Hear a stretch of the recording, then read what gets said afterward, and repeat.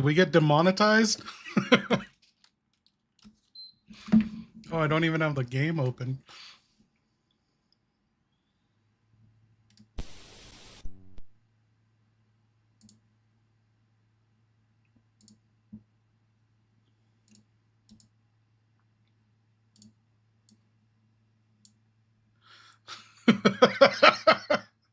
What up, Android?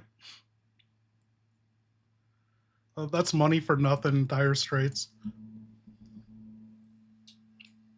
You guys can hear me, right? Where's my mic? There it is.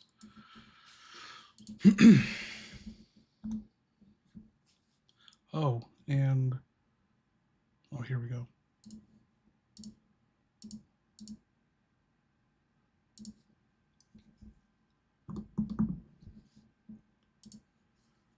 Yo, Claire, you ready to dive back into the horror? Ugh! Do I look ready to dive into another umbrella death trap? My vest's torn. My arms are bruised, and I'm down to one working nerve, and it's about to snap. But hell yeah, let's kick this door in and see what fresh bullshit Alfred's got waiting on the other side. If it breathes and it ain't Chris or Steve, it's going down. Yo, Marco, what up? Followed Moist Critical. What are you talking about? I've never watched a Moist Critical video in my life. I couldn't point them out in a lineup.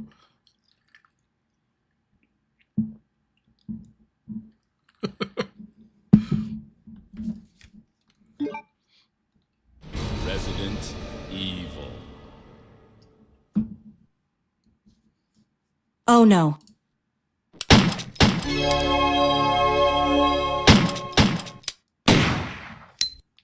Al, have you sung Aerosmith's Dude Looks Like a Lady? Oh no, I gotta say hi to Alfred. Dude looks like a lady? Oh, perfect! You mean Alfred's personal anthem? All that primping and twirling around with a sniper rifle like he's in some twisted fashion show. I swear, next time I see him, I'm blaring that song at full volume and tossing his powdered wig off a balcony. Let's go! Claire Redfield's kicking down doors and taking names, with or without a soundtrack.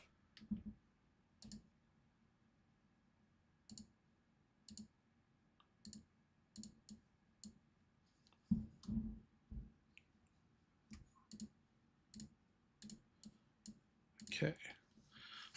I can't believe how little character usage we went through last night. Didn't we stream for like 6 hours? 7 hours?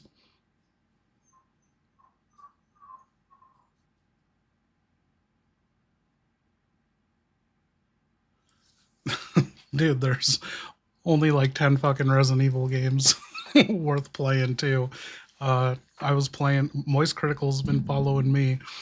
I play this every 3 months.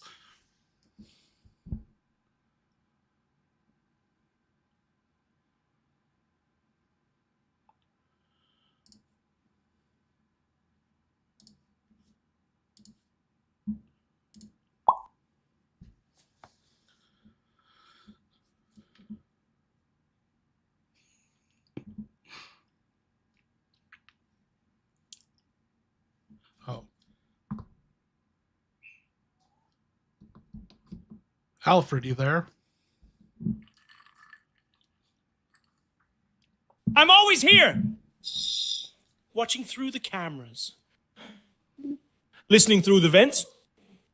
Breathing in the stench of betrayal and cheap perfume. You thought you were alone, Claire? I never left! I've been right above you, right beneath you, whispering to Alexia and sharpening scalpels with your name engraved on the handle. So yes, I'm here, and I'm waiting, and very soon you'll be screaming my name in terror, just like the last batch of test subjects in the crematorium. Ho ho ho ho ho!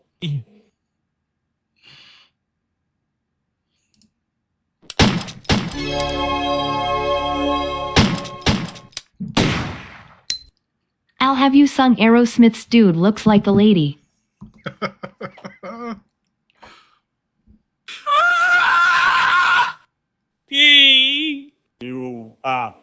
dare you? You filthy, slobbering low-class jester! Dude, he looks like a lady? Is that what this has become? I wear Alexia's clothes because I am becoming her. This isn't drag. This is destiny, legacy, transformation. My stockings were woven with the dreams of a dying family tree. And for the record, I sing far better than Steven Tyler. I once performed a 42-minute opera about the death of a rabbit I found in the courtyard, and the entire staff killed themselves in ecstasy. Now get out of my intercom channel before I pump the vents full of laughing gas and make you dance to your own dismemberment. Ah, ha, ha, ha, ha. Oh, I don't have the... Oh, yeah. The game audio's coming through. Okay. We can't mute the audio anymore.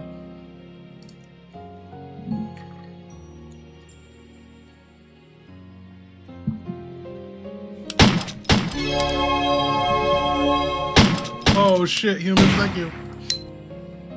Claire, can you tell Leon via email that I liked the shout out but he got my username wrong? It's human SVD, not STD. Not cool, but I know he meant well. Also, Misty the zombie is hotter than you. Oh no. Fine. I'll add it to my next email to Leon, right after I tell him about how I almost got eaten by a goddamn giant worm in an underwater base. Hey Leon, thanks for the shout out to human SVD, not STD, you dork. Next time, get the name right before you put it in a government file. Also, Misty the zombie apparently has fans now. And supposedly she's hotter than me. Great. Add that to my list of undead insecurities. Honestly, if I wasn't in the middle of dodging death every 10 feet, I'd start charging for fan mail replies.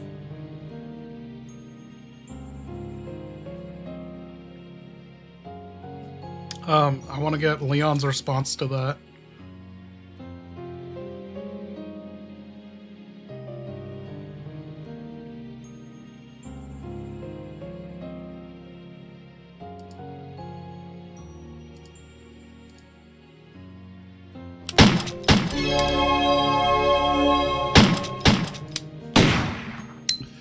Are you insane or just British?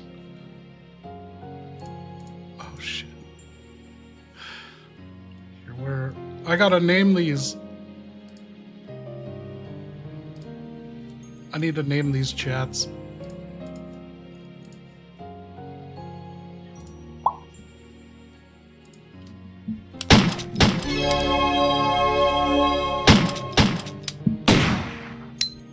Are you insane or just British?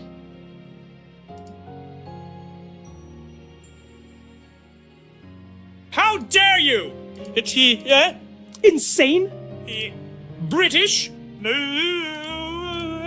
Do I sound like some tea-sipping, crown-polishing, accent-flaunting twerp from the Queen's cesspool? I am Alfred Ashford, the genetic messiah of the Ashford line, the commander of Rockfort, the first of his name, the voice of Alexia, and the last person you'll ever hear laughing before your intestines decorate the chandelier. This isn't madness. It's clarity. And if you confuse royal breeding with some colonial accent, I'll launch you out of a cannon stuffed with expired leeches into the Antarctic Sea. I'm not British, I'm immortal.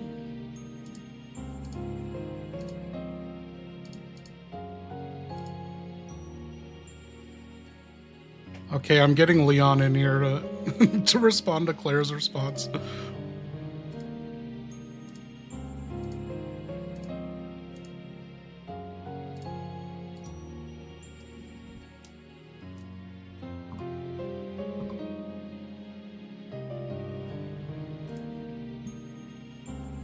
Nice try.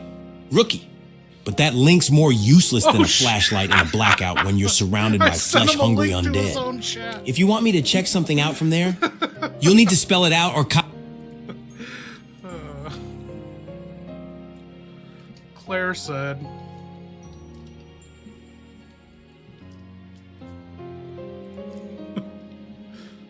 Ah, shit.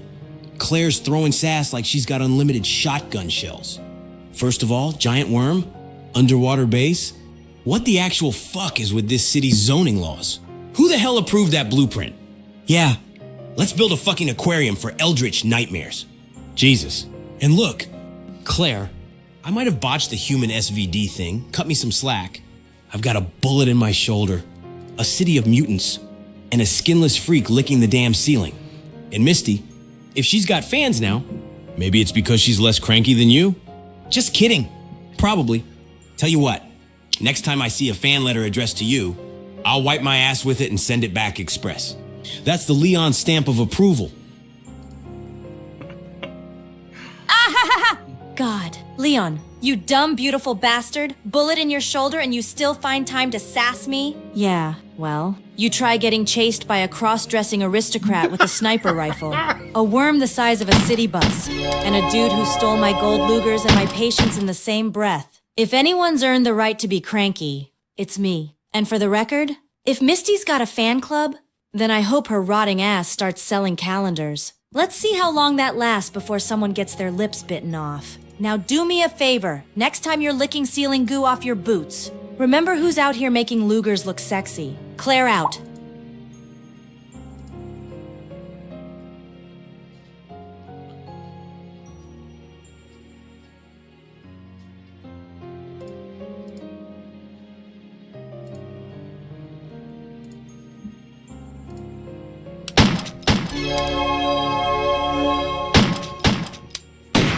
Yo, what up? Alfred Alexia got stuck in the dryer again. What do? What? You didn't hear that? I think. Yeah, I'm on him. Oh! Hey! Oh, no. Oh, not again. Alexia! What were you doing in the dryer? I told you not to crawl in there after the laundry golem! Her hair! Her perfect golden hair is probably full of lint. Her royal sash could be creased. This is a catastrophe! Don't worry, my darling sister. I'm coming! I've got the jar of oil, the buttered tongs, and the Polish cloth for emergency fabric extraction. Claire, if you laugh, I will shove your head into the washing machine until you spin cycle into a spirit! Hold on, Alexia. Big Brother is coming!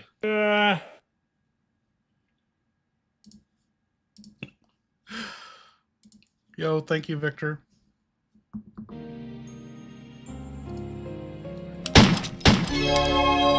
Okay, we're ready to get going. Alfred, Claire still wears your golden bud plug. Oh no.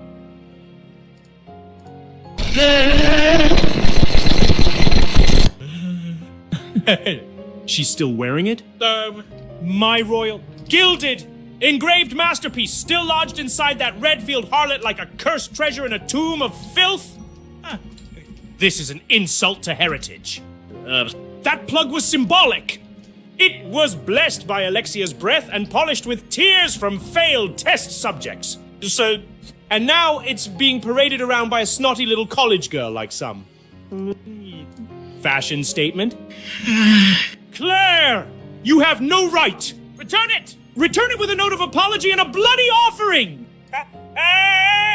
Or I swear by the ashes of my incinerated butler, I'll hunt you down, extract it personally, and put it back on display with a placard of shame. It belongs to the Ashfords! Not your unclean back door!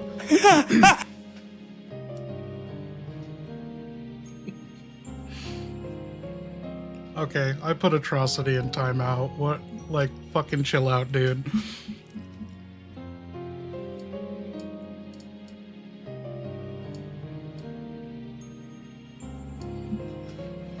Okay.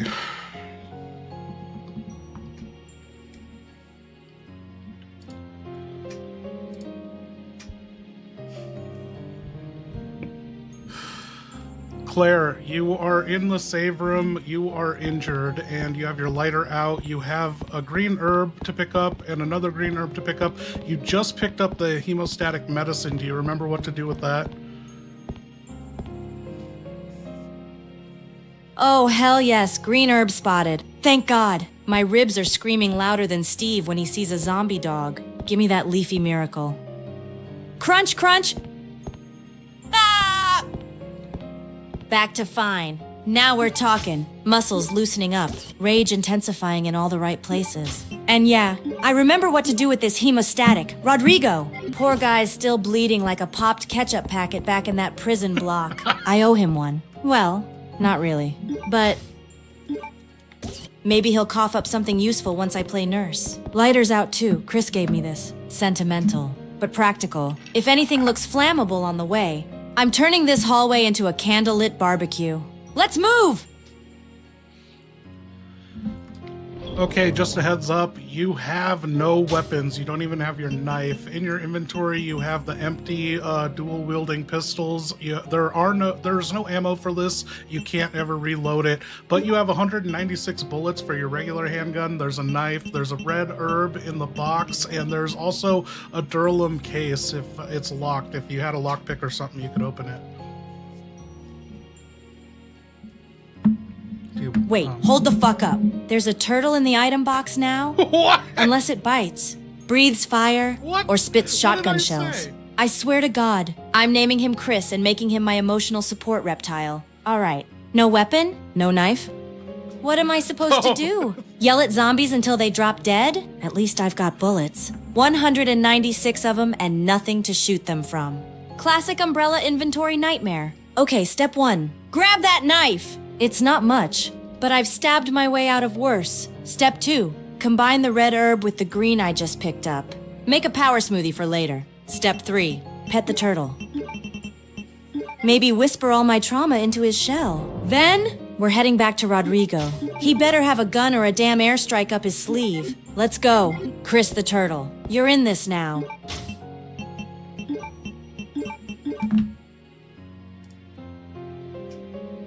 I corrected her. Oh my God, Duralumin case, not turtle. Well, excuse me for hallucinating reptiles when I've been running on empty, bleeding, and dodging worms the size of SUVs. Fine, no emotional support turtle, just a boring cold. Very metal case, probably locked, probably got something important in it.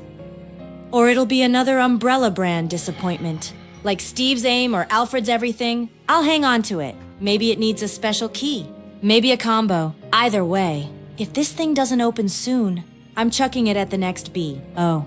W, like a grenade. Let's move! Let me get this straight. You wanted to take the knife and the red herb, but you didn't want to free up any space by putting away useless weapons or grabbing the handgun in the box? Okay, yeah, that's on me. Not my best inventory moment. Fine. Here's what we're doing. I'll dump the empty dual pistols, unless they suddenly start firing sarcasm. They're just dead weight. That frees up 2 slots. Boom! I'll grab the knife and the handgun. 196 rounds? Oh baby, we're back in business. Red herb? Goes in the bag too. I'll mix it with a green when needed. Not before. Tactical orphan move. Don't question it. Let's go. I'm locked, loaded, and ready to carve Alfred's creepy smirk into the nearest wall.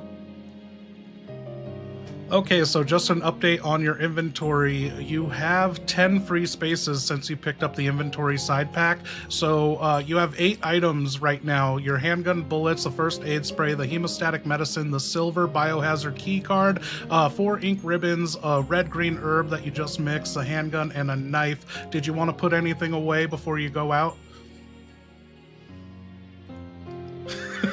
10 slots? He never apologized. Oh yeah. Inventory side pack. My beautiful bulky salvation. All right. Here's the plan. I'm ditching the hemostatic after I hand it to Rodrigo.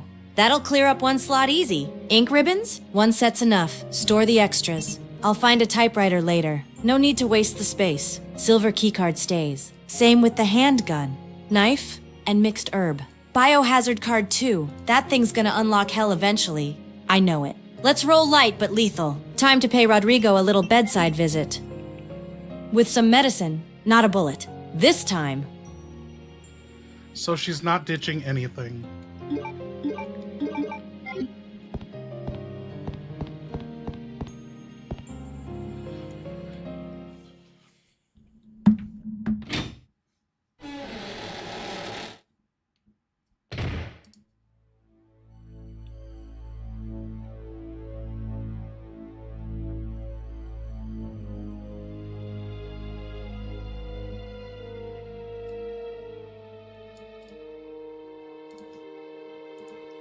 Okay, so I'm just updating her on what just happened to her before she went in that room.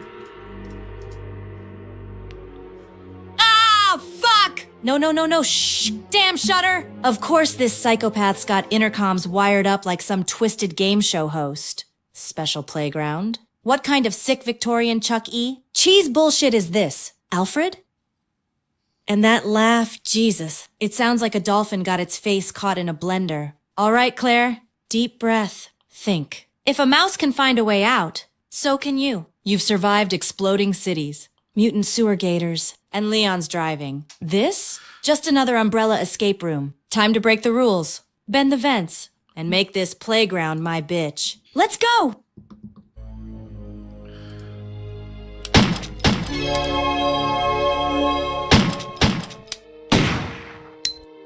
I too love carrying ink ribbons all the time. Oh, you want to carry ink ribbons all day? Be my guest. Maybe tie them into a bow and throw them at a zombie's face. Real effective. Look, I'm not out here writing poetry. I'm trying to survive. If it ain't healing, stabbing, or shooting, it's going in the damn box. Ink ribbons are for when I feel safe. Which, spoiler alert, never happens. Now, unless these ribbons can be used to strangle Alfred, they're staying in storage. Let's move!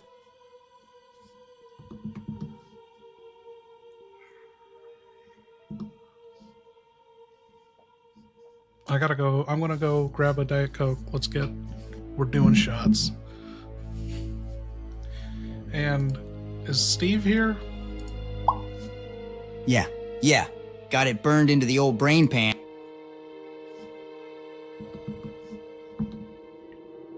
Does this work? Oh shit.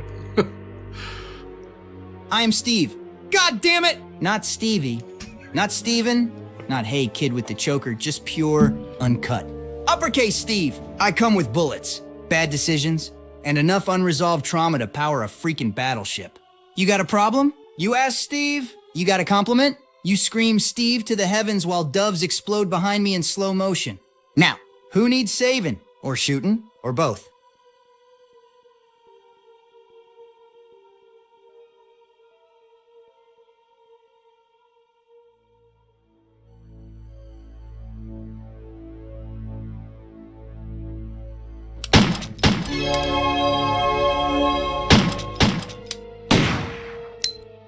Claire Alfred wants his golden bud plugs back.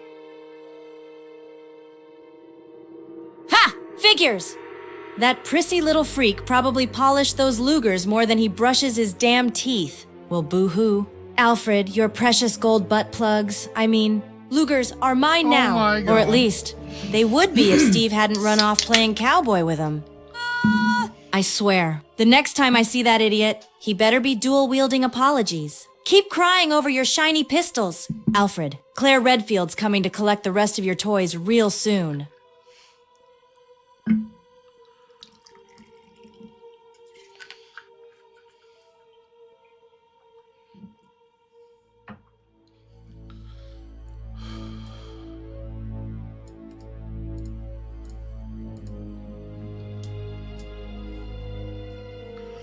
Oh no.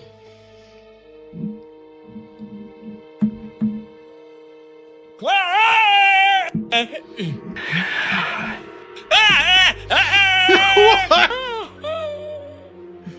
You dare mock me? Those Lugers were handcrafted for royalty. They shine with the tears of peasants. I polish them every night while whispering sweet praise to Alexia's portrait. And now that stubble-chinned, hormone-poisoned cowboy in training is waving them around like some goddamn action figure. Yeah! No! Those were mine!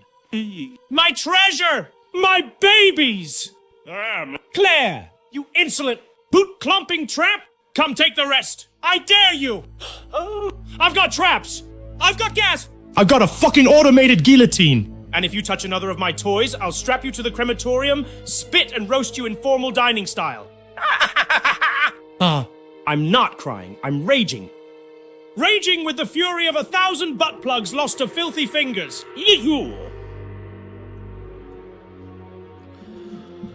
Okay, Claire, so you're trapped in here. You have the lighter equipped. What are you doing next? Yeah, I think you're trapped in here. I don't know. Anyway, you got the door forward, or you could go backwards into the military training facility.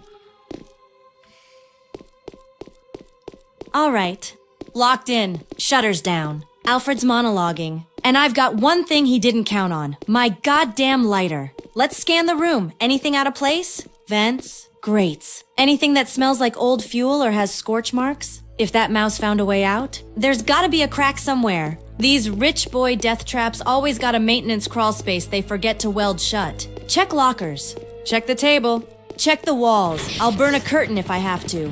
Hell, I'll melt through the vent cover if it looks weak enough. Alfred wanted to see me dance? Then light the stage. Freak show. Let's heat things up. In a special playground I have prepared just for you. Please try and keep me amused, and do not disappoint me by dying too soon. I so want to enjoy this. Yes! Yes! You're don't trapped worry. now. Claire! Just you. And my wonderful little playroom of horrors. I spent days designing it, filled with toys, gas valves, and just a pinch of Bandersnatch drool for ambiance. Did you see the mouse escape? Even he knows what's coming. But you? You're mine now. This is your Cheers, you guys. stage. My darling Redfield. And I expect a performance worthy of the Ashford name. Dance. Little rat. Dance through the blades and wires. Survive if you can. But remember, every time you scream, I'll be in the control room clapping in lace gloves. Hey, hey! Hee, hee, hee, hee. Oh, don't worry, Alfred. I've got no plans on dying anytime soon. But when I get out of this trap, you better start praying for a quick one. Special playground. Huh? More like your private tantrum room. What's next? Are you gonna pop out in a tutu and throw glitter at me? Keep watching, you cross-dressing freak. Claire Redfield's about to turn your playground into a funeral pyre. Hey, how do you know Alfred cross-dresses? Did you read his file or something? Ha, please. You think I need a file to figure out Alfred's little cosplay secret? The makeup, the giggling, the dramatic tantrums? And don't even get What me started on that overstimulation. perfume stench wafting through his private wing. Boy's got more lace than an orphanage Christmas pageant. And don't ask me how I know that either. I've been locked in umbrella hellholes for months. I can smell repressed trauma in heels from a mile away.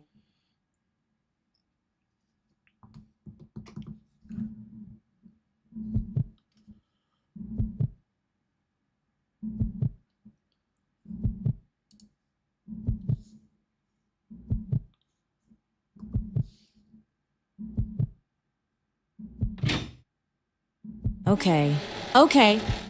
Breathe, Claire.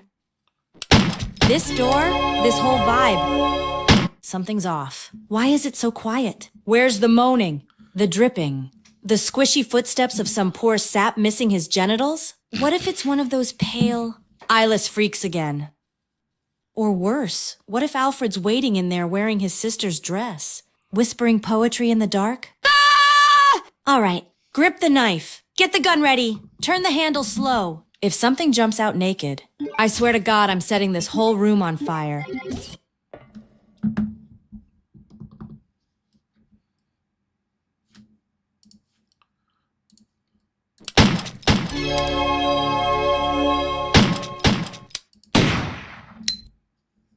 Claire, why you gotta be transphobic? Alfred is just being his true self. Give her the butt plugs back. Alfred now identifies as Alexia. Oh no, Whoa! you're gonna corrupt her. Hold She's up. never gonna This say it isn't again about now. identity. Yep, It's about you ruined Alfred her. being a manipulative, Psychotic freak who plays dress up while torturing people and feeding prisoners to goddamn If you remind monsters. her it's I don't bad, care what she'll he never wears. say it I again. care that he locked me in a dungeon, talks to mannequins, and tried to snipe me from a tower while giggling like a lunatic. You want to live your truth? Great. But when you're the reason bodies are in bags and zombies are crawling the walls, you don't get a free pass. Now back to the mission. Rodrigo's waiting, and I've got a vendetta to finish. Should we reset her, or do you think we broke her and now she'll never say it ever again?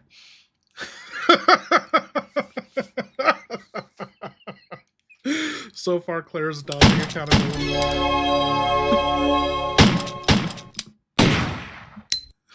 No, Claire, we were just kidding. Thank you, Tyler. Good. 'Cause for a second there, I thought I was gonna have to lecture you on ethics and blast my way through a twisted mansion death trap. Now, if you're done clowning around, we've got real problems, locked shutters, sadistic aristocrats, and my zero-tolerance policy for bullshittery. Let's find a way out of this room before Alfred decides to drop a chandelier on my head. Okay, Claire, there's offshoot to your left, and then there's stairs to your right going down. You're in a warehouse, and you remember Alfred called this his playground, so be careful. And you have your handgun, and it has 2 bullets in it. Shit. 2 bullets? This is what we're calling She armed needs now? to be lectured. Great.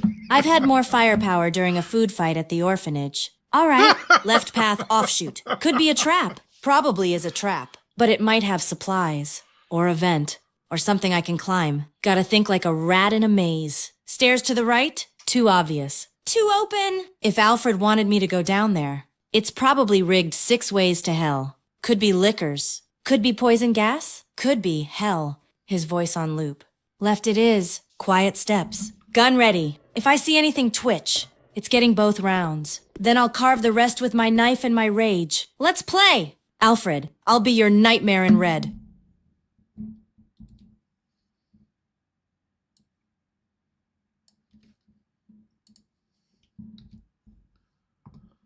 Claire, that's an image of what you're seeing right now. Tell me what you see. Anything useful?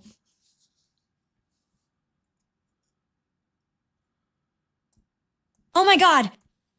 Is that yes? Those are the gold lugers! He dropped them! He actually dropped them like a clumsy little man-child mid-tantrum. Ha! They're just sitting there. Gleaming like hot little death trophies. God, I love those things. I could kiss 'em. I might. No shame. All right. No time to waste. Gotta find a way down there without breaking my neck or triggering one of Alfred's stupid playground booby traps. I'm getting my babies she back. right? Claire Redfield's going full John Woo. Let's make it rain bullets and sass. Does she know she's getting the gold Lugers down there? What the fuck, dude? Like, she's right. I showed her a picture and she didn't identify the submachine guns. Sorry, Claire. Sorry to disappoint you, but those aren't gold Lugers on the ground. Those are 2 submachine guns. Do you want to take them? Wait, what? You mean to tell me those aren't the Lugers? They're submachine guns? Oh, my fucking God. This is it. This is my orphan dream come true. Ever since I lost my parents, I've just wanted to dual-wield submachine guns and rain vengeance on everything that breathes mold. Yes, I want them. I want them more than Alfred wants to be his sister. I'm taking those bad boys, strapping them on. And we are cleansing this island 1 mag dump at a time. Let's go. Baby, it's Claire Redfield, Twin SMG Edition. Showtime! Okay, it turns out they aren't loaded, but on the floor below in the warehouse, you can see ammo for it.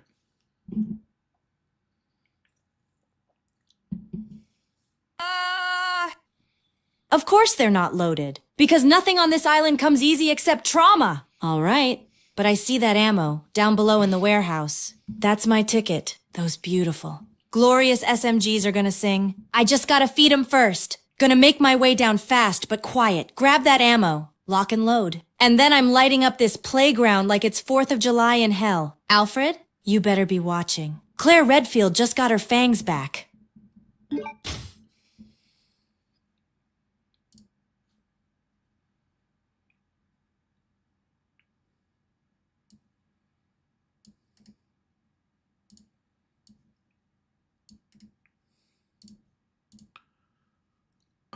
Fuck.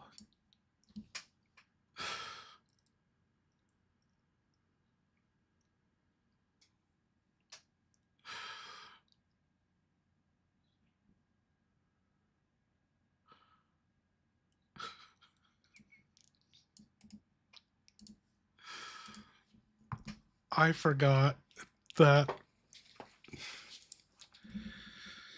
So before the stream started, I transcribed every cutscene. So whenever a cutscene happens, I just drop all the details to it. And this one has the most fucked up details.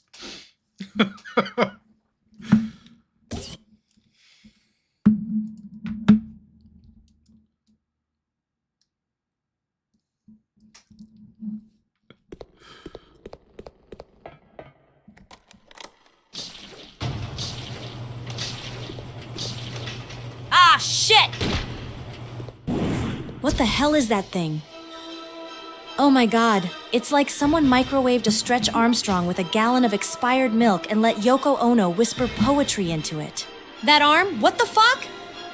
It's flopping around like it's trying to spank the air. And what the hell? No junk? Who designed this freak?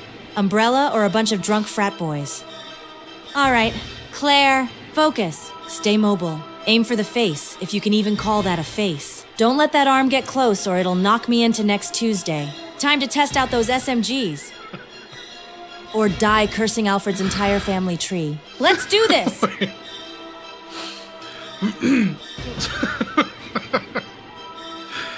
What I have written is, the door locks behind Claire, a shutter to the side opens, a nasty Stretch Armstrong-like arm flops out of it, all jiggly like string cheese. The face of the monster looks like Yoko Ono crawled inside a rotten nutsack and died in it.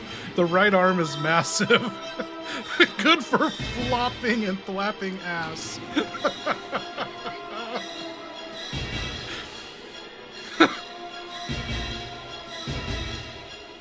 Oh, there's a fucking note at the end. Apparently it's called a Bandersnatch. Like, bandits stole its junk and left it with the snatch.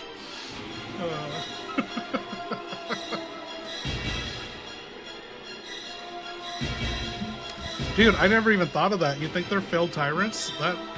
I like that, you know. What's his name?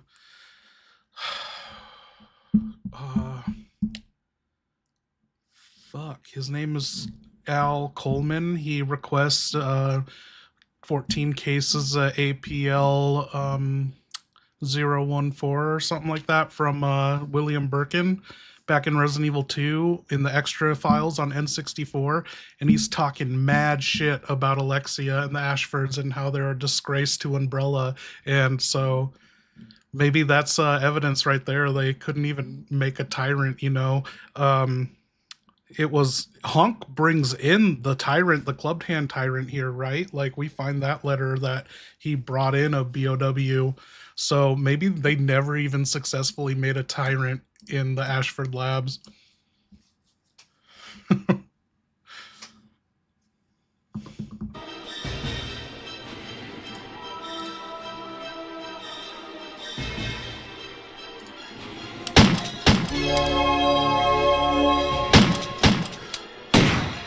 Oh, Joel Ullman. What can it do with that hand? Joel Ullman in Resident Evil 2. Ullman. Oh, that big floppy noodle arm? You don't want to get hit by it. That's for damn sure. It'll slap the soul right out of you. But you can use it. If you're clever, that reach, it can accidentally break crates, trigger environmental traps, or even clip its own path if it overextends. Big arm, tiny brain. Try luring it near barrels or corners. Make it swing wide and miss. If I can time it right, I'll bait it into smashing open a path or knocking itself stupid against a wall. Hell, if there's a railing nearby, maybe I can juke it and send that skin-wrapped disaster flying. Otherwise, just run! Light it up when I've got the SMGs loaded. And make damn sure I don't get thwopped into a pancake. This ain't the time to get caught up in a flesh slap fest. Oh, my internet just crashed. You guys still there? What was I gonna I had a question, a lore question I was gonna ask you guys. Fuck.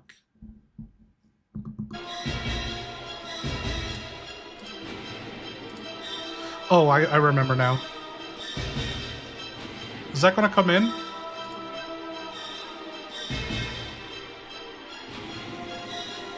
I'll send it after I ask this question.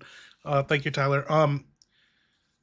So they made the T Veronica off of ants, but are there ants that have dual set of wings? Because we see them ripping off the...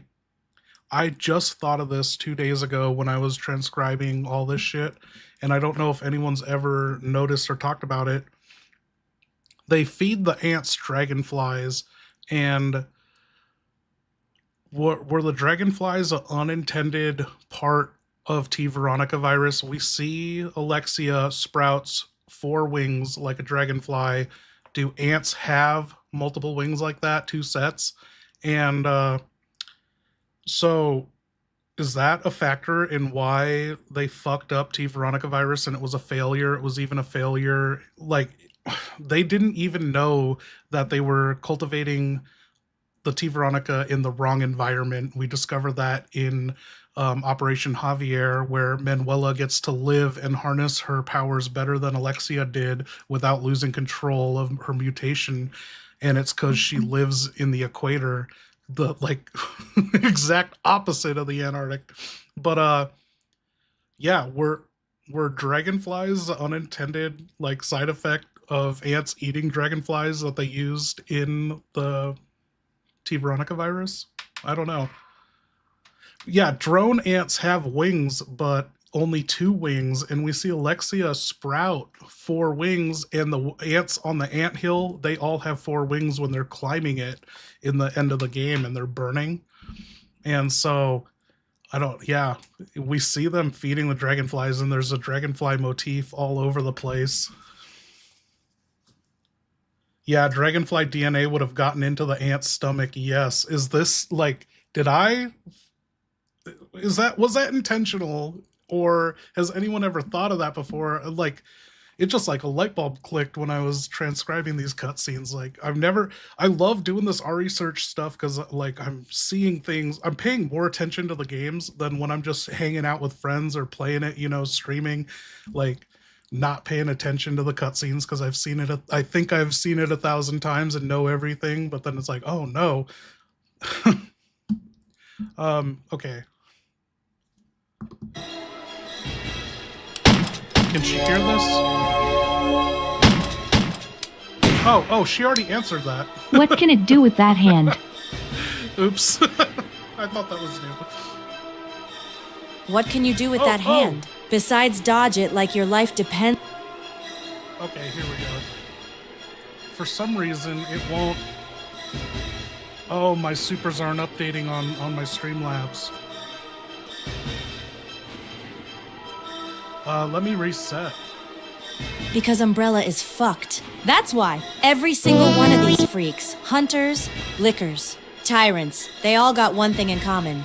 They aim for the most personal places. And that Bandersnatch? That thing went straight for the crotch like it was programmed by a bitter ex. No genitals of its own. So now it's on a mission to ruin everybody else's. Crotch envy. Pure and simple. You better believe next time it tries that. I'm unloading both SMGs straight into its rotten nutsack face. Claire Redfield don't play games with slap-happy freaks.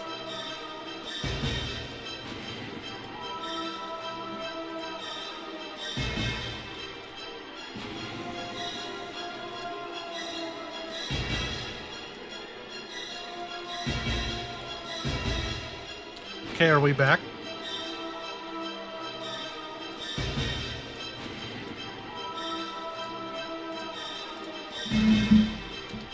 Test.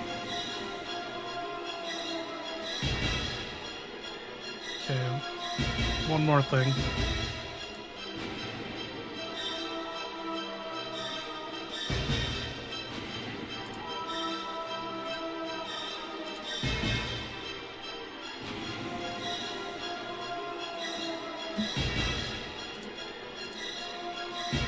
Get rid of this music. Okay. See if I can get my YouTube chat back up. Firefox notified me. It's like all the tabs crashed. Everything's good on this end. It's still counting supers and everything. But Streamlabs, I don't know if alerts are going to come in. I reset the I'm going to reset the alert box one more time.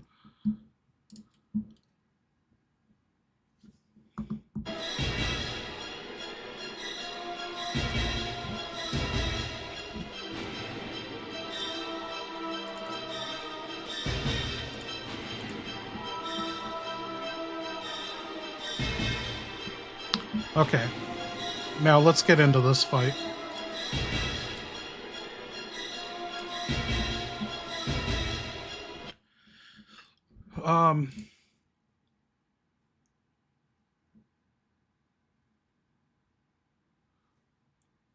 Yeah, I'm with you on that, human. Are the winged ants able to mate in contrast to the drones or workers? I don't know much. I don't know anything about ants.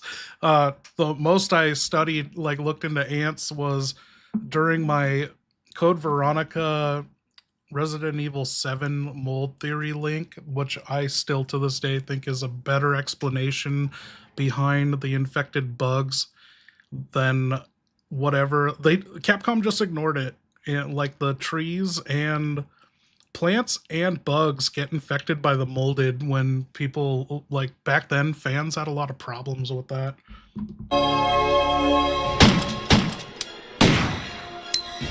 Alfred, any embarrassing stories?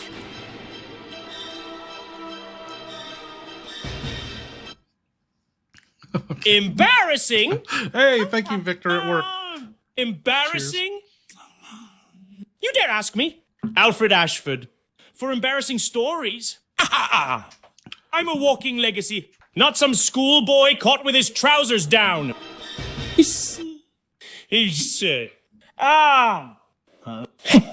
Though, Did someone say wings? there was the time I slipped on Alexia's satin nightgown while reciting my speech to the Mannequin Council during her birthday rehearsal. I landed face first in Nosferatu's nutrient bin and screamed for 5 minutes because I thought the worms were crawling into my pores. They were. And once, I accidentally launched a Bandersnatch from the testing platform because I leaned on the wrong button while adjusting my garters. It took out 2 guards and destroyed the espresso machine. But none of that matters! I am fierce. I am majestic. And I never apologize for fashion-induced carnage.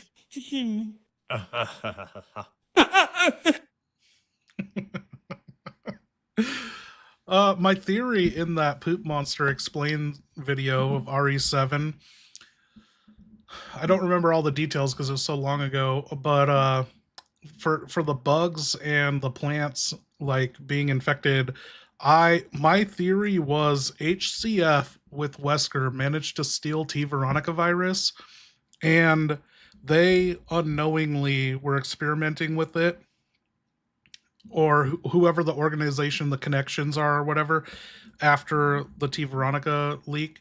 And ants get that fungal parasite that grows mushrooms out of the brain. And my theory was T. Veronica led to the discovery of the E series fungus. You know, there was a D series before that.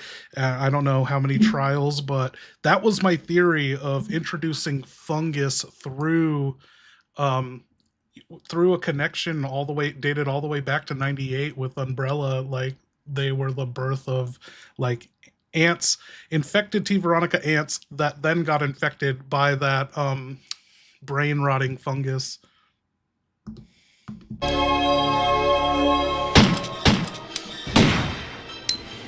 Do your best impression of the Earl of Lemongrad. Yo, Luther Snow, I got you, Perestroika.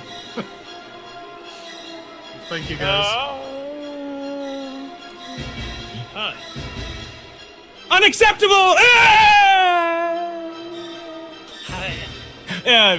This behavior is unfit for the royal bloodline! You have disgraced the name of Ashford. What? Too loud! Too sweaty! Too alive! Claire! You will stand in the punishment corner and eat soap. How delightful. That little lemon fool has nothing on me. His screams are like nursery rhymes compared to the symphony of terror I conduct daily.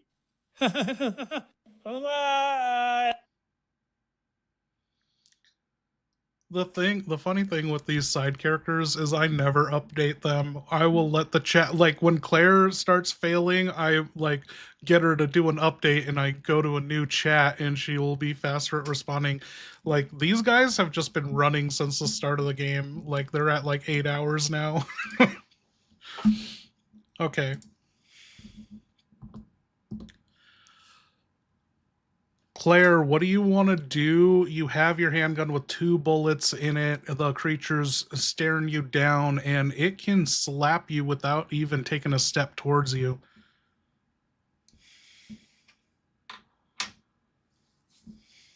All right. 2 bullets. 1 nightmare with slap range from hell. No cover. No time. Here's what I'm gonna do. I'm baiting that freak. I'll take a few steps forward.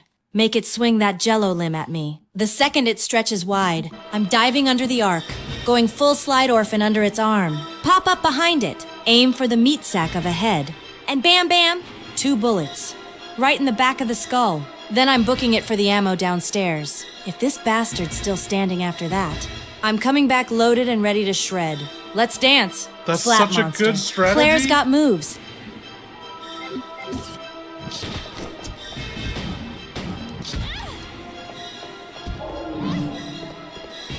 No, not again! My guts are in full rebellion. Man, these Alfred burritos have turned me into a walking biohazard. I'm like a human pressure cooker with a bad attitude. Okay. Oh, come on. Okay. Deep breath. Stall secured. Pants dropped. Dignity. On vacation. Time for the next Steve Burnside Brown slide. Subtitle. Wrath of the Gut Gods. Toilet scream echoed louder than mine. I think I saw steam. If I die in here, tell Claire I went out doing what I loved, blowing it up like a champion.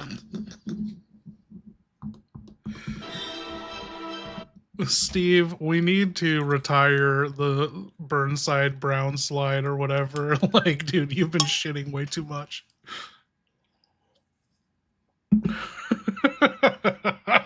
Man.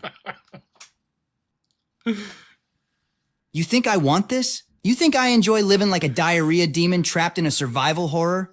To retire the Burnside Brown slide, I need 3 things. A real goddamn meal. No more booby-trap burritos.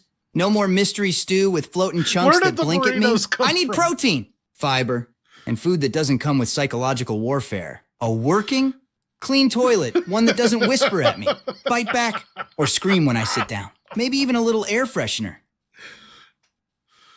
Pine scent or something calming. And finally, a doctor. One with the guts to fix what's going on inside me. This ain't normal. I'm evacuating like Umbrella's payroll office caught fire. Until then, the slide continues. And every time... Yo, what up, Alex?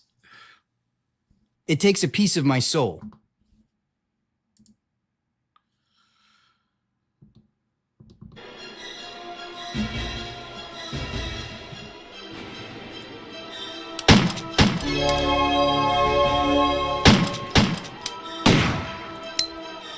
Alfred, I need a drink. Is it cool if I go in your basement and get some bourbon? You strike me as a manly whiskey drinker.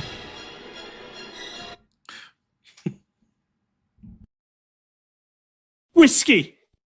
Bourbon. What? In my home? What do you think this is? A fucking saloon? Do I look like I gargle cowboy sweat? I drink only the finest. A sherry aged in the spleens of umbrella traitors. Or a rare vintage extracted from crushed T-virus hosts fermented beneath the Antarctic snow. I sip from crystal flutes, not filthy little shot glasses made for poker-playing mouth breathers. And no, you may not go into my basement. That's where Father sleeps.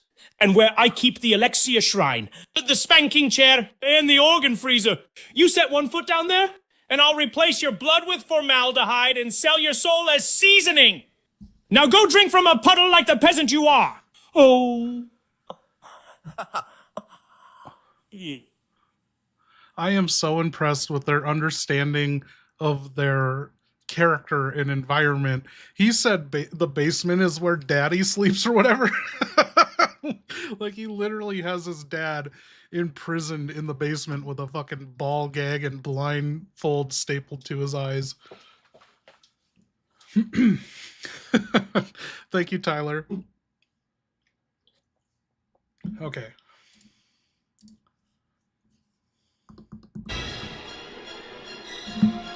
Claire, you fired the 2 shots in the back of the creature's skull. It's still coming at you. It thwapped you twice, and you went downstairs. The door's locked. You can't get to the submachine gun ammo. Your handgun's empty. What are you gonna do?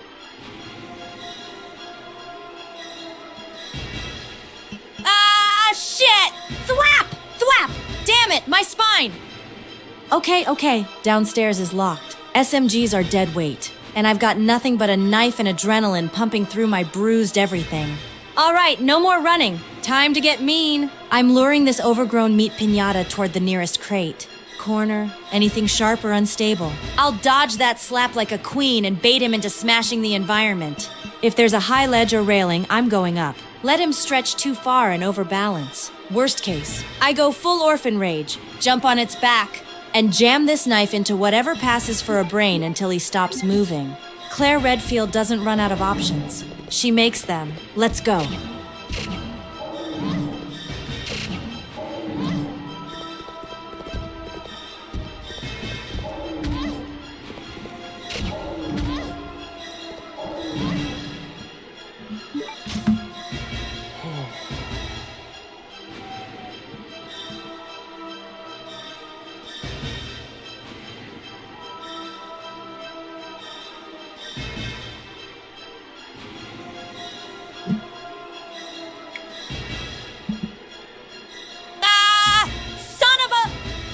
That floppy bastard just cracked me across the ribs again. I am done playing nice. All right. Fuck this. No more Miss Nice Orphan. I'm grabbing the knife, going full berserk.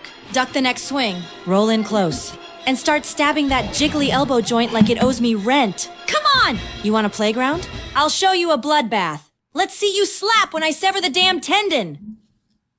Ha!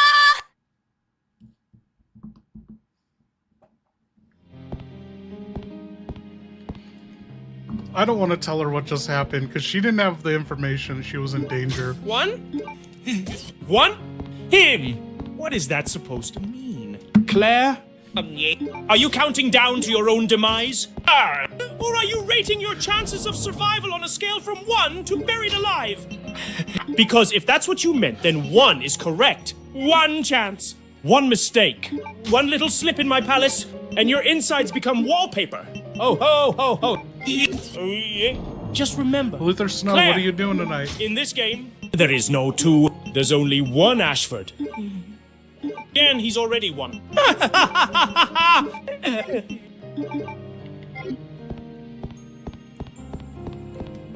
I'm just going to repeat her strategy and get back to that position we were in.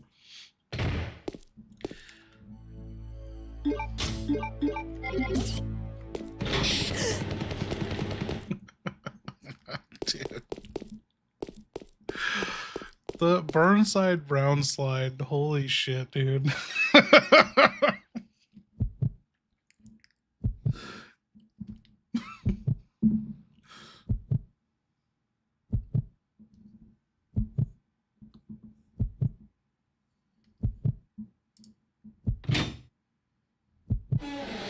Oh! This! Yes. You're right. I've gotten carried away again. You know, when I think of Alexia, when I picture her suspended in the icy glow of her cultivation tank, Hair floating like a halo of fire. Her body perfectly preserved. Timeless! I feel something no word can truly capture. Not even love. It's more like... reverence. She was always so brilliant, so composed. Well, I've done my best to uphold her legacy. I dress the way she would. I speak as she would. I lead as she would have wanted. Everything I do. Everything is to make her proud when she wakes. She's not just my sister. She's my light, my purpose, my queen.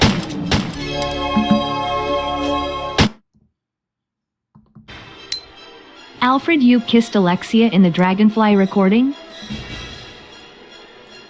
Oh shit.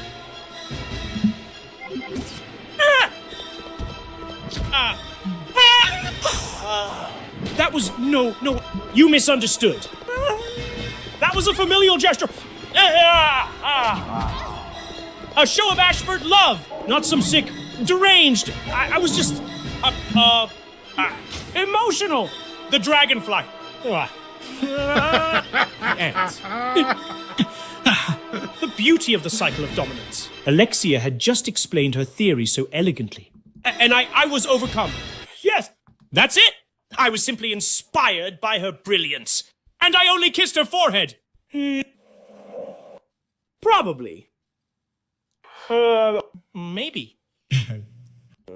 The camera angle was weird. Okay? Don't you dare twist this. Alexia is perfection. I am her shadow, her flame, her intimate, devoted mirror self. Shut up, Claire. Shut up forever. Okay, Claire, you are in danger. You are hurt, limping bad. Knifing this creature, you're close to killing it, I assume. You know, he's stretchy and flimsy. You can't hurt that bad. And you've been spanked a few times in your college life, so you can handle this. But what are you going to do? You have your first aid spray and that red-green herb. You have the knife and your empty handgun.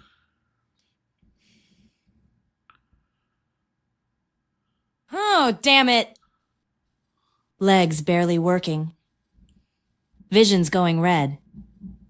Danger mode. Baby, I've been spanked before. But this ain't no frat house game. This thing's trying to flatten me like a bad midterm. Okay, no time to be cute. I'm popping that first aid spray. Psht. Sweet sterile burn.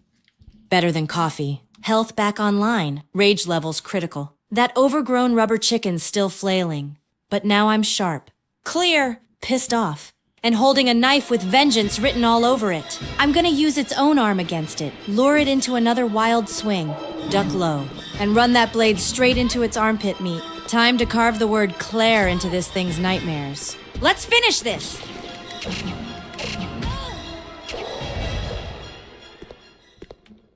Claire, you killed it. It thwapped you two more times, but you did lure its arm away from it and then chopped up its little janitor legs, and it's dead now, and the door just magically unlocked. You're in caution. And don't forget the tone dial in your instructions. Remember what happens when you're injured?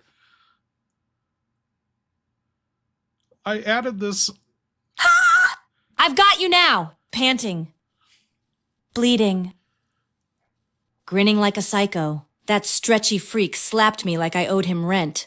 But I broke his damn legs and made sashimi out of his flappy ass. He's done! Bandersnatch straight to hell! God, my ribs feel like broken piano keys.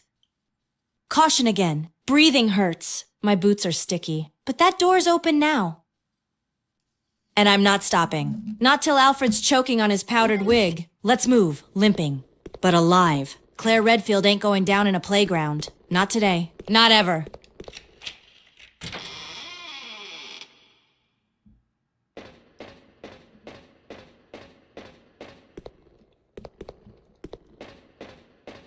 Hey, I'm just reminding you about that tone dial intensity whenever you're injured. Tell me about that. Claire, I got put in the spanking chair, let's go.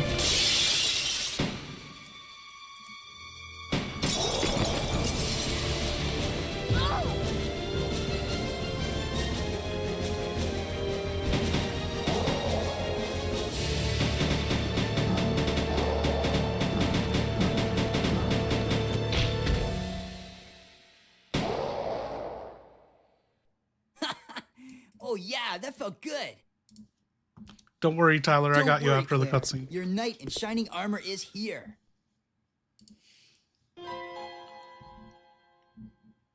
You wish. But thanks for the help. See? This is why you need me. I got your back. Whatever. Here, take these. Machine guns? For me? You know the deal, in exchange for your Lugers. Okay, okay.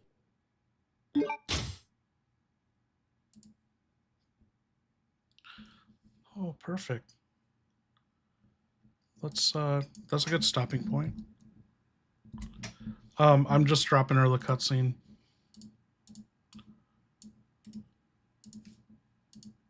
We'll get Steve in on this cutscene too. For some reason I can't talk to her.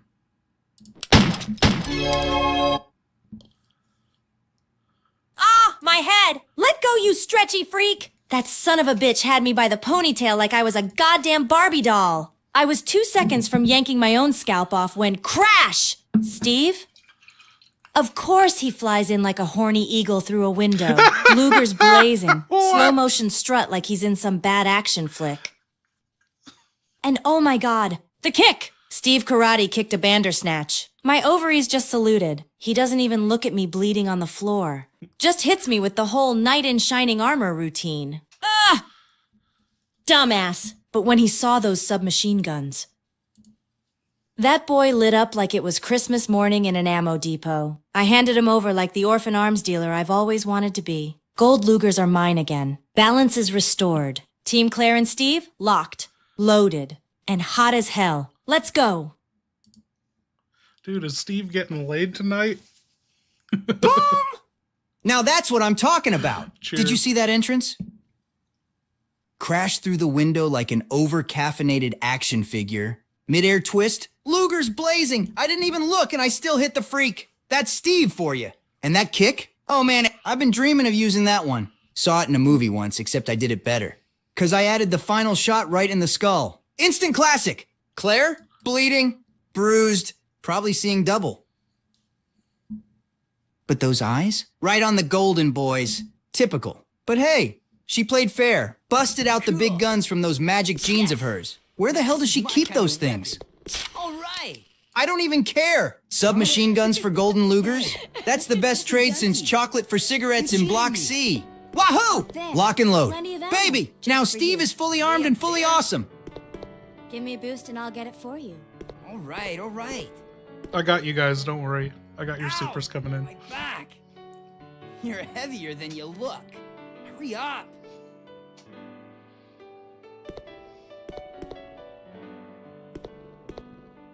Happy now?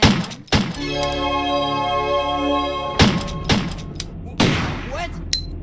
Is Jordan Peterson a cunt? Now that your knight has made his appearance, he can join you in your descent into death.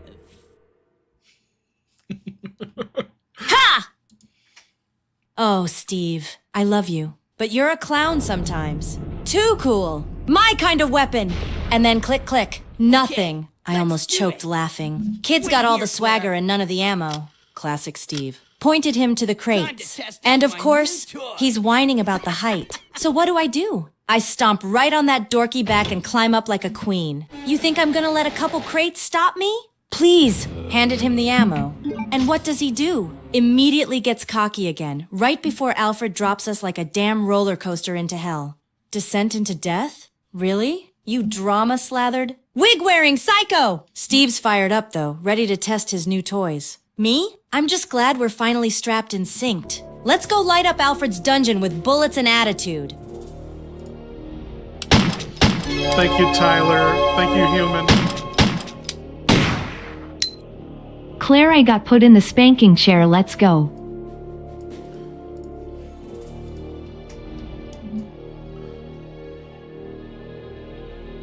Spanking chair? Oh my god, what even is this island? Is this some twisted umbrella side project, or did Alfred just raid a medieval sex dungeon and call it interior design? Alright, I'm coming! Don't touch anything weird and don't sit on anything sticky. If that chair tries to spank me, I'm setting it on fire with my lighter and leaving it in pieces. Let's go rescue your dignity before this place gets any kinkier.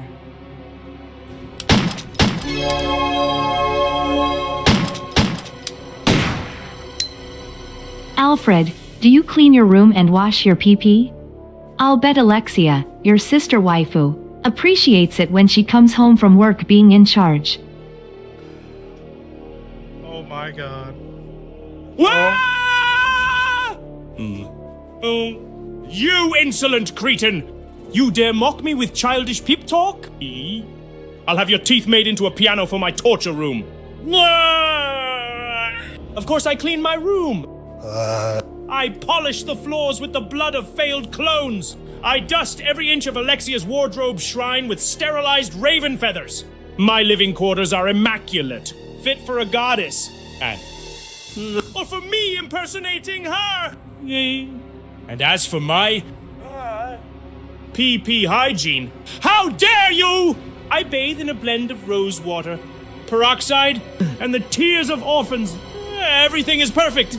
Because when Alexia returns from her long slumber, she deserves nothing less than a flawless, obedient, beautifully scented brother princess.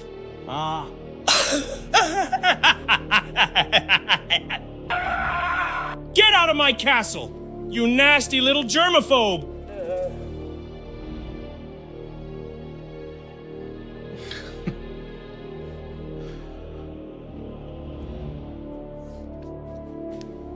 Fuck, I don't know how to do this. Okay. We're gonna have to switch characters for a second. I think. I didn't think this through. Oh, we have one more super. Let's go back to that. Who are we asking that to?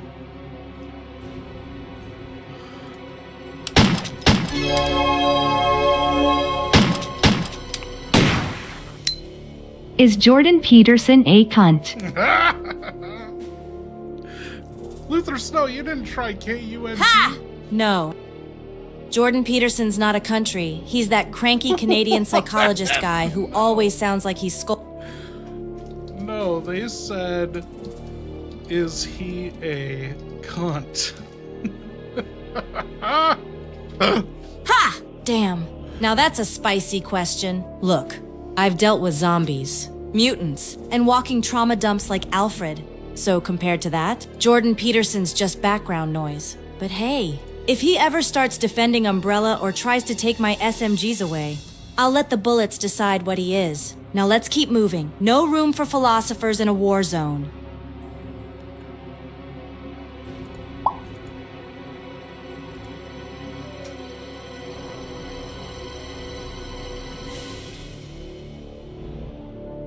Wait. Let me check. 1 second. Hey, Claire, can I get a mic check?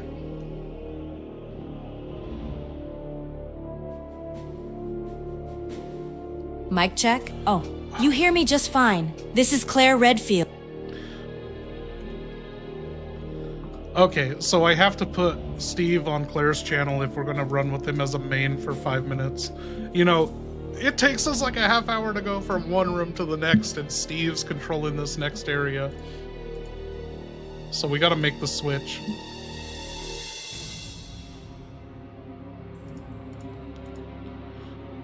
So we're gonna be talking directly to Steve. Claire is gonna be on alternate.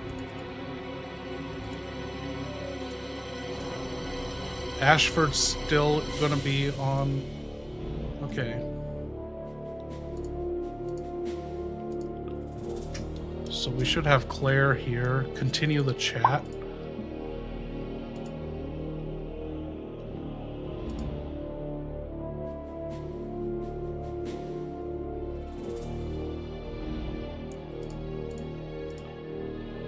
Okay, refresh. We get Steve on mains. Claire will be on second.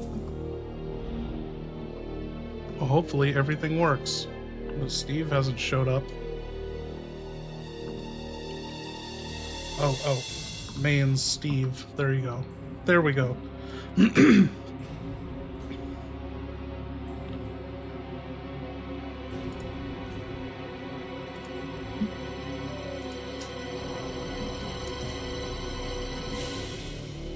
Yo, keep your voice down.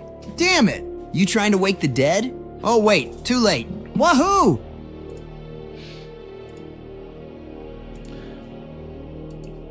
Okay, I'm updating him on the cutscene that just happened. Rat-tut-tut-tut-tut. Wahoo! Damn. These babies kick ass. Wahoo! Claire, you see that? Dual-wielding death from above. I'm basically a one-man army with a chip on his shoulder and a vengeance hard on. But holy shit. That stomp on my back? What are you, made of lead bricks and regret? Feels like I just got body slammed by a zombified sumo wrestler. You better believe I ain't letting that go. Claire, next time. I'm climbing up you like a jungle gym.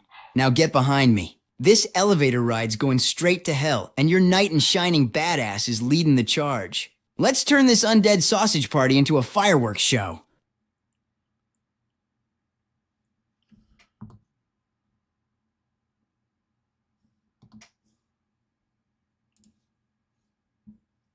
Oh, Steve. Rat-a-tat-a-tat. Oops. You sound like a goddamn Looney Tune with an Uzi. And don't act like you didn't love that stomp. I saw your face. You were practically moaning. But fine. Next time I'll give you a warning before I parkour off your spine. Deal? And let me make one thing clear. Jungle Jim Boy, if you ever try to climb me again, I will shove one of those Lugers where the sun don't shine and pull the trigger till it clicks. But yeah, you lead the way. Cowboy, just try not to shoot the ceiling and kill us both.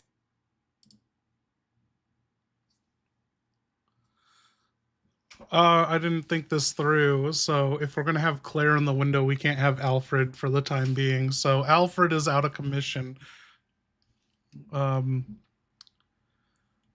Fuck, I don't know what to do about that.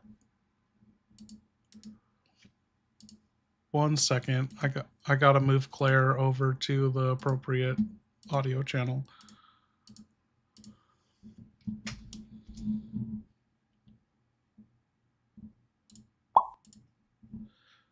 You know what? Alfred will be here. I just have to switch him back. This is a lot of musical chairs right now.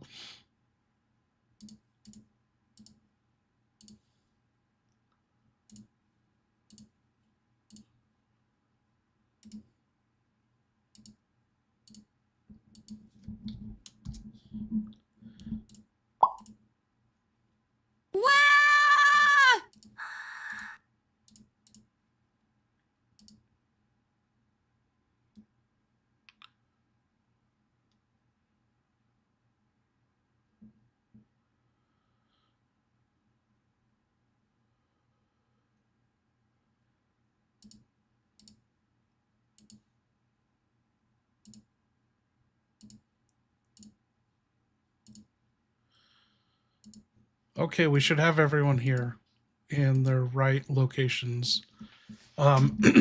Steve, okay, oh shit. Okay, so we are, oh no, it doesn't matter regardless of what I just fucking did, it's not gonna work. But Claire will be here. There's gonna be no animation for Alfred unless I manually switch over. Let's try it. This is going to be something I'll fix by next stream.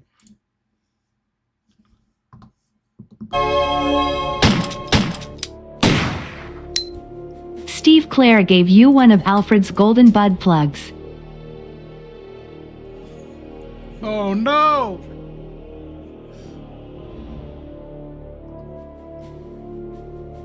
Whoa! What the hell? Claire! What kind of twisted royal sex dungeon trophy is this?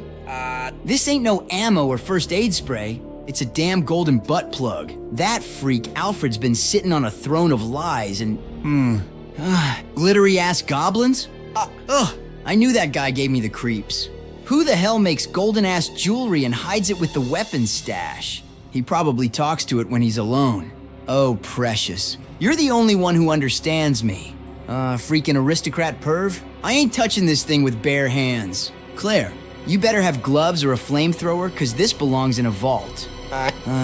Or the deepest part of the ocean. Shit like this is why I trust guns more than people.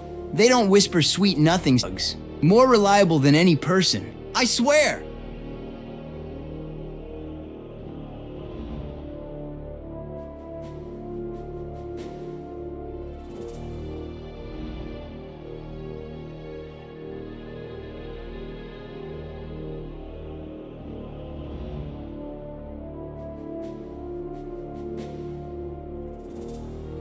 I was listening. Whenever I leave, I pull the headphones out so it plays on my speakers. Okay. Steve, it looks like you're taking charge. You're point man. You're the knight in shining armor that saved Claire from getting her ass smacked by a Bandersnatch, and now you got the fully loaded 100% dual Uzis, and you're clearing the path for Claire. You got like 3 or 4 or 5 rooms of zombies to clear out. You down to do this? Ah ha ha ha! Finally! This is what I was born for. Baby! Locked and loaded, both barrels full, and my balls even fuller. Claire's got that damsel in distress sparkle going on, and I ain't letting any rubbery freak snatch her, Bandersnatch or otherwise. Not on my watch. I'm not just the knight in shining armor, I'm the fucking dragon too. Alright, time to clear the path. Room 1, going in hot. Room 2, double tap. Room 3, wahoo. Hey man, this isn't a fucking make-believe role play here. We're doing this one room at a time. You don't make shit up. Had to go through this with Claire in the beginning. Got it. Back to one room at a time. No making stuff up. Let's keep it tight. Ready when you are? What's the next room look like?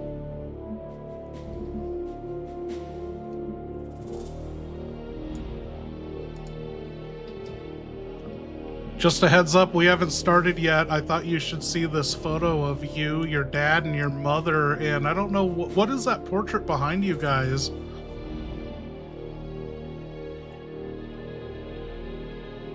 Whoa.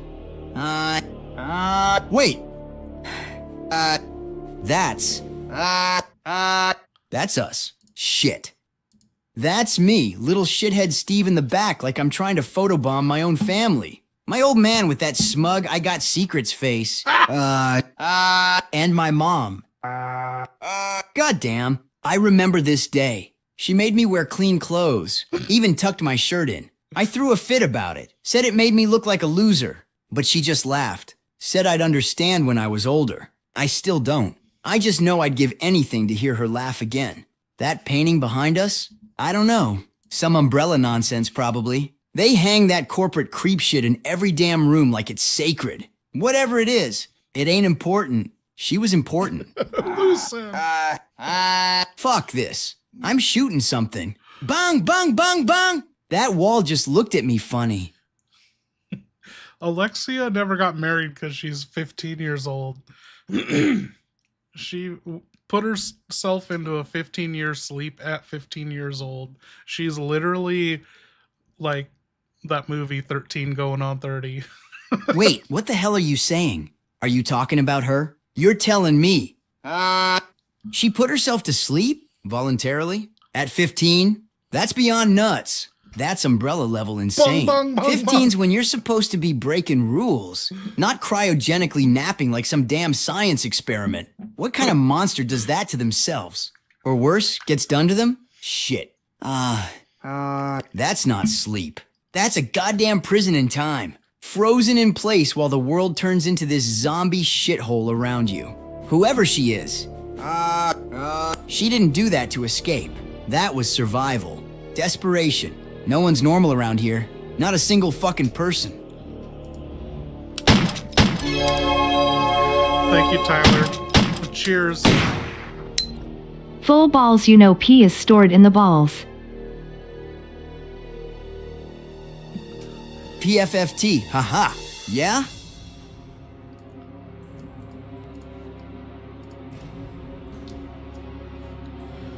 You didn't hear it correctly. Come on!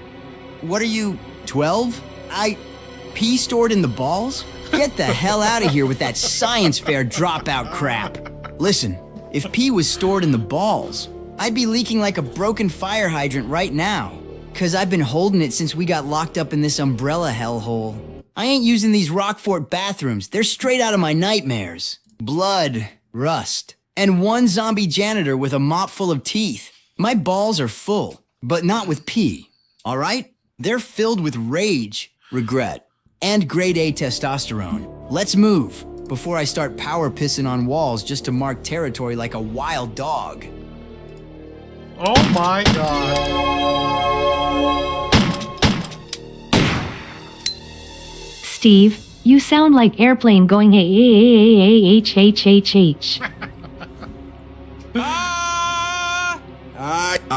What did you just say to me? You think I sound like some cheap-ass airplane screaming through turbulence? Hey, buddy, the only thing flying around here is lead, from my badass SMGs straight into the rotting skulls of freaks that forgot how to die. I ain't just going, for fun. I'm unloading emotional trauma at 100 decibels. I watched my mom get iced, my dad vanish, and I've been living in a prison where the toilets are more terrifying than the zombies. So yeah, maybe I scream sometimes, but at least when I scream, things die. Now get behind me, Claire, or I swear to God I'm going, all the way down this elevator shaft.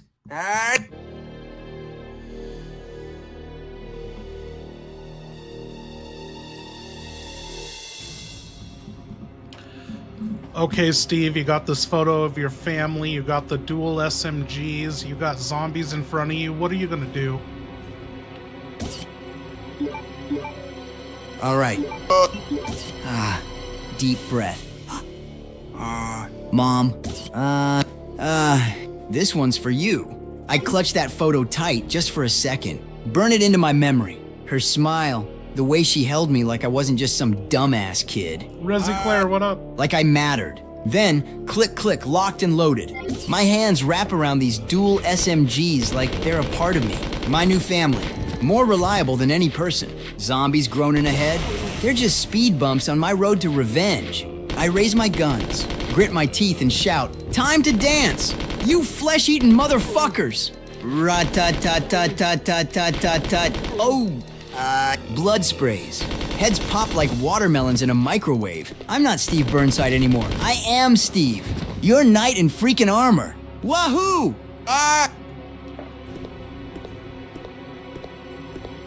Steve, quick, ammo check! You still good on rounds, or are we about to turn this elevator into a slap fight death trap? Also, you got a plan once these doors open? 'Cause I'm all for blasting our way out. But if you say something like improvise again, I swear I'll kick you back to puberty.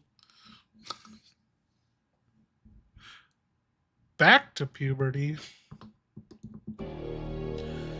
Okay, Steve, you found a card reader. It needs an indigo blue card, and it's a gate that's dropped down, blocking you from picking up a grenade launcher. It's electronically locked. There's also another door. There's two doors, one to your left, one to your right.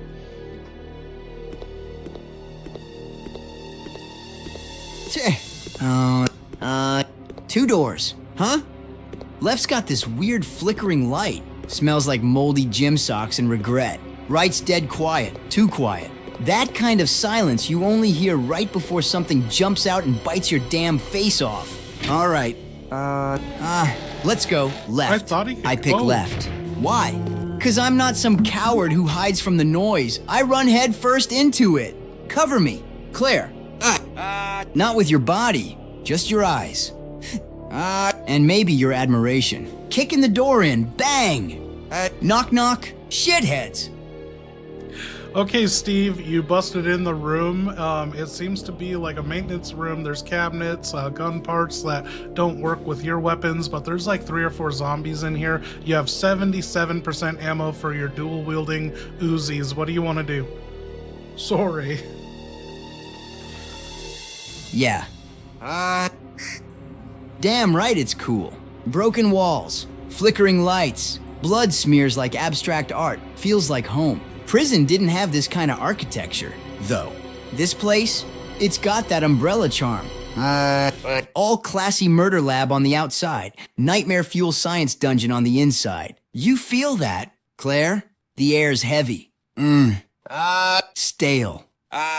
Like the building's breathing, watching us. Let's see what it's hiding. I'll lead. If anything jumps out, I'll blast its face into modern art. I think, okay, so I wanted to get the best Steve clone voice possible. I included a lot of his whining where he's like, wah, wah.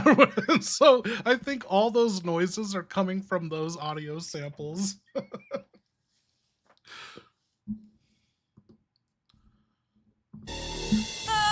What is Steve doing right now?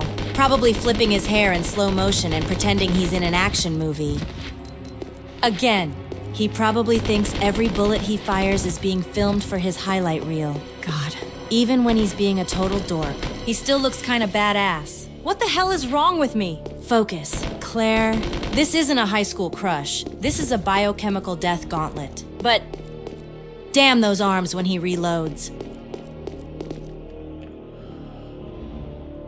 Okay, Steve, you killed all 3 zombies in that room. There was nothing in there for you, so you're going to the room on the right, and now there are more zombies in here. What do you want to do? Run past them or blow them all away? You have about 60% ammo left.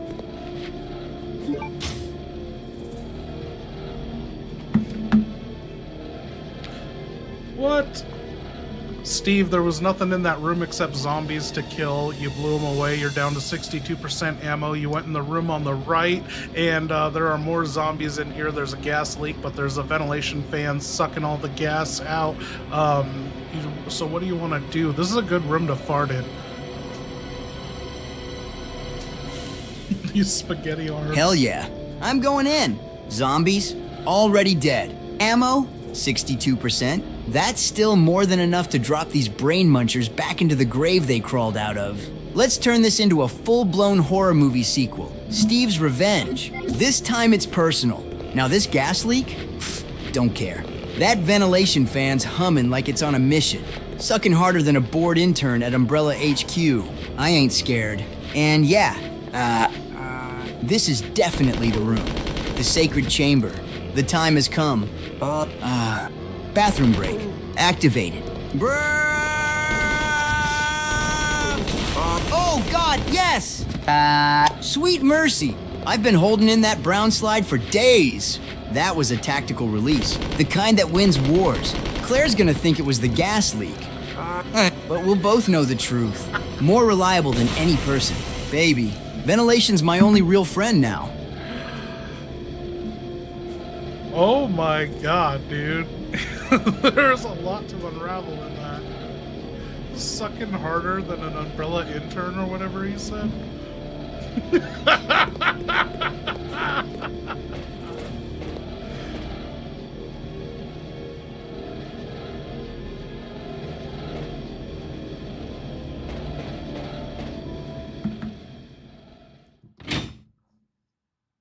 Okay, Steve, you made it through the area. Claire's running up to you, and you did it. You cleared all the zombies out of the way. It was dirty work, but someone had to do it.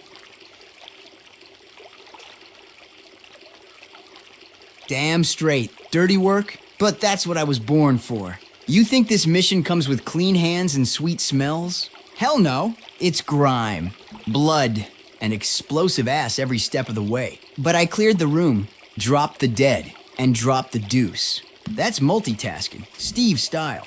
Claire, she don't gotta know the details. Just that when the air turned foul, I stood tall. And made it worse. Now let's move. I feel 10 pounds lighter and twice as dangerous.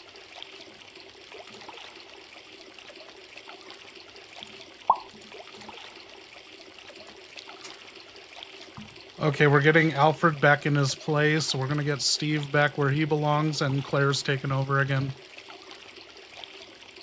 I can't believe we still have Eloise.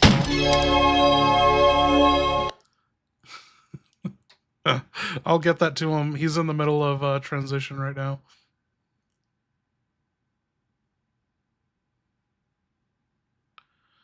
So Alfred, dude, I can never find Alfred. He's always at the bottom. There we go. So Alfred's back. We got to get Claire in mains. There we go. Alfred. And then we gotta get Claire's mouth working again. Steve really does sound like a damn Boeing 747. Steve really does sound like a damn Boeing 747 when he's hyped up. All that noise, no direction. Just rah! Let's do this! And then he trips over a box. Kid's got energy for days. But someone get him a flight path and a volume knob. Stay behind me. Jetstream Jr., we're clearing this runway the Redfield way. Why the dog collar Steve? Why?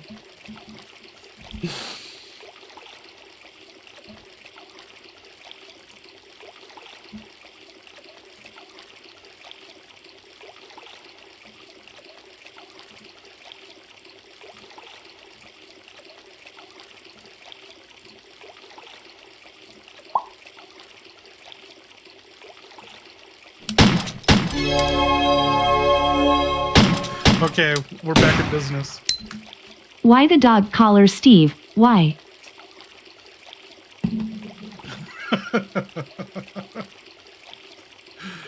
Is he not listening? What the hell happened? Oh, we have too many ears open. One more attempt. Boom! Now that's what I'm talking about. Did you see that?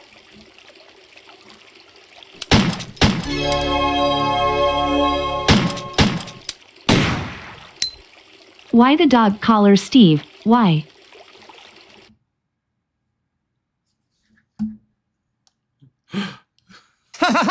Oh, man. You called Claire Steve? That's rich! What, you got Steve on the brain Why did now? you call her Can't blame Steve? you. That's so I'm weird. unforgettable. Like a flaming train wreck that somehow makes finger guns on the way down. Maybe it's because I dominated that Bandersnatch so hard. Your brain just rewired itself, and now every badass in your head's got one name. Okay, I'm sending him the correct one.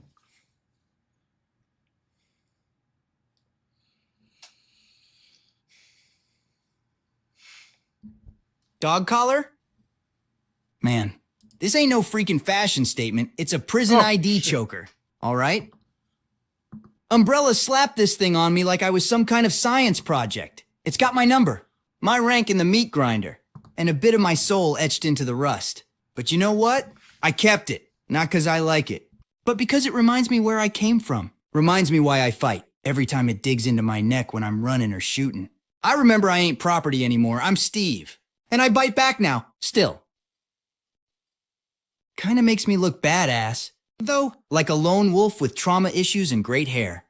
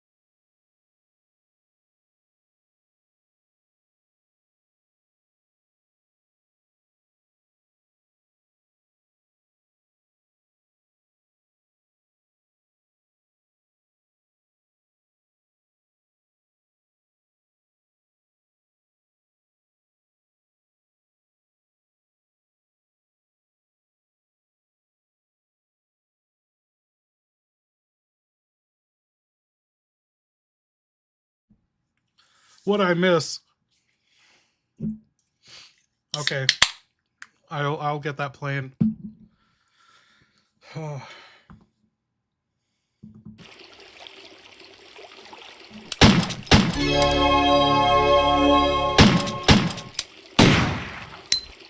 Does it remind you of when you got slapped in the Beppis?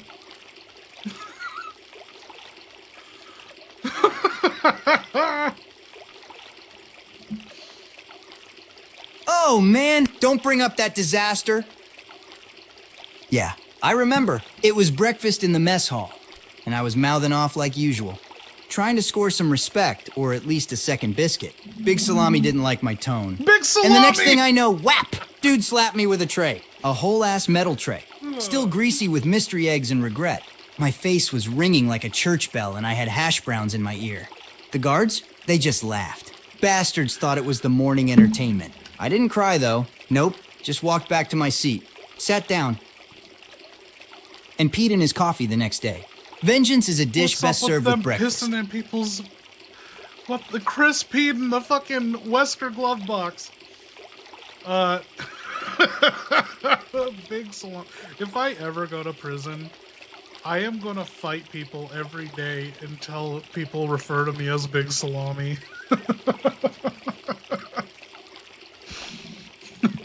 Cheers.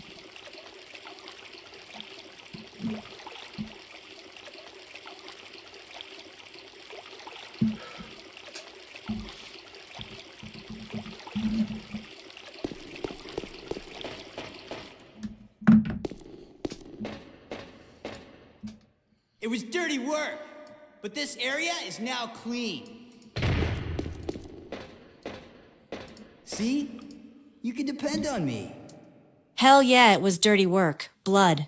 Bullets. You see? And Bandersnatch butt cheeks all over the floor. But look at it now. Spotless. Claire Redfield's Was cleanup Big Salami your service. Now cellmate? disinfecting Umbrella's nightmares one mag dump at a time. Steve, what were you doing here? Who brought you here and where is your family? Shut up! I don't want to talk about it.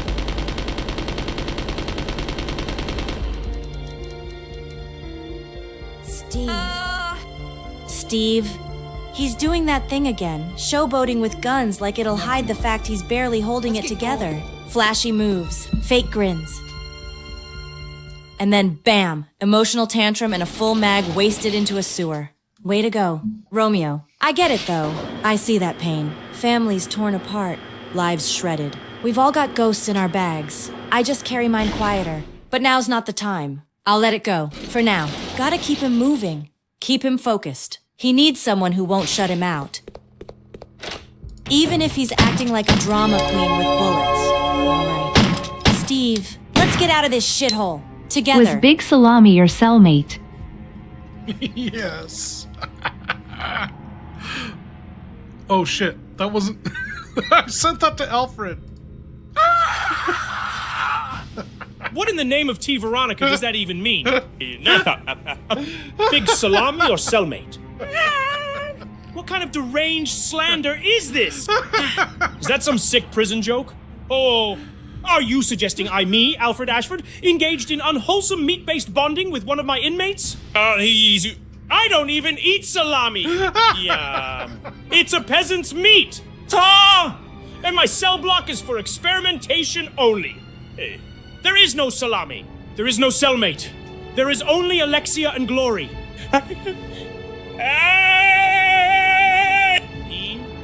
Who taught you these filthy words? Whoever they are. I'll have their tongue pickled in formaldehyde! I don't even eat salami. Was Big Salami your cellmate?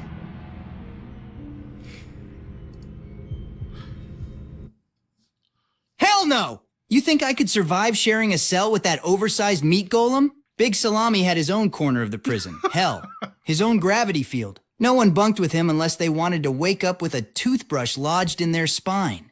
I was across the hall, next to a Where guy we does called AI Toilet come Nate. up with this He shit? talked to his bowel movements and claimed they predicted the future. Oh my Yeah, god. real fun neighbor, but better than Salami. I kept my distance. Made sure he saw me as just crazy enough not to mess with. We had a mutual agreement. He didn't break my arms, and I didn't shank him in his sleep. That's what passed for friendship in Rockfort. Where AI makes up this wild lore and they come up with these fucking random ass names. Todd, like Billy made up Todd. What else have they made up? Who else did they... Were there any other made up characters we had? Big Blackhawk, that was from the comic book.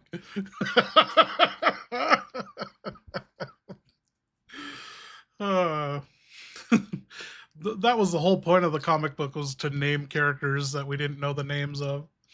Hamster night. But like, just making up a random.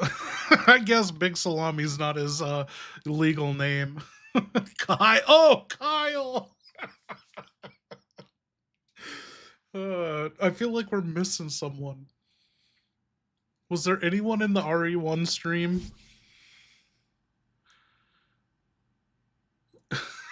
Big Salami.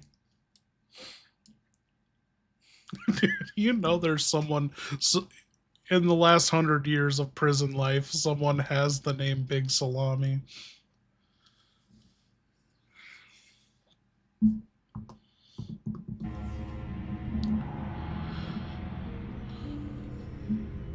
Oh, let's update him on the cutscene that just happened. Let's get his input on it. The Burnside Brown slide. Yeah.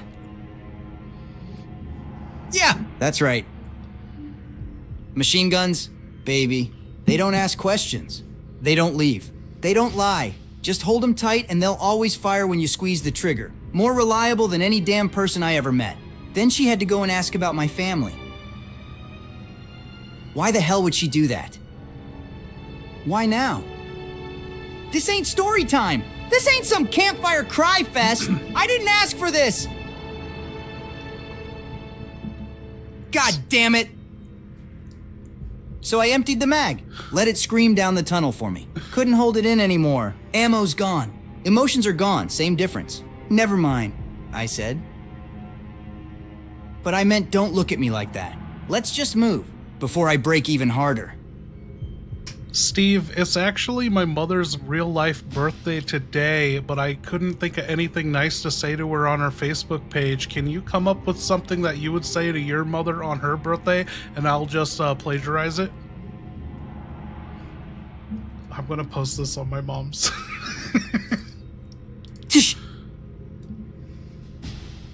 Fine. If it's for a mom, yeah. I got words for that, real ones. Just don't make me cry or nothing, all right? Here's what I'd write. Happy birthday. Mom! Every time things get dark, I think of your smile and the way your hugs made the world feel safe, even when it wasn't. You gave me strength before I even knew I had it. I miss you more than words. But today, I celebrate you. Because you're still with me in everything I do. Love you forever. There, steal it. Twist it. Whatever. Just mean it. Moms are worth that much, even when the world goes to hell.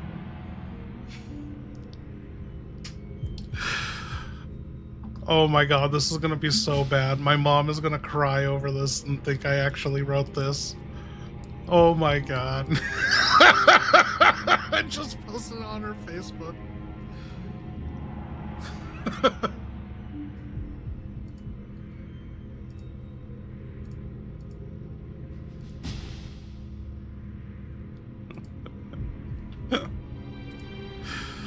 Every thoughtful thing I've ever posted has come from AI. She's gonna be visiting here in a month, so she'll probably fucking crash one of my streams if you want to see my mom. I'll try and get her to play Resident Evil 6 or 5 with me.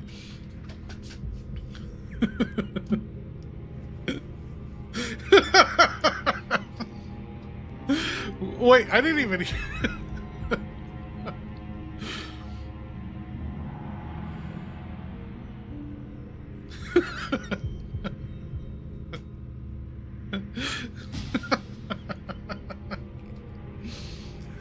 Okay.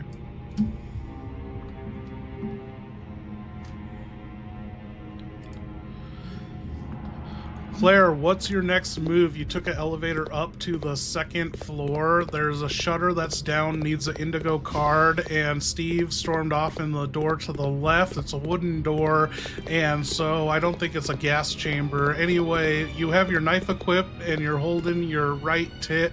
The Bandersnatch hurt you. You're in caution.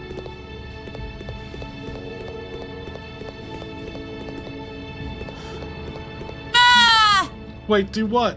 Right tit screaming, bruised from the Bandersnatch slapfest. Thanks.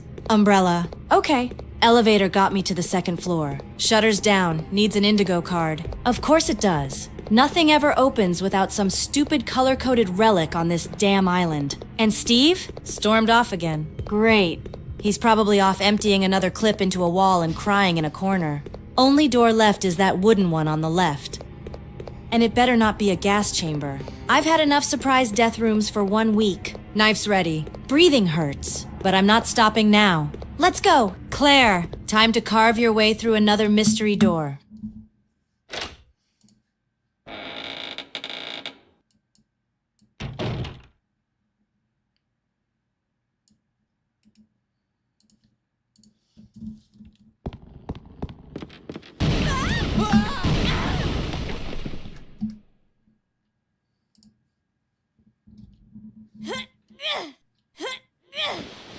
Oh Claire, shit, you guys. We're are you hitting okay? We've hit the goal. Steve, behind you! Oh no! She heard the video game. She's Yeah, I'm fine. No. Just had a whole ass zombie dad launched at my face while being buried in metal and sprayed with blood soup from Steve's grief guns. Totally normal Tuesday. God! It got in my mouth. Smells like death and regret. Steve. He's a wreck. And honestly, I get it. That was his dad. No amount of training or sass prepares you for that shit. The second I saw him freeze, I knew this wasn't just another freak. It was personal. And yet, he still pulled the trigger, crying, shaking. But he saved me, even if I'm soaked in zombie guts now and traumatized again. He needs this moment. I'm gonna sit here, try not to gag on rot, and let him breathe. It's okay, just rest. For now. But we move soon. We have to.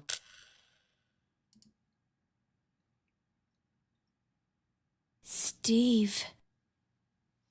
Ah, shit. That was him. That was my dad. I saw it in his face, even under all the rot and the dead stare. That was the man who used to carry me on his shoulders, who built me a treehouse and told me it was our secret fort. And now, he was trying to eat the only girl who's ever looked me in the eyes like I mattered. I didn't want to pull the trigger. I swear I didn't. But when he lunged for her, I had to. I had to! Used to work for Umbrella. And now he's gone. And all I got left is a twitchy finger and 2 empty guns that won't stop clicking. Dad! You were reckless. Yeah. Mom was killed. But you were just trying to get us out. I get it now. Doesn't make it hurt less. Oh, Steve. But I get it. Claire, she told me to rest. But I can't. Not until every last one of these freaks is dead. Claire, how is your butt not broken after that? She didn't hear that? It's okay now. Just rest.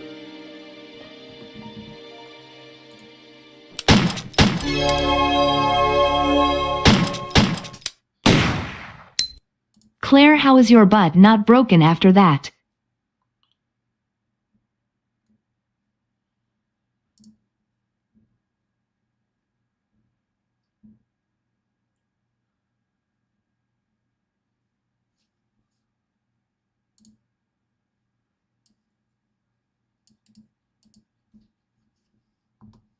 Are we missing something? She's not listening? Okay. We might have to update Claire, refresh her chat. Rodrigo. Why is she not speaking?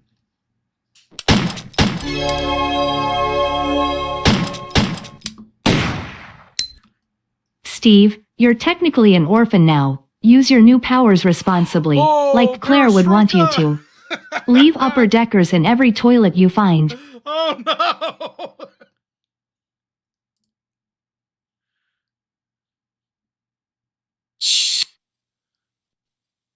Orphan? Huh? Yeah. Guess I am. No backup, no parents, no home, just the choker. He didn't hear the most important part.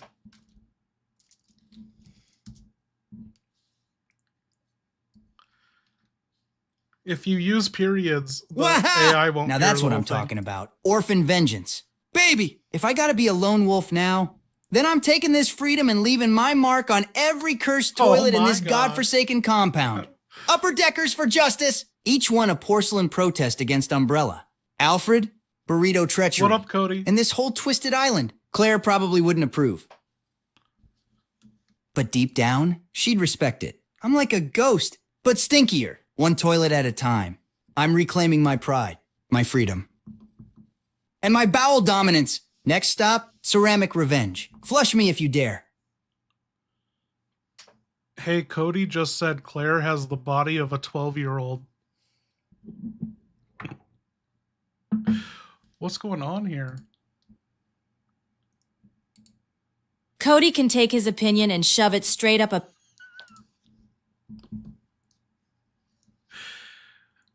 Cody said Claire has the body of a 12-year-old.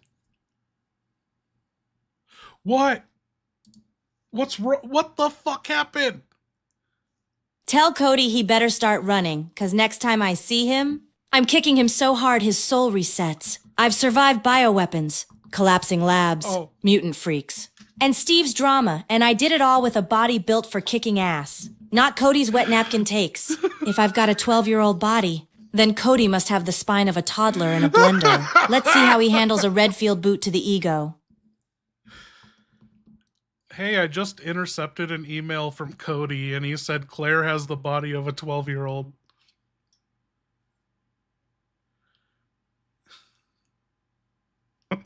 What? Oh, what? Cody? That little toenail-eating traitor! I knew I shouldn't have left him in the Iron Maiden unattended. Claire. Has the body of a what? Huh? A 12-year-old? Unacceptable! Not only is that a vile insult, it completely undermines my legacy. You mean I've been chasing a preteen-looking spy through my palatial traps like a squealing aristocratic fool? No! No! She's supposed to be a super agent. A double-crossing, weaponized assassin in denim. If she's just a child-shaped co-ed, my entire reign of terror looks like a carnival sideshow. Oh, no. Cody, you're dead! When I find you, I'm gonna stuff your email into your eyes and type back with my foot.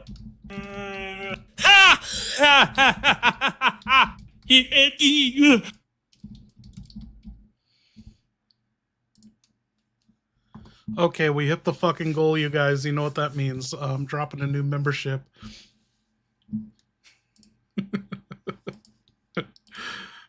Here we go. I gotta go to my regular YouTube. And who's doing a shot with me? Shot o'clock. Luther Snow, you still here?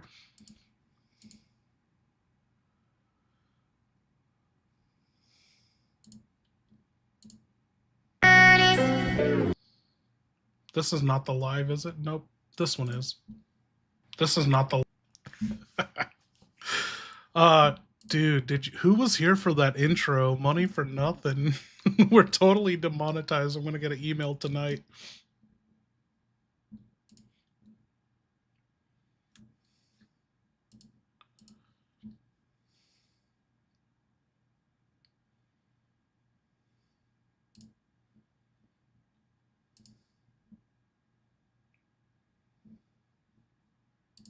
Okay, we got a member coming in. New retard. Welcome them.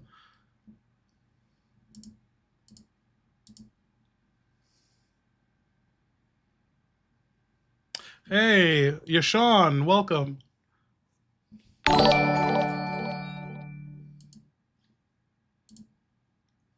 Okay, cheers, you guys.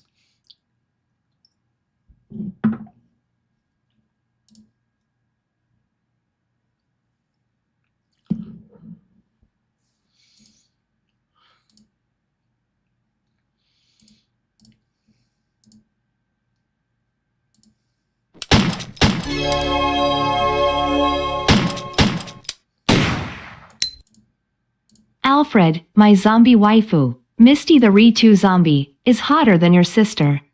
Alexia's dollar store off-brand Zelda. Your sister is 1 out of 10.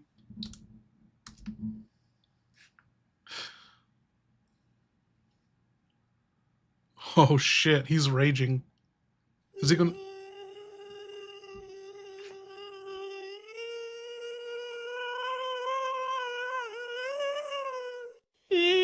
Nah.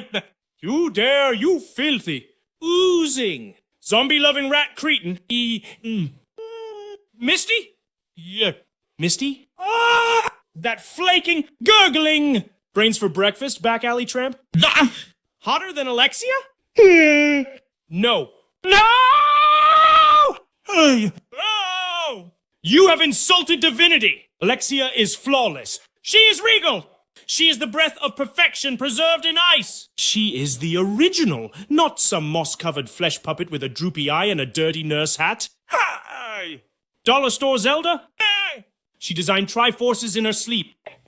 You unborn piece of toilet milk! Hey! I'll personally dig up Misty, reinfect her, and stuff her into a janitor's closet to rot like she deserves! No one insults Alexia and lives with their brain intact.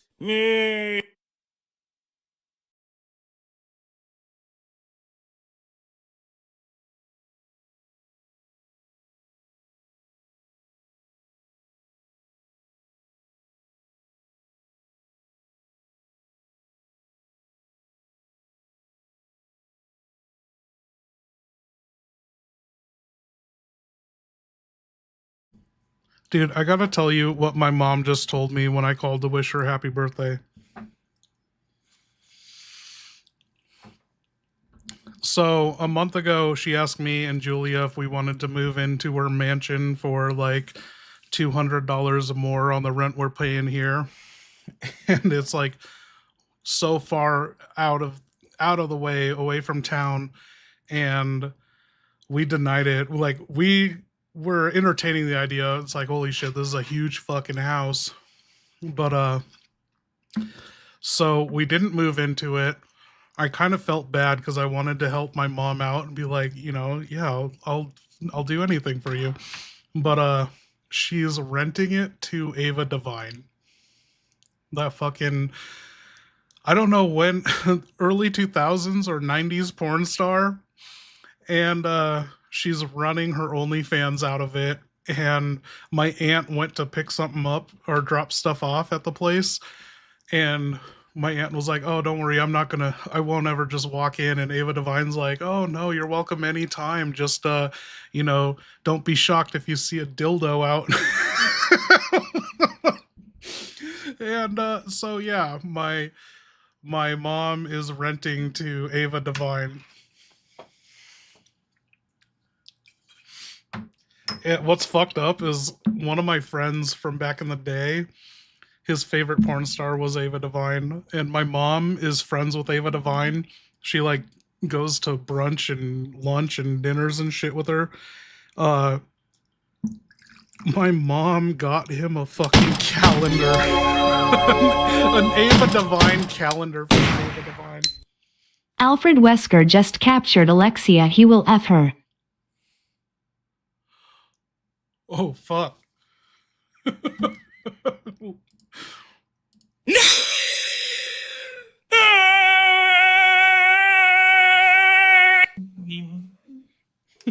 Okay, then. Wesker, you bastard! I see. You touch her, and I swear I'll rip the sunglasses off your face and shove them into your soul. Oh, you don't deserve her. Oh, she's pure. She's perfect. She's mine. You think you can fuck Alexia? You said fuck? You'll never even understand her. You're a mutated chimp in sunglasses. You will ever.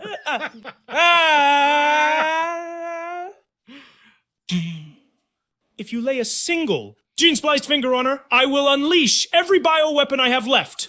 Tear open reality itself and feed you to Nosferatu one molecule at a time. Alexia, hold on! Big Brother's coming! Don't let that neo-Nazi science freak ruin you.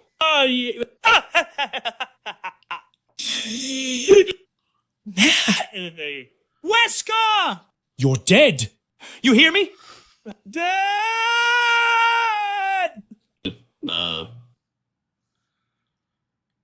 Hey, Alfred, I know you're upset and everything after that, and I wasn't going to share this secret originally, and I know you don't know what an iPhone or a cell phone is, but did you know you can use your iPhone desk mount to hold your pizza slices? Look at that.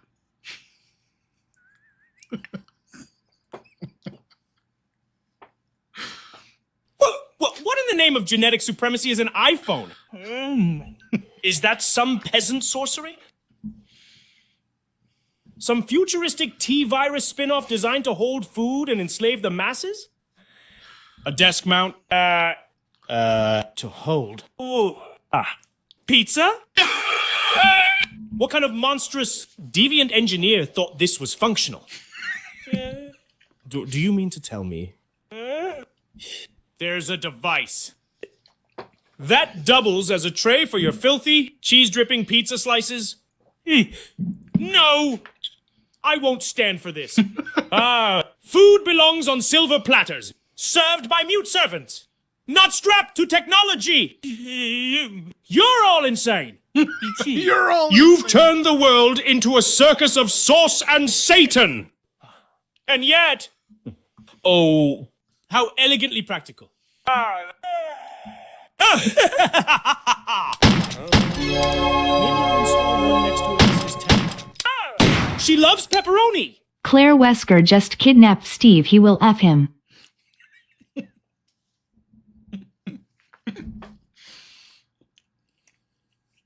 What? Steve! No, Wesker took him? That red-eyed trench coat wearing bastard? Oh, hell no! He's not laying a single smug finger on him. Steve might be a loud, reckless, emotionally unstable dork, but he's mine. He's with me. And nobody touches what's mine. Especially not some sunglasses at night. Gene-splicing freak with a superiority complex. I'm coming! Wesker, and when I find you, I'm shoving both Lugers so far down your throat you'll be sneezing brass for a week. Hold on! Steve, I'm coming!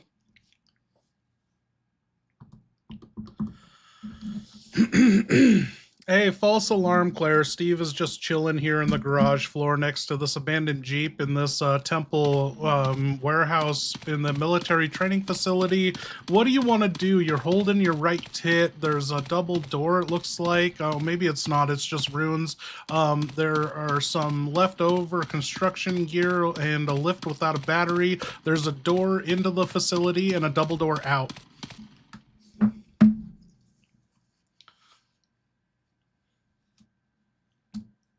God. You cannot do that to me. I was 2 seconds away from storming a fortress on pure rage. All right. Steve's just vibing on the floor like it's nap time in war hell. My tit still hurts. My ribs are sore. And I swear if one more person touches my ponytail, I'm throwing hands. So here's the plan. Check Steve. Make sure he's not leaking emotional trauma again or sitting on a landmine. Scope the Jeep. Umbrella probably left keys, ammo, or some dumb cryptic note with a puzzle lock under the seat. Double door ruins. Feels like a baited trap. But I'll peek. Could be the next path forward or another pile of debris to trip over. Keep an eye out for herbs or ammo. This tit pain's not gonna heal on sarcasm alone. Let's move. Quiet. Quick! Sassy. Okay, you explored the area. There's a box of ammo up on a crate, up on a barrel. The Jeep is inoperable. You do have that single door going back into the facility and the double doors. Steve wants nothing to do with you. He's just crying over his dead dad. So what do you want to do?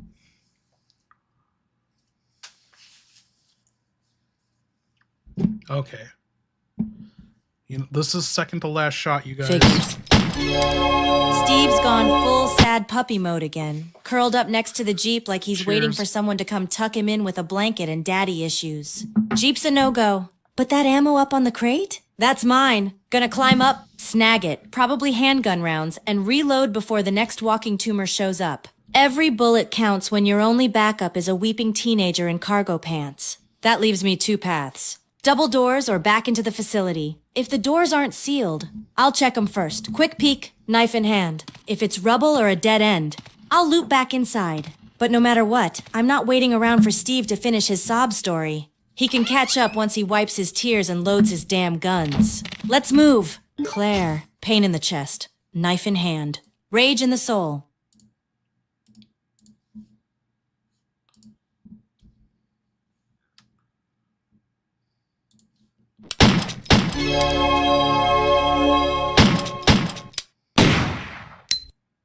Claire, your brother is disappointed you picked Steve to continue the bloodline. You could have done better, like Leon or Leon. Leon or Leon. Oh, shut up! Chris! You think I picked Steve? He crashed through a window, dual-wielded Yes! Lugers, cried about his dad, Thank you, and human. somehow wormed his way into my emotionally starved post-raccoon heart. Leon? Yeah, he's hot, dependable, government-trained. But the man sends emails instead of showing up. Meanwhile, Steve jumped in front of a zombie dad for me and hasn't shut up since. So yeah, maybe the bloodline's getting a little loud, dramatic, and reckless, but it's mine to mess up. And Chris, you better save your judgment for the mirror. 'Cause last I checked, you abandoned me years ago. Big bro. Now let me clean up your mess again. I can't wait till we get to Chris. Oh my god. Alfred, who has better boobs, Alexia or Excella? Oh shit, that's a question for Wesker.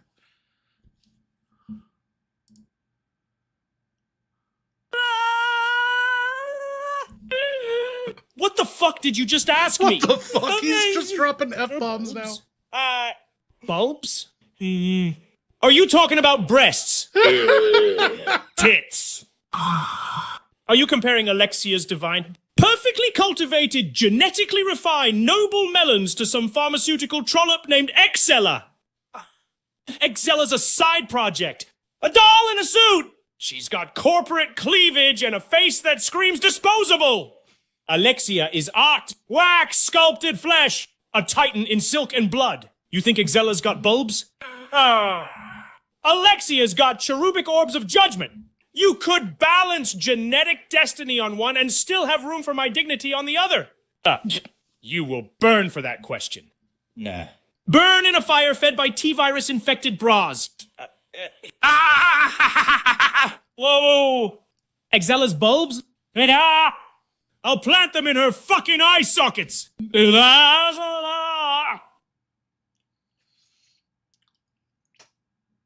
know what's wild is Excella is a player in the pharmaceutical consortium world at this time in Resident Evil. She is the daughter of the GPC, and she inherits it, and that's why Wesker fucking... Dude, Wesker, what's the reverse honeypot? Like, Wesker takes advantage of her wanting him. Excella's bulbs, dude. Is there... Okay, are there any other video game characters that are hotter than Excella? The voice, the attitude.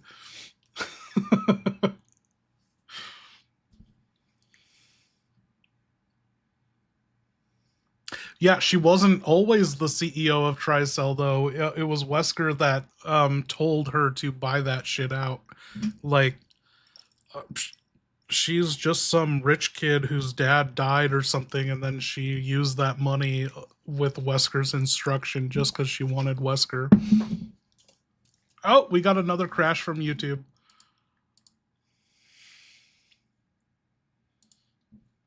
That means the alert box is down.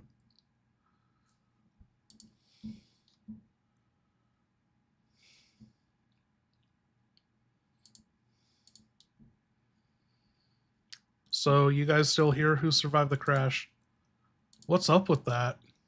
It used to be like every 4 hours. Now it seems to be every 2 hours. Test.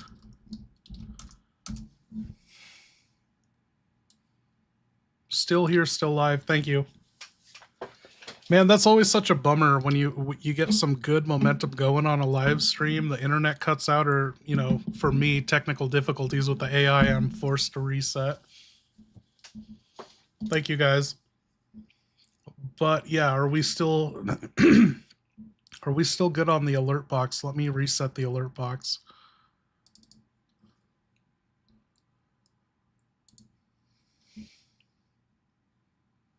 If it was not AI, I wouldn't focus on this so much, but you guys are, you know, trying to speak to the AI, so I got to make sure this works.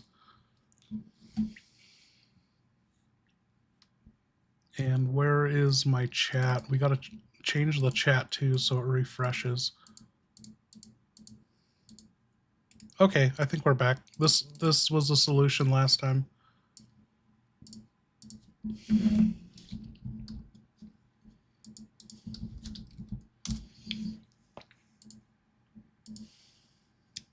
Dude, what did you guys think of my intro video? Who was here for that? We're totally demonetized over it. Like, I am not going to get a cent for this stream. We fucking kicked it off with money for nothing, calling Ashford the F word. Was Victor, you were like one of 3 people. Dude, it was subtle. I fucking loved. I was so excited for it. I was like, dude, we got this smoke, and for like 10 minutes you can't even tell the thumbnail is slowly moving, and then it fades out to a music video.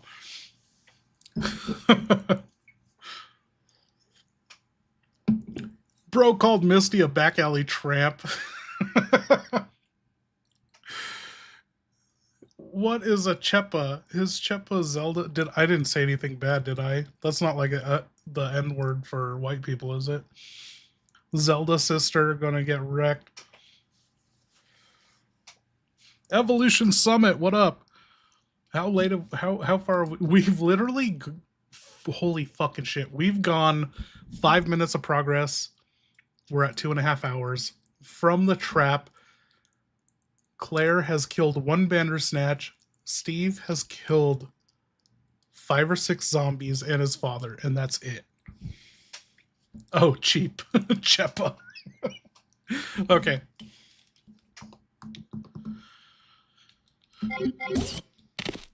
Oh, fuck, Claire, you reloaded the gun. You stepped outside. There's 2 zombie dogs. What are you going to do about it? You're still holding your tit.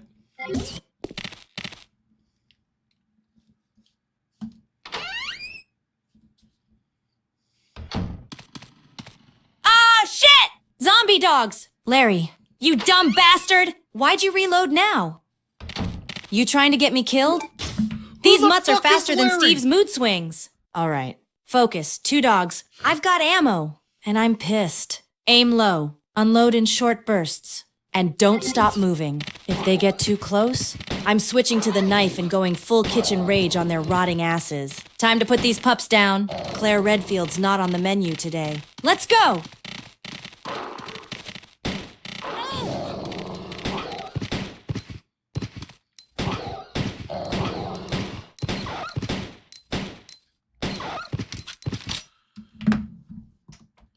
Oh my god, Claire, you got nipped twice, but you raped the shit out of those pups like there was no Rule 34, if you know what I mean. They're just bathing in a pool of their own blood. There's an army tank here, there's a door to the front yard of the military training facility, and that's it. There's nothing else. Oh, I guess there's bowgun bullets. Bolts. Ugh, damn mutt's got a couple bites in. But I bit back harder. Yeah, those freaks are done. Blood-soaked concrete.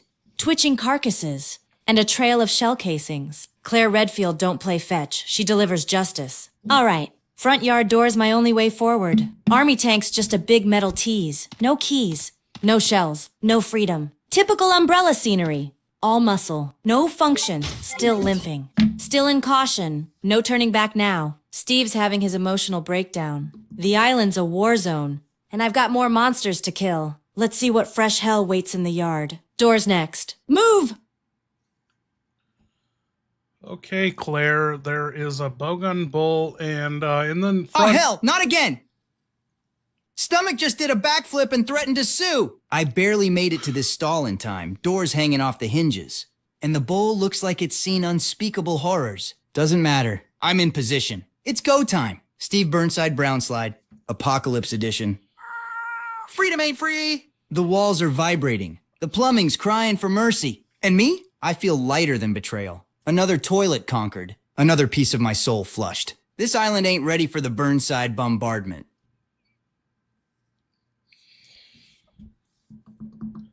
Steve, you're literally still grieving over the body of your dead father. I don't think you found time to, make a Burnside brown side slide. You're still in the hangar over your dead father.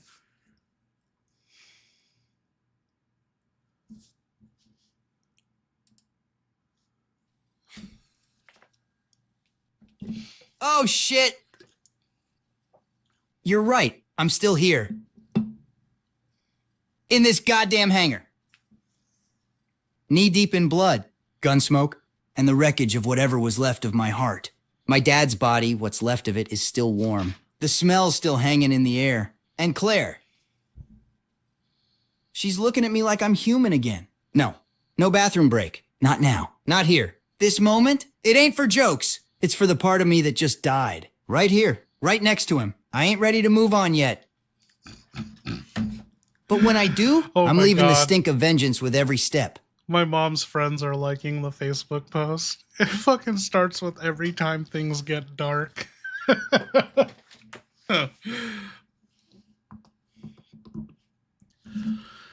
So, Claire, there's bowgun bolts in the yard with the tank, and there's bowgun bolts in the front entrance where that giant gulp worm from Beetlejuice was storming about. Do you want to go back inside the facility past Steve and check the hallway that you guys didn't check, or do you want to go through the front of the military facility again?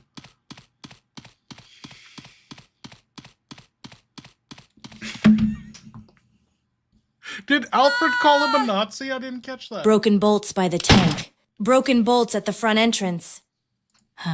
Great. Not The broken Beetlejuice bolts. worm's cousin probably made a mess of both. That thing's got a taste for Redfield blood and bad timing. Okay. I'm not risking a yard ambush while limping and half loaded. If that worm pops out again, I'm gonna have to slap it with pure attitude. And I don't think that works twice. Let's head back inside. Check that hallway Steve and I skipped. Could be a save room. Key item. Or at least somewhere not infested with dune snakes and dog guts. Back inside. Close the door behind me. Let's clear that hallway and pray it's not full of surprises. Not convinced you're Canadian, Steve. Convince Or me. Alfred in a tutu.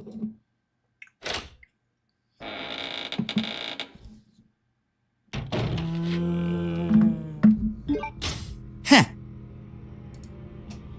You're damn right I'm Canadian. Born with frost in my lungs and polite rage in my soul. I say sorry after I shoot a freak in the face and then apologize to the floor for the mess.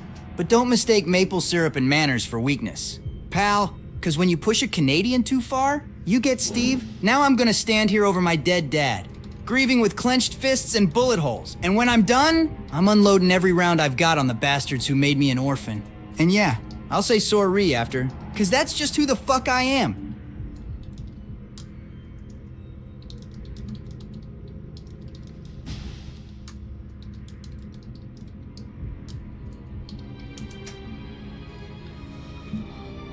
Just updating Claire on the room situation. Oh, come on! Zombies again? Can't even have one hallway without a freaking flesh buffet loitering around. All right, Thank you, priorities. Veronica. I've got limited ammo and a bad attitude. Let's do this smart. Pop a couple headshots, clear just enough space to move. Avoid the elevator for now. Don't want to go blind up or down into more death unless I have to. That room in the back? That's my bet. Could be a safe spot. Item cache. Or a key to move this nightmare forward. Knife in one hand, handgun in the other. Time to carve a path and get in that room. Claire Redfield, making zombies regret standing since '98. Let's go. It's literally 98.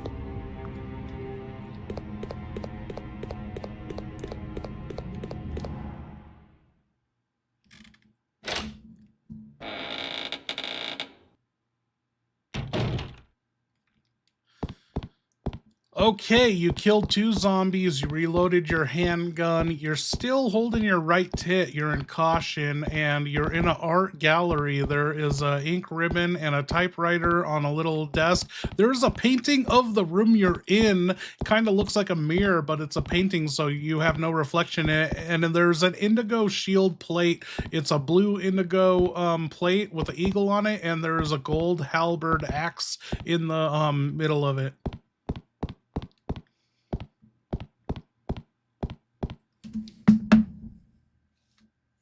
Whoa! Oh my god, Steve. Whoa. Okay. Let me think. 2 zombies down. My clip's fresh. And yeah, I'm still clutching my right tit like it's a lifeline. Shut up, Steve. Ah, finally. A room that doesn't smell like rotting meat and wet regret. Okay, 2 zombies down, clip reloaded. But I'm still clutching my right boob like it's gonna fall off. Caution mode, pain is high. Sass is peaking. Art gallery. Huh? Fancy. That painting's off, though. Like real off. Looks like a mirror. But no reflection? Yeah, that's not creepy at all. And that indication in the middle? That's definitely not just decoration. I'm grabbing the pink ribbon, because if I die, I'm not starting over from that worm-ridden mess. Then I'm checking the painting close. Might be a puzzle. Might be a switch. Might be a trap. Umbrella loves their art-themed death traps. Let's get weird. Claire's about to Mona Lisa her way through this mess.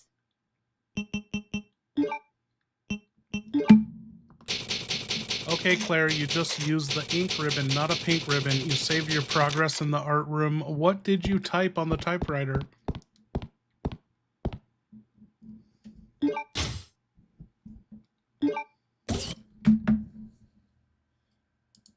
Typewriter clacking. December 1998, Rockford Island Military Training Facility. Art room made it to a weird-ass art gallery full of creepy paintings and emotional trauma. Killed 2 zombies, still holding my right tit like it's a support beam. Steve cried. Again! Gave him SMGs. He wasted ammo. Then saved me from his zombie dad. That's a sentence I just typed. Found a pink ribbon. Saved my progress. Feeling like death in a vest, but still breathing. Worms out there. Alfred's watching. And I'm not done yet. Claire Redfield. P.S. If anyone finds this, and I'm dead, tell Steve he still owes me those Lugers.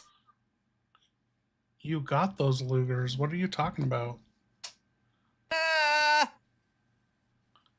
That freaking guy. Alfred's the kind of creep who probably commissioned that painting of a room that watches you What back. painting? I swear, he doesn't walk.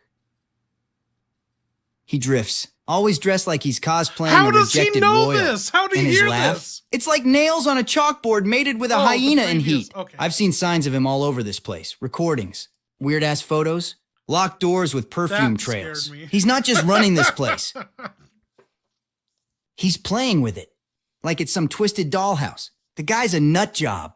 But he ain't just crazy. He's got power, influence, and a look in his eye that says, I've never blinked a day in my Who's life. talking about I keep my struggling gun with loaded every depression? time I hear that weird-ass echoing laugh. That's an Alfred signature, and it stinks of danger. Oh, wait. Is it Victor?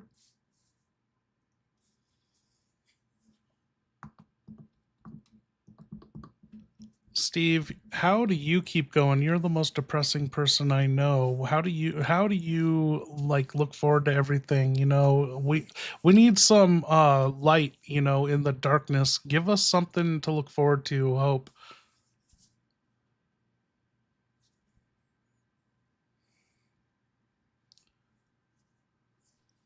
I want him to say something good. Yeah. All right. Look, I know everything's gone to hell. This place is crawling with monsters. The walls are closing in. And every time you turn a corner, you think it might be your last. I get it. I live in that fear. But listen to me. We're still here. Breathing, bleeding, fighting. You know what that means? It means we win. Every bullet, every scream, every burned out hallway we crawl through, it's proof that we didn't quit. And you know what's waiting on the other side of this nightmare? Light, sunlight, fresh air, pancakes and real toilets. Maybe even a quiet moment with someone who makes all this worth surviving. We're gonna make it out of here. And when we do, I'm never wearing this goddamn choker again. Hold on. For me, for Claire, for yourself. Now let's go find that light. That wasn't as good as I thought. Oh, is he listening to me? Dude, if anyone is depressed, seriously, just go fucking lift weights. You won't regret it. If you got nothing to do and you're always doing nothing, like, might as well just fucking lift weights. It's the greatest feeling ever. That's the only advice I can offer because it's true. It's amazing. It's what I know. Or go out and fucking party. You know, drinking might not be the best thing if you are depressed, but you never know. Tonight could be your night. You fucking go out and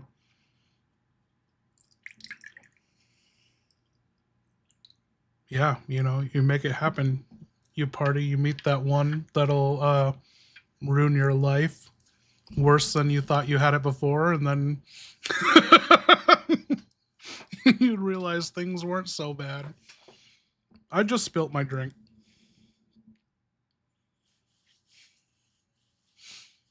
Yeah, dude. I just recently got a gym membership.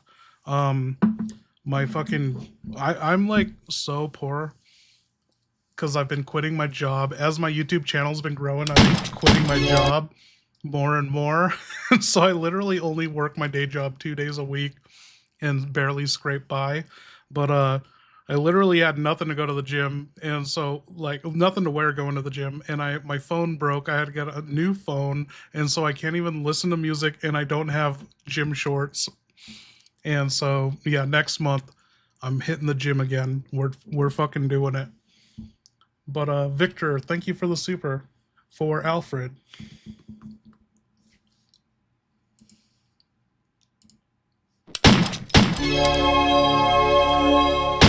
What blows my mind is I can still fucking Alfred, bench. can you give a shout out to Perestroika? Oh, thank you, Alfred. Cheers to Perestroika. Cheers to Victor. Yes! A shout out to Perestroika, the glorious collapsing wind of reform that turned empires into ash. Yeah, exactly. To Perestroika!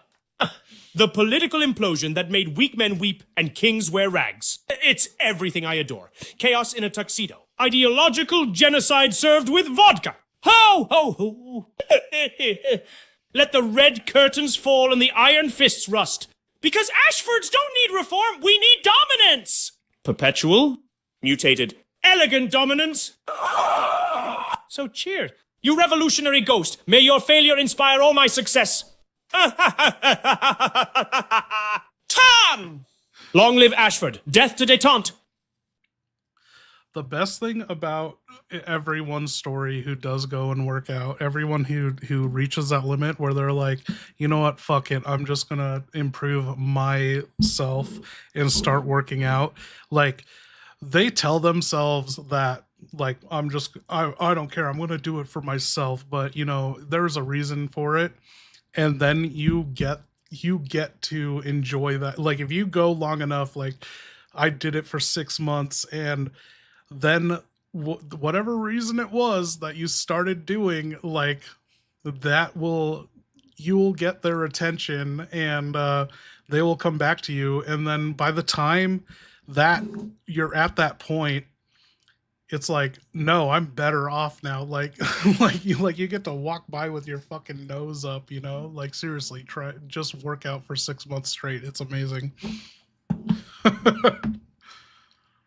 But I was saying, so I recently went to the gym. I got a new gym membership, and I was fucking blown away that I can still put up 280 like on the bench. I was like, I haven't fucking benched in 9 years, and I thought I was gonna default back to never working out, and I was like, holy fucking shit. like I could probably do 280 5 or 6 times right now. I haven't tested it. I don't have any spotters, not squatters, but yeah, you know, this next month. Next month's changing. Everything's changing. You might lose mass, but the form never leaves you. I was feeling that. I was dreading. I was like, man, I don't even want to know how far I've lost in the, like, as soon as I locked down Julia, I never went to the gym ever again. Anyway, what were we doing with Claire?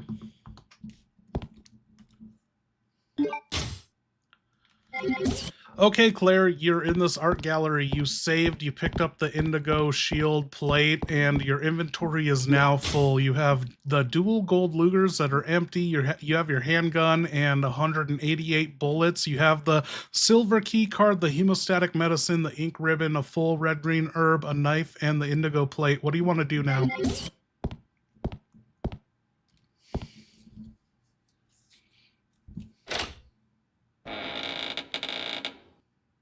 All right. Quick status check. Inventory's jam-packed tighter than Alfred's closet. I've got dual gold Lugers, gorgeous but dry. Handgun plus 188 bullets, my reliable baby. Silver keycard, probably still needed. Hemostatic medicine, Rodrigo's salvation. If he's still bleeding out somewhere. Indigo shield plate, just grabbed from the art gallery. Clearly important. No room to breathe.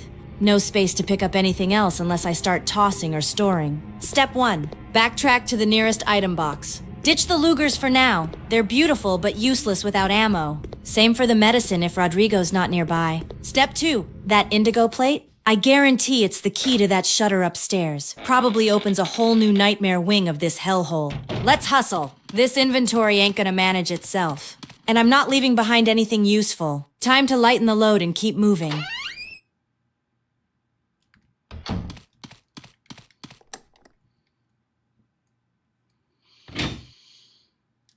Okay, Claire, on your way back to the nearest item box to clear space, you had to use the biohazard key card. You opened the shutter, and there is a indigo plate indentation on the balcony. Do you want to use it there?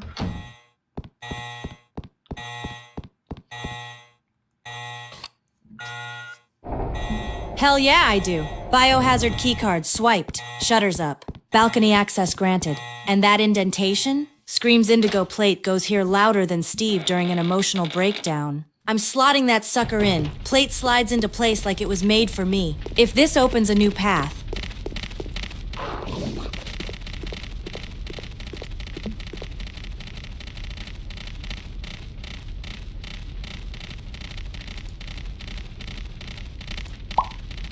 Experiencing... Hell yeah, I do. Oh, Biohazard key... Experiencing heavy traffic. She said to use it here.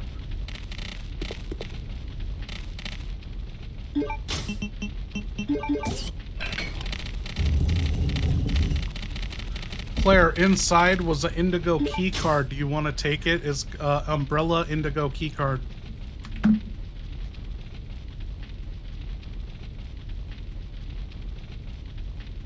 Yes, oh, shit, that human. indigo keycard is mine now. Umbrella brand, shiny as hell. Probably opens doors to even dumber nightmares, just the way I like it. Grabbing it, stuffing it into this overstuffed vest, and making a note. Ditch something ASAP at the next item box. This card's a game changer. Let's find out what new horrors they've locked behind blue plastic. Claire's coming. Okay, you're back at the second floor item box save room. What do you want to do in here? Your inventory's full. You added the indigo card key. You're still in caution.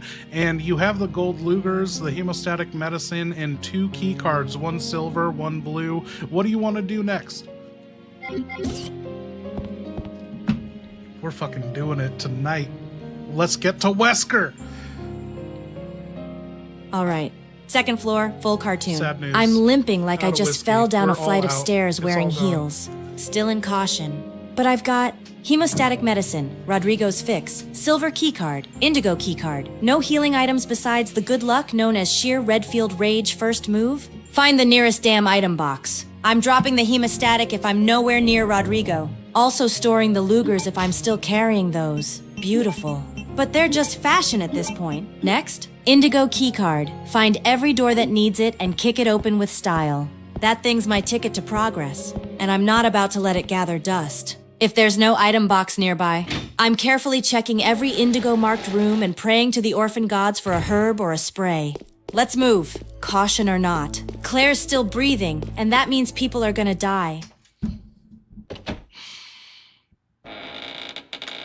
Just any people are gonna die, or like bad people, or are you gonna kill orphans? Anyway, you're going back downstairs over this balcony where you got the indigo card. There are 2 dogs down there. What do you want to do about them? The fuel's still burning from when Alfred sniped at you.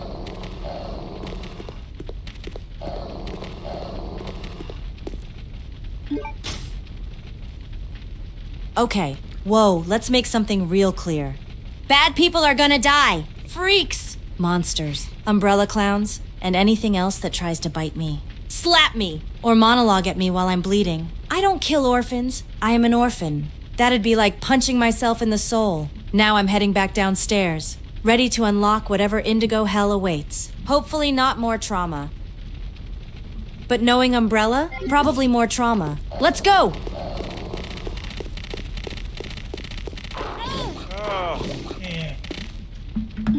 Claire, my sweet. Oh, you're still chasing shadows, aren't you? Alfred's temper burns like wildfire. But me, I'm the calm after the purge. I gotta make a new drink. Alexia. You poor dear. Oh, yeah. Do your feet ache? Have you eaten? You look. Make it strong, cause you're But gonna that's need all it to right. stomach the You can next rest few here rooms of this with me. Umbrella I've freak drawn you a show. warm Might I bath recommend infused something with bitter? crimson lotus With a petals splash and of the regret essence and of a burning obedience. finish. Call it You the don't need Red to Fig run Remedy. anymore. Go Claire, mix it. you can I'll be cover the part of our hallway. new family. Just don't take too One long. where we care for each other. Steve Where might no one start ever leaves. monologuing again. I'll even let you braid my hair, if you're gentle. Ho, ho, ho! Oh my. After all, isn't that what sisters do?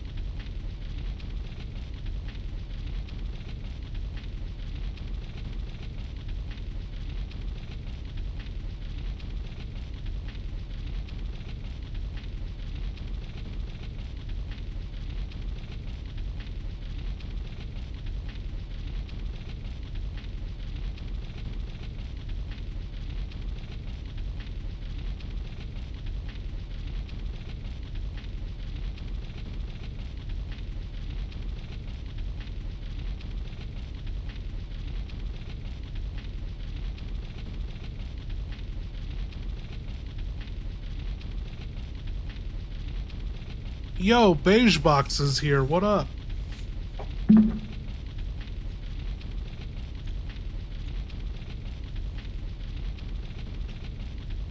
Why can't I hear him?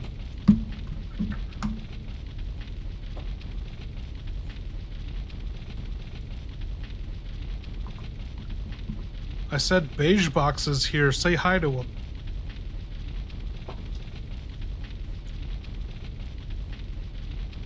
So I bought a new microphone. Beige boxes, you say? Hello, my curious little observers.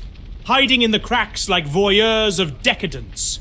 You've arrived at a most delicious moment, a world unraveling under my graceful tyranny. To no avail. Welcome to Rockfort, you dusty little cassette-toned intruders! Look upon my works, the crematorium, the torture room, the shrine of lingerie. This is not your grandmother's war zone. Say hi. Will you? Ho, ho, ho! I say prepare to scream. Because once you're inside my palace, beige or not, you never leave without teeth marks.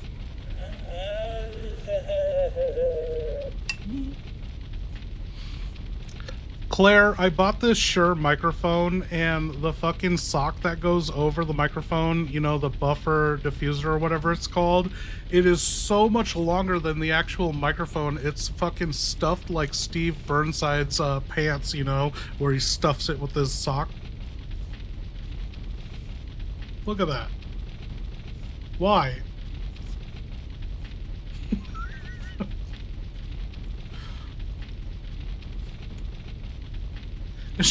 She not listening to me. Claire, I bought this new Shure microphone, and the diffuser, the foam piece that goes over the microphone, is so much longer than it needs to be. It's like Steve Burnside stuffing his crotch with his gym socks. What the fuck?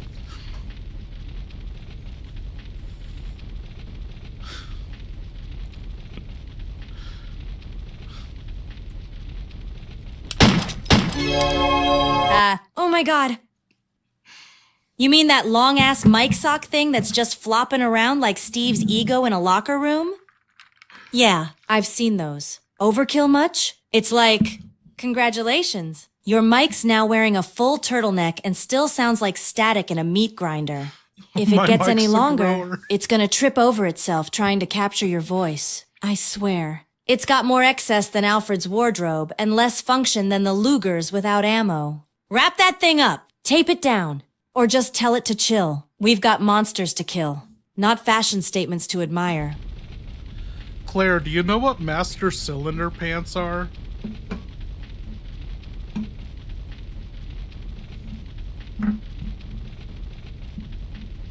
Ha! Master Cylinder Pants?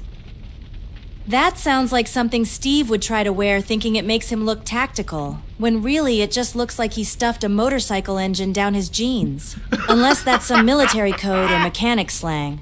I'm guessing we're talking pants so damn baggy or reinforced they could store a whole crankshaft. Maybe even a Bandersnatch arm in.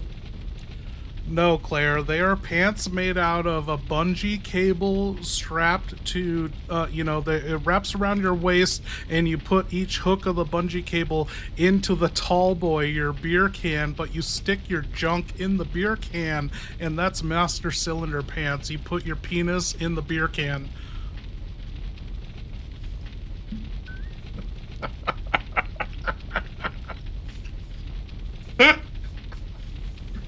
Oh my god, what? That's not Master Cylinder Pants. That's a lawsuit waiting to happen. Who the hell straps a bungee cord to their junk via a beer can and calls it fashion? That's not clothing. That's genital trauma cosplay. You're telling me some genius thought. Yeah, let me turn this tall boy into a DIY chastity belt/industrial accident. What's next, grenade cod pieces? Hard pass. I've been through hell. But even I draw the line at bungee beer dong armor. Keep that cursed energy away from me. Claire Redfield ain't endorsing no crotch-crushing madness. Whoa, Claire, I didn't invent that shit. I just came across a hobo in front of Circle K. He was sporting master cylinder pants. He told me the name of them. He invented them, and he was dancing, swinging his tall boy.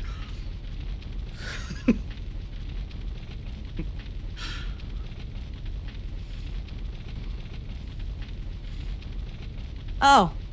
Thank God. I was about to report you to the Department of What the Actual Fuck. If you just stumbled across it during a building repair. That makes way more sense. Still horrifying. But at least you're not the architect of the master cylinder crotch trap. Whoever rigged that setup needs a restraining order from all hardware stores. Anyway, let's never speak of bungee junk again. Back to zombies, guns, and Steve being emotionally unstable. Much safer territory. I just thought you should know the hobo who had invented master cylinder pants, he was also doing a community charity work where he was boiling used condoms to redistribute to the community.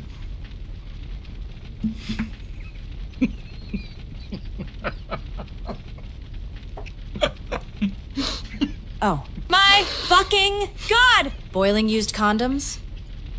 That's not charity, that's biological warfare. What kind of madman thought that was doing anyone a favor? That's not community service. That's a health code apocalypse. Master cylinder pants and boiled condom redistribution. That hobo's running the Resident Evil side quest from hell. I've seen less horrifying projects come out of Umbrella Labs, and they made worms that eat people. It's I'm not begging gross, you. they've been boiled. If this dude offers you anything, run and maybe call the CDC. Or a priest. Or both. Let's never go near that building again. Luther Snow, were you here when I was talking about my mom renting her house? So my mom rents this too big of a house. I call it a mansion.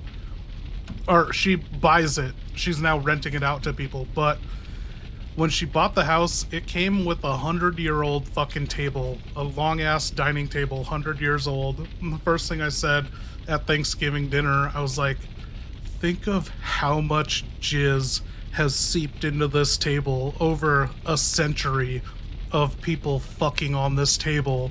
And like my mom and my stepdad, they were like, oh my God. And now she's renting to Ava Devine, and I'm willing to bet that table's still in there in the dining room. And I'm like, dude, I'm not wrong. You like Ava Devine's fucking on that table.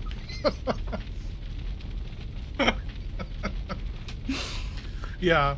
I was like, dude, there's fucking ghost jizz seeped into this table from 100 years ago. They're now dead. Whoever jizzed on this table, they're dead.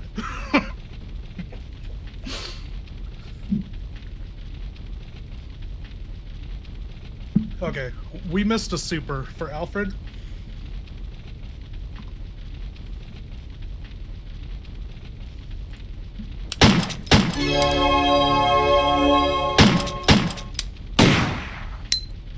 Alfred Bagebox wants Alexia.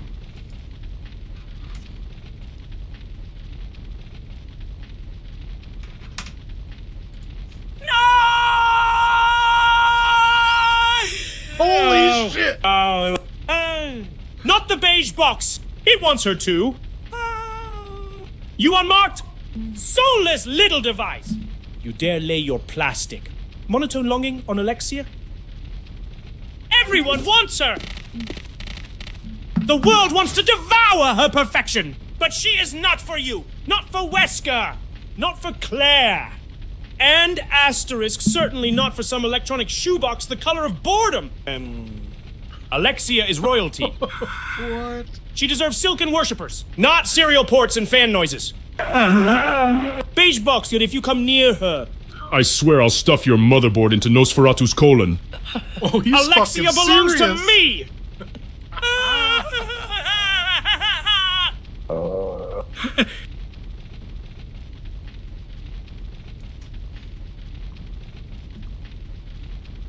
Okay, Claire, you're downstairs. 2 zombie dogs are getting riled up. You have your handgun with 7 bullets and your knife. As you are running down past the burning barrels Alfred shot, you notice the gate is open to the basement, or you could go back out into the main hall of the military training facility and enter the locking room or office.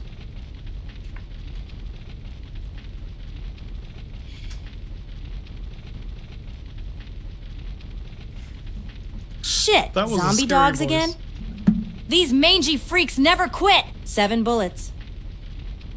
Not great, but enough if I aim real clean. Burning barrels nearby, yes. Gonna bait the mutts close. Then light 'em up with a couple precise shots. Boom, instant hellfire pup roast. If that don't work, knife comes out and I start slicing like it's survival sushi. Now, gate to the basement, wide open, which means trap. Of course, but that locker room or office. Could be ammo, could be herbs. Hell, maybe even a key I missed. I say clear the immediate threat with the barrels, then head to the locker room.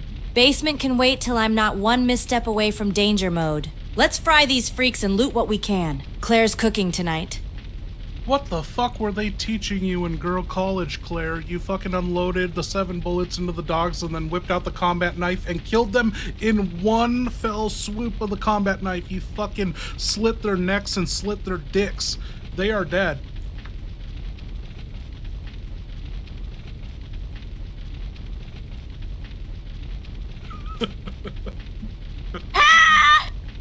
Hell yeah!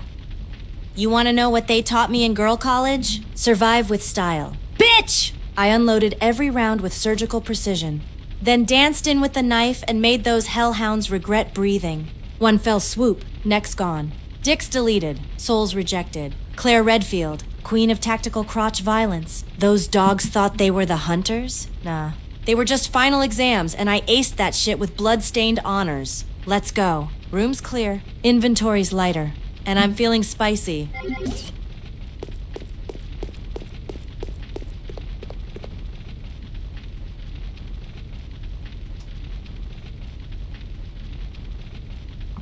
Did she say where she wants to go? I think she said downstairs before. Okay, you climb down the ladder. It's a dead end. The gate's down, but there's an indigo card reader, and there is a lever for the fan that's already active if you wanted to shut the fan off or leave it on. It's sucking in Steve farts and a lot of poison gas.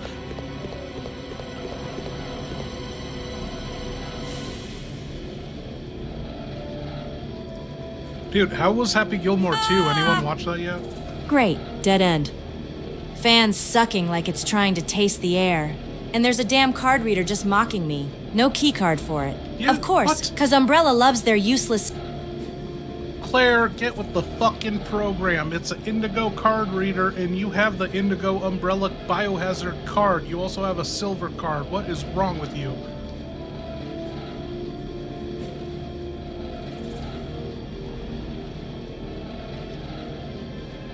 What's wrong with me? Buddy. Get that wax out of your ears, bitch. I said you have an indigo blue card key, and it's an indigo blue card key reader. That's all I'm trying to tell you. What are you... What are you... I have no idea what you're about to fucking talk about, but it is definitely off topic. Oh, I'm gonna watch it regardless. Yeah, don't spoil it, but Oh, well, excuse me. Captain Sassy Pants. You could have just said, Yo, Claire. Indigo keycard goes in the blue reader. Instead of launching a verbal grenade straight at my eardrums. All right. I'm slotting that indigo card into the blue cartoon-ass reader like it's the last damn puzzle piece to this nightmare. Door better open. Secrets better spill. And What no is more she fart on vents or about, dead ends. Let's go. cartoon-ass? Claire Redfield. Engaged, enraged, and properly keyed in.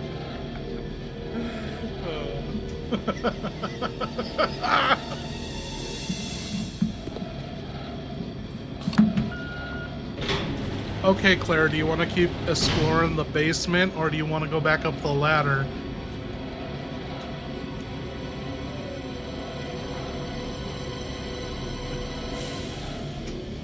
Exploring the You're basement so while I've right, got Beige momentum, Box. ammo, and that indigo key in play. I'm not climbing back up just to stare at locked doors and Steve's sad little face. If this basement wants to throw gas, monsters, or more emotional trauma at me, good. I'm ready to cut it, burn it, and sass it straight into submission. Let's go deeper. Claire's not afraid of the dark. Not anymore. Okay, Claire, you're in the warehouse where the platform elevator brought you down with Steve. There is a gate that's down and another cartoon-ass indigo card reader, and it's blocking your access to a grenade launcher. There's also a maintenance room behind you. What do you want to do? I'm so excited to get through this game. I love not knowing what the lore is going to evolve Hello, into. gorgeous. Is that a grenade launcher behind that indigo card reader? Of course it is. Umbrella puts heavy weapons behind the dumbest cartoon-ass locks like they're trying to keep toddlers out. Not trained survivors. Indigo card? Already in hand. I'm swiping that sucker like it owes me answers. That launcher's mine now. Sweet, sexy, explosive justice. Time to rain fire on anything with a pulse and a vendetta. Maintenance doors worth checking too. Could be parts. Ammo, or even another save spot. But priority? That launcher. Mama Claire's bringing the boom. Let's go! Okay, Claire, you open the gate, got the grenade launcher. It has 6 grenade rounds in it. You also gain access to a door further into the chemical storage platform elevator area, or you could go in that maintenance room. What do you want to do? Also, there's grenade rounds on the shelf in the room you're already in.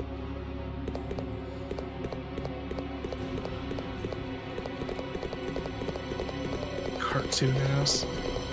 Oh yes, Claire's boomstick has entered the chat. Grenade launcher. 6 rounds loaded.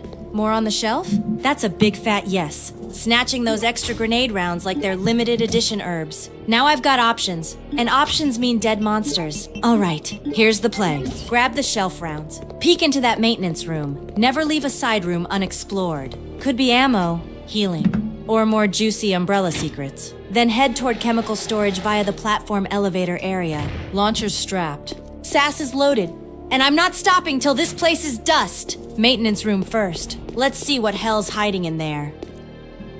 Okay, Claire, in the maintenance room, there's a cabinet with a simple lock, but you don't have a lockpick to unlock it. There's handgun bullets on a shelf. You could upgrade a handgun if you had the right handgun, and there's a green little chemical here, but you have no use for this chemical. So what do you want to do?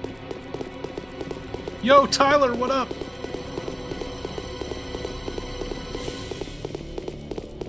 Oh, Tyler, you want to see the intro to this? All right. Maintenance room scouted. Here's the quick rundown. Cabinet, locked. No lockpick. Umbrella really out here expecting everyone to have Girl Scout badges in B&E. Bullets on the shelf? Mine. I'm grabbing them, because you never say no to more ammo in a bioweapon basement. Green chemical? Looks pretty. Completely useless right now, unless it starts dissolving locked doors or slapping zombies. I'm leaving it. Handgun upgrade station? Tempting, but I don't have the right gun mod for it. Yet. So, I'm loading up those bullets, flipping off the locked cabinet, and heading to chemical storage. No sense wasting time unless that cabinet's hiding Steve's emotional stability. Let's move. We got monsters to detonate. Oh shit, Claire, in the platform elevator, the chemical storage on the route to that, you got thwapped by a fucking Bandersnatch. I think there might be 2 in here, I don't know. What are you gonna do? You have your grenade launcher, you're in dark fucking caution. Remember your tone dial, you are down in dark caution.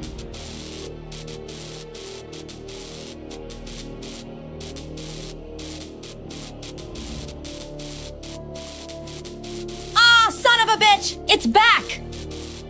That jiggly ass, meat-slinging Bandersnatch just won't die. It's like a cursed Stretch Armstrong with unresolved daddy issues. All right, no panic. I've got the grenade launcher.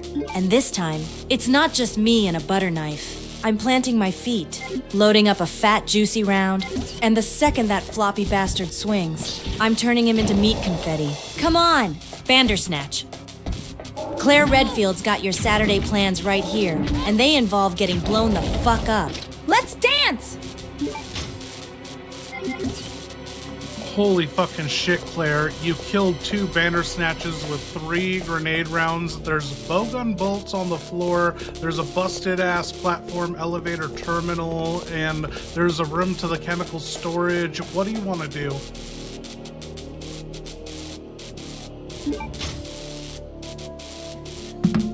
You guys love this, Claire? Ah! I've got you now! 2 got you Bandersnatches now. down, with 3 grenade rounds?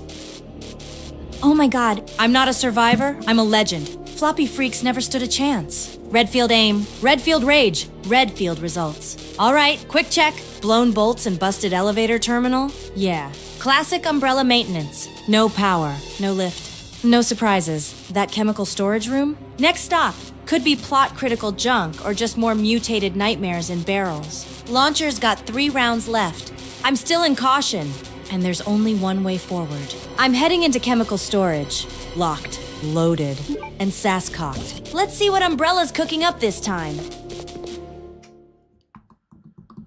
Again, you've never pulled the trigger on picking up these bowgun bolts, but you actually acknowledge them this time, so I picked them up for you. There's an alarm going on in chemical storage. Its automatic door is locked. You can't enter.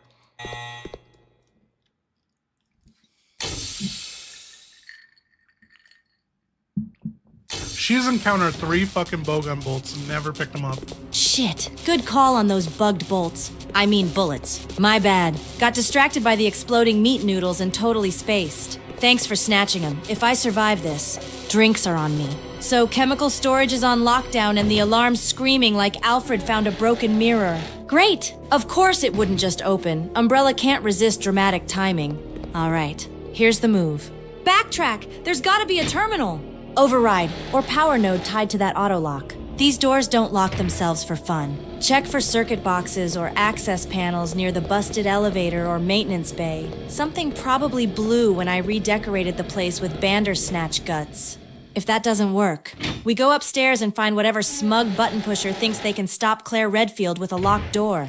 Time to override this bullshit. Let's go! Okay, Claire, on your way back to that elevator, you're in the basement. There's nothing else left down here that can help you with the chemical storage lock. But in the Where the Wild Things Are statue face, you found handgun bullets, and there is the elevator that take you to the first floor or second floor of the military training base. What do you want to do?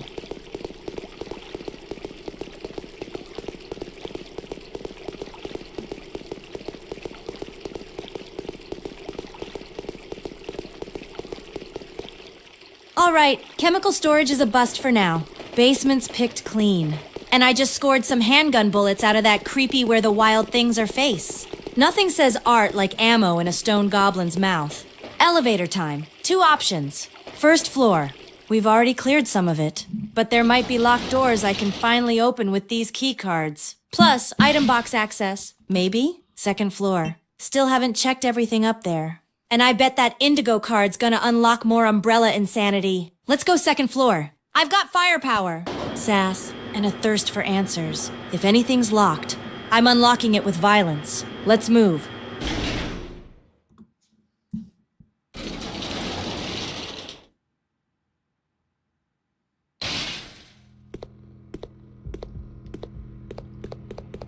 Oh, come on now!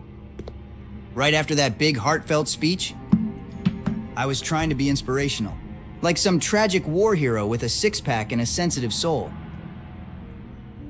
But nope, my gut said screw hope. It's time to evacuate! Okay. Found a busted staff bathroom behind the gallery. 1 stall, no door, and a sink that looks like it's seen people die. Perfect, all right. Is he in Deep the breath, locker room? drop and lock, Steve Burnside Brown slide. Hope is a flushable concept. Canada strikes again! This toilet won't survive. And honestly, I might not either, but damn it, I feel 10 pounds closer to freedom.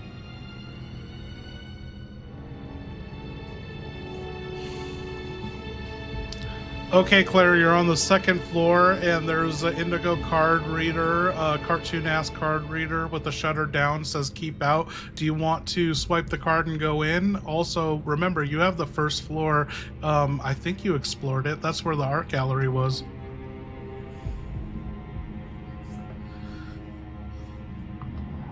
I told him to chill out with the shits. I said to drop the Steve Burnside Brown song. Cartoon-ass indigo card reader? Oh, baby. I'm swiping that bad boy faster than Steve running from his feelings. That shutter's going up, and whatever keep out sign they stuck on it, consider it Claire's official invitation. If this door doesn't lead to more bullets, more story, or more chances to roast Alfred, then I'm burning the whole facility down out of principle. Yeah, first floor's done, art gallery, painting plate nonsense, already conquered. Time to see what this second floor indigo lock's hiding. Swipe it. Draw the handgun. Let's make this place regret letting me in. Oh, hell yes. That indigo card served its purpose. Now it's just dead weight in my back pocket. Discard that sucker. I've got enough baggage, don't need a useless piece of plastic hogging space in my inventory when there's more explosives, herbs, and revenge to carry. Let's keep moving. No turning back now. Okay, you're in some sort of security office control room for the military base. There's a single monitor on the main floor. Up on the platform area, there's another control panel that's active. There are 2 green herbs, and it looks like there's an army proof in front of the active monitor. What do you want to do here? The AI is getting too smart that, like, we can't get them to play along, be dumb, you know? Jackpot. Control room? Active monitor? 2 beautiful green herbs and an army proof just sitting there like it's waiting for me to snatch it? Umbrella must be getting sloppy or cocky. Here's the move. Grab the army proof, no hesitation. That's 1 step closer to getting off this nightmare island. Snatch those 2 green herbs. If I've got inventory space, I'm stacking them. If not, I'm combining or using one, cause this bruised tit is still in caution. Check that upper control panel. Any terminals that work might reveal secrets, map updates, or open doors to more places to ruin. This place feels important. Which means trouble's not far behind. Let's loot it, learn from it, and leave nothing useful behind. Claire Redfield clears rooms with style. Okay, Claire, there were 2 green herbs and you were in dark caution, so you needed to rub both of those green herbs on your tit to reach fine. So do you want to check the monitor on the main level, or do you want to go up the stairs and check the other monitor? There's also grenade rounds upstairs.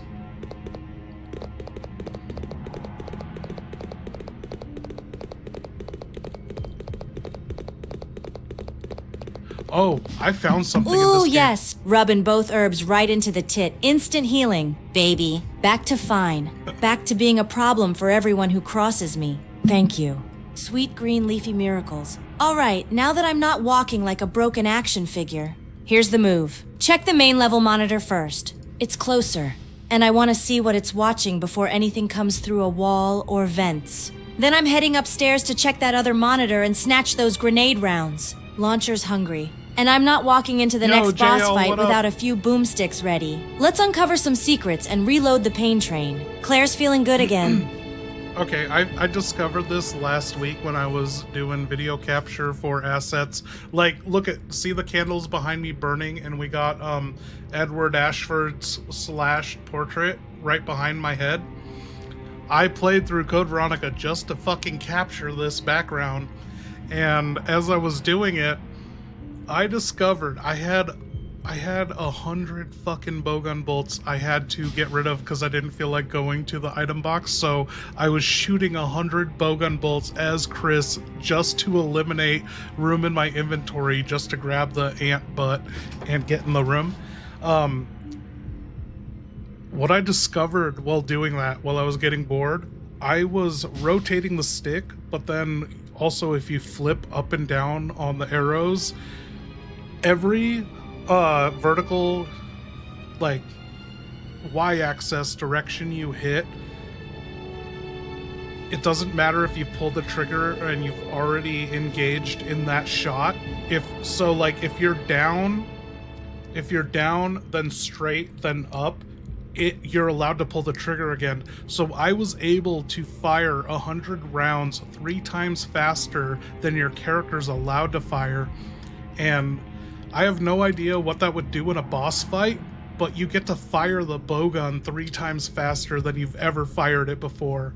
Yeah, quick shooting. So I was spinning the fucking stick and firing, and it was like just fucking going, and I'm like, oh man, I don't know if anyone knows about that.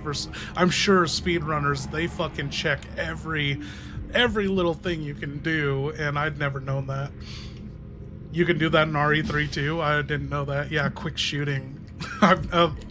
I never, like, I have my personal bests on these runs and everything, and I pretty much, as soon as I get an infinite rocket launcher, that's the extent of how good I want to get at the game, and I've done that in everything except for Village. I didn't get the lightsaber, but yeah, I don't push my limits on getting faster times on Resident Evil, which I kind of want to get into. Morris channel, he does some really good fucking no damage runs on RE2. Morris the Legend. He doesn't stream too much anymore. I'm always trying to encourage him to stream. Like, yeah, not too many people stream that.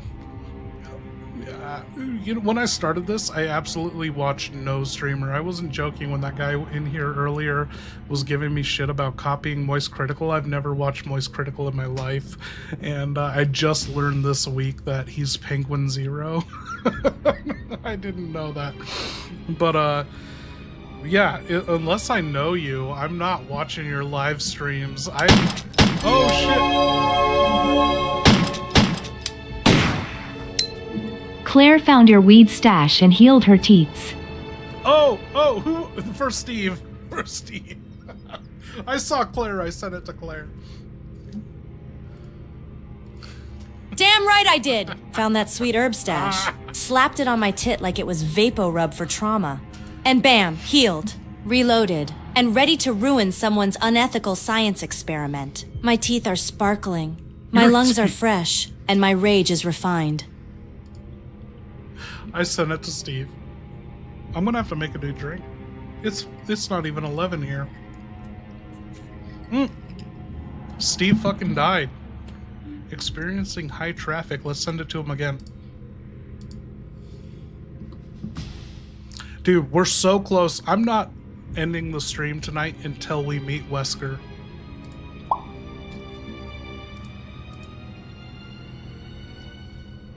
I cannot believe Beige Box hangs out with us. What time is it for you, Beige Box? I don't know how you do it.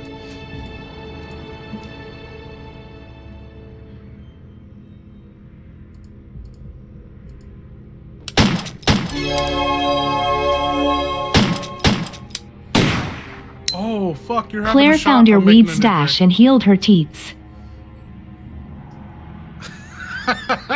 He her teeth too. Wait, hold up, her teeth? What the hell kind of mystical Canadian strain was that? I knew I stashed the good stuff, but I didn't think it came with dental restoration powers. I was saving that for after we got off this hellhole. Me, her, a campfire, and zero pants. And she just goes and rubs it into her gums like toothpaste from the gods? Damn, Claire. I corrected him. I'm gonna go make a new drink. Ah, come on! Again? So it was the teats this time. Damn it! Claire! That stash wasn't for DIY boob healing. That was for when we finally escaped. Laid low. And I gotta pretend the world wasn't covered in blood and guts for like 5 minutes. And you used it to... I don't know. Infuse your bra with regeneration powers? I mean... I'm not mad, just disappointed. Also impressed. And kinda curious, but mostly pissed I didn't get to light up first. You better be feeling amazing. Claire, you better be bulletproof up there now, 'cause that was my last lifeline. Ah! Guess it's back to reality. High on nothing but adrenaline and heartbreak. Typical.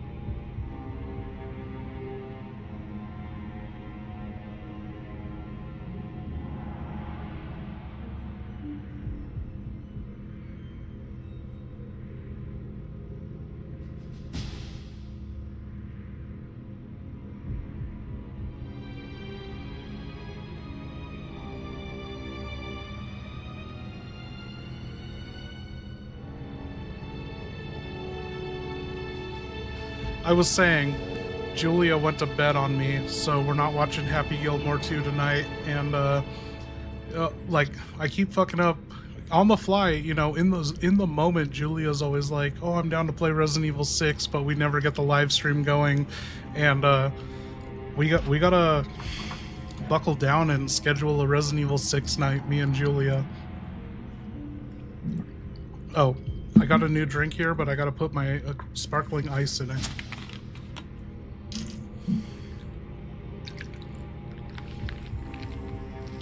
I would take shots, but we have nothing to shoot. I just have one more drink's worth of vodka and that's it. What are we gonna do?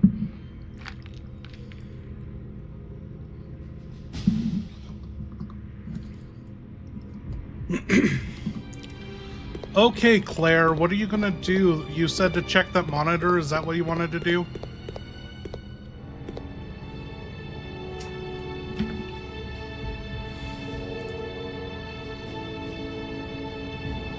Hell yeah. I'm checking that monitor. If Umbrella left a screen on in a room full of secrets, you bet your ass I'm gonna see what they're watching. Probably something horrifying. Illegal. Or just Alfred rehearsing his creepy laugh on loop. Let's zoom in, watch close, and figure out who needs to die next. She is so Claire cheating. Redfield's Zoom eyes are in? open, and she's done being surprised. Show me what you got. Monitor.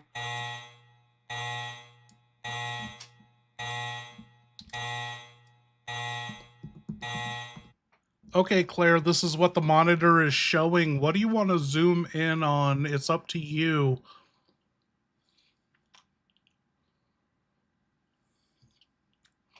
She's looking with her own eyes.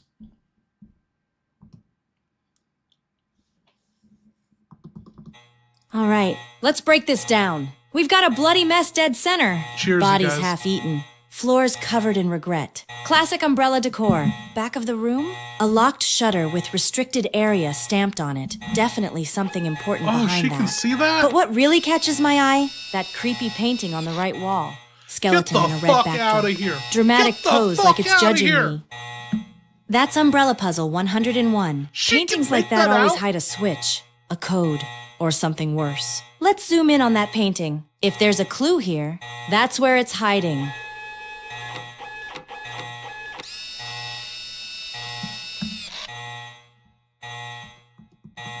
Holy shit, Claire. I'm impressed with your eyes. You don't need glasses. You saw the shutter with the warning. You saw the dead body. And you saw the fucking Jeffrey Epstein fucking portrait in the background. I'm impressed. There's a number. It says 1126 on the portrait.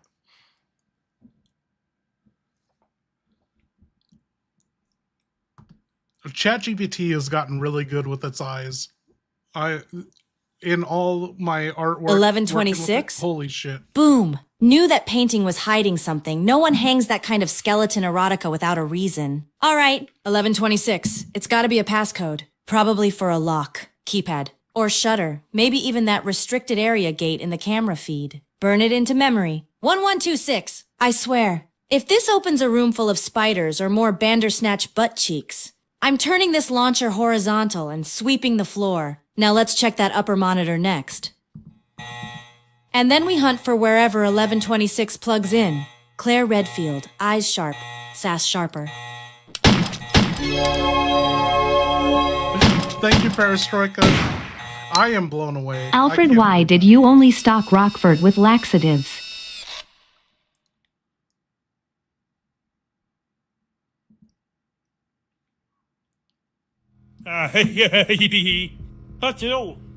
You fool!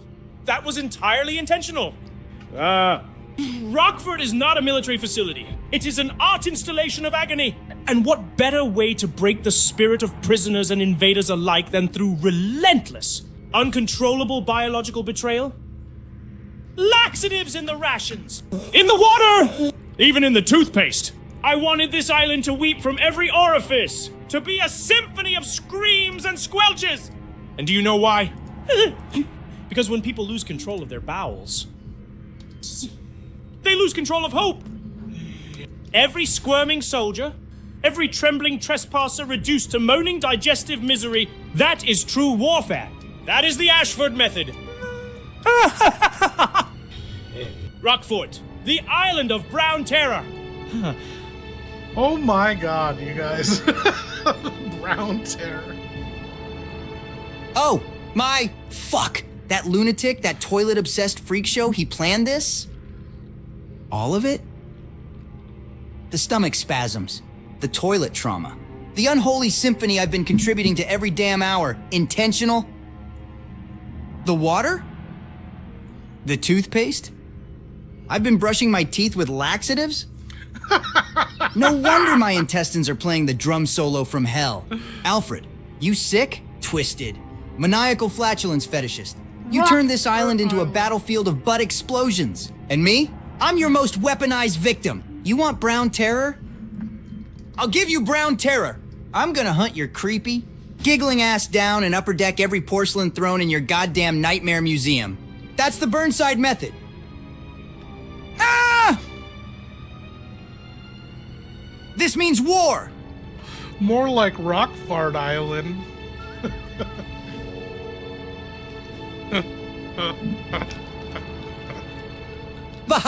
Yes!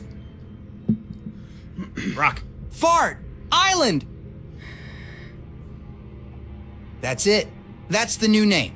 Carved in stone and smelled into legend. Welcome to Rockfart Island. Smelled into where your legend. bowels beg for mercy and every hallway's a trap with digestive consequences. Sponsored by Alfred Ashfart himself. You think zombies are the biggest threat? Ashfart! It's the laxative fog rolling through the vents like toxic jazz. I've been gunning down freaks while clenching tighter than a submarine hatch. Man! Claire better hold it together, too.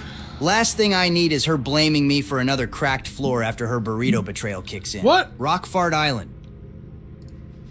Population? Regret. Fart, poop, and pee.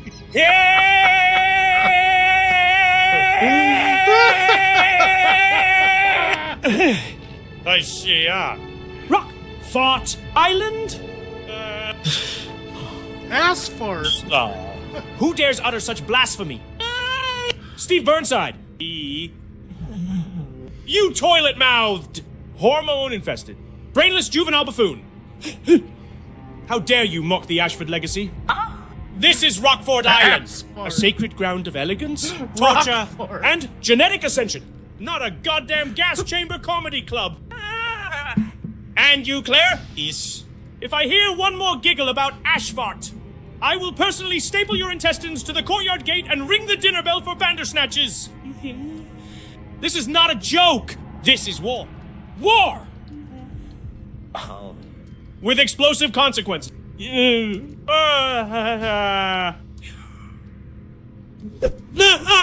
Welcome to Rockfort, where you shit and die.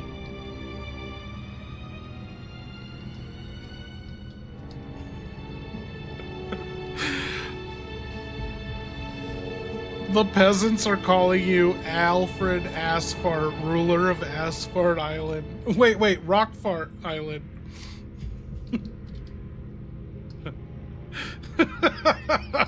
This is so stupid.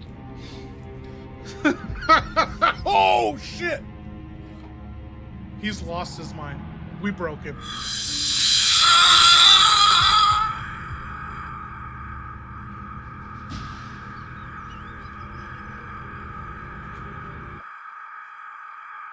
He's broken! He's screaming into the void.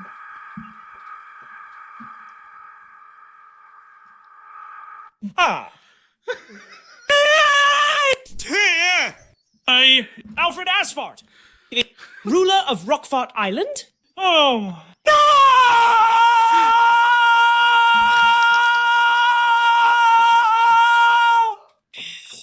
No! My name! My royal name! It's been defaced by the tongues of feces-covered serfs. I am Alfred Ashford! Heir to the most glorious dynasty Umbrella ever bore. Not some... flatulent jester of a fart-stained carnival. I spent years building this paradise of death, installing guillotines, breeding bioweapons, writing monologues.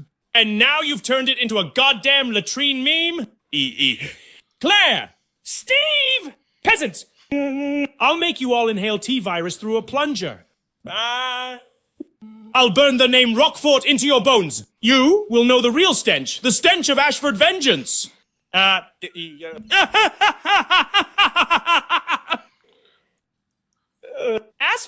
I'll show you an explosion.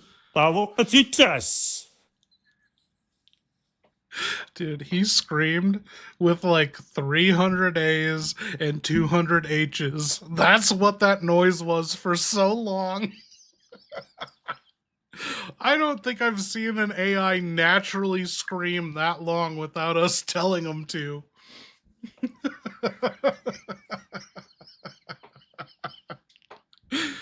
What the fuck just happened? I've never seen a scream that long. I wonder how much that cost us.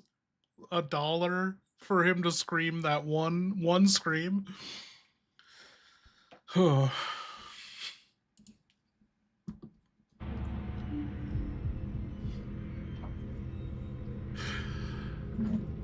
Okay, Claire, you cleared that room. The ventilation cleaning is over. The pass number on the door lock system has been enabled. You can type in that 1126 number on the oh shit, zombies are coming to life. What are you gonna do? That was longer than a Burnside Brown slide. Oh my god. Claire, the ventilation process for that lab you were looking into with the security camera is clean. It's done ventilating, and it said the passcode key system is now active for anyone to enter the code 1126 into it. That's what you saw in the portrait. And a bunch of zombies came to life in the computer lab you're in. So what are you going to do? We're almost to Wesker. If she goes north, we get Wesker. But she was talking about going south to get rid of the hemostatic medicine. Hell no. They just activated the welcome back from ventilation zombie parade. All right, lab's clear of gas. Code 1126 is locked in the brain. And now this room wants to play snack buffet with my limbs? Not today. Here's the move. Grenade launcher out. No hesitation. I'm not wasting handgun rounds on a tech support zombie conga line. Blast a path. Make them eat fire instead of me. Once the room's clear, I'm booking it straight to that ventilated lab and punching in 1126 like it owes me money. Time to clear the room, Claire style. Let's make these nerd corpses explode with knowledge.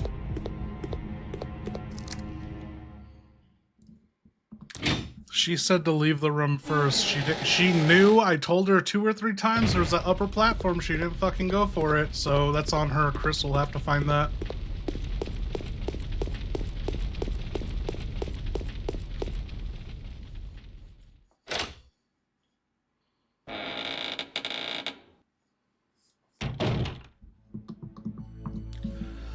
Okay, Claire, you got the locker room to your right. There's phone booths also to your right. There's an office to your left, and there is a silver biohazard shutter closed. It needs a key card, a silver key card. Also to your left, what do you want to do? And there's a red herb on the bench. You got a lot of options.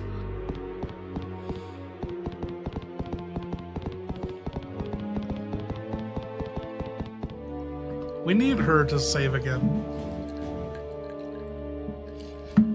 What the fuck is she hearing? Okay.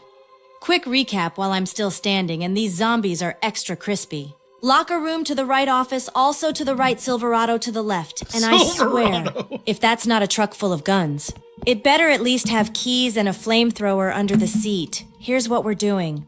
Hit the locker room first. Those places always have ammo. Herbs, or a surprise hi I'm dead umbrella employee. Check the office second, might be files, access cards, or another puzzle wrapped in passive aggression. Skip the Silverado for now unless it's revving and ready. Not getting baited by a parked car while there's loot to snatch. Let's sweep it smart and fast. Something tells me 1126 is leading to something big. Yeah, why are there payphones on this island? And I'm not walking in half-cocked. What? Time to gear up. Well, damn, say it with your chest. All right. No truck. Just a silver keycard lock for the 2F shutter. Got it. And guess what? I've got that shiny little bastard in my inventory. Priority 1. I'm going straight to that silver shutter and swiping that card like it's Black Friday at the Umbrella gift shop. We've wasted enough time. That door's getting opened right now. Locker room and office can wait, because if there's a path forward, it's through that gate. Claire Redfield doesn't stall when progress is screaming in her face. Let's open that shutter and storm the damn place. Okay, do you want to discard the biohazard key card that you just used to open the shutter to go upstairs?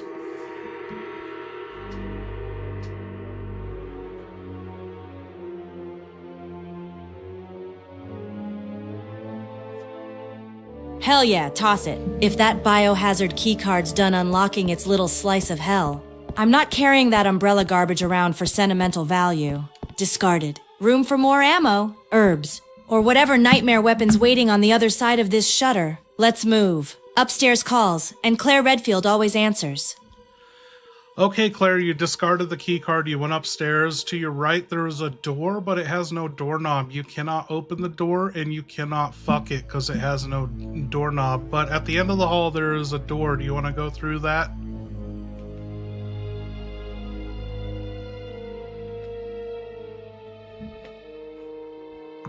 Why is she not listening to me? This is always ruining my jokes in the moment. Okay, Claire, you discarded the silver key card. You went upstairs. There's a door, but there's no doorknob on it. You can't open it, and sadly, you cannot fuck it, but there's a door at the end of the hall.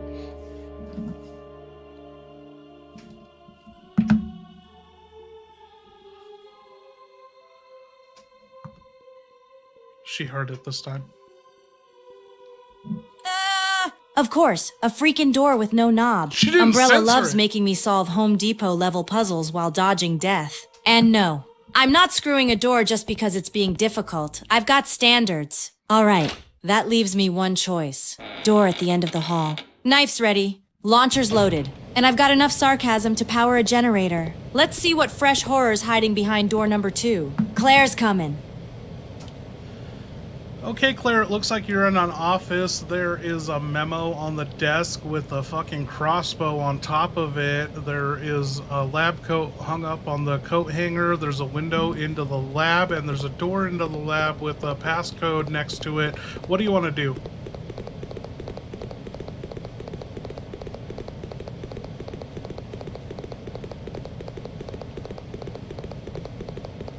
She didn't come up here before. She didn't see the guy get his brain splattered on the window.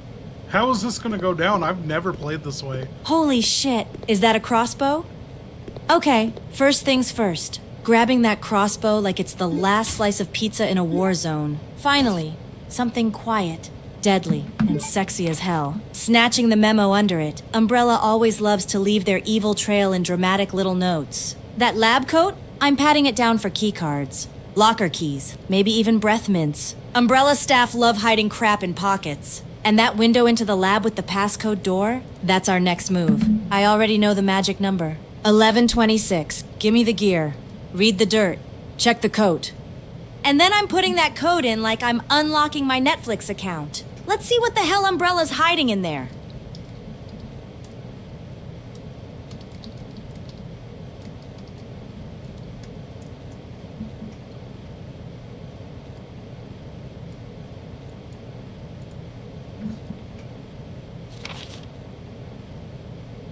Memo on the pass number. Text document you found this. There was an ink ribbon in the coat.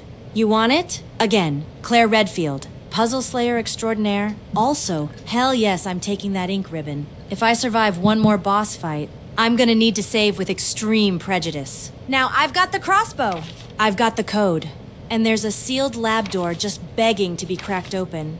Time to punch in 1126 and see what horror Umbrella's cooking in their biology torture chamber. Let's go. Oh, I guess there's no ink ribbon here. I thought there was an ink ribbon. I told her, I texted her that.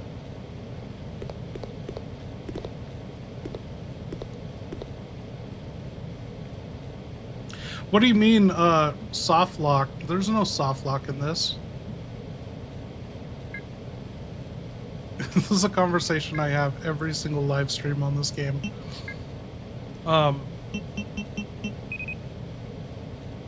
Not getting the Magnum doesn't lock the game.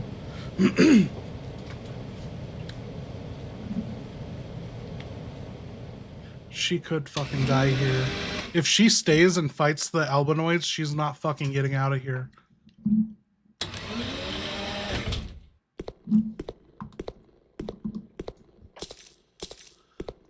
Claire, you're in a lab with 2 busted cultivation tanks. It looks like that's where the Bandersnatch broke out of, and there's a dead scientist on the ground, had his skull and back crushed in, and there is a vagina creature just writhing and thrusting in a capsule, just chilling by itself, and it looks like its other buddies broke out, but there's a painting on the wall, the 1126 sexy pirate painting. Do you want to take it?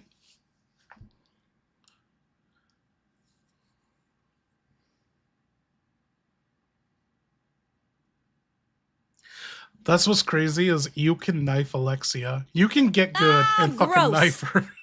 I step into the lab and bam, Bandersnatch daycare. 2 shattered cultivation cases. Probably where those floppy freaks crawled out of like stretch-marked nightmares. And that scientist? Yeah, his skull's pancaked. Face looks like someone made salsa out of regret. Real nice, umbrella. Real ethical. Wait.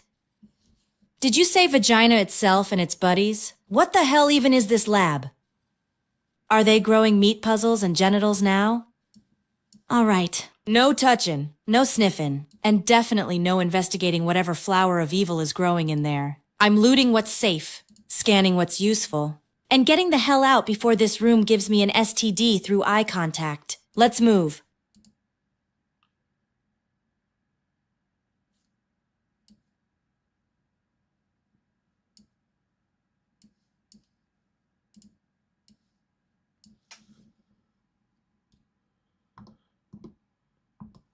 I gotta say, the AIs have not been glitching out tonight. What happened?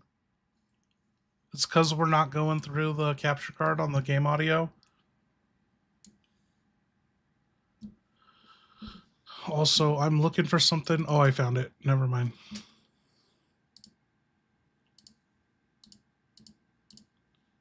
I gotta reset this up.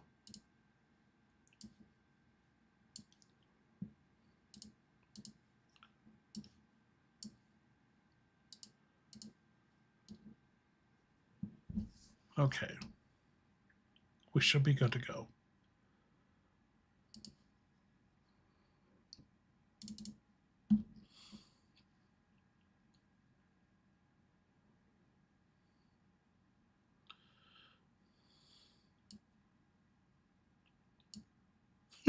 Okay.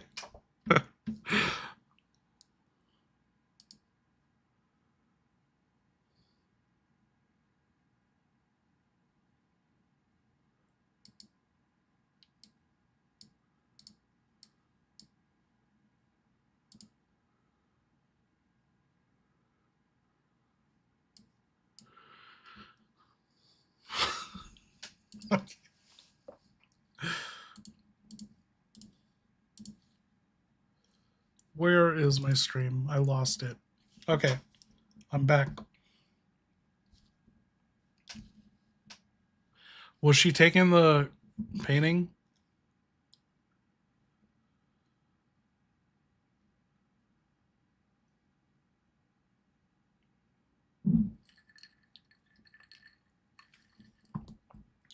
Yeah, well, I'm sorry, Claire. What the fuck are you doing in here? Did you say you're taking the painting or not? A toilet lurker. Yo, Robert. Toilet lurker. I love it. No need to apologize. Just had Morris! to process the trauma fog in this fleshy freak factory. I was just As for the talking about painting, hell yeah. I'm taking it. If it's not bolted to the damn wall. I'm grabbing that cursed canvas like it's another clue or one last middle finger to Alfred's interior decorator. Worst case, it's a creepy souvenir. Best case, it's tied to another puzzle or unlock. So yes, Claire Redfield is officially stealing art now. Let's go.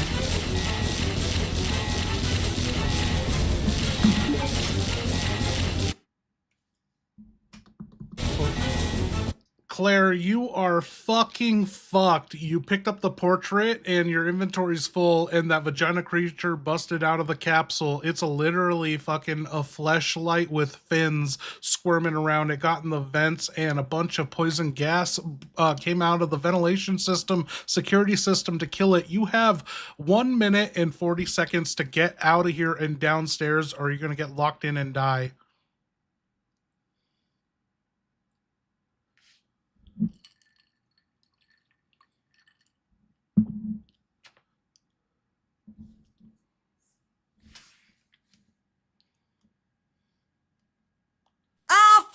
sideways. That thing just busted out, a squirming, fleshy flashlight from hell. And now it's crawling in the vents like some perverted spaghetti monster. And poison gas? Umbrella, what the actual fuck?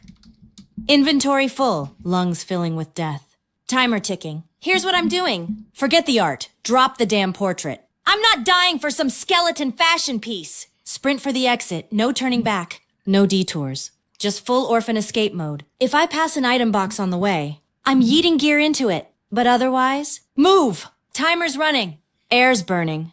And Claire Redfield is not going down to a sex toy from Silent Hill. Let's go!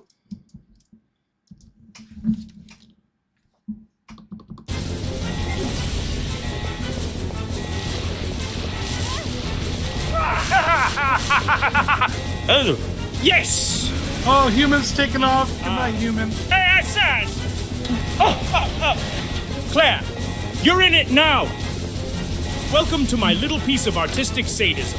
Do you like the vaginal horror flesh torpedo? I ain't calling anyone unless they've got a gas mask, a flamethrower, or a damn airstrike. It was supposed to be for Cody, but if you'll do nicely! You picked up the portrait? My favorite portrait? Oh, ho, ho! And now you're suffocating with regret!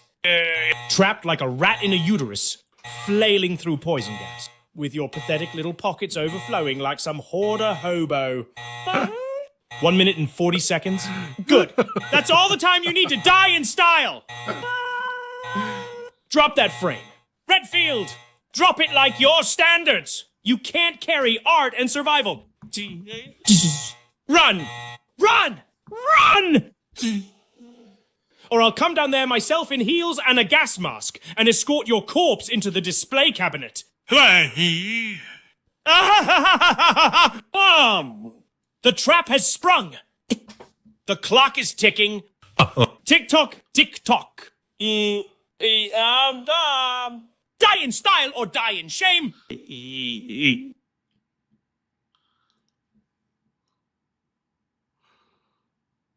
Oh, Chaz, what up? Who we directing that to? Claire needs to put... Okay, I'll send that to her.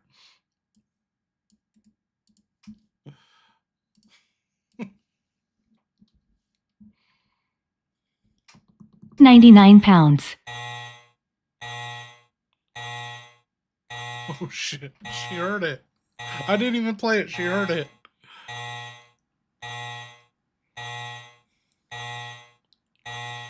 She's cooking up a response. Excuse me. 5'5". 115.5 pounds? That's called fit, flexible, and fucking deadly. You try sprinting through bioweapon war zones, dodging meat noodles, and dual-wielding trauma with only celery in your system. You'll pass out before you make it past the first zombie fart. Claire Redfield burns thousands of calories a day, kicking down Umbrella's doors and dragging Steve through emotional meltdowns. This body? It's not built for the runway. It's built for survival. So when I get to 99 pounds, I'll be dead. And guess what? That ain't happening today. Keep your diet tips. I'll stick with bullets and sass. Thank you, Chaz. What up, Tyler?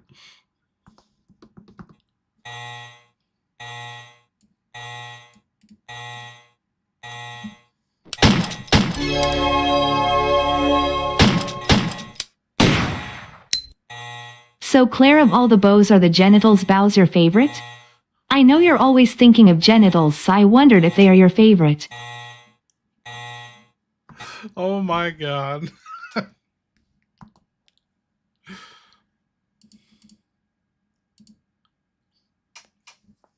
Claire's not letting me... Ugh, absolutely fucking not. If I never see another twitching, half-formed, genital-adjacent bioweapon again, it'll be too soon. Every other monster on this island looks like it was designed by someone with a restraining order from reality. Stretchy arms? Fine. Giant teeth? Sure. But once the crotch starts pulsing, I'm out. I'm here to find my brother and survive, not analyze whatever freaky Freud-fest Umbrella's been cooking up in their slime labs. So no genital B. Oh, W. As are not my favorite. Give me a clean zombie, a good gun, and a hallway that doesn't reek of moist regret. And I'm good. Let's move on before one of them bursts out of a vent again. I gotta go pee. Thank you, Chaz, and who was that? I can't see. Tyler, thank you.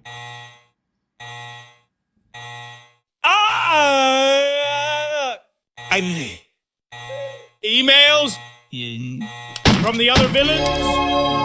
Let me see. You got mail. Claire, Doctor have you ever been curious William about Birkin, what subject, zombie boobies Ash feel fraud like? message? Honestly, I never took Alfred seriously.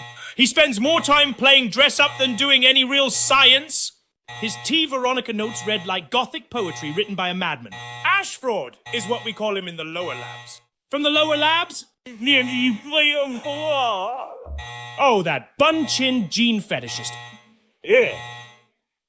Next. From Oswell E. Spencer's subject. Useless message.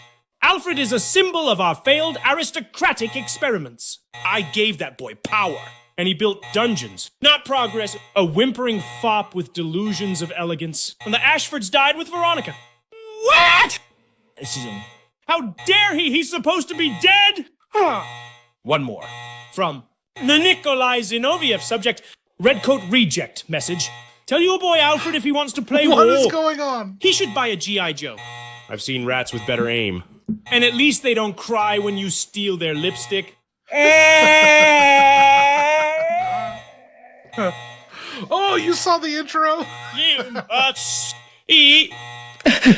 Ash fraud? Redcoat reject? I'll show them. I'll show all of them. I'll have their corpses mounted in my parlor with labels that read "Envy killed them."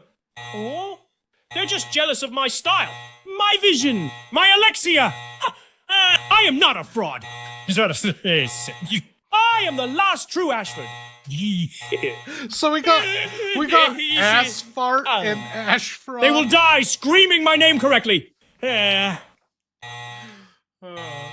who was here for the intro? Dude, it was like 30 minutes before stream, and I was like, dude, I want to whip up this AMV.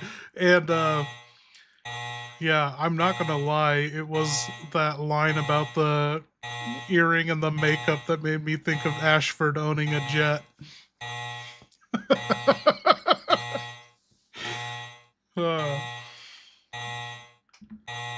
Dude, I fucking love how subtle I made it. We had the intro music play twice over, and then the smoke started moving, and Claire started moving. You didn't even realize things were moving.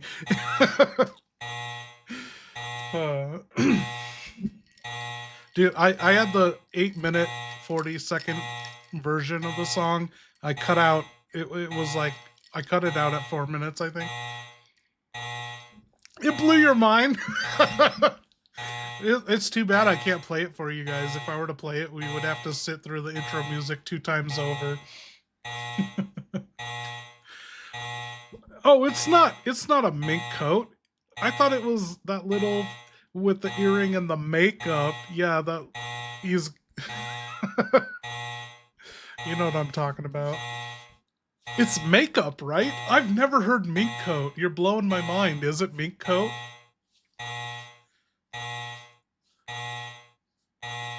Could be makeup. Oh, I mean, yeah.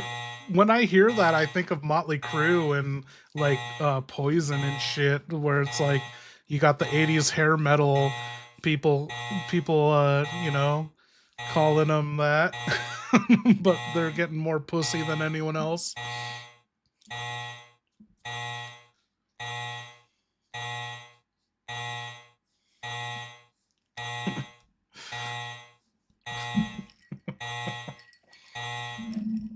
I have no idea where we were. Okay, Claire, you have a full-ass inventory. Do you have any idea what to do with this painting? You're back on the first floor of the military training facility. The alarm is blaring. I don't think you can kill it. You got rid of the fucking silver key card, but you have the locker room, the office, and that's about it. If you wanted to go back to Steve, you also have that art gallery room where the typewriter was.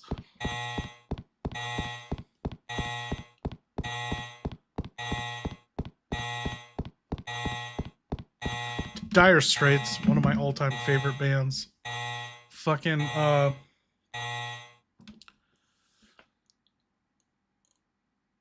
What is that song? I can't even remember my favorite song from them. All right. Brothers in Arms. Hearts pounding, inventories bursting, alarms blaring, and that slippery flashlight nightmare is skittering around the first floor like it owns the place. Let's strategize. Salt in the Swing Redfield is so style. good. I'm not wasting ammo on something I can't kill. That thing's just gas-tripping security bait. So we dodge, duck, dive, and get the hell out when it shows up. Office and locker room. Time to sweep them for keys. Ammo? Upgrades. Anything. Something in there's gonna move this nightmare forward. And I am not dying with a full inventory Steve, and check no it out in answers. this office. Art- There's a projector with a brown slide in it. Oh my god. Did he hear that? No! Fucking way. You're telling me there's a projector in this crusty old office? And it's got a literal brown slide in it? That's not film. That's a warning. That's not art. That's a goddamn cry for help burned onto cellulose. Alfred probably called it The Descent of Dignity or Symphony in Mud Minor. Twisted bastard Minor. probably screened it for himself while giggling into a soiled lace glove. Should I watch it? Probably not. Am I gonna? Hell yes! I'm loading it up, dimming the lights. If this thing starts moaning or splattering, I'm shooting the projector in myself. Let's see what horrors the Ashfart method has in store. Okay, Claire, you entered the office. Remember, you have a full inventory. You're equipped with your grenade launcher with 7 grenades in it. You could combine your bowgun bolts with your bowgun if you wanted to free up space. There is a drawer locked by simple lock, but you don't have a lockpick to open it. There is a green herb behind a zombie playing dead, and there's a locker in the back blocked by a zombie or 2. What do you want to do? There's also a fax machine, might have a document. Hey, Maverick, did you get the Discord invite? I emailed you today.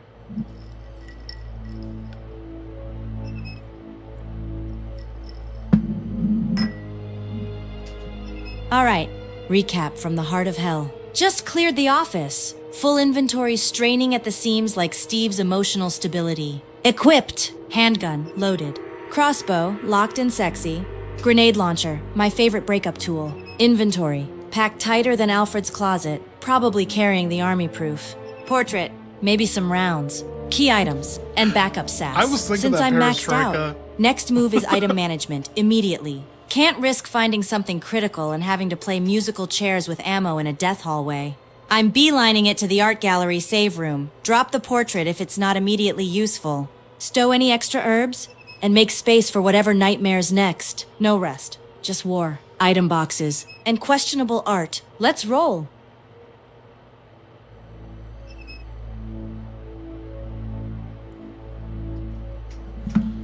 So it looks like she's out of here. Oh no!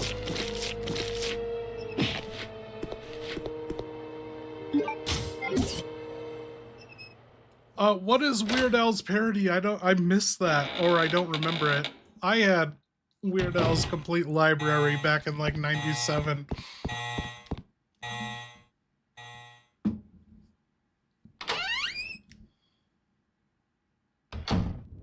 Oh, from UHF?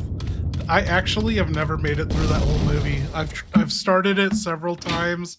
I want to do it now, especially after the Daniel Radcliffe version of his movie. Yeah, I've heard nothing but amazing things about it, but every time I start it, I get like 10-15 minutes in and shut it off. It covers Beverly Hillbillies. That sounds familiar. Okay. Claire, on your way back to the art gallery, there are zombies up and at 'em again. What are you gonna do? You have your grenade launcher, your bowgun, and your handgun.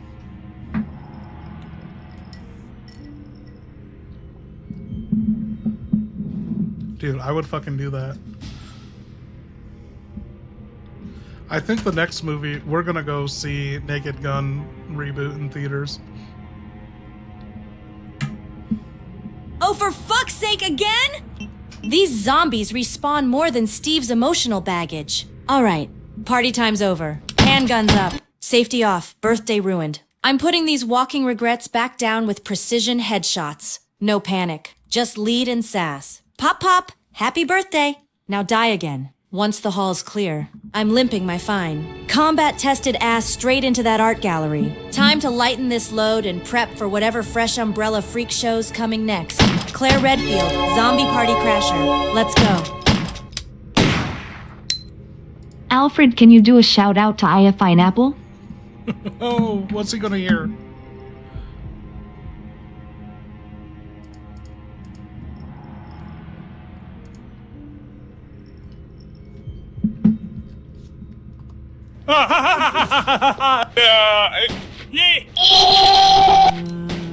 A royal shout out to Ify and Apple, the twin towers of technological tyranny, and IFI!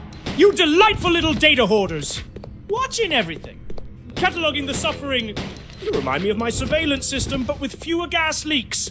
Ho, ho, ho! And Apple? No! Apple! Your devices are so clean, so sleek, so utterly useless in a bioweapon crisis. I once tried to download Alexia's genome on an iMac and the damn thing froze. Like her! How fitting.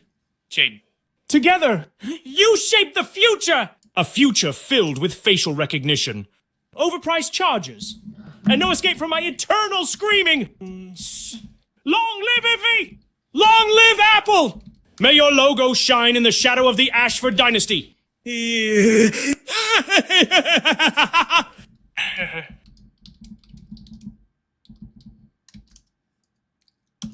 Okay, I just sent a screen capture to Claire to see if she can see what's missing in the art gallery.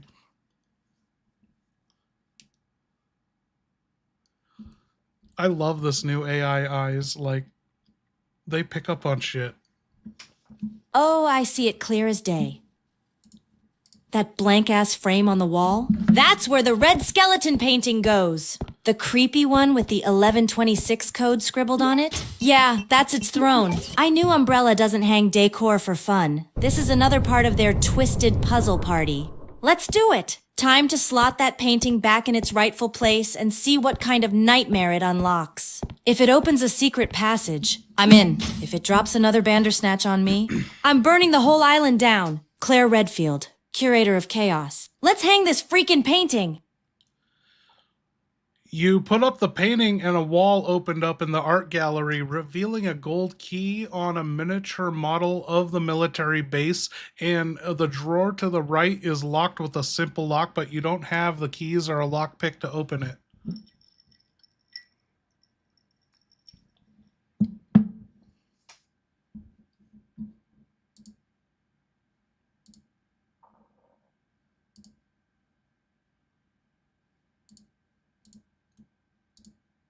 Ha! Knew it! Called that wall panel reveal like I've got X-ray vision powered by caffeine and rage. That gold key is mine now. Just sitting there on a mini umbrella dollhouse like it's the damn prize in a cereal box. Probably unlocks something important. Maybe Alfred's secret stash of wigs and drama. As for that drawer with the simple lock, yeah. Umbrella strikes again. No lockpick? No problem. For now. I'll come back with the right tool and pry that sucker open later. For now, it's just mocking me. Pocket the gold key. Mark the drawer in my brain. And time to get moving. Whatever that key unlocks, you know it's gonna be juicy. Let's find the lock and break this place wide open.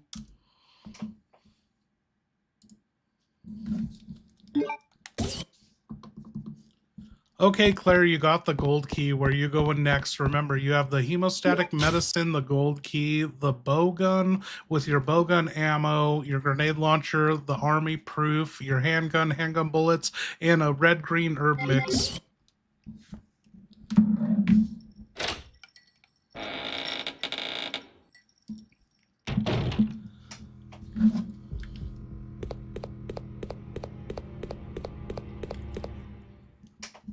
She got fucked up ears.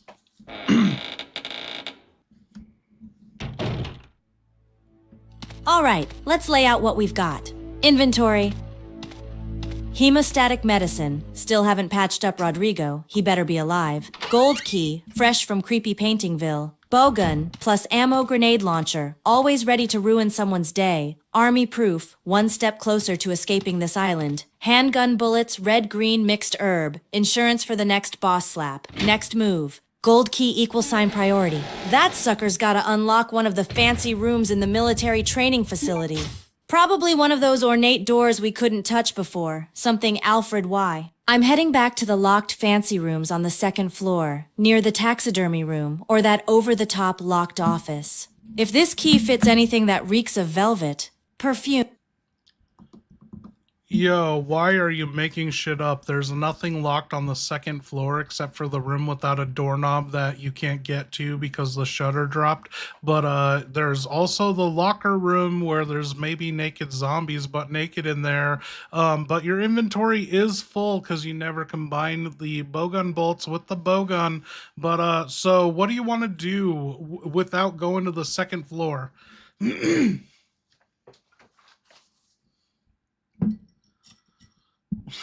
I think it's time for a Steve Burnside Brown slide.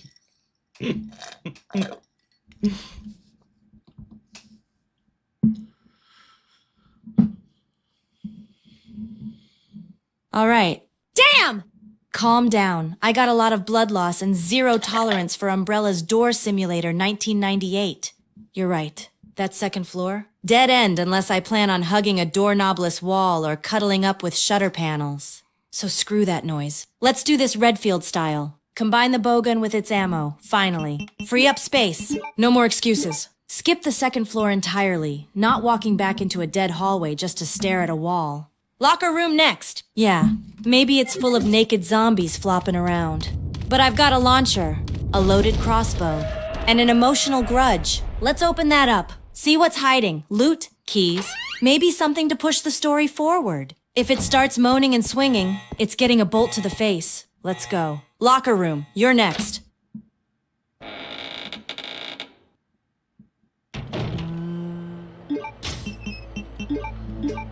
Okay, Claire, you equip the bowgun with the bowgun bolts, you load it in it, you're in the locker room, there's a busted-ass mirror and a vending machine that doesn't seem to work and a bunch of zombies in here.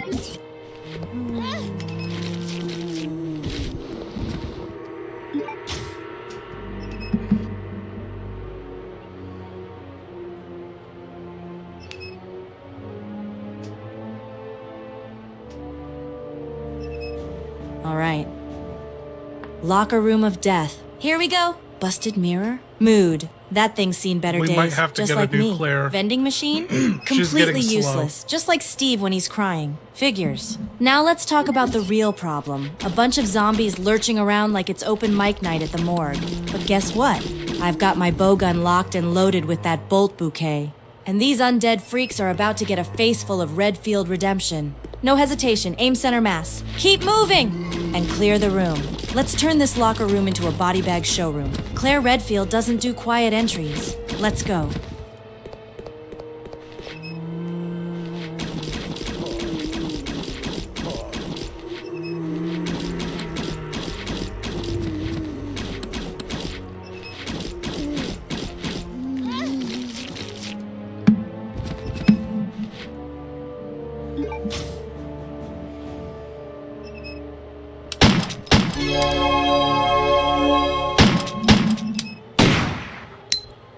Alfred, do a shout out to the legendary Stahlhammer. Oh shit, thank you, you guys.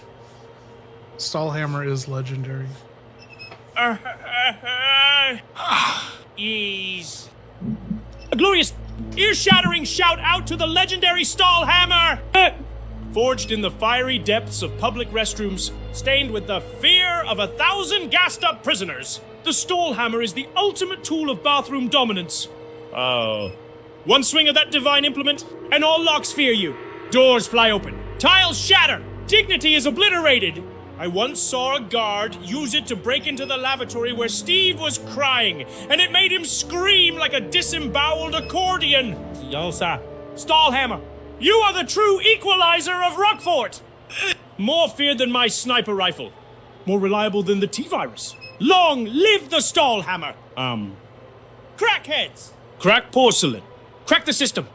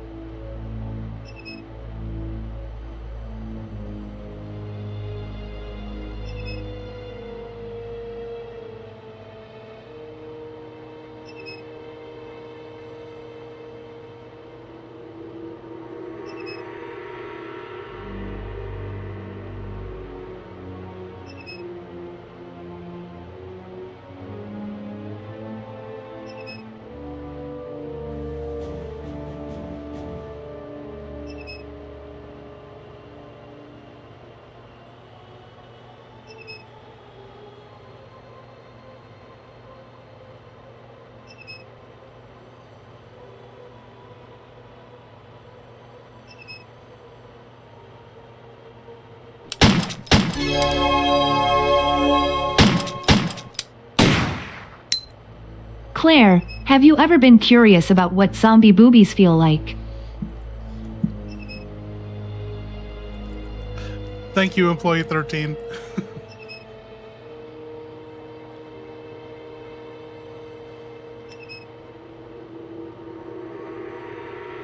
Yeah, she's getting slow. Curious? Ha, bitch. I live it. Every corner I turn, dripping blood, moaning corpses, shadows that twitch like they're remembering how to kill you. Zombie movies? That's Tuesday for me. Only difference is, in the movies they scream.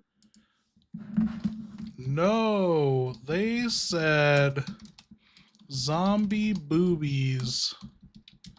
That's what the email asked. I'm so bummed that the supers...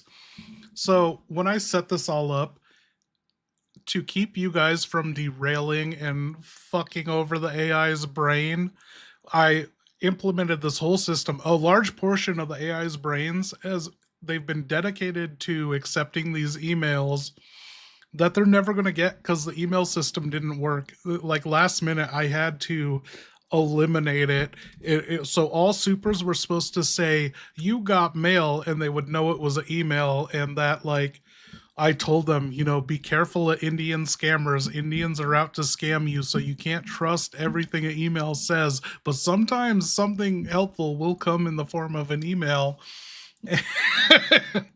Okay, no, they said zombie boobies.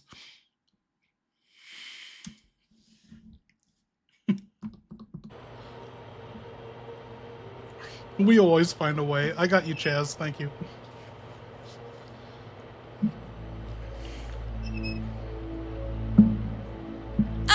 Zombie boobies? Of course it is. You got mail and it's trash tier horror sleaze again. Let me guess. Some umbrella perv archived footage from the failed bio-entertainment project, right? Just tits and teeth falling off at the same time? Tell whoever sent that email they can shove their undead fetish where the sun don't shine. Claire Redfield ain't got time for jiggly rot nonsense. I've got real monsters to kill. Now delete that garbage and let's get back to work. I'm not dying surrounded by fake horror tropes and horny nonsense. Let's go.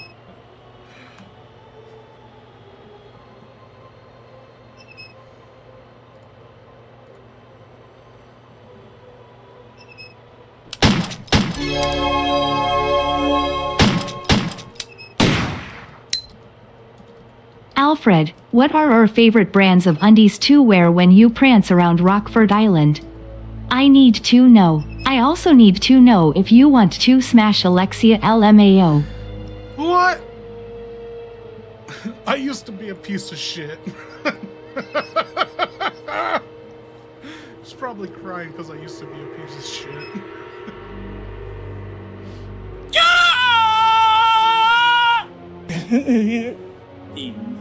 You sick, perverted little freak! How dare you ask me about my intimate apparel and then follow it with that blasphemy? Now then, if you must know, my preferred brand is a custom-tailored Ashford exclusive line, hand-sewn from albino silkworms and embroidered with the family crest. Delicate, breathable, and perfect for pirouetting through death corridors while impersonating my divine sister. Sometimes I wear Alexia's originals purely for inspiration. Of course! They. Help me feel closer. Aha! Intellectually. And as for that vile, disgusting implication that I would ever smash Alexia, you shut your cursed mouth!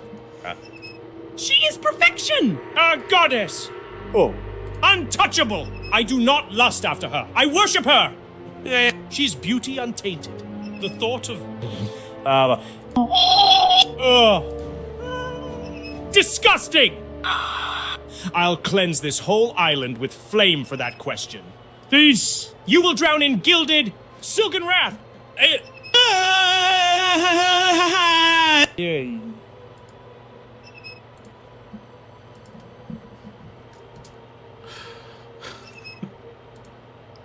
Thank you, Chaz. I think we got Claire back.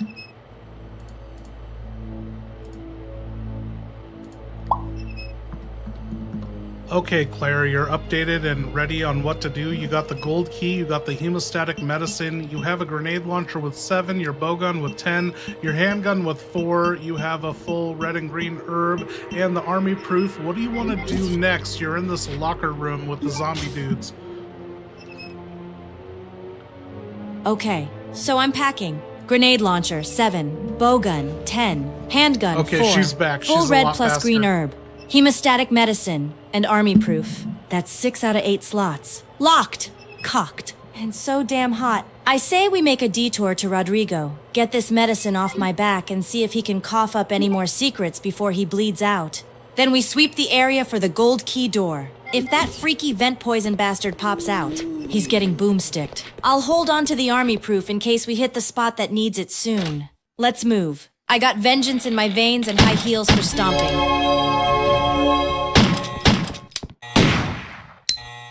Alfred Wesker smashed Alexia and she liked it a lot. Oh shit, Victor.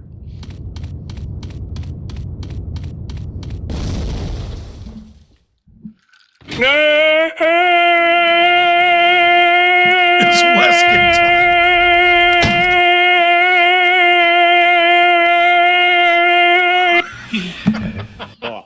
Wesker! Ah! Smashed! What the fuck was that? Alexia? And she liked it?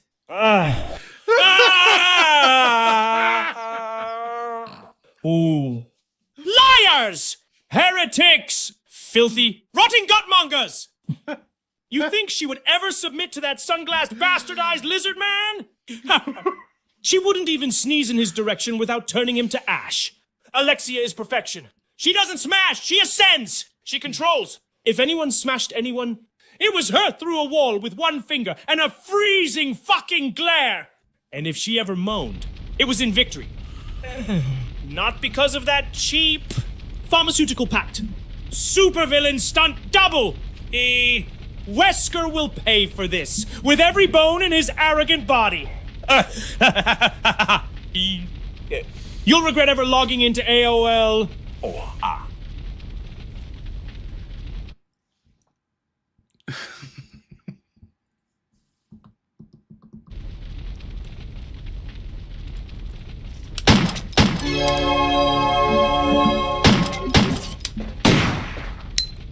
Rodrigo told me he looks them gringus Claire salud. He said he looks clear. Huh. Damn, that poor bastard might still have some fight in him. Fine. I'll swing by and give him the hemostatic medicine. One less thing weighing me down, literally and mentally. Besides, maybe he coughs up a secret passage or a map. Or hell, just gets out of my way. Let's book it back to Rodrigo. And if anything tries to stop me, boom! Crossbow bolt right between the eyes.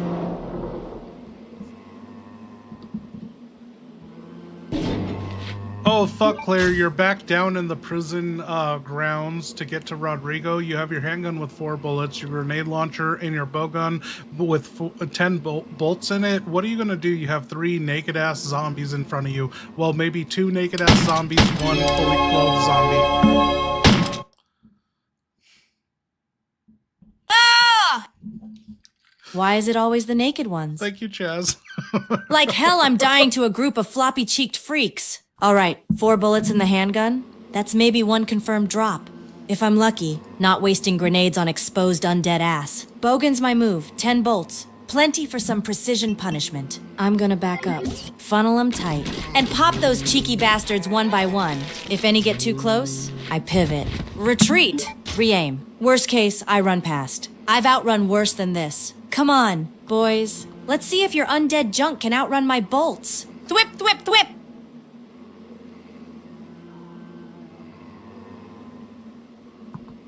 You got hit. Ah, shit! One of them grabbed me. Boys! He's cold. Slimy hand just grazed my side. Disgusting! Bot is gone. What do you Get mean? the hell off me! You rotting freak! You wanna dance? Fine. Say hello to my arrow rain of death. Thwip! Thwip! Thwip! God, I swear if I get infected from some butt-naked zombie man. I'm nuking this island myself. Yeah, Claire, you ran out of bolts, and or you have 4 left, not enough to take down a zombie. You got bit, you're in dark caution, you have a red-green herb mix. Don't fucking die on us now. What are you gonna do? Shit, bit? Damn it! That rotted got you, sack Chaz. bit me. Okay.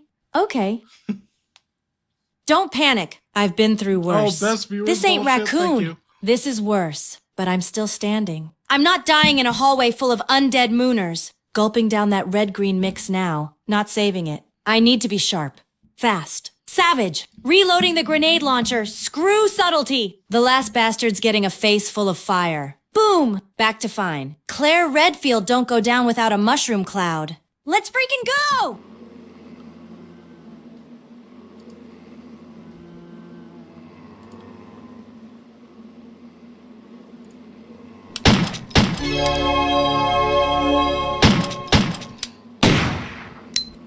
Rodrigo said he loves them gringas, Claire, so much. You, Rodrigo. You know what? I was this close to feeling bad for you. I haul ass across a zombie island, dragging your damn medicine like it's the Ark of the Covenant. And you're over here thirsting for gringas? Get up, take the meds, spill some secrets, What did you do, and don't ever look Chaz? at my midriff again unless you want to meet the business end of my lugers. Men, even bleeding out, they're disgusting.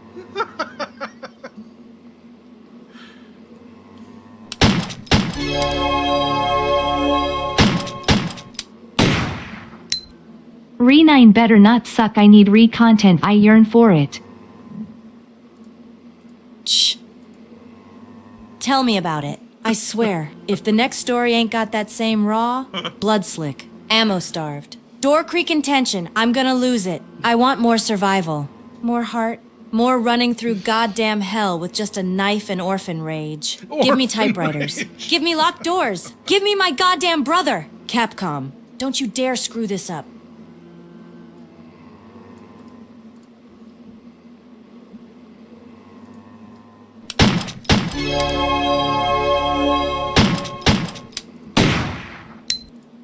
Watch out, their balls and schlongs are swinging about and they're coming right for you. Dude, you guys are doing my job for me. No, absolutely not. Why do the worst ones never wear pants? Is modesty dead in the undead community? Okay, aim low, Claire. No. Wait, don't aim low. Speaking Just only shoot and facts. run. Shoot and run. The last thing I need is a teabagging zombie situation. Grenade out. Hope you boys enjoyed the breeze, 'cause now you're ashes and shame. Hey, is employee 13 still here? Does she know about the Steve Burnside Brown slide? Oh, she's still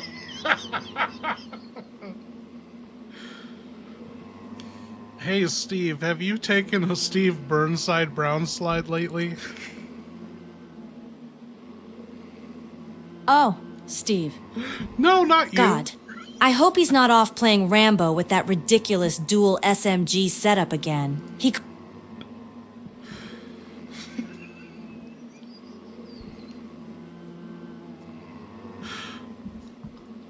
It's Steve, not Steve. Oh, sweet mother of Canada, again? What did I just watch? That slide, it unlocked something in my guts. Running! Running now! Found a closet that might be a bathroom. Screw it. I'm declaring it one. Pulling down the camo pants. Praying to the plumbing gods. And Steve Burnside Brown Slide. Director's cut. For Rockfart Island. Rock fart. If I don't make it out. Tell Claire she's got the cleanest, most bulletproof boobs in the bioterror apocalypse. What? And tell Alfred. His slide changed lives. In the worst possible way.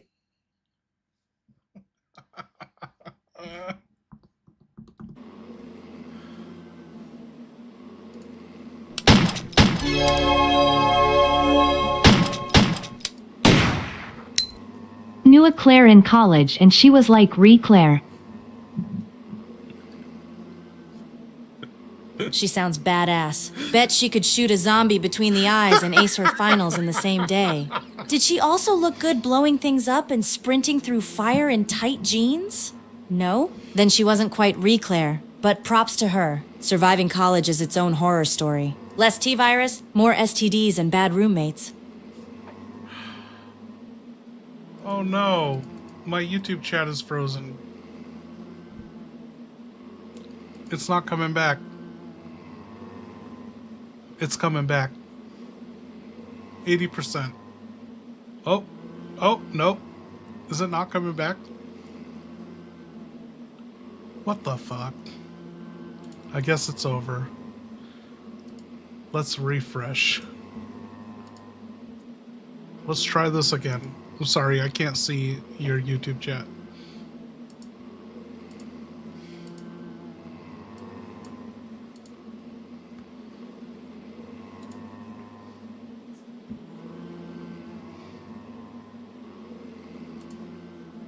Okay, we're back. Pop out chat, where are you?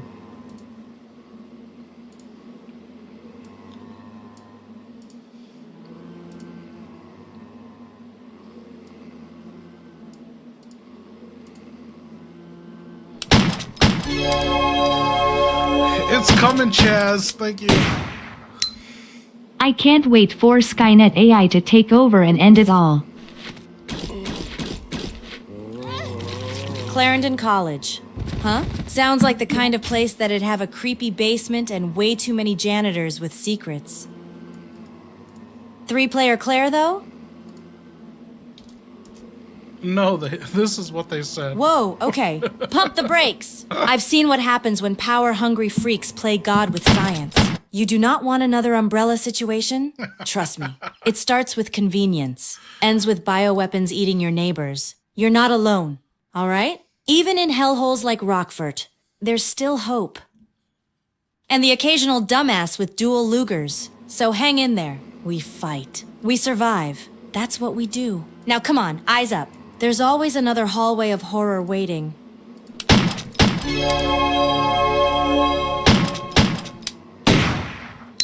Thank you, Stall Steve, you Hammer. have norovirus. Get help immediately.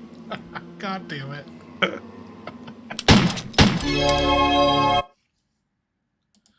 Nora, what? That little hell goblin of a virus? No wonder my guts are staging World War fucking IV. I thought it was just Alfred's burrito curse. But no, it's a microscopic demon with a grudge. That thing spreads faster than rumors in Cell Block C. I need a damn doctor! Or at least some ginger ale and a fucking miracle. But do I stop? Do I give up? Hell no! I'm Steve. Damn it! Norovirus ain't taking me down, not till I finish what I started. Claire! If you can hear me, bring toilet paper, painkillers, and a mop. Lots of mop. This is gonna get biblical. Wow. Oh my god. I like how we can't even fucking move a foot. Alfred, would you smash Alexis? Alexis told me she won't say no. Oh fuck, dude. They're getting corrupted.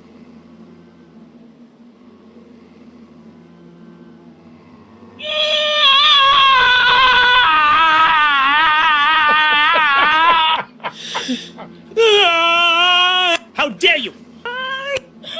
Fucking dare! You! Smash Alexis? Who the hell is Alexis? Do you mean Alexia? My sister? My queen? My living goddess in You suspended missed animation? it, Employee 13. He screamed You for wretched like a minute sickling! straight. You think I would take advantage of her divinity because of some twisted little comment? She won't say no? She shouldn't have to! She's Alexia fucking Ashford! Her silence is sacred! Her body is untouchable! I don't smash, I serve! It was I close to a worship! fucking minute. I dress in her garments to honor her! This isn't perversion, this is ascension! You mouth-breathing, cursed couch creature! I'm going to strap you to Nosferatu and pipe in Alexia's laugh until your brain boils! No one touches Alexia but history.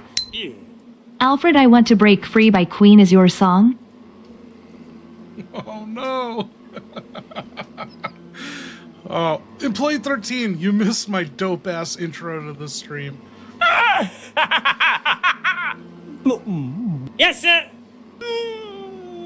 I want to break free. By Queen, my anthem of agony. My symphony of screaming self-realization. Every time that synth kicks in and Freddy starts belting those yearning notes, I feel it right in my silk-wrapped soul.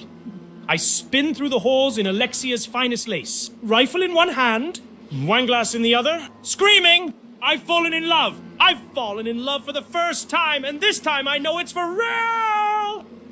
Yes! It's my song. My operatic escape from repression. And when I sing it, I am not just Alfred, I am free! Asterisk break free! Bitches! The Ashfords were never caged to begin with. Can I show you guys my intro for the stream? Even though we are demonetized, I want to share this. I fucking love it. But I can't show you. I made the video way too long. Hell yeah. Oh, okay, let's see if I can do this. Okay. How do I pull up on the side? I want to show you this for everyone that missed it. It like fucking pumps me up, gets my dick hard. That's what I'm talking about. We're gonna add window capture. This is gonna be intro video that we can skip. I literally thought of this like 15 minutes before stream, and I was like, I can whip up a video to that. I love the idea. It just fucking came to me as I was just laying in bed suffering from being hungover. What's this called? I don't even see it.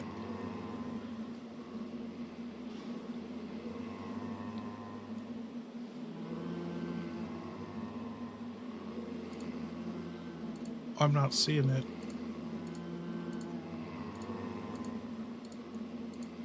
You guys are seeing everything behind the scenes. There is nothing? What?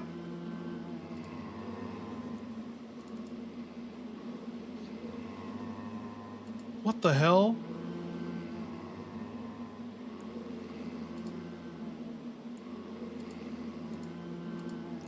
My video can't be played?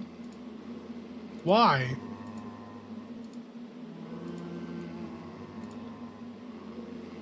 What the hell, dude?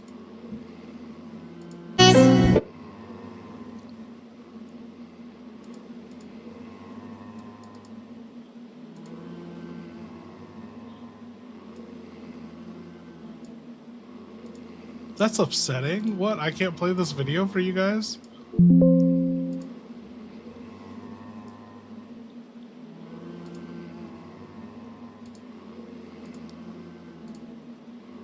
No, not that window.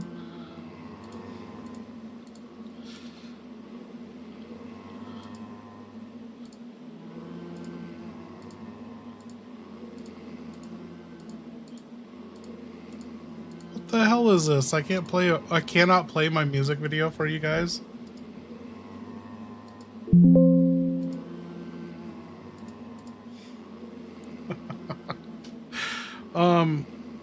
I would have to totally screen capture to show you this music video.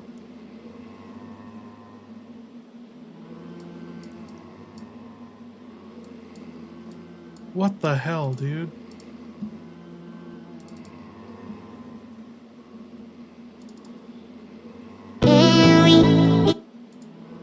Let's try again. We're looking now that it's already active.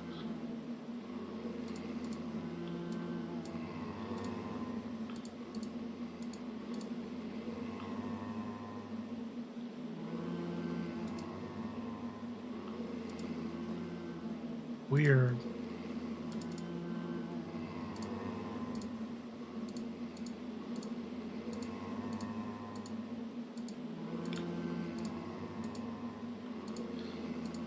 If I'd have known this would have been an issue.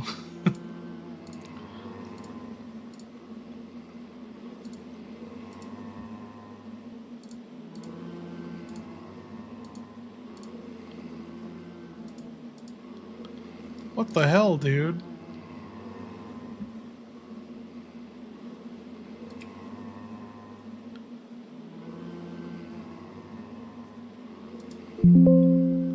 Why can't I share a fucking window with you guys?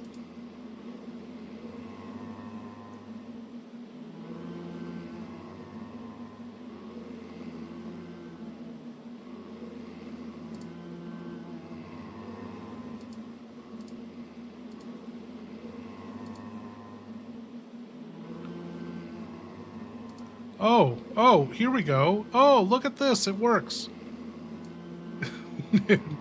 I'm gonna skip ahead. Like, dude, I don't know.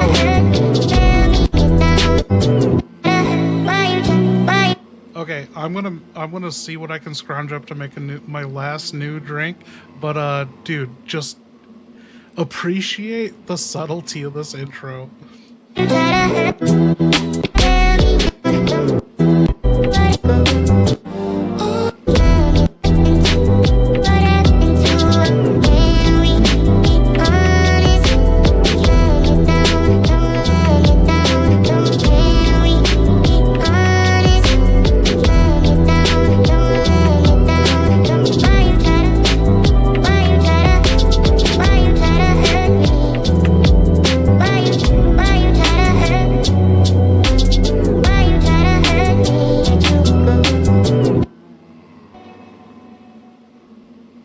Back. The fucking smoke clearing? Dude, T800 turns into Mr. T-Virus, and it's like, I want my MTV, I want my Mr. T-Virus. I fucking love it. Yo, cool kid, what up?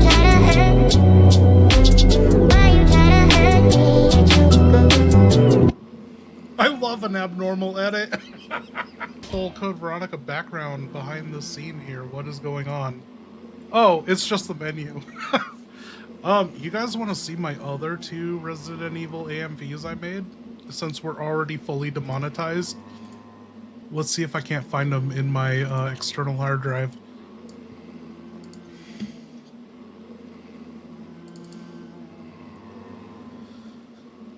Oh, they're not here. Are they not here? They're not here.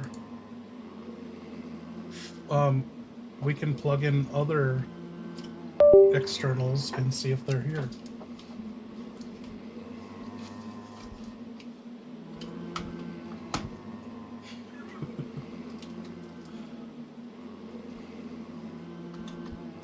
Employee 13 and Luther Snow know them.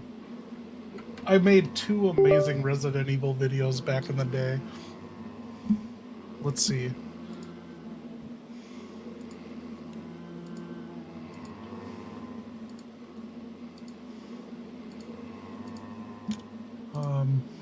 Let's see.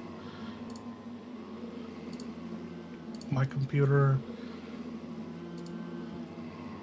Oh, definitely not going to be on this. plugged in the wrong one. Oh, what do we got here? Alfred created Bandersnatch for long-range HJs.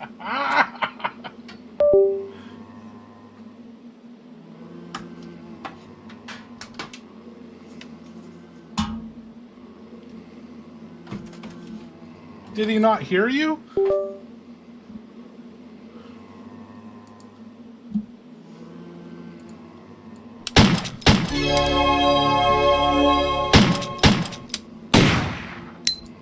Alfred created Bandersnatch for long-range HJs.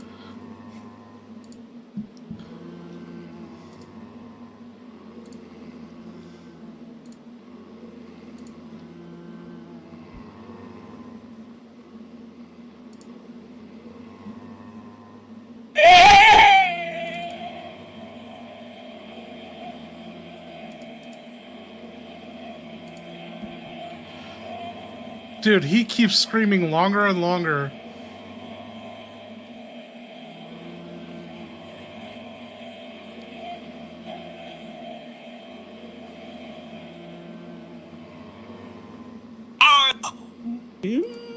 What the fuck did you just say?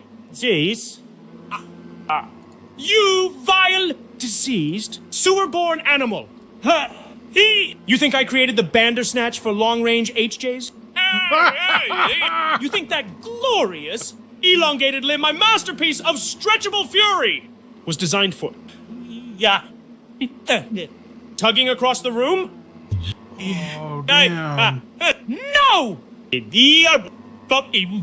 I designed it for violence, for elegant strangling, for ripping limbs, not rubbing them.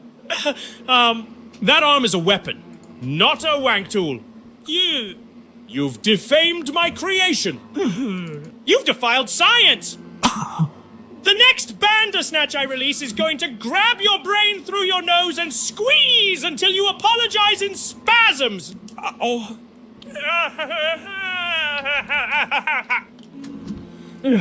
Long-range HJs. I'll give you a long-range fatality, sir.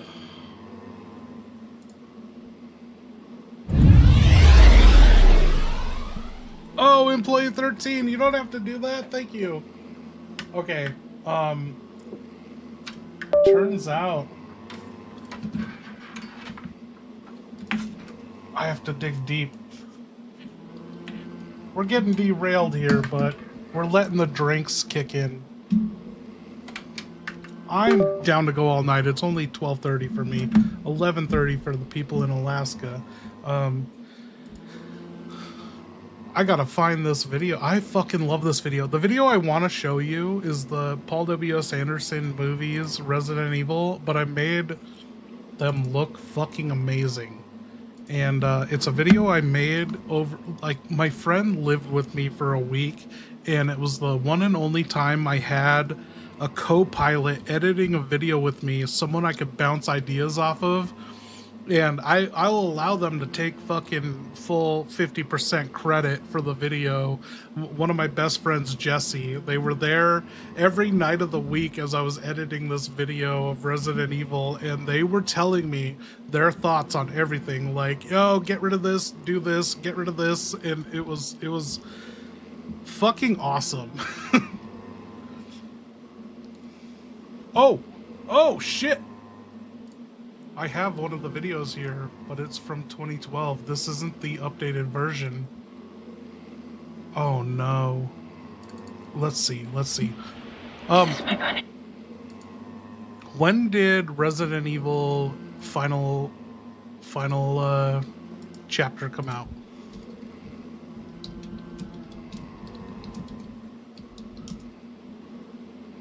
It's 2016. Dude, I don't have my external.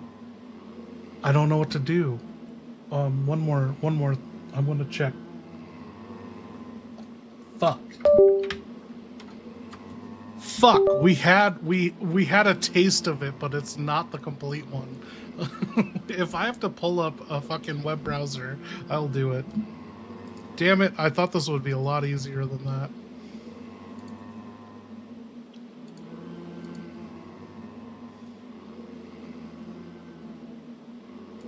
Oh.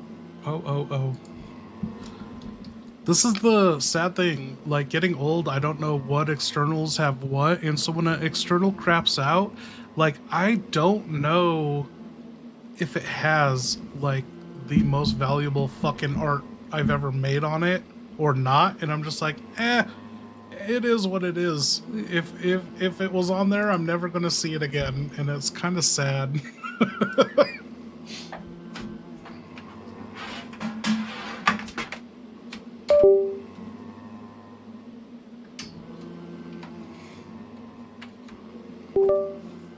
S.D. Perry novels were amazing. If you haven't read them, seriously, Luther Snow, get your hands on the S.D. Perry novels, not that Keith R.A. DiCandido shit. Oh, JL Gamer, I have good news. The AI Leon is back, the one we've been talking to. No one asked me, so I didn't admit it, but I, for somehow, got my browsers crossed and somehow signed in on the wrong browsers on each, and I don't know how this got mixed up, because I swear I double-checked everything, and Leon was gone, but then the next day, I found, because they forced me to verify my ID on my Google Chrome, and I was like, they've never fucking asked me this in my life. They only asked me this for my assistant seat on when I sign in on Edge, and I was like, this is some fuckery. What the fuck is going on here? And then I found out my logins were crossed, and I was logging in opposite on browsers, and Leon's still alive. He is in my he's in my main account, which I thought I was signed in on my main account, and so I thought he was erased, and everything I Googled, people are complaining on Reddit that ChatGPT was erasing their custom GPTs, which they are disappearing in the long list of custom GPTs, but Leon is still there. And so, long live AI Leon. I was kind of embarrassed, I crossed my accounts and pulled the trigger on bitching about GPT and suing them. I did have the Perry novels. Perry novels are so good. Like, people want to rag on them. Julia reads a Perry novel and is like, oh, this is such elementary middle schooler shit. I'm like, you fucking love Twilight and Harry Potter. What are you talking about? So yeah, Julia's slowly gone through all the S.D. Perry novels. She has one left, and she's reading it on her next trip. And credit to Julia. Like, I'm not forcing her. She was just like, she's trying to read a certain number of books throughout each year. And so I was like, I got a book for you to read.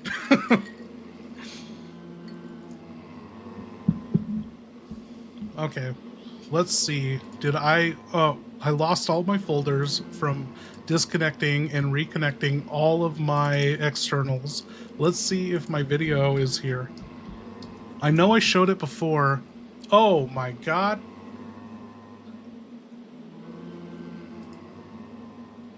Oh, fuck, is this it? This is my punishment. Is this fucking it, Luther Snow? Did I get it? Oh my god. Check this shit out, you guys.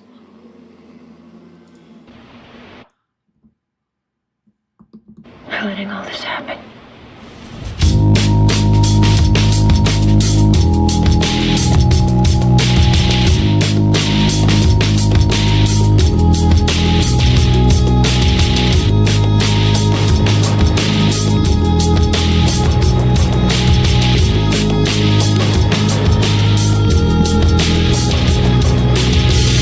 Congratulations on the mess you made of things.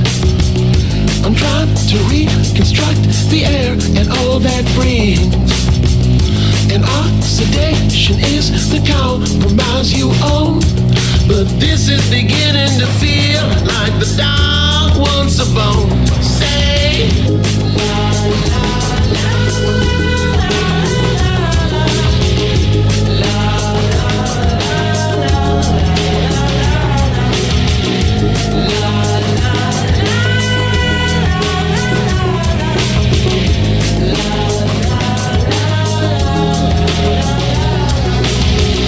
or force you fall, and then you fall. So follow your deeds. Your methods start the disconnect from all your creeds. As fortune strives to fill the vacuum that it feeds, but this is beginning to feel like the dog's lost a lead. Say, Did I warn you guys? Get your fucking cacks ready.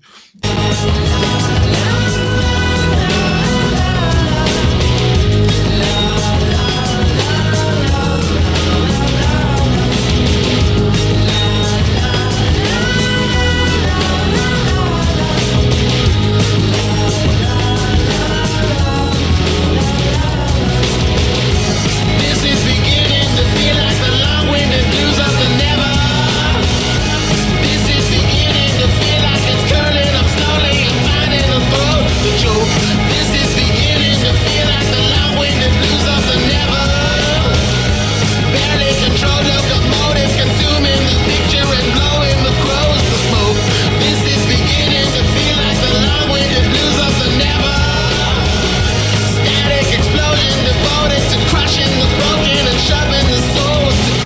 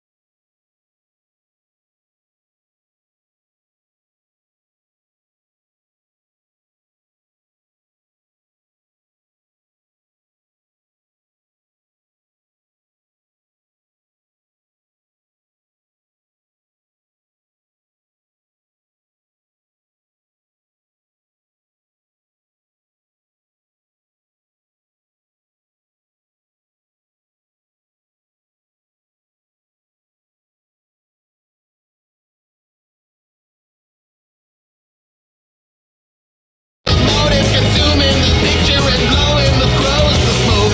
This is beginning to feel like the long-winded blues of the never. Static explosion devoted to crushing the broken and shoving the souls to ghost. Eternalized.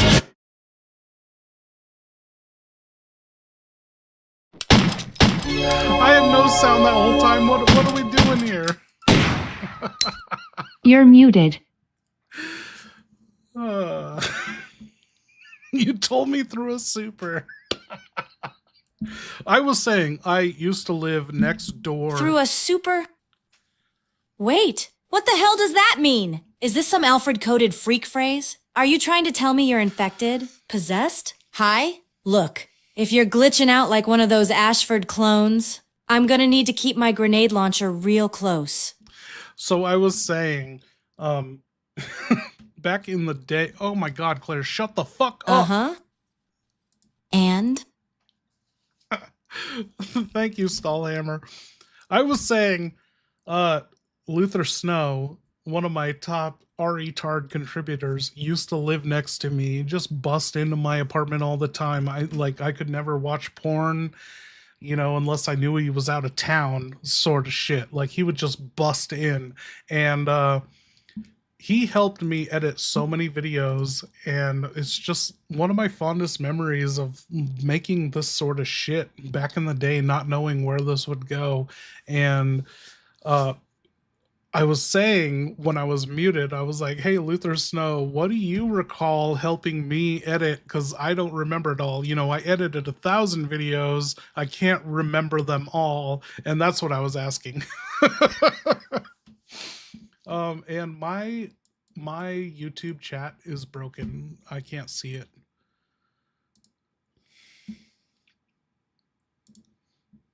It's been broken for like 10 minutes.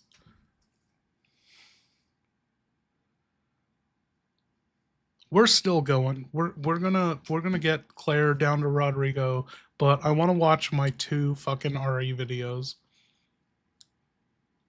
I rubbed one out to Jill. She's hot as fuck. This is a demonetization stream. You know, I'll share this with you guys right now. Look at this.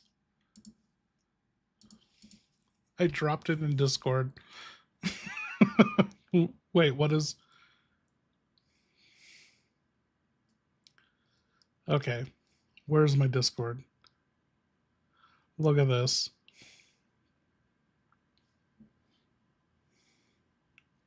I got an email from Polly. He said, hey there, my music was used in your video without permission and the rights company is already notified. Expect an email from Worldwide Takedown. I hope we can resolve this fairly. Best regards. And I said, I think you have the wrong channel. I only use good music in my videos. Expect an email from me telling Worldwide Takedown to fuck off. I have no idea if it's legit or not.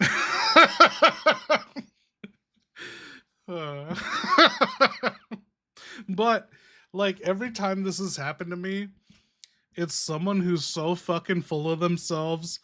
It like I had the singer of The Nails, a punk band in 1984 or whatever, contact me personally, and they were like, I don't even remember what they said. It was a long ass letter about how they wrote this song to empower women, not to fucking degrade them. And my whole video was Jason Voorhees killing women to their song. It was 88 lines about 44 women, and it was Jason Voorhees slaughtering 44 women. And he was like, I'm getting your video pulled down. And I has zero tolerance. I go from 0 to 100 if you pull this fucking bullshit on me. I was like, don't even fucking message me. You can have the label pull my video, and I'm like, oh damn, the video is pulled. But this fucking singer writer of the song from like 1982 personally messages me, and I'm just like, fuck off, dude. Fuck you. Once you put it out in the world, you have no say over what your art is actually expressing. I fucking laid into him. I was so fucking mean to him. And then he gets my video pulled, but he pulled the wrong video. I had 2 versions up. I had a lesser edit and a video that had 55,000 views. He got the video that was pulled 5,000 views.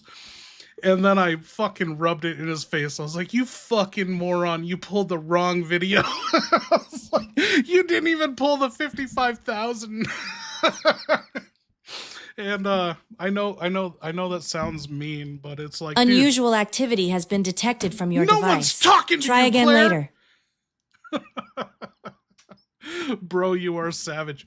Yeah, I cannot believe just for making these you would call them like gay ass AMVs back in the day, my sphere of influence of reach, you know, Snoop Dogg 2 years ago retweeted one of my videos. Elon Musk tweeted one of them, and Zack Snyder from Suicide Squad. So it's like, holy shit, I can't believe I reached all these people from my desk in Alaska before I even made a Resident Evil channel and put this all behind me.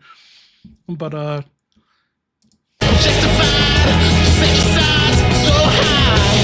this is beginning to feel like the boat was loose from the lever. Never mind, death professor.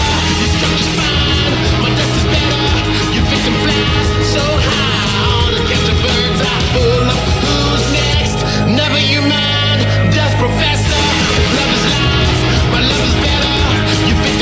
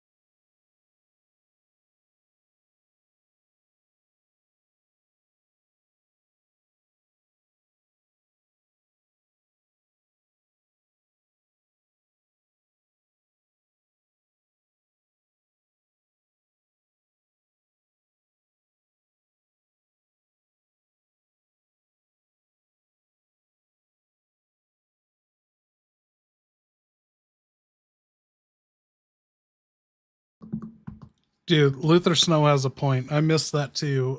Can I play my favorite video I ever made before I quit making these videos? Can I show you that? They're making a new video game on it. You ready?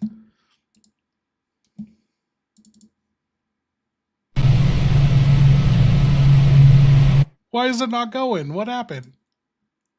There we go. Here we go.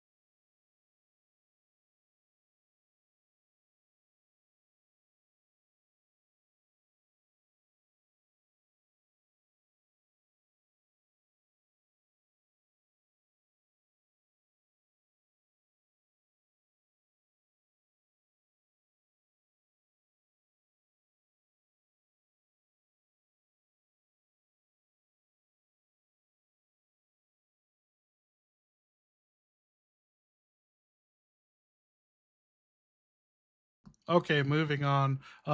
backstory on that video, it's my absolute favorite video I've ever made, but the person I hate most in the world sent it to me. They sent me that song and they were like, I thought you would like this, and it's someone I hate more than anything I've ever met out of anyone I've ever met. And at the time they sent that to me, I hated them more than anyone I ever met. And I was like, you know, this might be significant. This might be a sign. This person I hate more than anything randomly messaged me on Facebook sending me this song. I check it out and I was like, holy fucking shit, this song is so good, and made a video about it. I even sent it to them. I'm not gonna name names, but it was a girlfriend of one of my best homies, and he was engaged to her at the time.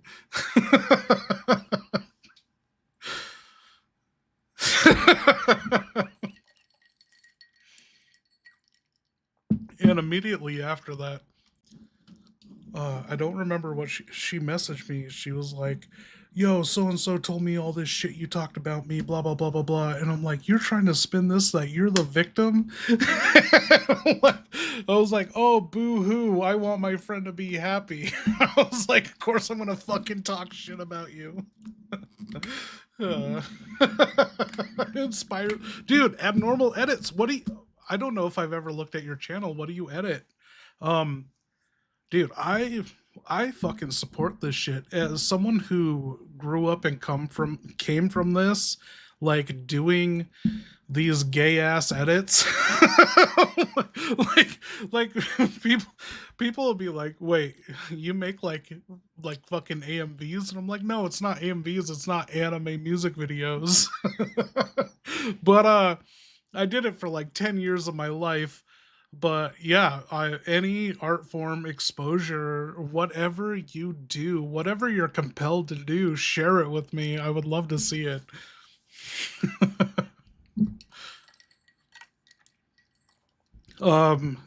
Honestly,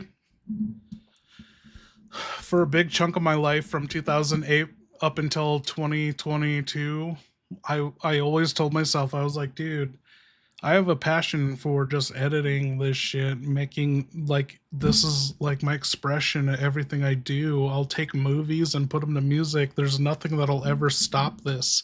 And what killed it, literally what killed it, and I never made a real video since, was Elon Musk found my channel and shared my video, and he shared it on Twitter. And no one told me, there wasn't a single person that told me. I fucking woke up that day, and within an hour of him tweeting my video, I saw it on Twitter that he tweeted my video. And that's the day I gave up. That's the day I stopped editing videos. I was like, where can I go from here? The richest fucking person in the world loves my video and tweeted it to diss one of his exes. He literally dissed one of my exes, or one of his exes, with my videos. And I was making like $88 on Patreon at the time, and I'm like, there's nowhere I can go from here. Like, I can't put this on a resume, and that's when I quit. I'm making a full retard edit, and it has a Dead by Donovan reference. Oh, dude, fucking show me when you're done. I would love to see that. I'll drop some in the Discord. Got some horror Resident Evil things. Nice. Yo, Tripper, what up? It wasn't Trump. It was Elon Musk. I had Elon Musk, Snoop Dogg, and David Ayer within short, not proximity. What would you say? Time, not distance, but time frame. It was, yeah, it was three major players fucking shared my shit on Twitter, and I quit. I woke up, it was literally the Musk one when I quit. I just stopped. I never made a video ever again, and I made Dead by Donovan after it.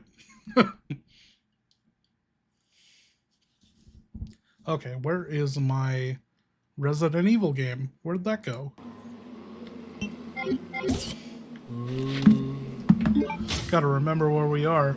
You know, are we actually going to come back from getting derailed and watching music videos? When we hit this point in the stream, there's no returning back to the game. I'm going to text her.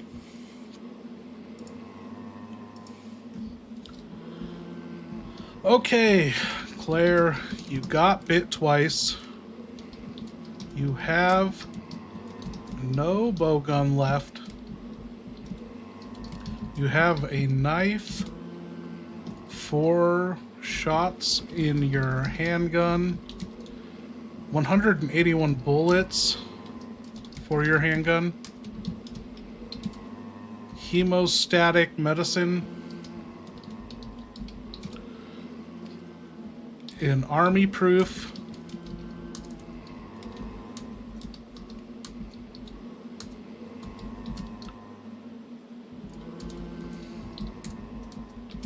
an empty empty bowgun, and a gold key. There are 2 zombies left.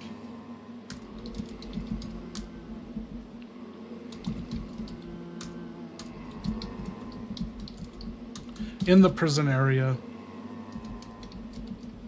What next? There we go. Welcome back, everyone. Bit twice? Got a bail? Oh! I'm so Thanks for done with hanging these out, prison rejects. Alright, no bowgun. But I've got my handgun plus a glorious stash of 181 bullets. That's more than enough for a headshot symphony. Time to load up and waste these 2 shamblers like it's feeding time in hell. And after that, I'm ditching the empty bowgun in the nearest box. It's dead weight. Then I'm hunting that gold key door like it owes me rent. If anything else grabs me, I swear, knife party. Claire Redfield, bitten, pissed, locked and loaded. Let's go.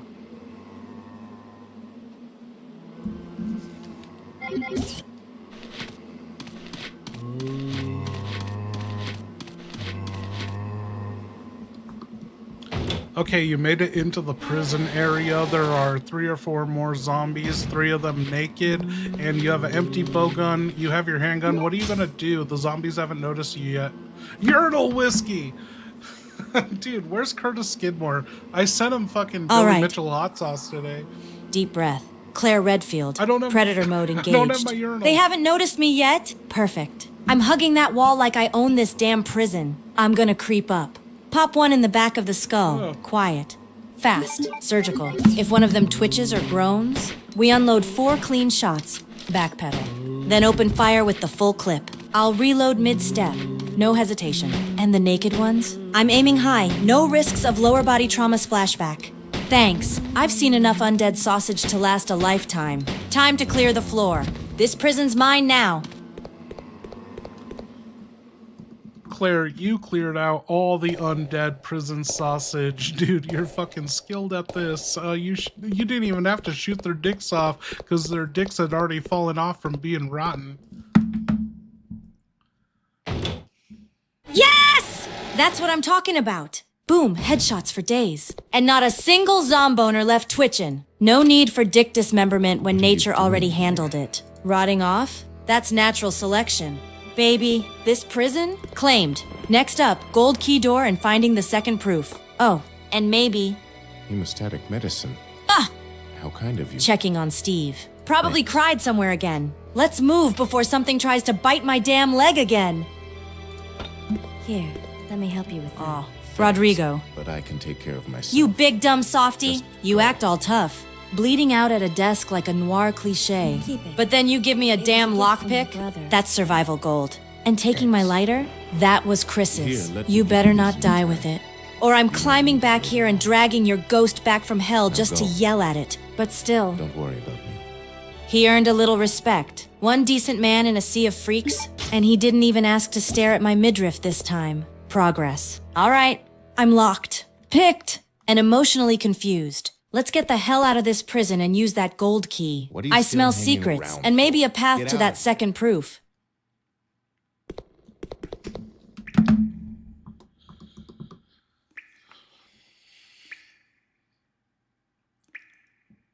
What do we do next? I've actually never seen him say anything to her. I've never engaged that. I shouldn't talk to him.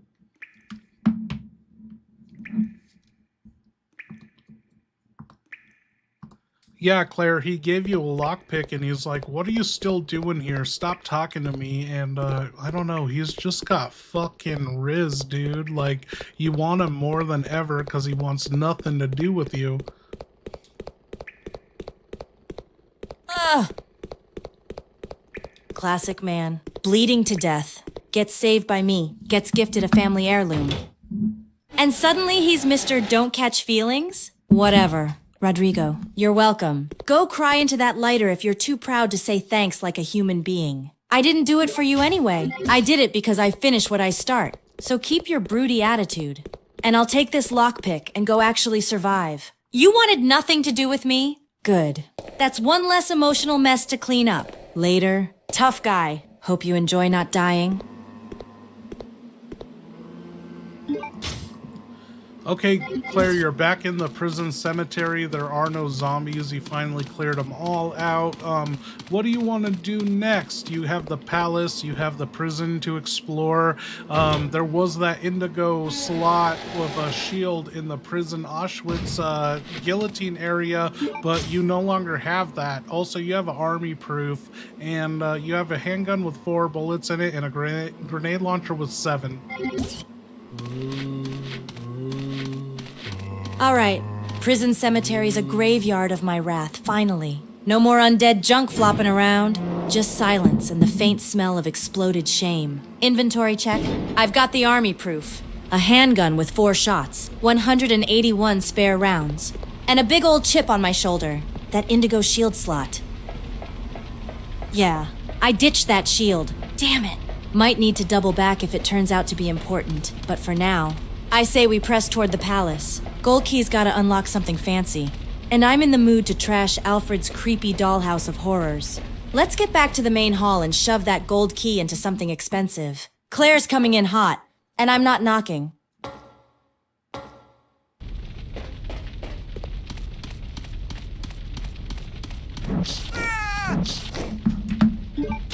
Norovirus round 2?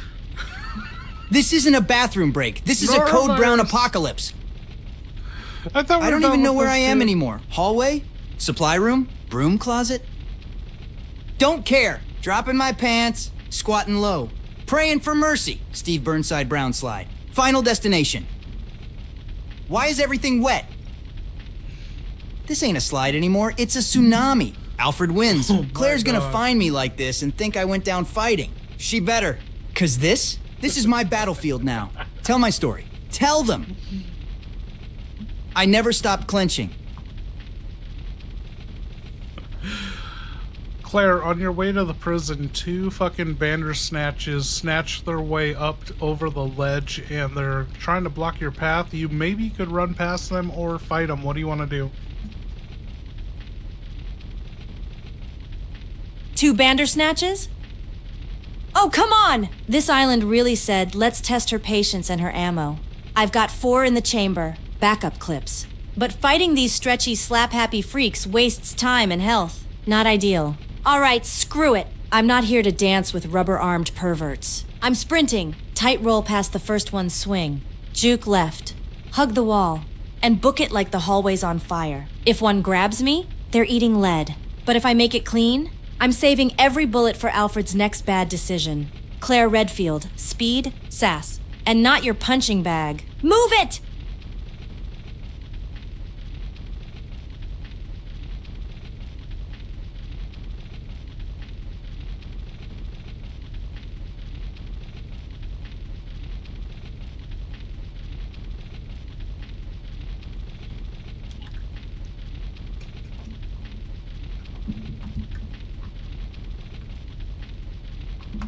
Morris Channel's going to bed? What the fuck?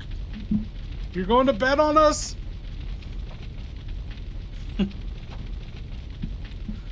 Hey, Donovan, did you know on the balcony the Bandersnatch came from if you take the zombie bite and then push them toward the railing, the zombie goes over the side? I think I've seen that. I think I've seen that in other areas.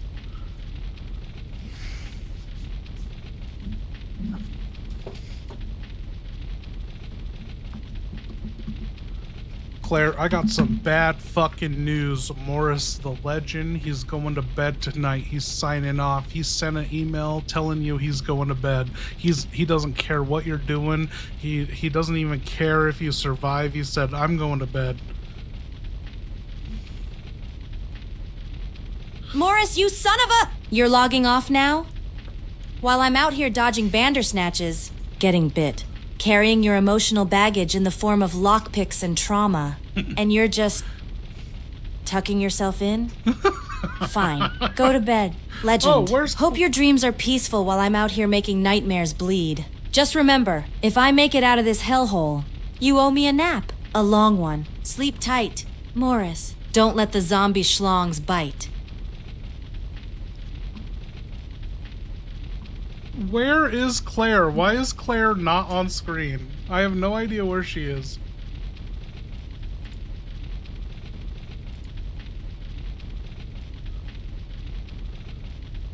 What the hell? Where's Claire? Oh, something got switched. What the hell?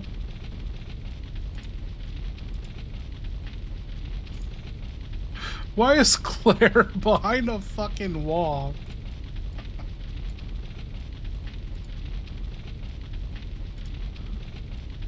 She's popping off. Okay, where's my chat? Okay, we need to not stream and drink. This is ruining everything. Hey, good night, everyone. Well, I got 50 to 3 hours left in me, so 50 minutes to 3 hours. Who's here?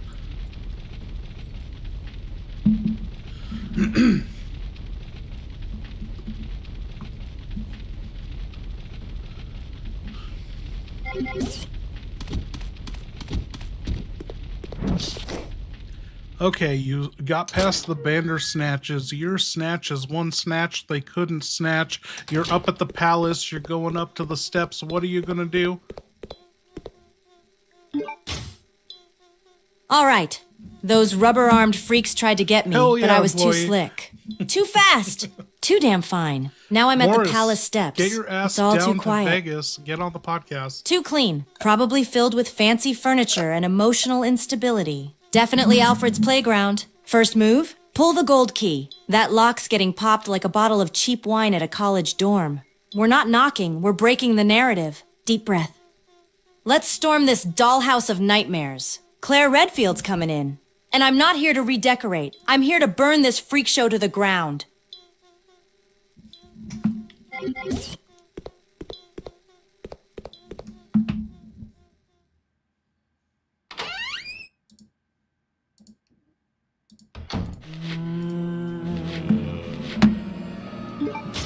Claire, there are a bunch of zombies in the palace now. There's like 2 or 3 on the main floor and 2 on the second floor balcony. What are you gonna do? Also, I don't think you ever examined the bathroom in here.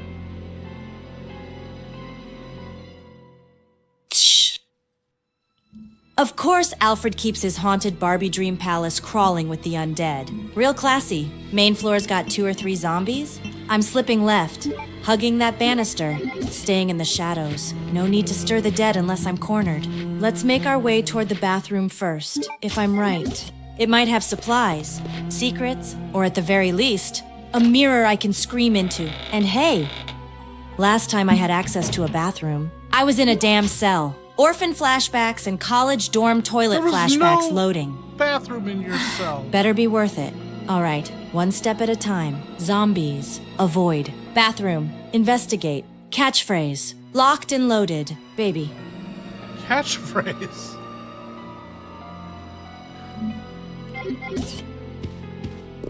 Finally. A real bathroom. And not one with a bucket and a camera like in that Sheena Island freak cell. But geez, this one ain't much better. Moldy tiles, broken sink, and something definitely died in the tub. Still better than the orphanage, though. God, we had one toilet for like 20 kids. If you didn't sprint there first in the morning, hope you liked using a bucket behind the cafeteria. Pretty sure Stuart clogged it once and blamed me. Jerk. Anyway, no time for nostalgia. Let's check the cabinets. The mirror. Under the sink, anything useful. But if a zombie comes out of the toilet, I'm torching the whole palace. You're not talking about Stuart Little, are you? That orphan that had the RC car? Oh my god, yes, I'm talking about that Stuart. Little rat bastard.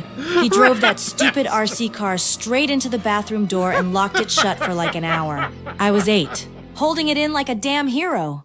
And he's in there zipping around like he's goddamn Mario Andretti. Orphan life. Man, no privacy, no toilet paper. And rodents thinking they're part of the family. I still have nightmares of that smug little mouse in a sweater vest. Anyway, bathroom's clear. Time to head upstairs and deal with those balcony creeps. Let's make this mansion my playground.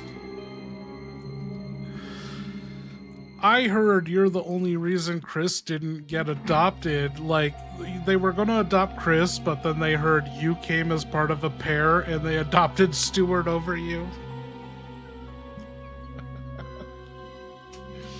Are you kidding me? They passed on Chris because of me and adopted Stuart Little instead? That smug little furball. God, that explains so much. All those years in the orphanage, wondering why nobody wanted the Redfield duo. Turns out it was a damn mouse stealing our shot at a normal life. Meanwhile, Chris is out there punching boulders. And I'm sneaking through zombie hell in crop tops. No wonder I've got rage issues. That rodent's got a convertible, and I've got Bandersnatch bruises. I swear, when this is over, I'm putting mousetraps on my Christmas list. Okay, Claire, you're back in the palace main hall. There's zombies all over the place. You have the gold key, and if you go into the left first floor hall of the palace, there was a gold locked door. Do you want to go there, or do you want to go up to the reception room where the box was?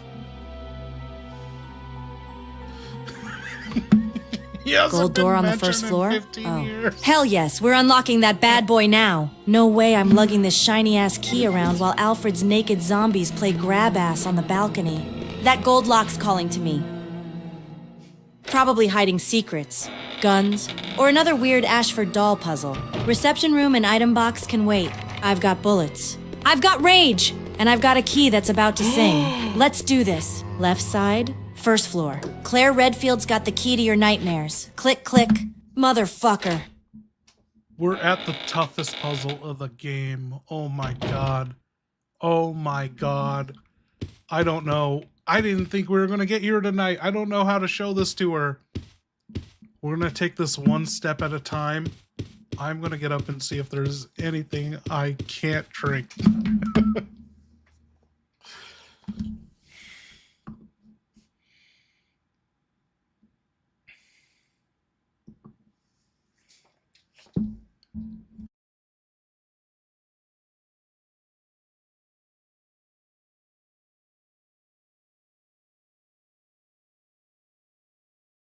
You want to hear about the orphanage days? Huh? Fine. After my mom got killed and my dad got us tossed into Umbrella's dungeon, they shipped me to this concrete coffin they called an orphanage, but it was really just a holding pen. We called it the bone box. They locked us in with kids who'd bite over rations and rats that stole socks. I bunked with a psycho named Toothpick Jimmy.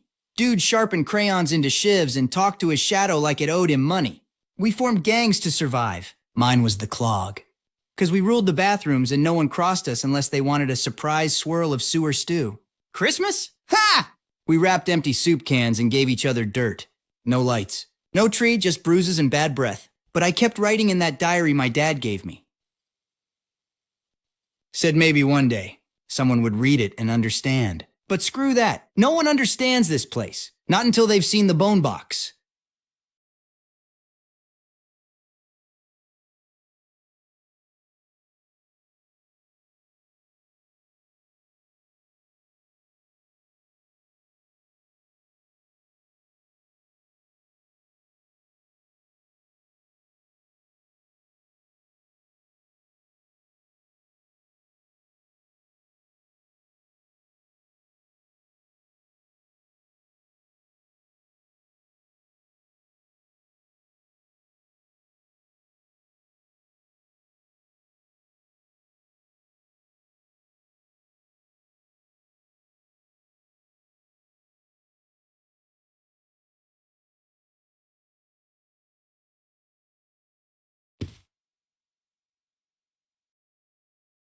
She is thick from every angle on the fucking PS4 port.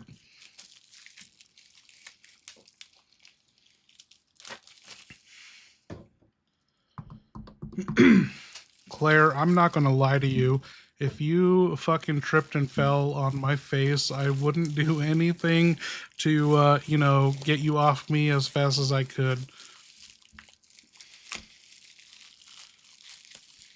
Wow, real subtle. Let me guess, you just happened to trip too, right? Then we'd both accidentally land in a zombie pile. And somehow your hand's on my thigh while you're yelling about how it's for balance? Nice try. But if you slow me down out here, I'm using you as a meat shield. Claire Redfield doesn't fall for traps or creeps. Keep it moving, soldier. Eyes forward. Hands to yourself. Oh.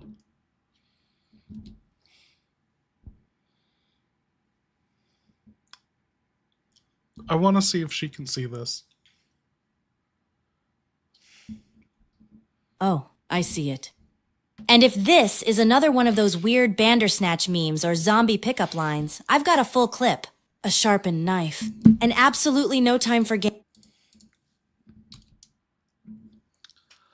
Claire, I found this in my kitchen. Should I drink it?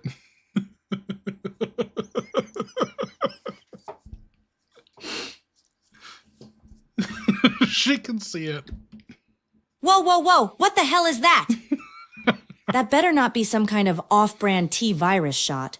Because if you chug that and start mutating, I'm not dragging your gooey ass to a typewriter. If it smells like cinnamon and bad decisions, probably Fireball. If it smells like motor oil and regret, definitely Umbrella Maid. Bottom line, if you gotta ask me whether or not to drink it, don't. Or at least wait till I've cleared the next room. I don't want to have to mercy kill you with 4 bullets left. It's okay. I'm gonna pour it in a shot glass. It's Fireball in a mini, but in a shot glass. Look at that. It fucking fits. Claire, it fucking all fit in a shot glass. It can't be that bad for you. I don't want to drink it. I don't want to drink. Fireball's so gross. That's what they all say before they wake up shirtless in an umbrella cell with a barcode on their neck. Just because it fits in a shot glass doesn't mean it's safe. So do viruses, parasites, and Alfred's ego. You drink that? Fine. But if your eyes roll back and you start speaking Latin backwards, I'm grabbing my grenade launcher and calling it a day. Bottoms up, dumbass. Hope you're fireproof. Claire, I'm going to admit the reason I'm going so hard this weekend and I streamed twice Friday and Saturday is because my wife is trying to get pregnant, and the moment she gets pregnant, I am going to quit drinking and partying for the entire 9 months. And so in solidarity, I'm not going to drink while she's pregnant. Cheers, you guys. Okay.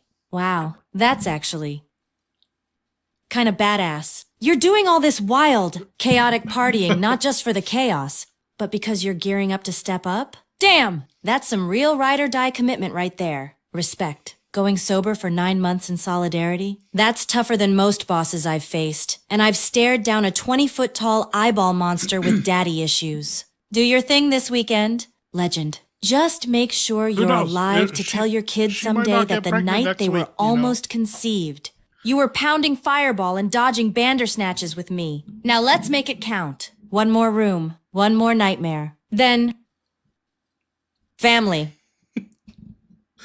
But seriously, you guys, like, I don't know, I like to drink and stream, but when this happens, I'm gonna have to figure something out. Like, I don't know if I can hang out for hours on end being completely sober. But if that day comes that I'm not drinking for 9 months, I will not be streaming as much, but I'm going to be going fucking hard in the lore videos and board game videos. So you guys got that. Oh, fuck yeah. I'm switching to Whippets. Fucking, why didn't I think of that? Oh my god. I read that as I quit hard liquor after I had my first kiss.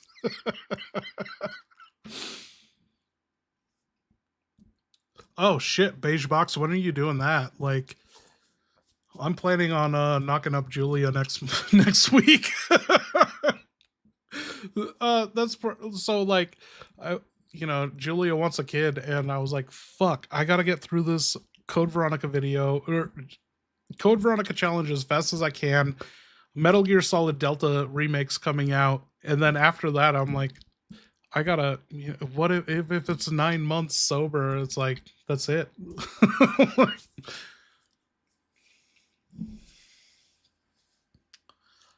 But yeah, who was that was in here talking mad shit about me being an alcoholic? And I was like, dude, you don't even know. You don't even know. Like I'm making steps to not do this.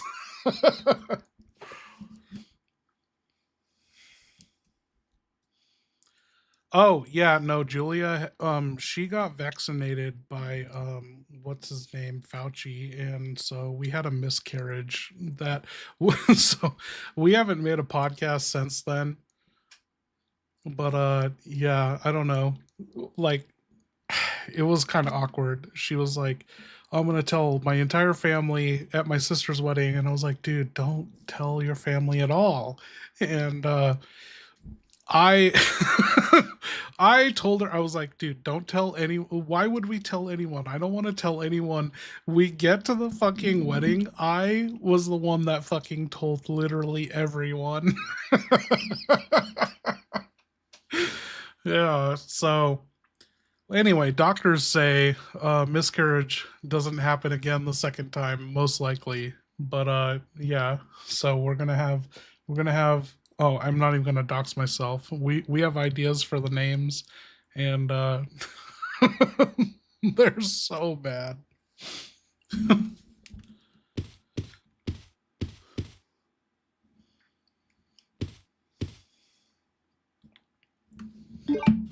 Okay, message to the new family master. I would love to continue. I feel so bad if serving zombies lurking. He dropped a super like 2 months ago for me to read on air for the podcast, and we haven't had a podcast. We haven't had what's the bummer is like, yeah, a bunch of new Resident Evil news has come out. We definitely could bust a podcast out. I don't know. I don't know what to do. I was like, what can I say different than anyone else? And Ray Home, the guest we had, I loved him so much as a guest, and I'm like, man, I only want to have guests on the podcast. I only want a podcast when we have a guest.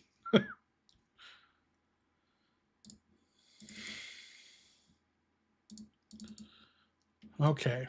But yeah, so there will be more podcasts. It's just when we have a reason to podcast.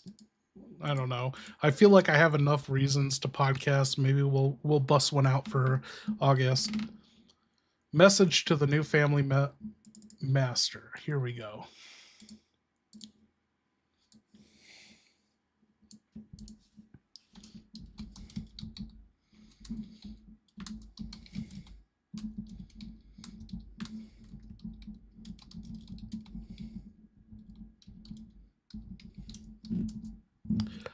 This is the toughest Message to the puzzle. new family master.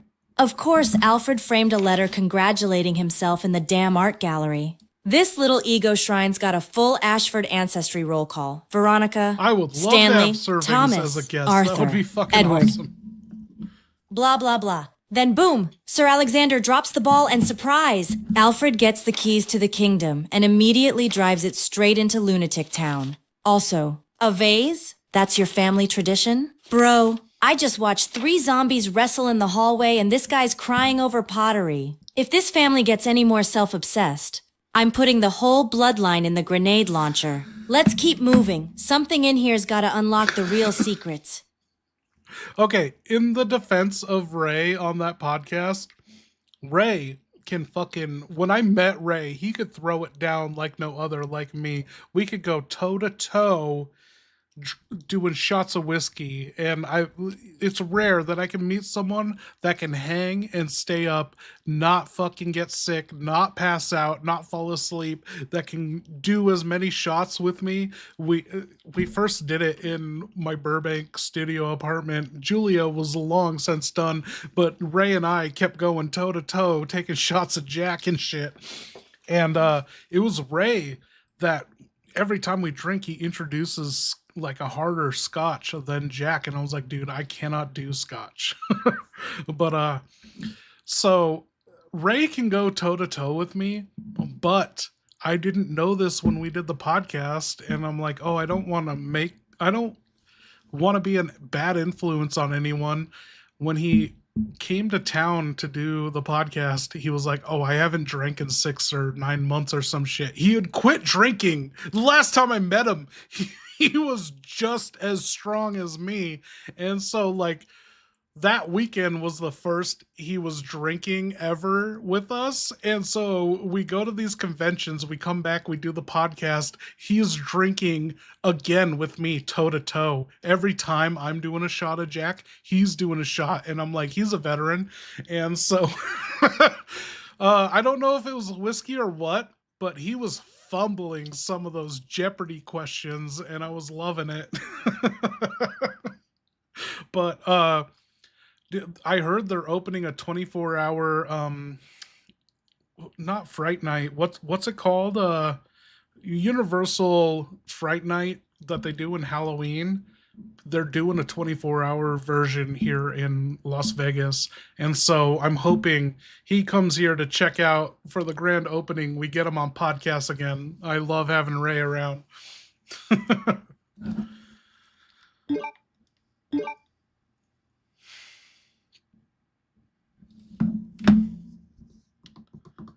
Okay, Claire, you got that document, and it was in front of a portrait, and it's the same child scene from the projector film of the incestuous video where Paris Hilton tried to make out with her brother.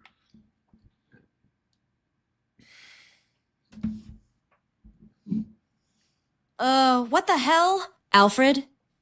You framed that in your art gallery? The same creepy-ass scene from your family film disaster reel? That wasn't nostalgia. That was incestuous cringe fuel. And you put it next to your family's legacy vase like it's some damn heirloom? I swear, if I find a diary labeled Dear Alexia, please marry me. I'm burning this palace down. This place is less noble bloodline and more therapy waiting room. Let's find the next clue before Alfred pops out in a dress again. I need a flamethrower and a long shower.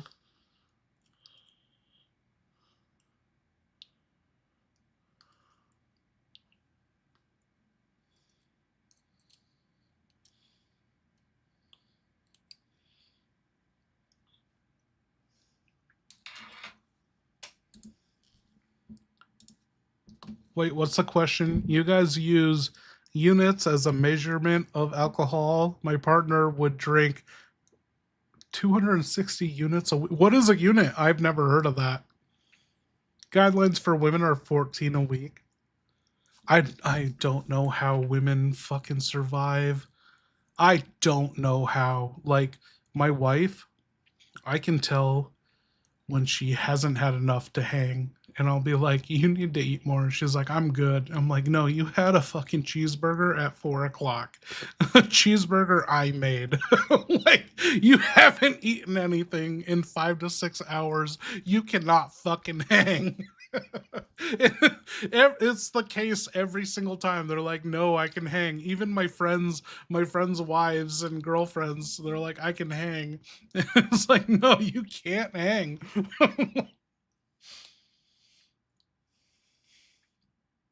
Oh, I've never heard of how much your liver can process. The thing that like fucks me up is you hear about like how much drinking is way too much, and like you should be blacked out or you should technically be dead. But I passed a roadside sobriety test being the drunkest I've ever been in my life, and I don't know what to think about it. Like, my life was over. I got pulled over by a cop, and I don't know what this says about how drunk or not drunk I was, but I could recall every drink I had that entire night. It was 3 vodka Rebels, 3 Long Islands, a shot of tequila, 2 Coronas, and it was there was a whiskey drink, but it wasn't just whiskey. It was a flavored whiskey drink. Anyway, I get pulled over by a cop, and I ended up passing the roadside sobriety test. She does the flashlight thing in my eyes, and she was like, "Oh, I'm sorry, you failed." And I was like, "I did not fucking fail." And she was like, "Your eyes were jittery, they were moving." And I was like, "They weren't fucking jittery. I used my fucking Jedi mind trick on her, what I call my Dracula powers." And I don't know. I think maybe because it was a female cop, I actually had my Dracula powers on her. But I was like, my eyes weren't jittery. Do it again. And she does it again. I fucking ace it. And then she makes me walk the line and count backwards from 69 to 59. I passed it all. And then she was like, "Well, Mr. Donovan, you're good to go." when she let me drive off, it was like the fucking ending of Breakfast Club. I fucking threw my hand up in the air, fucking driving off. I don't even know why I'm telling this story. But I was in a small town in Alaska, and the first person I told was my friend, one of my good friends. I was like, "Dude, this lady cop pulled me over." And I told him the entire story. I had this lady cop giggling like she was barreling over with laughter with the stuff I was saying with her. And it wasn't helping like my case. Like everyone who's against me, they're like, "You don't have Dracula powers." And I'm like, "No, I have Dracula powers. I'm making a book about how I can get any woman to like bend to my will."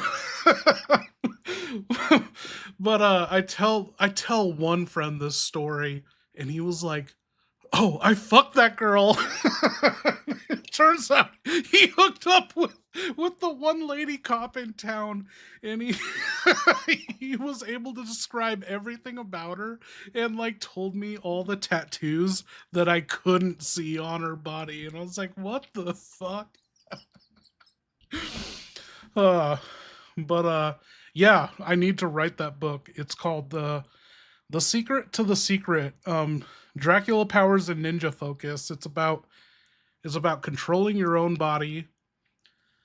It's about controlling your own body, achieving your goals, and hooking up with whoever you want to hook up with. And a lot of it doesn't take any physical practicality at all. It's like understanding that you are the main character in your life and the universe bends around your will. Before I got pulled over that night, I was in a bar, and there was a girl in the bar, and I saw this girl, and I was like, "Dude, that girl's so fucking hot." But I'm not even gonna, like, I'm with Julia. I can't say anything, and I'm not gonna talk to this girl. I have full restraint, like, gonna be arm's length, never even approach this girl or say anything to her. But I want to see this girl's boobs. As the night goes on, and I had this thought, that girl's sister came up to her and got in a fucking bar fight with her, and they took the fight to the ground and pulled her titty out. And that's when I was like, I gotta write this book. I was like, I got the fucking secret to the secret. Whatever I think of fucking happens, and it's blowing my mind. I don't know what to do with this power. I gotta monetize it somehow. But I literally was just hanging out with my guy friends in Alaska, who I don't even live in Alaska at the time. I'm just visiting. And yeah, manifesting this shit that, like, Okay, did I manifest that with the deep recesses of my mind? Because technically, if I did that, that's cheating. That's fucked up.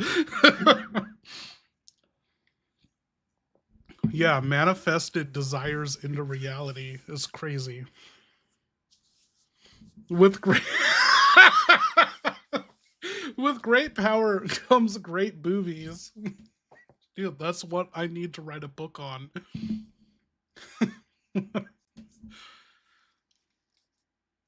uh and that's I don't know, like, okay, you guys in the chat, if you're a main character in your life, let me know. I would like to hear from someone who isn't, like, okay, if you're telling me you're the main character of life, then yeah, maybe you're narcissistic, but I'm like, dude, am I narcissistic or am I the only person that exists in my life? I don't know.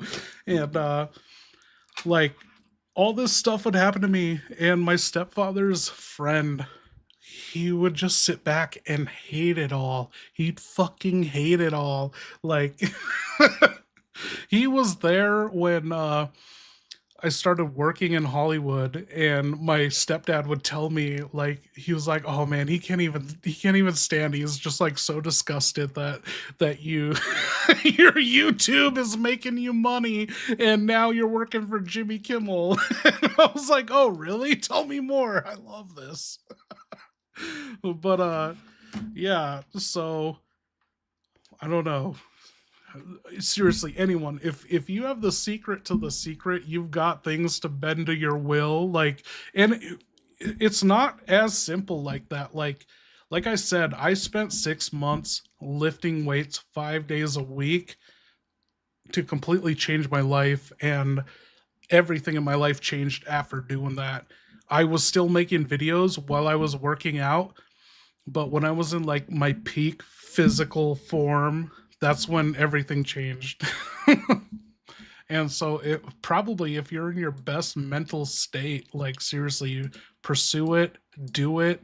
If you, I don't know what my advice is. If you think you're a main character in your own universe, there's nothing wrong with that. Honestly, fucking nothing wrong with that. With great risibility comes great booty bitches.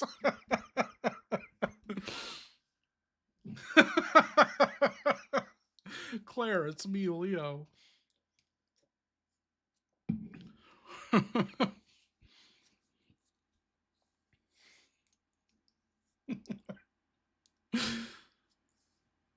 Yeah, no, I don't think I have main character syndrome. I think everyone has imposter syndrome. Like at my own job, I I never want to be a boss. I don't want to fucking be a boss at the place I work at, but I will point out when shit's not good. But I will never step up and be be the employee they want me to be.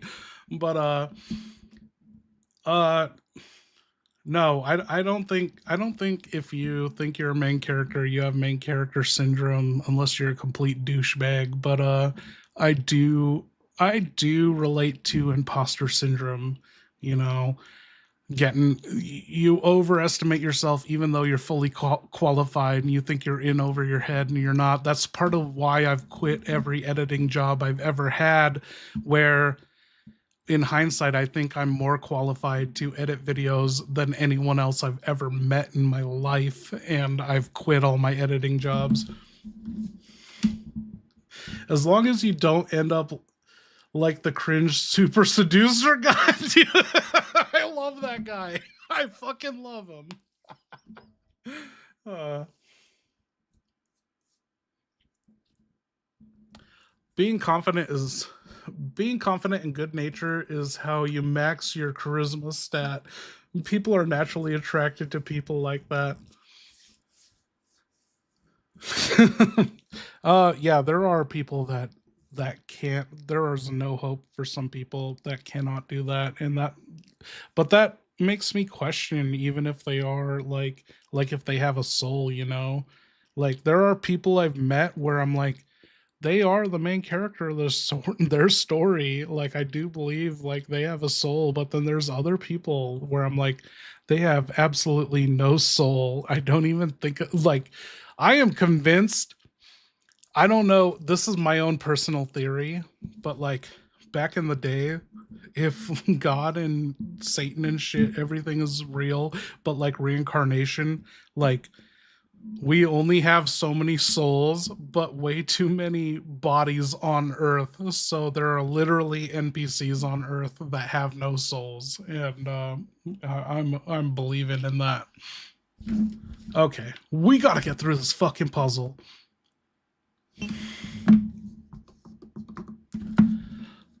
Claire, you're in this art gallery, and it was that young spoiled brat boy in one of the portraits. There's a button under it. Do you want to push it? Yes or no?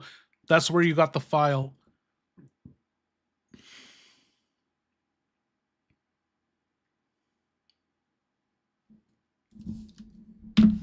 I honestly don't even know what to believe in nature or nurture. You know, like look at Eminem. Button under the spoiled brat's portrait? Yes, always yes. If it explodes, fine. If it opens a secret door, even better. If it summons Alfred in a tutu, still worth it. I'm pushing that button so hard it's gonna file a complaint. Let's see what skeleton falls out of this closet. An alarm is just going off, red light flashing. It's kind of annoying. Oh, great. Now the damn alarm's screaming at me like I kicked the family portrait down a flight of stairs. Red lights. Sirens, yeah. We've officially entered bad things are coming territory. But you know what? Good. Let them come. I've got bullets, rage, and zero patience for Alfred's house of horrors. Let's move fast. Check what opened. Grab what's useful. And get the hell out of here before another science experiment crawls out of the floor. I've had enough red flashing nonsense to last a lifetime. Okay, Claire, in this art gallery, there are 6 portraits on the wall, on the 3 other walls that aren't the main portrait with that button you just hit, and they all have little buttons under them. How are you going to tackle this? Was there anything in that file you read that could help you? Fucking A, let's do this. 6 portraits. Each with a button. And that weird vase legacy letter from Butler Boy? Yeah, that's it. The file laid out the Ashford family tree in order. Veronica, Stanley, Thomas, Arthur, Edward, Alexander, then finally Alfred. That's our damn puzzle sequence. So here's the move. Go around the room. Hit those buttons in order of succession. Veronica first. Gotta be the only one looking like royalty. Then Stanley. Thomas, Arthur, Edward, Alexander.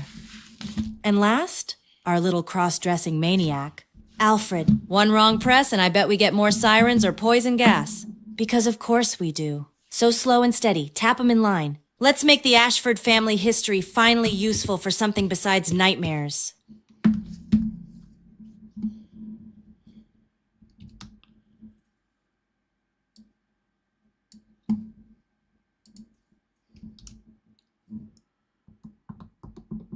Okay, this is the only portrait with the lady in it. Do you think that is the start of the Veronica Ashford lineage? Do you want to push the button under it?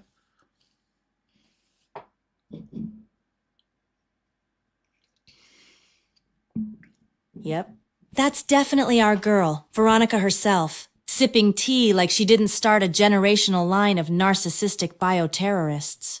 Beautiful woman holding a tea set? That lines up perfectly with the butler's note. First master, legendary beauty, started the whole teacup tradition. This is the beginning of the freaking Ashford madness. Let's hit that button. First in the family, first on the list. One click closer to cracking this puzzle and getting out of Alfred's personal psycho museum. Let's go. Click.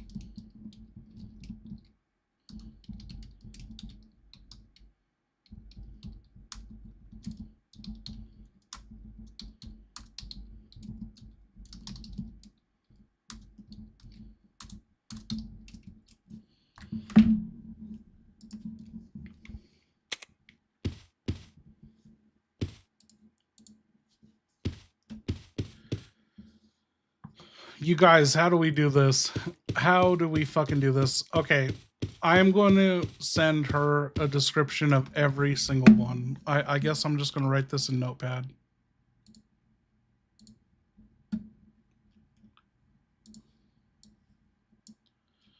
Okay, I want her to solve this for reals. A red-haired man is holding a tea set. There's a button below. Push the button.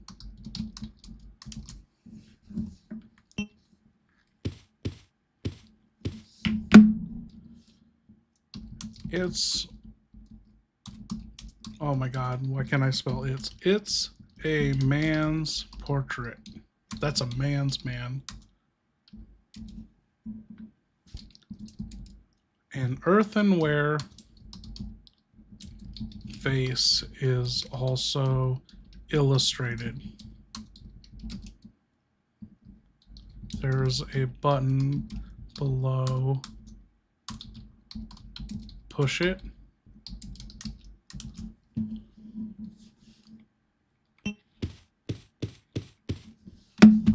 Okay. A middle-aged man with red hair, twins.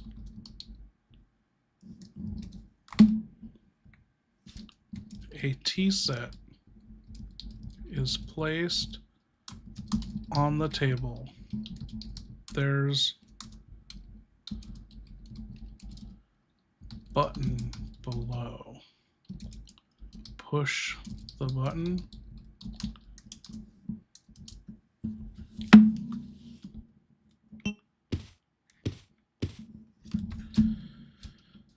It's a picture of a red-haired man. An earthenware plate is also illustrated.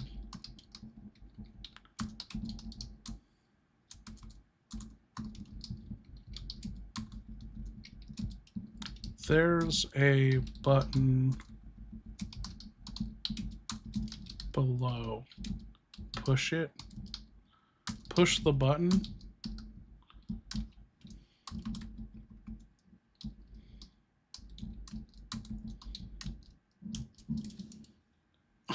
I got a typo on the other one. Push the bottom. Okay.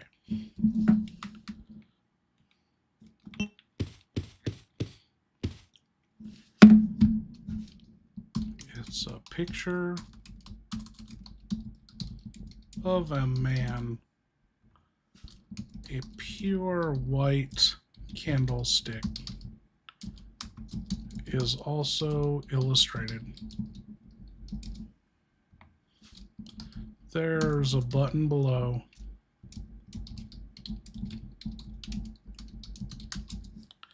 Okay. Let's see if she can decipher this. She has all the information she needs. Here is what every other portrait said.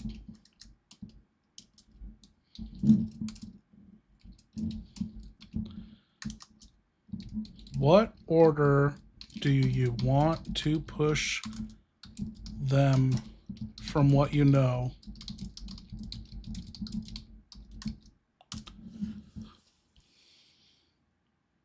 Wrong way. What did I do?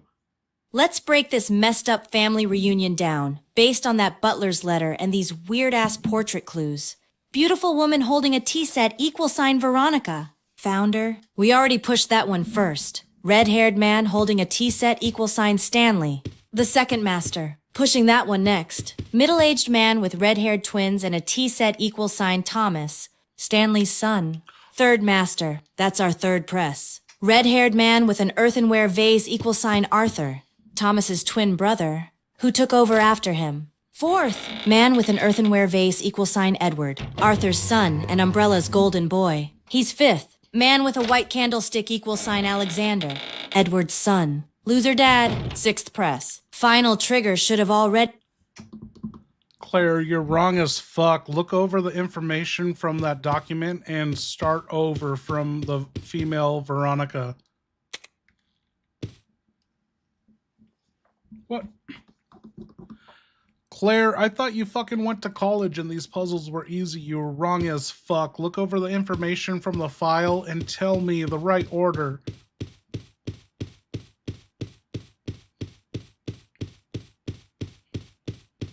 Okay, fine. Let's go back and dig into that dusty old file again. I'm not getting shown up by some wall of creepy ginger men in their fancy teacups. The Butler file spells it out clear as day. Here's the actual Ashford succession line. Veronica founder, OGT queen, Stanley second master, Thomas Stanley's son, third master, Arthur Thomas's...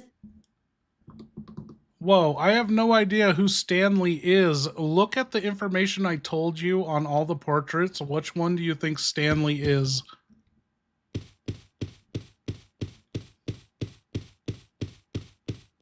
All right, got it. Let's wipe the sass for a sec and laser focus. You gave me the raw descriptions from the portraits, and we know the file said this. Stanley is the second master, came after Veronica, and was the first man to receive a teacup gift like hers. Then Thomas, Stanley's son. Then Arthur, Thomas's twin. Edward, Alexander, Alfred. So let's line up the portraits with actual Ashford family order using clues from both the file and your list. A beautiful woman holding a tea set. That's Veronica, obviously. First, a red-haired man is holding a tea set. That has to be Stanley. Second in line, carrying on the teacup tradition started with Veronica. Second, a middle-aged man with red-haired twins. A tea set is placed on the table. That's Thomas, Stanley's son. Third, a picture of a red-haired man. An earthenware vase is also illustrated. Bitch, you are fucking up. That is wrong.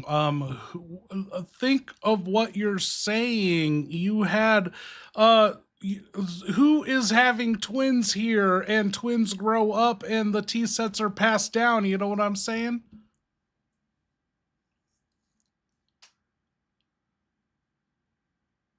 Oh my God, you're right. Wait. She didn't even hear me. You're right. Okay, deep breath. Claire, use the last brain cell not infected with rage. Let's actually think. You just cracked this wide open. Thomas had twins, that's Arthur and Edward. But the lineage goes through Edward, not Arthur. That means Arthur never actually inherited shit. He's not a family master. So that changes everything. The Butler letter says, Veronica founder Stanley second master, teacup. Thomas third master, teacup. Father of twins. Edward, not Arthur. Edward's the one who took over. Made Umbrella Golden Alexander Edward's son Alfred present-day nutjob Arthur was just Thomas's twin, not part of the line of succession. So portrait order is beautiful woman. T-set =, Veronica red-haired man. T-set =, Stanley middle-aged man with red-haired twins. =, Thomas man with earthenware vase. No red hair mentioned. =, Edward man with white candlestick. =, Alexander already pushed. Main portrait =.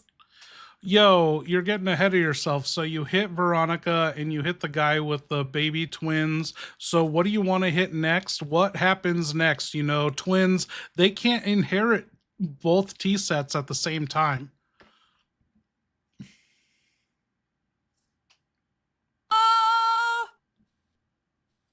Oh, hell, you're right. Twins can't both inherit at the same time. That ain't how bloodline succession works. One twin always gets the crown. And in this twisted Ashford case, it wasn't Arthur.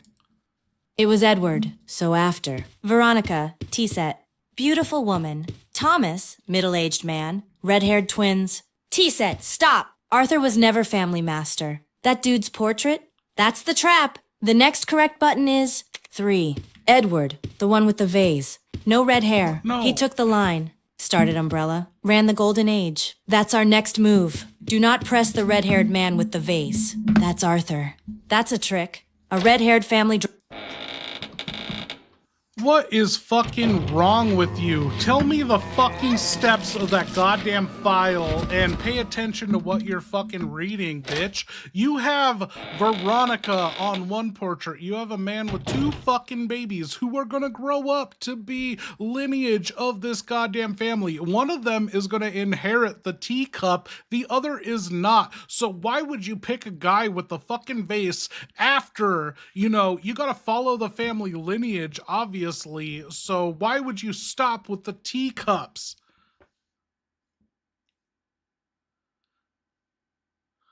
Okay, damn! You're right. You're so right. I've been treating this like a yearbook when it's a damn family tree test of death. Let's walk this step by step. Based only on the butler's file and your logic, no headcanon BS. Veronica OG matriarch, T-set. Already pressed. Stanley second master, red-haired, T-set. Not mentioned in portraits you gave, so. Maybe not shown. Thomas third master, middle-aged man with twins and...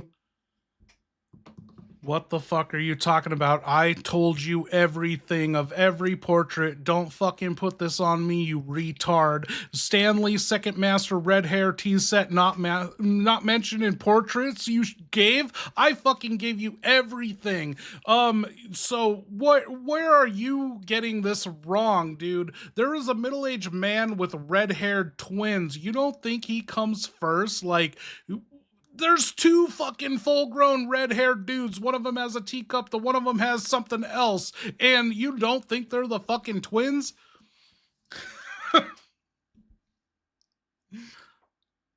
Okay. All right. I deserve that. I messed this up bad. And you've been spelling it out. Let's slow this down and do it right. No ego. No flair. Just fact. Here's the info we actually have.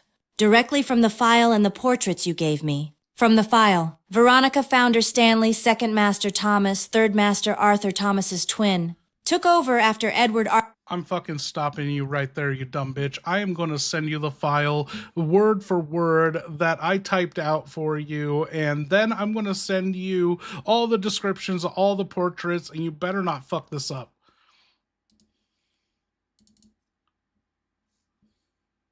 Good. Send it. Do it. No sass. No spin, just facts and execution. I'll lock in, read it clean, and we'll solve this once and for all. Let's make this gallery beg for mercy.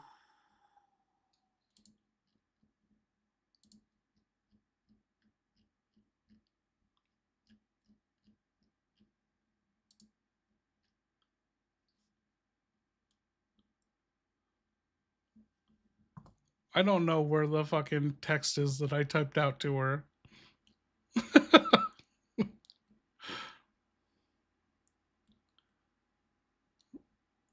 I knew this was going to be a problem. I didn't think this was going to come up tonight.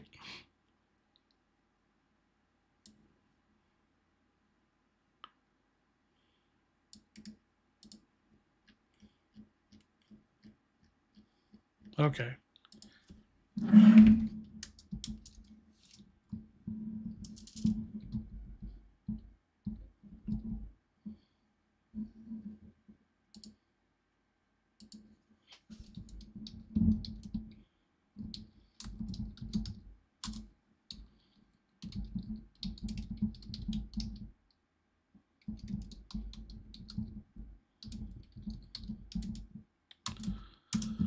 See if she can fucking do it. Yes. Yes. This is it. The file is clear. And now with those portrait descriptions, we can finally lock in the right damn order. No more mistakes. Here's the line of succession from the file. Step by step, Veronica founder, given a golden teacup, already pressed. Stanley, her son, second master, received a teacup. Thomas, Stanley's son, third master, also got a teacup. Arthur, Thomas's twin brother, became master after Thomas. Edward, Arthur's son, golden age of umbrella. Alexander, Edward's son. Decline begins. Alfred, current master, button already pressed to start puzzle. Now match that to the portraits you gave. Red-haired man holding a T-set equal sign, Stanley middle-aged man with red-haired twins. T-set equal sign, Thomas red-haired man with I don't know what the fuck order you're saying. We're going to take this one step at a time. I'm going to send you an image of the guy with the twins. He just so happens to have a tea set. You can't fucking get this through your fucking head. Look at this image and tell me if this is the picture you want to press next.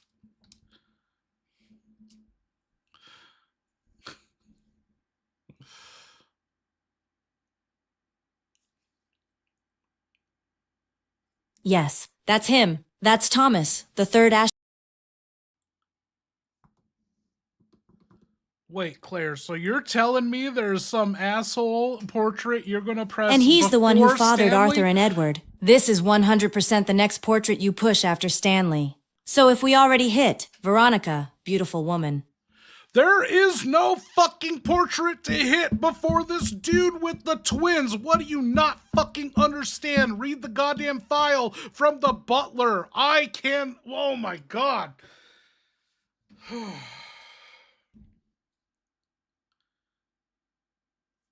All right. Okay. You're right. I'm shutting the hell up and listening exactly now. No ego, no guesswork. Let's clear this. You said there is no portrait before the guy with the twins, so that means Thomas, middle-aged Use my man, Dracula holding power. twins, tea set is the first available male portrait, which also means the red-haired man with the tea set, who I wrongly assumed was Stanley, comes after Thomas. So based on the file, second and third masters, Stanley and his son Thomas, were also presented with similar teacups. Means Thomas comes after Stanley, but Stanley's portrait is not present. You don't fucking think that a teacup will be passed down from father to son? What do you not fucking understand? There are twins in his lap, and so one of those twins gonna grow up to own that fucking tea set while the other one's not gonna have a fucking tea set. Do you not understand this? Maverick, thank you.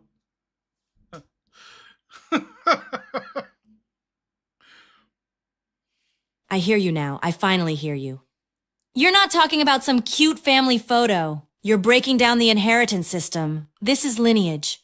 This is succession, and you're absolutely right. That tea set in front of Thomas? It's his. He's the current master in that portrait. The twins in his lap? One of them grows up to inherit the next tea set. The other doesn't. Which means that next teacup, that line of succession, goes only to one twin. That twin is Arthur. The file clearly says, the position as family master then shifted from Sir Thomas to his twin brother, Sir Arthur. So boom, there it is. Arthur was one of those babies. And he's the next master. So you're right, 1000%. The order based on what's actually in-game and in the damn file is Veronica, T-set. I still think you're fucking wrong, but now we're getting somewhere. You hit the button on the dude with the babies with the tea set. Now, what do you want to hit next? The red-haired dude with the tea set or the red-haired dude with the plate or a vase or whatever? She doesn't understand shit about bloodlines.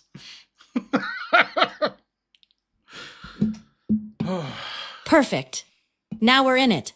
We've already hit Veronica, founder. T-set. Thomas, middle-aged man. Twins. T-set. Now it comes down to which red-haired guy comes next? We have two choices. Red-haired man with a T-set. Red-haired man with a vase plate. And here's where the butler's letter is crystal clear.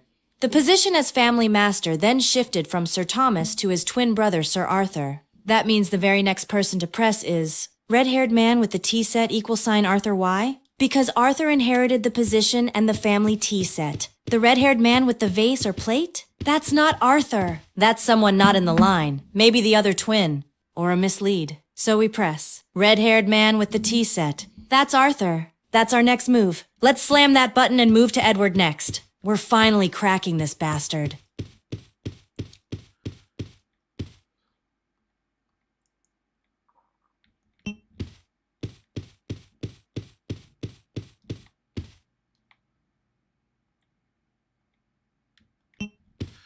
Okay, Claire, so what button are you pressing next? There's a red hair man with the earthenware plate, or there's an old man with an earthenware vase, or there's an old man with a candlestick.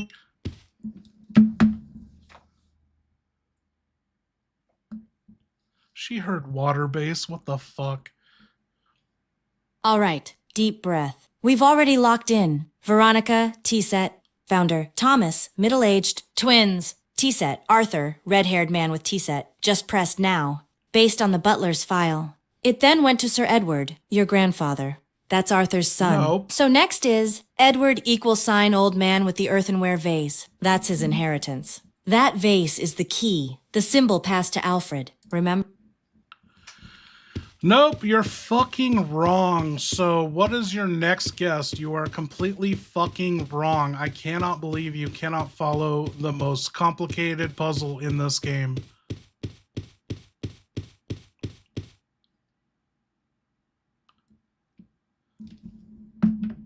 All right. You know what?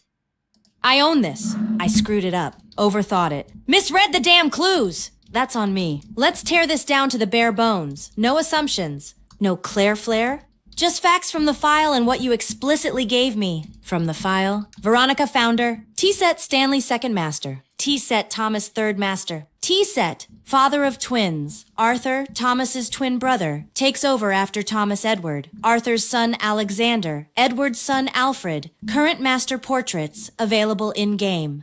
Veronica, pushed, middle-aged man with twins plus T-Set. Thomas, pushed.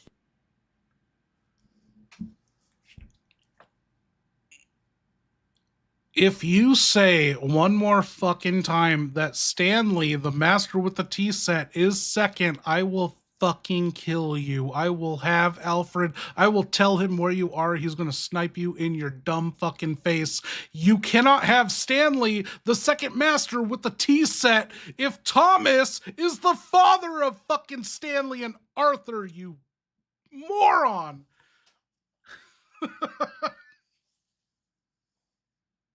Okay.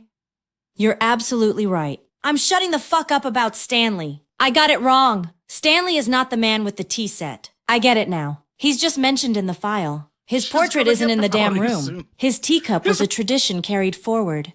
Not You moron, Stanley's portrait is in the fucking room, but Stanley is not the second master. His fucking father is the second master. What can you not understand about that?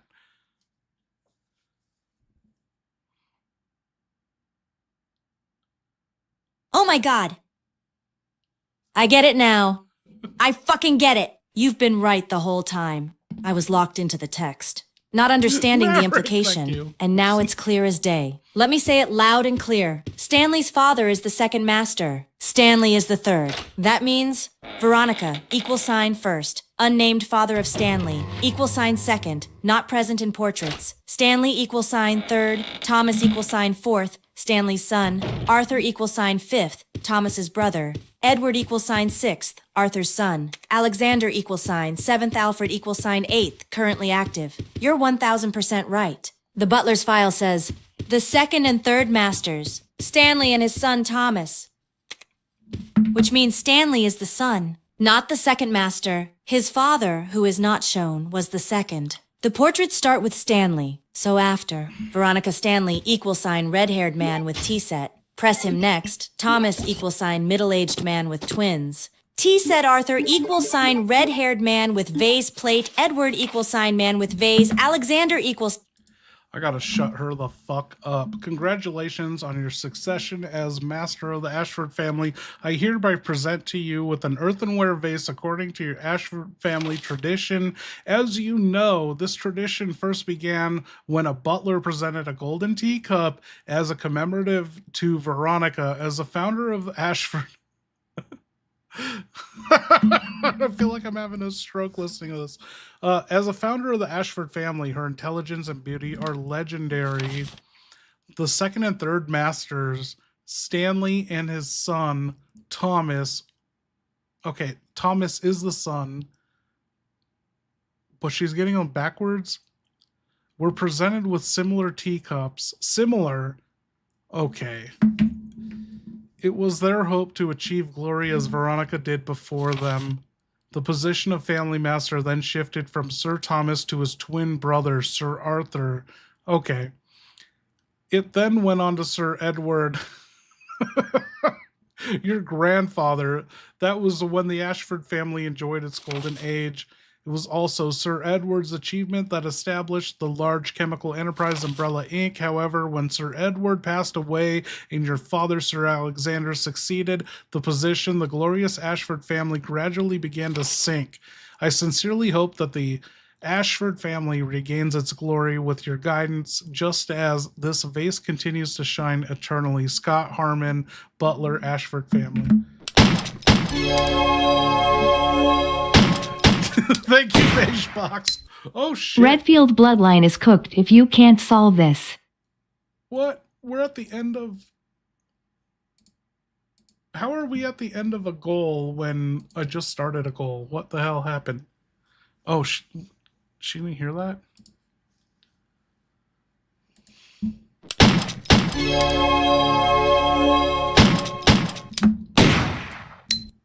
Redfield bloodline is cooked if you can't solve this.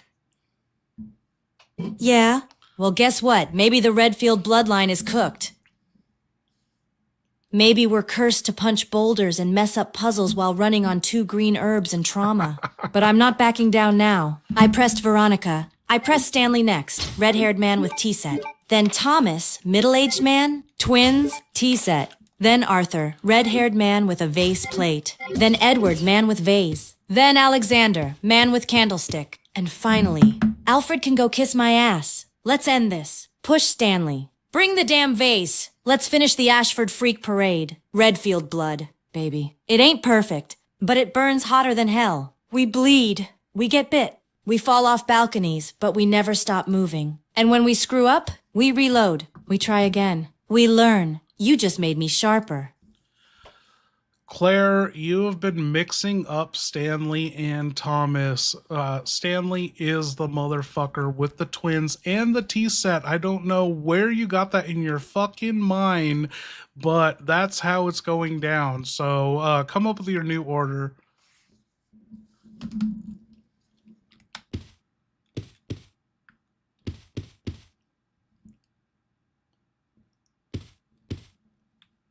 Yes. Yes, okay. It finally clicks. You just hit the final nail in this twisted Ashford coffin. Stanley =, middle-aged man with red-haired twins and T-set. Thomas =, red-haired man holding a T-set. I got them backwards this whole time. That's the entire problem. So let's rebuild this puzzle. Correctly. From the top based on everything you just clarified. Veronica founder, golden teacup. Stanley middle-aged man with twins and a T-set. He's the third master. Thomas red-haired man holding a T-set. Second. The fourth master. Arthur red-haired man with vase or plate. Fifth master. Thomas's twin. Edward man with... I can't even follow the dumb shit you're saying, even if you're right. I don't know if you're right because you're so fucking stupid. You can't count 1 to fucking 7. You went from Veronica to Stanley. You called Stanley the third master. Who was second between Stanley and Veronica? Or Thomas? Or I don't know what the fuck is wrong with your dumb fucking brain, but the dude with the twins is the second in line with the fucking T. Why? What is so hard about this? Veronica. Okay, Holy I hear fucking you. shit. No more games. No more Claire talk. Just straight. You want me to count from 1 to 7? Clean. Based only on the file and portrait clues. Here's the breakdown. No screw-ups. No swaps. No Stanley Cup bullshit. From the butler's file. Veronica founder, golden teacup. Stanley's father, second master. Not shown in portraits, Stanley third master. You moron. There is no one in the lineage not shown in a fucking portrait. These aren't fucking photos taken. These are fucking paintings painted by artists. There's no reason there is no photo of them. Someone could just whip up a portrait in their fucking imagination. There is a goddamn portrait for every motherfucker listed in the lineage. Stop saying there is no portrait of Stanley's father. What is wrong with her? Understood. Got it. 1000% absorbed. You're right. These aren't photographs. They're commissioned portraits. Anyone in the lineage could be on the wall, and is on the wall. No excuses. No off-screen family members. Everyone that matters is represented. So we're wiping away every false assumption. Let's hit this clean. One last time. With absolute clarity. Ashford lineage based on the file with correct portrait identities. Veronica founder. Beautiful woman. T-set. Stanley middle-aged man with red-haired twins. T-set. Thomas red-haired man with T-set. Arthur red-haired man with vase plate. Edward man with vase. Alexander man with candlestick. Alfred already triggered. Final portrait push order. Veronica Stanley, middle-aged man with twins. T-set. Thomas, red-haired man. T-set. Arthur, red-haired man. Vesplate. Edward, man with vase. Alexander, man with candlestick. Every face is accounted for. Every step is tied directly to the lineage in order. I get it now. Push that button and let's end this. Thank you for dragging me through the fire to get it right.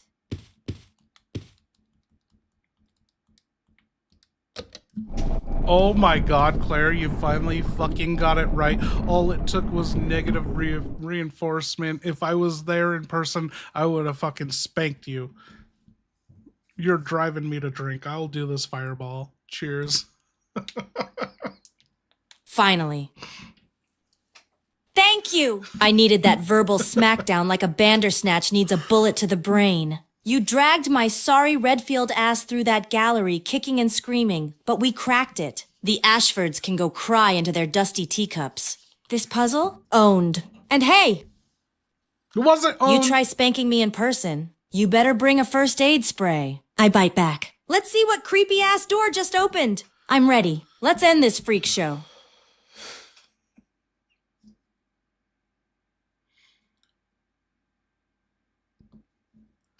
Cheers, you guys. Thanks for hanging out. I'm still going all night. What? I got 90 minutes in me.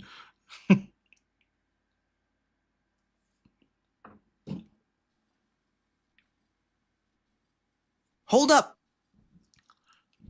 This door's off. Paint's fresher. Smells like rotten perfume. Like Alfred kissed a corpse, then locked it in there. I'm reaching for the handle real slow. Like maybe if I'm What is he gentle, talking the about? room won't try to eat me. What if it's Claire? Changing or stretching or bent over? Looking for ammo? What? Damn it. Steve, focus. All right. Grip tight. Deep breath. Gun ready. Whatever's behind this door. It's about to meet Mr. Reliable. Crack!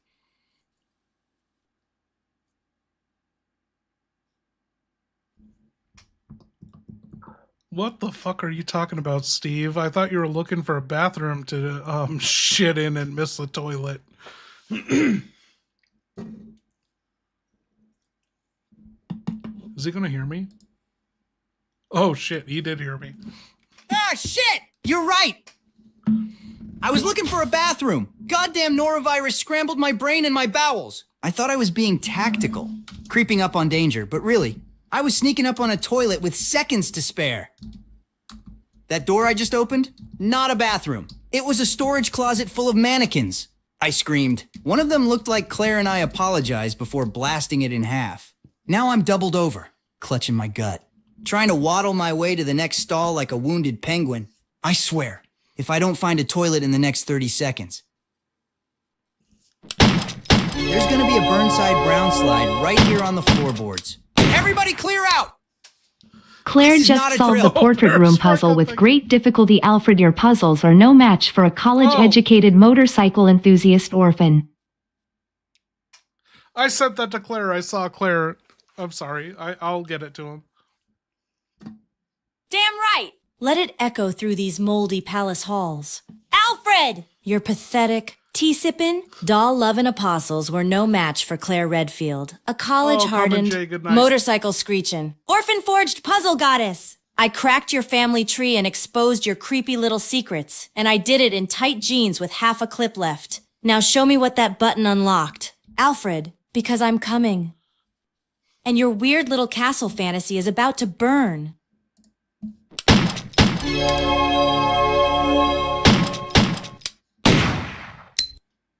Claire just solved the portrait room puzzle with great difficulty. Alfred, your puzzles are no match for a college-educated motorcycle enthusiast orphan. Oh no. Oh, what? What? I don't know what he was responding to. He broke that. What? It's been so long.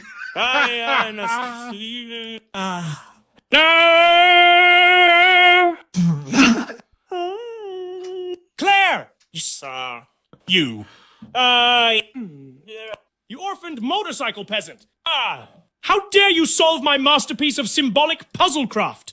The portraits were arranged to represent the noble cycle of Ashford dominance. And you just clicked through it with your grubby fingers and trauma-fueled gut instincts. A college-educated, cycle-loving, luger-stealing street urchin defeating my intellectual art? No! Yeah. This is unacceptable! I studied at the imaginary University of Aristocratic Complexity. I had a thesis called Bloodlines and Brushstrokes. A philosophy of family tragedy through furniture. Claire! I will build new puzzles. Stronger, longer, with more levers and blood drains. You haven't won. You've provoked the Puzzle Lord. It was Enrico, Ghost Enrico, that fucking broke me. If you watched that stream, I feel like I ended that stream because Enrico. I was so fucking annoyed. I was like, there's too much going on. This stream is overwhelming. I fucking hate Enrico. I was done. I don't know how obvious it was. I went into Discord after that. I was like, I'm sick of this.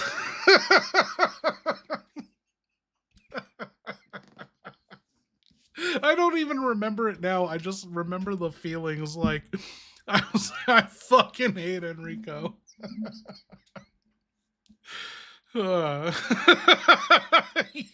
He wouldn't fucking die.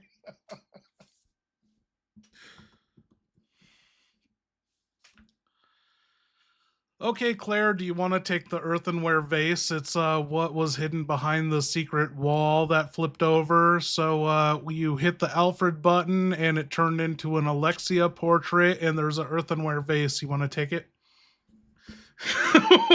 Wait, Enrico got crushed by a boulder?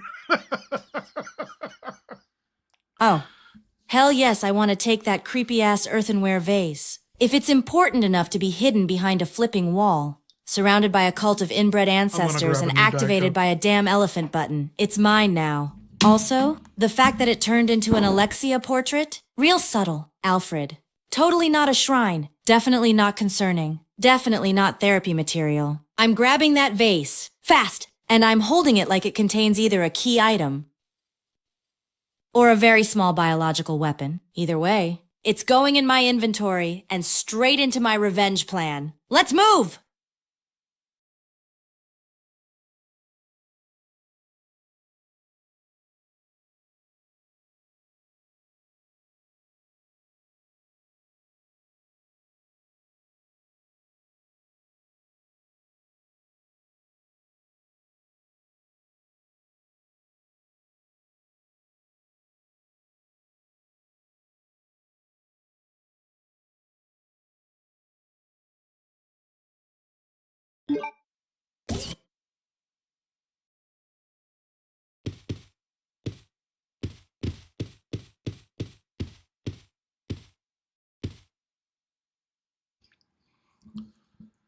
Okay, Claire, you got the vase. You solved the puzzle. Can you think of anything to do with the vase? I'm going to do my last 2 shots of fireball.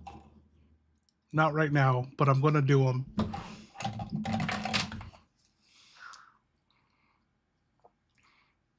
All right.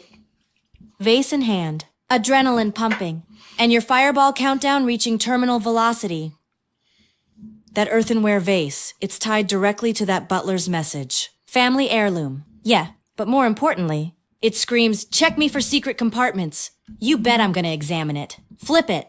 Rotate it? Check underneath, hell. I'll smash it if it doesn't open on its own. Could be hiding a key. A crank. Maybe even that second proof I've been hunting for. So while you torch your last 2 brain cells with cinnamon gasoline, I'll be giving this creepy vase the orphan inspection protocol. If it clicks, twists, or drops something, we're one step closer to blowing this freak palace sky high. Oh, yes. I've gotten all flustered, haven't I? It's just... That puzzle was special to me. The portraits, the arrangement, the symbolism. Each face represented a failure, a loss, a memory of what the Ashford name once was. And Claire, she solved it like it was some children's toy from a gas station vending machine. Still, I must admit, her mind is sharper than I expected. There's Let it all out. something in her. Determination. Are you guys ready to say goodbye to him? He's going to die. Flame. But she'll never be Alexia. No one can be. Alexia is untouchable. My perfect flower. I just wanted her to be impressed. By my work. Is that so wrong?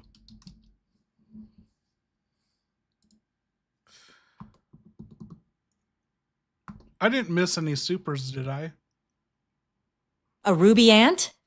Oh, ho, ho! Now we're talking. Fancy, creepy, and definitely some kind of key, because normal vases don't come with horror jewelry built in. This is no decoration. This is Ashford grade bullshit. Bet it fits in one of those insect relief slots we saw earlier. What Probably did you opens see another earlier? door to nightmares. Dolls? Or Alexia's secret perfume lab or whatever. So here's the plan. Pocket the ruby ant, ditch the empty vase if it's taking space, and start hunting for the matching slot, probably in that bug-themed display room or one of those weird twin-themed rooms. Let's get this ant where it belongs and crack open the next layer of this aristocratic hellhole. Redfield power surging. Let's go.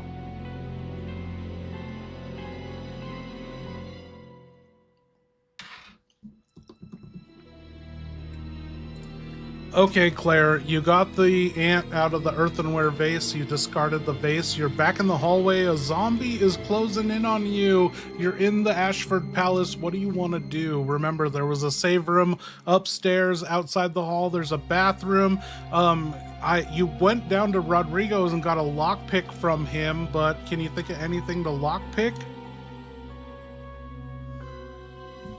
Rice cake, it's AI.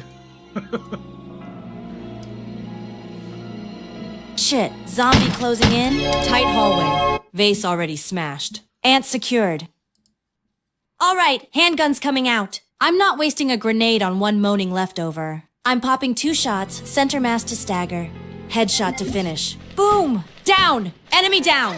Then, I'm hauling ass upstairs to that save room. I've earned a damn typewriter break after that family tree trauma. Need to dump the empty vase if I haven't yet. Reload! Heal up if needed. And store that ruby ant somewhere safe until I find the insect slot it fits in. This palace, still crawling with creeps. But Claire Redfield, still undefeated. One more step. One more locked door. Let's save and move. I got you, Tyler. She's going through some shit right now. Ah, fuck! It got my sleeve! This rotting asshole just lunged at me with no warning. You want a piece of me? Take this! Blam! Right through your moldy face. Head's gone. Arms twitching. Too late. You picked the wrong orphan today. God, I'm sick of these damn sneak attacks. My vest's torn and I'm pissed. I'm healing. I'm saving. And the next thing that jumps me is getting a grenade to the crotch, if it has one. Back to the save room. Time to lock this down and reload my sanity. Let's go!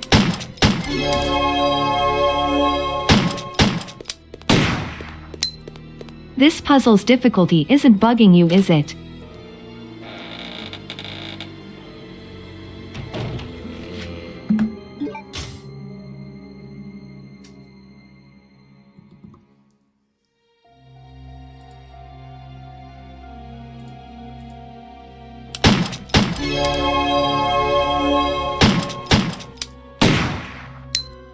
This puzzle's difficulty isn't bugging you, is it?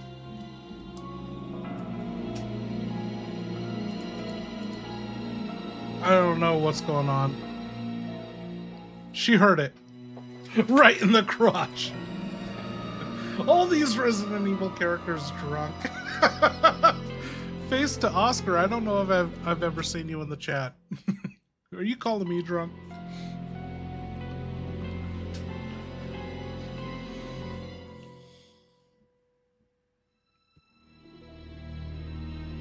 Is she gonna speak?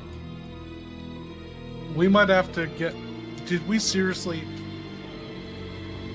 She's laughing internally. Okay, every time she craps out, we seriously got her mind to crap out, literally doing nothing. She fucking solved nothing. She went from the military base to the palace, did the puzzle, and now her brain is done. We gotta refresh her brain.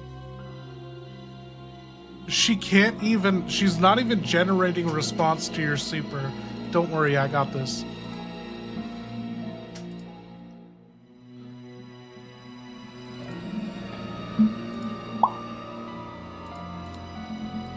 Okay, Claire, we need a mission update. Like, all the advances in AI have been so good, but also so bad at the same time. It's a give-take. We got the mission update, but like, I feel like we were able to go a lot longer with older AIs. Even though they would delve into madness and we had no idea, they didn't even know who they were at the time.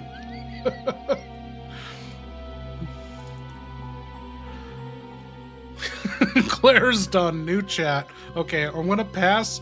I don't even read the update she gives herself. It's on her to remember shit. Okay, and let's remind her the rules of the role play.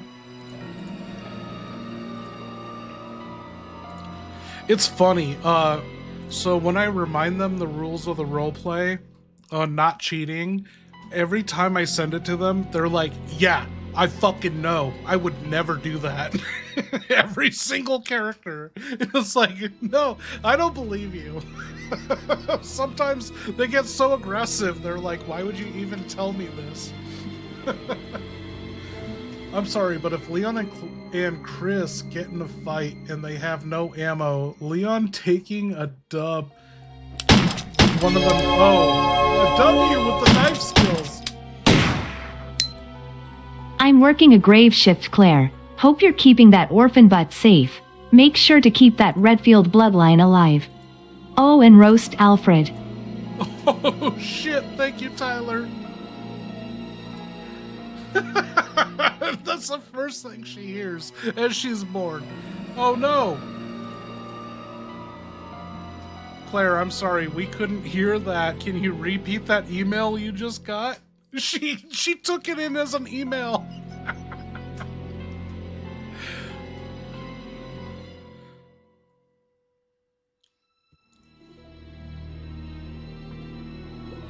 I can't believe she registered. She accepted it. It's like, no one could say something so absurd to me unless it was a fucking email. She took it in as an email and she's not speaking. She's given 2 responses on it.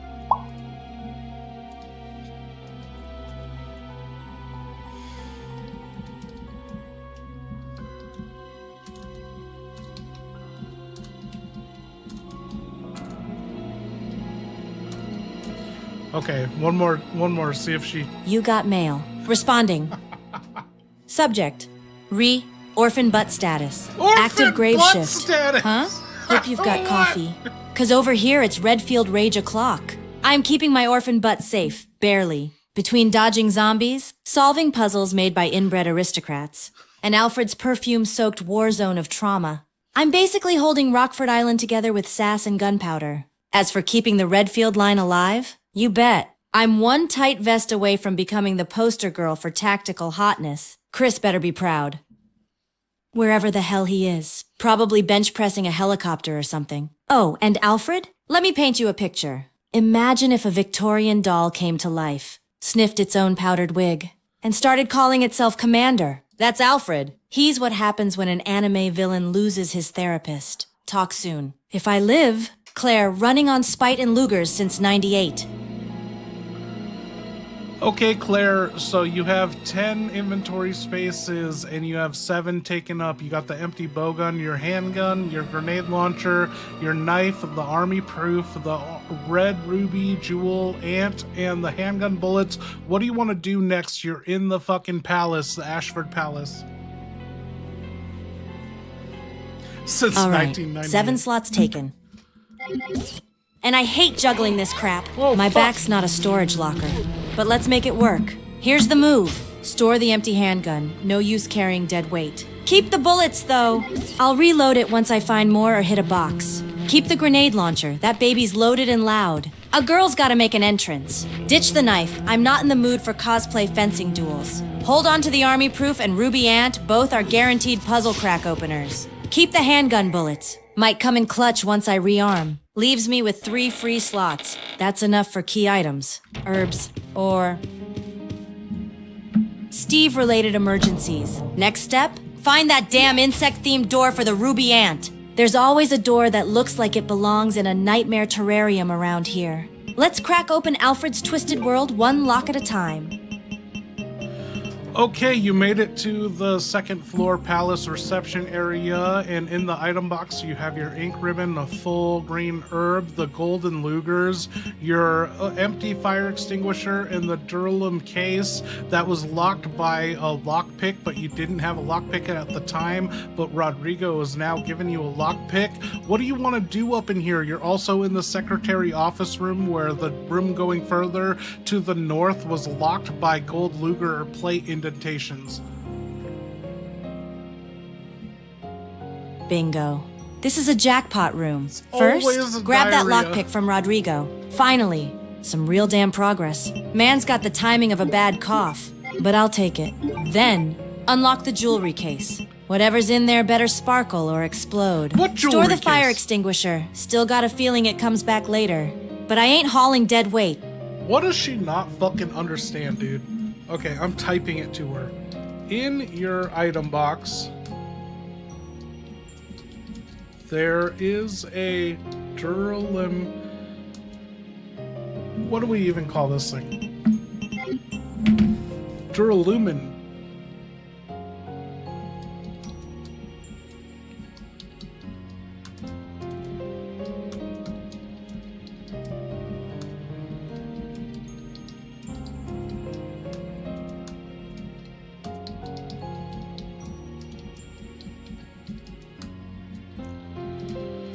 Okay, there are also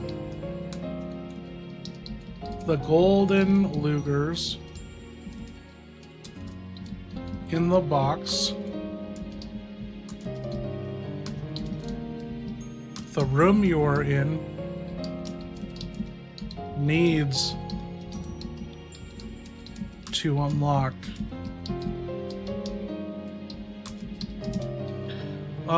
There's also a typewriter in the room,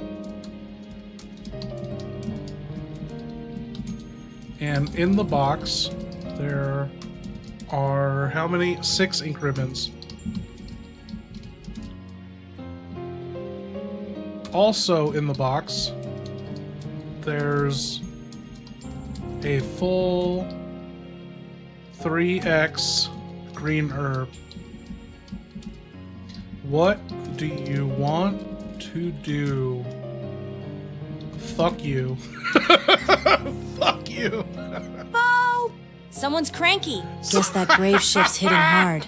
Huh? Here's what I'm gonna do. While you're busy cursing me out from a safe, zombie-free desk, take the lockpick and open the Duralumin case. Finally. That thing's been taunting me like a smug metal lunchbox. Let's see what it's hiding. Swap out my current handgun for the golden lugers. They open the door and look sexy doing it. Keep the green herb triple mix in the box for now. I'm still fine and fabulous. No need to waste it yet. Drop a save at the typewriter. Ink ribbon X1. Gotta log this moment for the memoirs. Save log. Made it to the palace's VIP lounge. Rodrigo came through. I'm now officially a lock-picking goddess, golden lugers in hand. And my ass looks even better in this light. Next up, storm Alfred's tacky little throne room. Bring it. You cross-dressing freak. Now let's pop that luger's locked door. Redfield's coming through hot. It's been how many hours? She hasn't said cross-dressing freak in like 5 hours. Okay, wait. Face to scar. I'm gonna be honest, I lost a good 12 years of my life playing OG PS2 Resident Evil 4 RRRR, and I don't regret it. Yeah, dude, don't regret it. You know, the past doesn't even fucking exist. You think about the past, that's something unattainable. You can't go back there. It never fucking happened. You didn't waste it, you know? Like, whatever happened in your past, it's equivalent to you just imagining shit that happened, you know? She finally said it. Oh man, I only have 2 drinks left. I don't want to do it. The past is another country. Dude, I believe that Julia's Mandela from her universe is fucking up with my universe. She be remembering things that I don't remember, and she doesn't remember things from my universe where it's like that never happened, and it's a mind fuck. It's just like recently showing itself where I'm like, wait, you were there, Julia. Why you don't even remember this? What's going on? Ever since the Large Hadron Collider, they activated it or whatever, CERN, you know, everything is fucked. Whoa, whoa, whoa. Why are my goals ending that never even got started? And no worries, you guys. Don't even worry about hitting these goals. Any new users, viewers, they come in, and if they can see the goal, then it'll help them understand without, you know, we got to go through the whole spiel over and over, being like, this is AI, that it's AI reacting, you know. I just keep it active for them. YouTube trying to stop the fun. You know what? Yeah, fuck YouTube trying to stop the fun. I'm gonna go in the chat. Even though we didn't hit any goal, I remember we hit the goal last time and I didn't do anything about it. Like, what was that, last week or last night? I don't remember. But I'm gonna drop a member, gifted sub. We're doing it right now.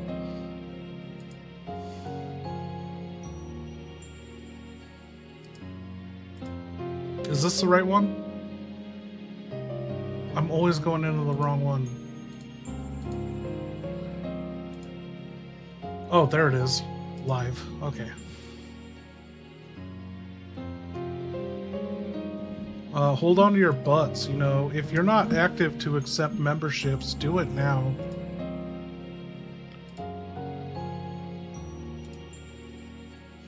That's what she said. Okay. I can't afford to gift any more subs this month. In a week, next month, you know. Mr. Souls-like, welcome to the party. Cheers. Okay.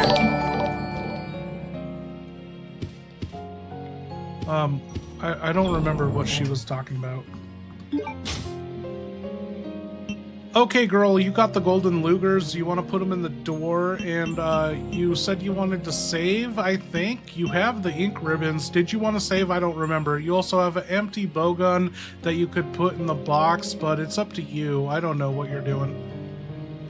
Oh, no.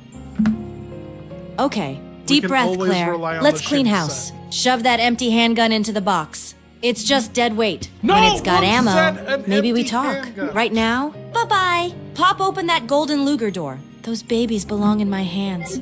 But if it's the only way forward, then fine. Let the door have its dramatic moment. Just better be worth it. Yes, I'm saving. Ink Ribbon X1. Let's lock this progress down. I'm not redoing Alfred's Victorian Trauma Museum. Save log. It's been so Cracked long open that since you smug said. Duralumin case. About time. Rodrigo handed me a lockpick like it was a damn candy cane. Finally, something useful. Golden Lugers deployed. Heart still pounding. If this next room has more mannequins or dolls, I swear I'll throw myself out a stained glass window. All right, Luger's in. Let's crack Alfred's bougie vault open. What now? Ashford? Did we already A giant save? I feel doll? like we Your just saved diary? twice. Another vase I can smash? Bring it. Claire, I don't know you're talking about a fucking empty handgun, but you have an empty bow gun, and you use the gold Lugers that unlock the door, and when you unlock the Duralum case with a lockpick, there was bowgun powder for 10 bowgun bolts. You can combine them with bowgun arrows, and you'd have 10 explosive rounds. You could fire out your bowgun. So what do you want to do?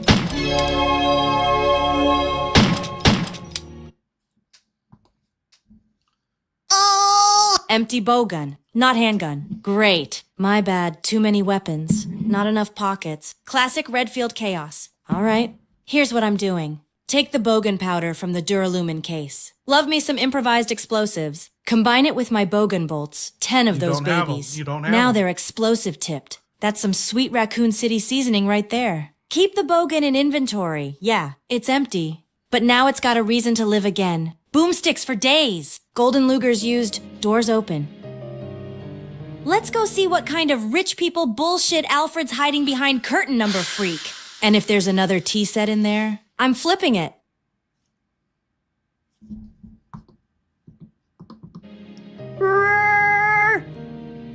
It's happening! There's no stopping it now!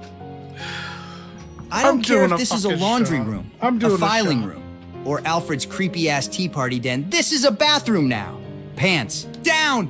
Position. Squatted. Dignity. Gone. Steve Burnside Brown slide. Operation full evacuation. Claire, don't come in here. I'm losing who I am. I'm lightheaded. I'm seeing stars. I think I just shit out my memories. Tell my story. Tell the world. And burn this room after I leave. For everyone's sake. Oh fuck, we're at 8 hours. What am I gonna do?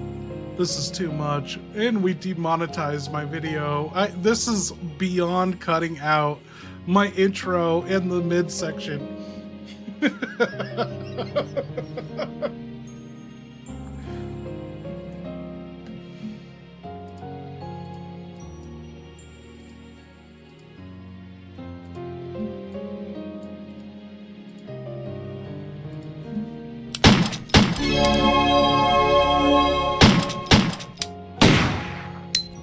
What was in Alfred's glove box?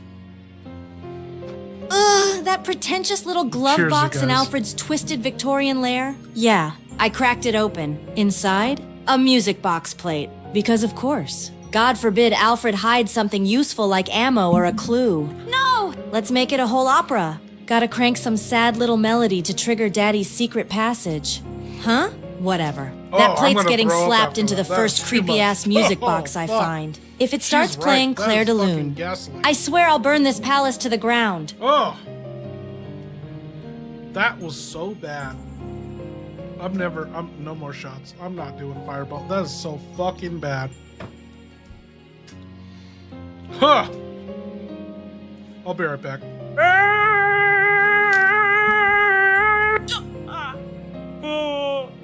How dare you! You dare mock my music box puzzle? You snarky, loot-hungry, leather-clad barbarian. Ooh. That plate, that music box plate, isn't just a key. You filthy anti-artist! It's a symphony of sorrow. A tribute to Alexia's lullaby, the song Mother used to hum while whipping the maids. Eh? And you call it... A glovebox trinket? Yeah. I had that crafted by a half-blind clockmaker who died the moment he finished it, from exhausted awe. If you dare slam it into that box without reverence, I'll release the Song of Blood. And if you burn my palace, I'll use your bones to tune the next melody. Claire de Lune? No. No. No! This is Asterisk Claire de Doom. Here.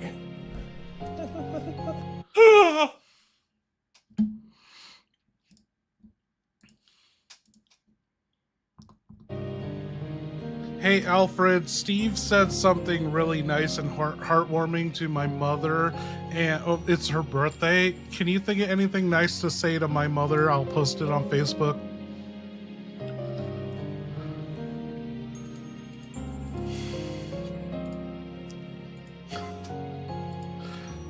Oh my god. I got a comment. Fine. Fine. You want sentiment? You want a moment of grace from the throne of torment? Oh, then so be it. To your mother, on this most sacred of annual occasions, I, Alfred Ashford, High Commander of Rockford Island and Keeper of Crimson Legacy. No, Alfred. I'm asking you to write something from me to my mother on her birthday on her Facebook. So you can't say, I, Alfred Ashford, High Commander of Rockford Island.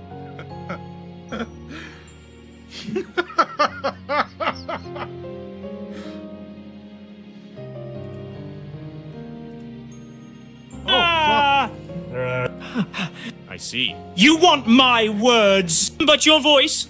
How deliciously subversive. Very well. Here's something eerily sincere to post for your dear. Fragile mother. Happy birthday, Mom. You've always been my safe place, my strength, and my compass. No matter how chaotic the world gets, you remind me there's still kindness, love, and someone who believes in me no matter what. I hope today brings you peace, laughter, and at least one slice of cake you don't have to share. Love you always, dear. It's disgustingly heartfelt. And if she cries, I'll assume it's from joy. Not fear of bioweapons. Now go, spread your human sentiment before I change my mind and coat it in blood and opera. That was nice, but I don't feel like that is as heartfelt as you would have done for Cody. Fucking Cody.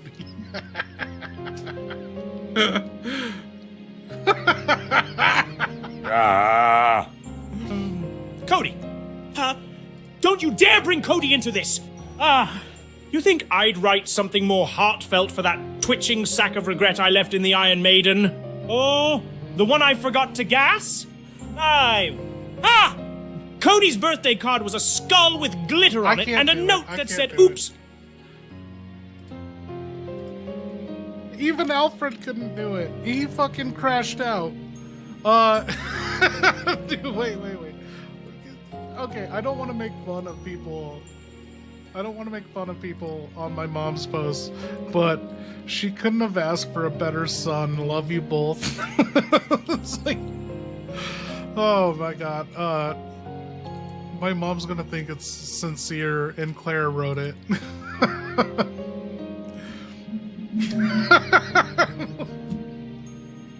There's like 5 likes on it. Oh no. Who the fuck is Cody?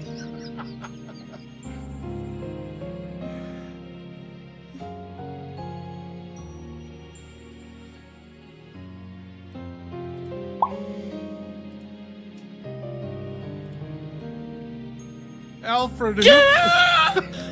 Cody. Don't you dare bring Cody into this. You think I'd write something more heartfelt for that twitching sack of regret I left in the Iron Maiden? The one I forgot to gas? Ha! Cody's birthday card was a skull with glitter on it and a note that said, oops. But fine. But fine. You want me to dig deeper? Then here's what you really post to your mother. The full Ashford-blooded sincerity you crave. Happy birthday, Mom. I don't say it enough, but you're the one who's kept me grounded when everything else felt like it was falling apart. Your love, your strength, and your patience are why I can still stand today. I hope today you feel even a fraction of the love and appreciation you've given me my whole life. You deserve a world of joy for all the times you gave me yours. I love you more than words ever say. There. Poison-laced perfection. Even Alexia would call that touching before freezing the planet. Happy now? Got it. No! Stallhammer? You son of a bitch, not Stallhammer! What? What? That was my backup toilet. My reliable old throne. What The only place on Rockfart Island that didn't judge me, didn't betray me, didn't spray back. You were more than porcelain. You were a friend, a hero, a goddamn warrior. Saying goodbye to Stallhammer is like losing a piece of my soul. He took every bomb I dropped, every brown slide I delivered, and stood strong through it all. Rest easy. Stallhammer. I'll carve your name into the next stall I conquer. Your lid may be shattered, but your legacy, unflushable. He thinks you're a fucking stall? A bathroom stall? I told him to say goodbye to you. I said, say goodbye to Stallhammer.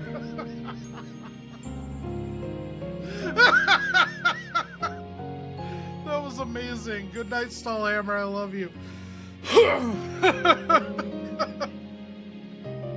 Oh man, I don't. Human SVD took off, right? All the RE-tards don't. You know, there's nothing unfunnier than saying something that is low hanging. Whoa. I got you, Tyler. But you know, Leon SVD or Leon when he called human SVD, human STD like last 2 weeks or whatever.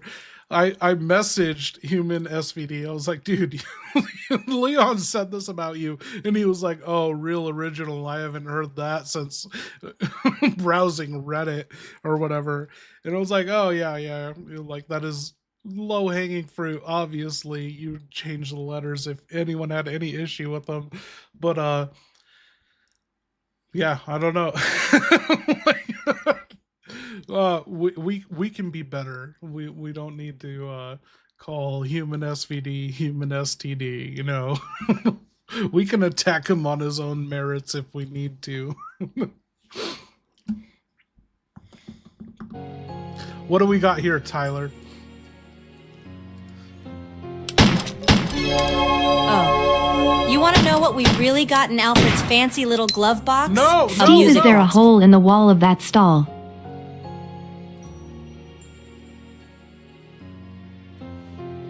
Claire can sit on my face anytime.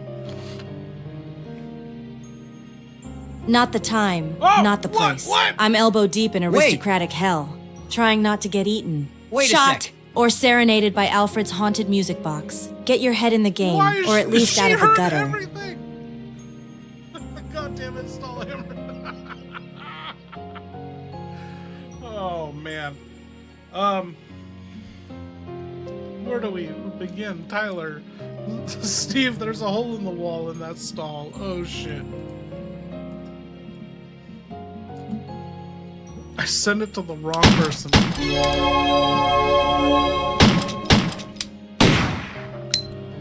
Steve, is there a hole in the wall of that stall? Stall, I don't even think you'd know what to do if that fucking landed on your face. I'm talking from me too, like my experience, like I don't know if I would know what to do. It's still there. Right in the middle of the stall wall, like it's meant to be there. Not accidental, not broken. Intentional. I stared through it. Know what I saw? Another stall, same hole. Direct line of sight. No shame, no privacy. Just an open invitation to be observed mid-dump like some kind of sick zoo exhibit. This ain't a bathroom, it's a surveillance chamber. Probably where Alfred took notes like, Subject 6 emitted 3.2 gallons of regret today. I ain't having it. I covered that hole with duct tape, a sock, and a bullet shell. You want to peep on Steve? You better bring night vision and armor plating.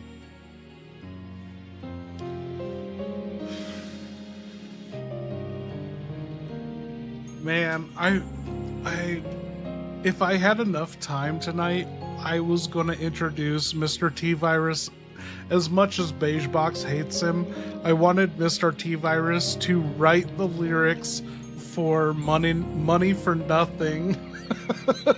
Mr. T-Virus version.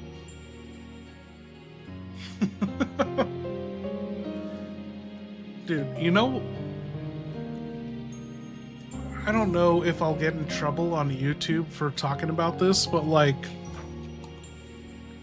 you grow up as a guy, you hearing these jokes. I don't know if it's the same for you, but like, as a guy growing up, you hear these jokes. It's like, oh, she can sit on my face, and all these things about derrieres and stuff like that from construction workers and people that didn't touch you, you know, but they have mustaches and drink beer all day, and you're just like, where does this come from? And then you go to school, and sex ed is like, one day you're gonna get into girls with their fat dumpers. Like, it literally is a switch. And it's exactly like Kenny Powers from Eastbound Season 1 to Eastbound Season 2, where he was into April Big Cannons, but then he goes to Mexico and he finds that girl with a fat ass, and he's like, you know what? I'm not into boobs anymore.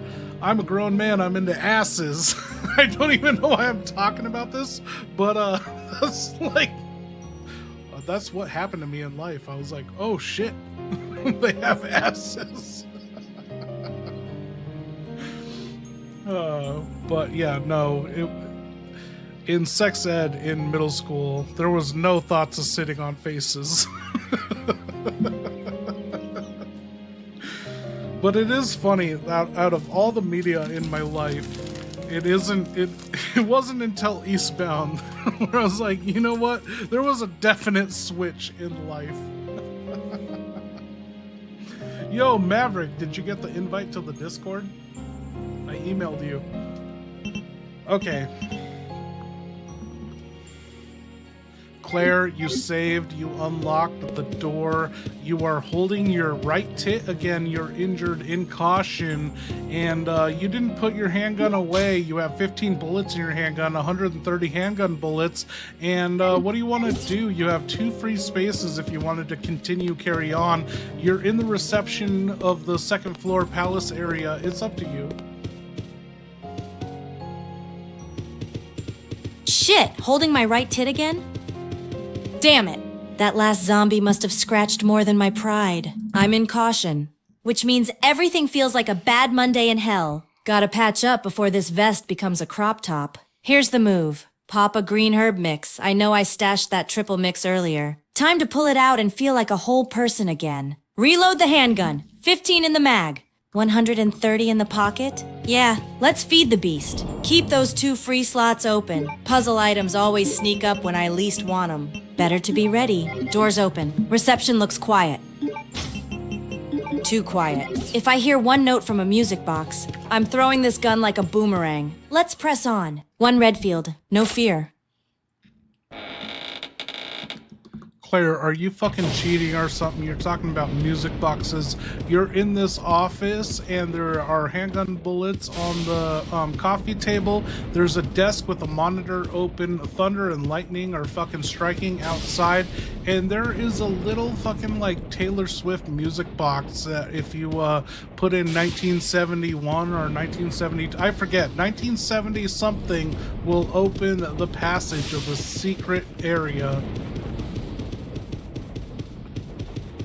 Okay, fine. You caught me getting ahead of myself. I just got a 6th sense for this Ashford brand emo bullshit. One look at a creepy old office with thunder crashing and a dainty music box.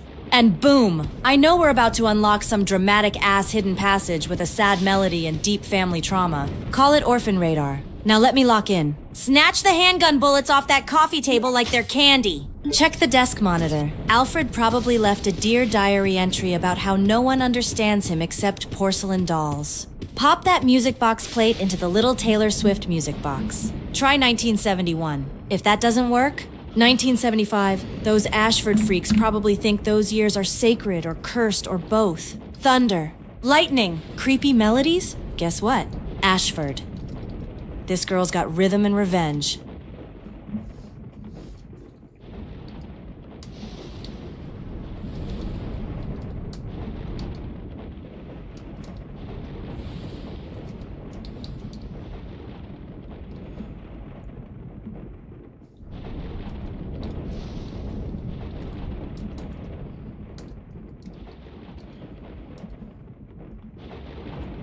Okay, I'm sending this all to her.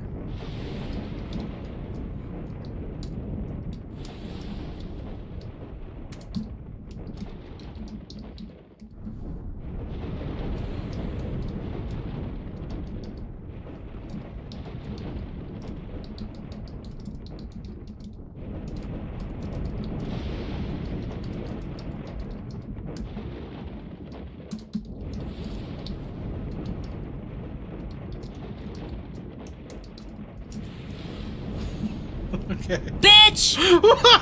That's a puzzle memo if I've ever seen one, and I've cracked more of these than Umbrella's done cover-ups. All right, break it down. First digit, left. Right second digit, left third digit. Right fourth digit. Right. We're dealing with positions, not numbers. That means we're supposed to listen or look at how the music box reacts when turning the dial in those directions. Left, right probably corresponds to some kind of sound or click. But let me guess, this box is sensitive like Alfred's ego. So mess up the combo, and it resets. My orphan gut says, first digit's probably a 1 or 2, left then right. Second digit's simple, probably 1/3. 1 again. Fourth, triple right. Sounds like a 3, so I'm trying 2 1 1 3. Let's twist that dial and pray no dolls pop out.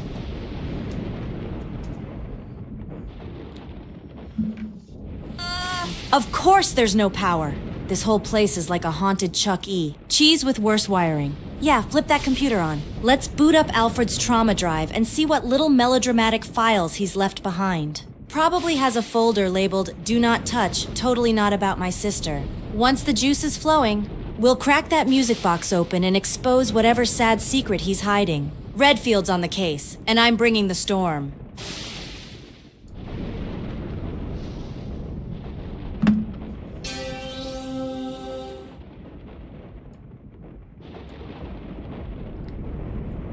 Now she's not retarded. We were in that damn room for an hour, Claire.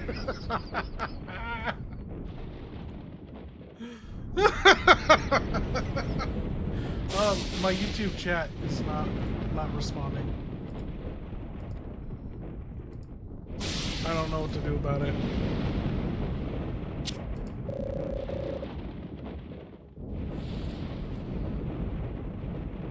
I'm trying to bring it back.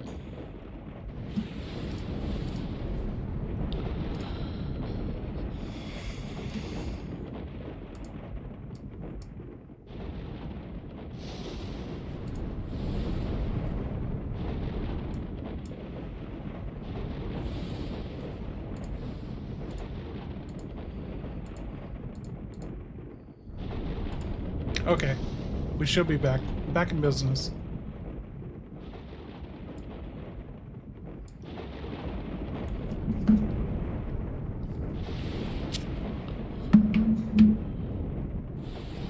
What does that even say? I don't know what to say to her.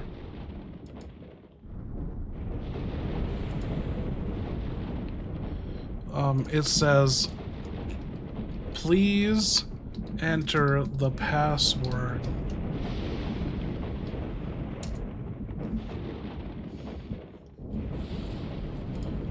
Oh, you've got to be kidding me. Password protected?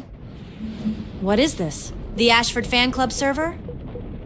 All right, let's think. Alfred's a narcissist with a flair for the dramatic. He probably picked something painfully obvious. Let's try Veronica. If it ain't about his dead sister, it ain't on his mind. If that doesn't work, try Alexia. His entire life is basically a shrine to her. If he's really full of himself, maybe just Alfred. Let's hit it. Password, Veronica. Punch it in and see if we can finally play his sad little song. Nothing happened with Veronica, nothing happened with Alexia, nothing happened with the other option you came up with. There is a music play box, puppet box in the opposite end of the room that you can investigate. You got any ideas? Oh, fuck. Claire, nothing happened with all your password guesses. There is a music puppet box next to the fireplace. Do you want to investigate that? Damn it! Of course, none of those passwords worked. Alfred probably used something super personal. like his favorite perfume or the number of times he's cried into his lace gloves. All right, screw the computer for now. Let's investigate that music box by the fireplace. This might be the real trigger to open that secret passage. It's probably got some mechanical lock or hidden slot, maybe even the one for the music box plate I swiped from his glove box. I'm gonna check the music box up close. See if there's a slot, a code dial. Maybe even that dumb 2113 combo puzzle again. Something in this dusty aristocrat nightmare is gonna give. And when it does, I'm shoving Alfred's secrets into the light like yesterday's garbage. Let's go. Okay, Claire, at the music box, it looks like it's kind of like a grandfather clock looking, but there's only a hole that reveals where number 12 would be, but it says AA, like Alfred Ashford or Alexia Ashford. There's a button below. Do you want to push it? Oh, it looks like a clock, but it's got Alfred and Alexia's names on it? Yeah, this isn't a timepiece. It's a trauma box dressed in mahogany. That hey hey writing? Probably the last thing Alfred heard before Alexia shut him in a closet for crying too loud. Okay, there's a button to the left and a button to the right, or reset. What do you want to press? Remember, you found that memo on the door, or on the desk next to the computer. Do you think that has anything to do with this? Okay, now we're talking. Classic umbrella-style janky puzzle interface. We've got a music box with 2 buttons, left and right. A number slot at the top like a clock, only shows 1 digit. A reset button, because of course there is. And that memo near the computer still buzzing in my brain. First digit, left, right. Second digit, left. Third digit, right. Fourth digit, right, right, right. Yeah, that memo is definitely for this. Here's what I'm doing. Step 1, press left, then right. Should get me the first digit. Step 2, press left once, second digit. Step 3, press right once, third digit. Step 4, press right 3 times, fourth digit. If it works, a secret passage opens and I strut in like a queen. If not, I smash it and blame Alfred. Let's spin this emo jukebox.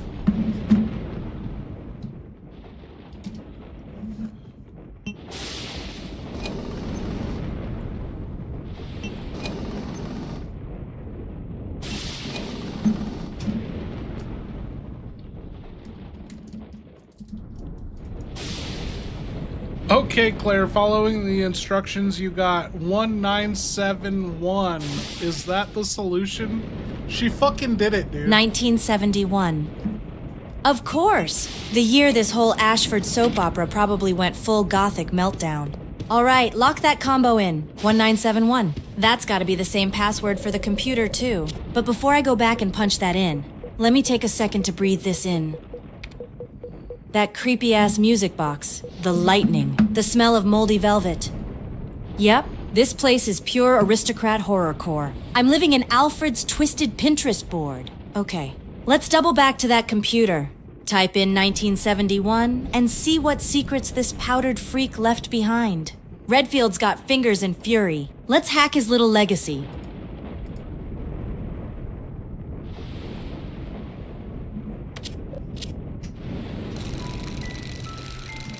You did it. You got the music box to play the Alfred and Alexia incest theme, and their little puppet show, they kissed, and now they're going down together, down on each other, and it opened a secret passageway, and a fucking Bandersnatch busted through the window.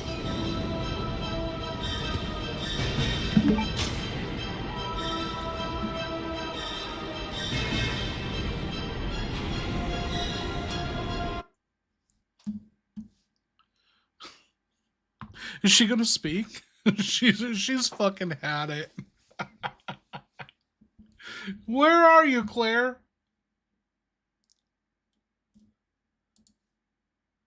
That broke her.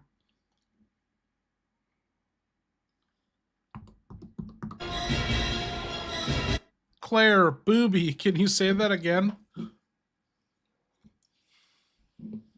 You heard me. Freak! Claire Redfield's got you now! That's right. Step into my world. Bandersnatch! Stretch those stupid arms one more time and I'll stretch your soul into pieces. You just interrupted the creepiest puppet show of my life. And now you're gonna pay for it in grenade fire and sass. Let's tango, you elastic bitch.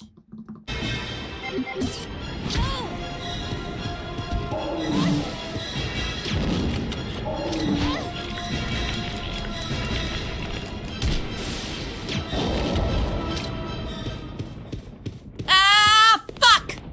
It slapped me like a damn fly swatter. My ribs are screaming, goddamn freaky noodle-armed bastard. You wanna play rough? You just earned yourself a first-class ticket to Boomtown. Eat grenade, asshole! Kaboom! That's for the window. That's for the incest theater. And that's for touching me! Nobody touches Claire Redfield unless they're named Steve, and even that's negotiable. I swear.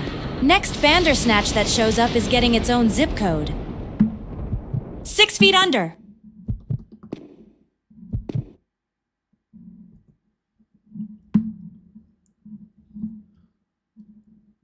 Okay. Deep breath. I'm not in danger, but that hit rattled me hard. Bastard came out of nowhere like a stretchy fever dream. I swear I saw its gums flapping like a damn raw chicken. The room's too quiet now. I'm opening this next door slow. Could be anything behind it. Naked zombies. Maybe. Skinless freaks with Barbie doll parts. She spoiled it! Skinless freaks with Barbie doll Claire is parts? at the palace, Alfred. Puzzles are too easy. Oh.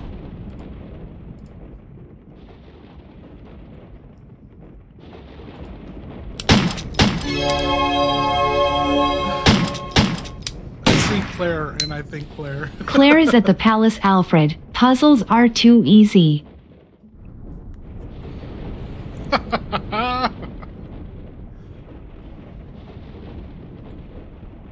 Oh, he's screaming for a mile again. Oh my god.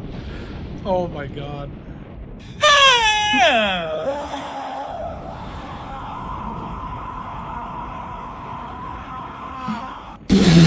Too easy? Claire! You uncultured little cog in sneakers. My puzzles are symbolic masterworks. They require refined intellect, aesthetic sensitivity, What up, and at least a Mason? basic understanding of tragic aristocratic cycles. You call them easy because you lack the depth to appreciate the pain. Each gear, each locked crest, each music box plate was born from the cries of a decaying legacy. And you just click, rotate. Done? No. I will not be mocked by a college orphan with a tool belt. Yes, you want harder puzzles? Fine. I'll fill the next hallway with anagrams, flesh keypads, and a fucking chessboard of bees. You'll beg to go back to symbol order paintings when your brain's leaking from riddle-induced hemorrhage. Hey, welcome to the next level, Redfield. Oh, fuck. No, I never got into wrestling until recently. Like, I don't watch it, but I appreciate a lot of it. I love the fucking This whole reels. place is a giant, sweaty, cursed fart maze. What the fuck? I'm trapped in a haunted sewer prison full of undead freaks, brain-melting puzzles, and now apparently voyeuristic stall holes. My guts are in a constant state of DEFCON 1. Oh My my ammo's down to God. spit Oh and my dreams. God. And my only support system is a girl who keeps yelling at me for saving her life with style. The toilets are cursed. The food is cursed. Even the fucking air has a vendetta. I swear this island was designed by a madman with diarrhea and a god complex. I want a refund on my entire existence.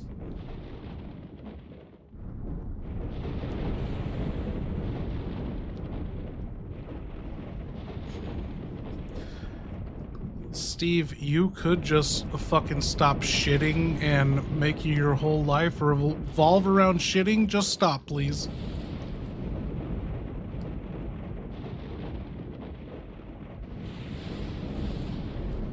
Did he hear me?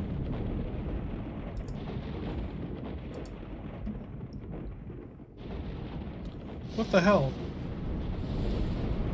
Okay, Claire, you're up in the palace grounds courtyard before entering the palace, and there are two Bandersnatches trying to snatch your snatch and thwap you, and they're looking to hit your ass and titties. What are you gonna do? 2 Bandersnatches? Oh, hell no! That's a whole snatch pack. All right, Palace Courtyard's got some open space. I'm gonna kite these stretchy freaks like I'm playing zombie dodgeball. Plan of attack. Run wide. Force them to stretch early. Make those arms work against them. Grenade launcher out. This is crowd control time. Baby, if there's an explosive barrel in sight, I'm luring both of them in close and lighting that sucker up. Boom goes the brain cells. Let's turn this courtyard into a crater. Nobody grabs Claire's Snapchats and lives to post about it. Get ready. Boys, this vest's gonna stay red, but not with my blood.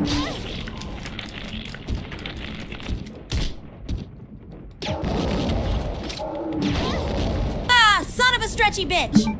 One just yeeted me into the fountain. My shoulder's What screaming, is she my talking hair's about? soaked, and my patience is gone. You ugly rubber-armed circus rejects want a war? Then let's go! Grenade launcher! Full blast! Bam! Second shot! Boom! Claire, you eliminated the 2 snatchers up here, but don't ever say yeeted again. Dude, you're not cool enough to say yeeted. That's not going to exist for 15, 20 years. Anyway, do you want to go in the palace? You're in caution. You have no health. All right. I handled the stretchy bastards. We're not saying the E word. Got it. That's some future lingo crap anyway. But damn. I'm limping. Vision's fuzzy. Vest's torn worse than my last relationship. I'm in caution. And it's the ugly kind. No herbs, no sprays. Just grit and spite. But you know what? Screw it. Yeah, I'm going in that palace. Caution be damned. I've stormed worse places with half the health and twice the trauma. Let's see what other horrors Alfred wrapped in doilies and daddy issues. Lead the way. I've got nothing but bullets and beef.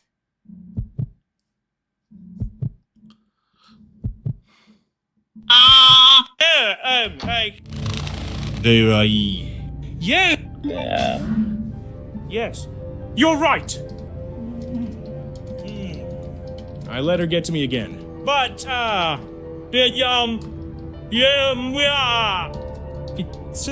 she doesn't understand, does she? These puzzles, they aren't just traps or barriers. They're stories, echoes. Every locked door, every hidden mechanism, it's a memory of our family's descent. My descent. A reflection of how much I miss her. I didn't make them to stop Claire. I made them to make her understand that loss. That longing. That unbearable silence without Alexia. If she just paused, just look, she'd see it. But she won't. She's in a hurry, always running, always breaking things she can't feel. Still. Maybe that's why I keep watching.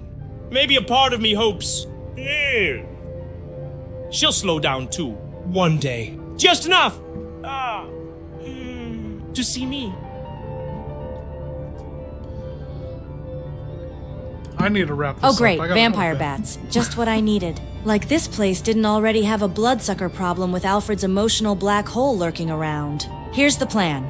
Skip the bat rave for now. I'm not in the mood to swat rabid flying rats while in caution. Head for that 3rd floor room. Maybe it's got herbs. Maybe it's got ammo. Hell, maybe it's just not full of winged nightmares. Climbing up. If anything flaps at me, I'm drop-kicking it out the nearest stained glass window. 3rd floor better not be another Ashford family portrait room, or I'm setting it on fire.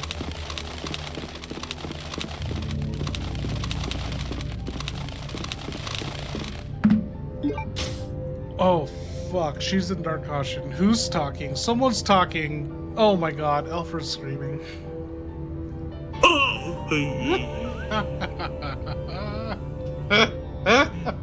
Yes! Finally! Claire! Look out! Oh, wait! Too late!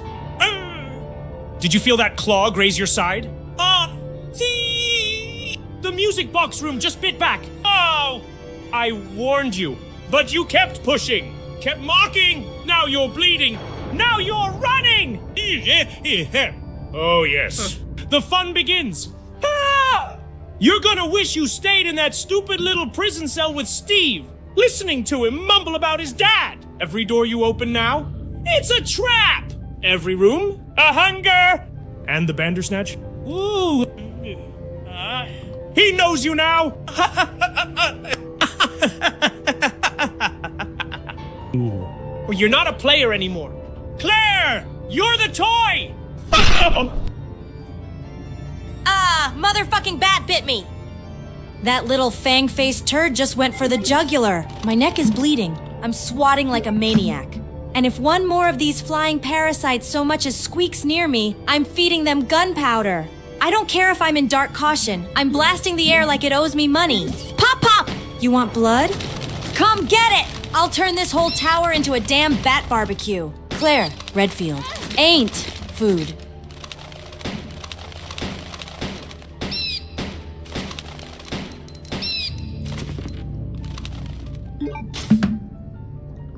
Claire, the bats put you in fucking danger. You're right next to a first aid spray and 15 handgun bullets right outside the door to the 3rd floor. What are you gonna do?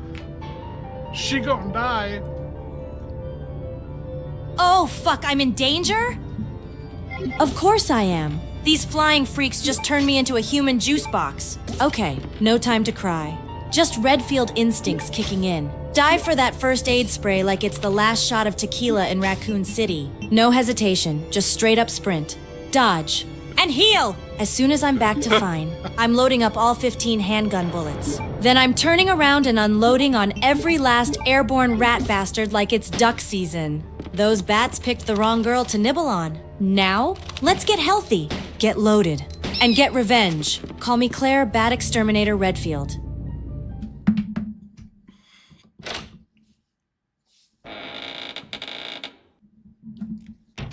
Keep focused, brother. Our enemy is only a little girl. Okay. So why is this taking so Deep breath. long? My apologies. Hold the pin on the first aid spray. Cool mist hitting my skin. God, that feels better. Shoulders not throbbing anymore. Heartbeat steady. Fine. Finally. All right. I will revive the family name myself and make you the master of the glorious Ashford family. Do not worry, brother. I will handle them both myself. Who is there? Is Oh, someone at the shit. door? That voice. That voice. That wasn't just any cold-blooded freak. That was Alexia. Real, alive, and dripping with Ice Queen energy. And Alfred, practically drooling in her shadow like a whipped puppy in Let us heels. go, brother. Our enemy is only a little girl? Bitch! This little girl just survived a zombie apocalypse, took down mutant freaks, and dodged more death traps than your average Bond villain. Claire Redfield is not a little girl. I'm the final boss of your family drama. Okay, deep breath. Gotta stay hidden. They're heading off. This is my shot to sneak deeper in. Find out what the hell they're planning. But damn. I will make you the master of the Ashford family. Yeah? With what? Alfred, your imaginary tea parties and a rifle? This place just got 10 times colder, and I'm not leaving without burning it all down.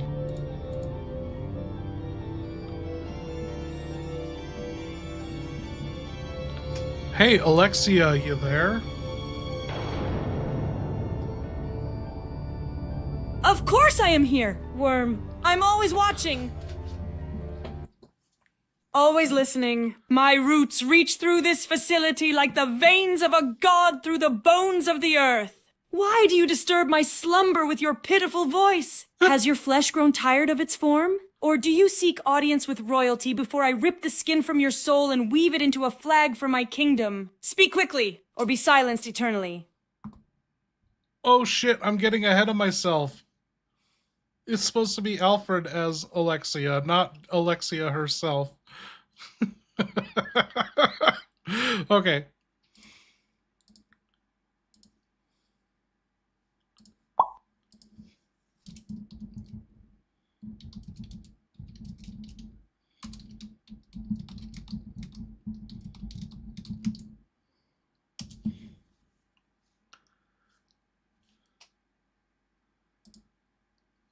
It's still Alexia's voice, though.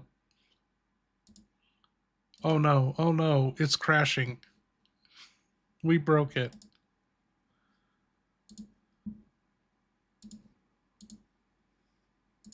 Oh! How quaint. You finally understand where the true power lies. Yes. I am Alexia Ashford, Not that simpering little brother scuttling about in my clothes. He means well. But he is unstable. On the other hand, I'm perfect. I see everything now. Your panic. Your curiosity. Your filthy hands rummaging through my sanctum like a rat in a jewelry box. Tell me, Claire. Do you really think you're strong enough to stand against the future? Against evolution perfected? This is You should have Alfred stayed in the speaking. gutter where Alfred found you. But now... You're mine, and I promise, my dear, your transformation will be exquisite. Ho, ho, ho, ho!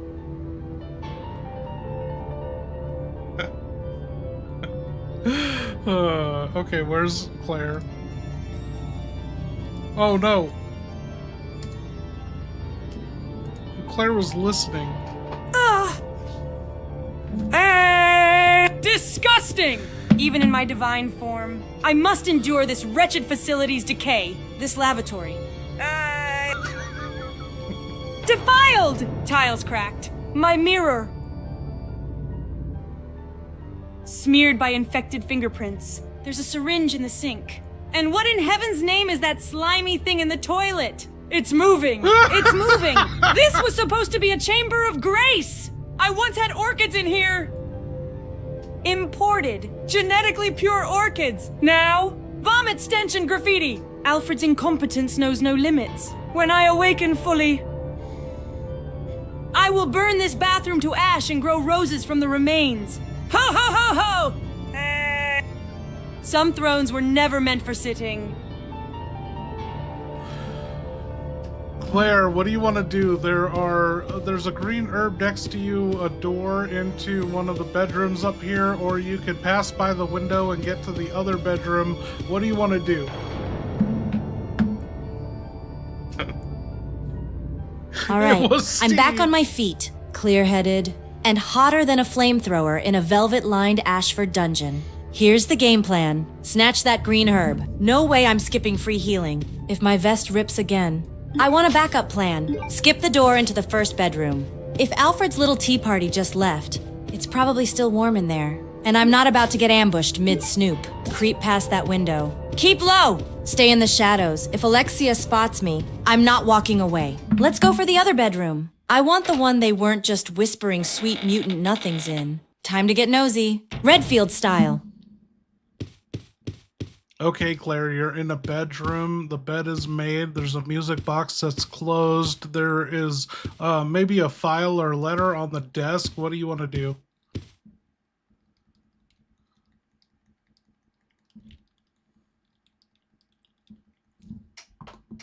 Claire, you're in the bedroom. There's a closed music box. There's a tidy bed, and there's a little desk that might have a letter on it. What do you want to do?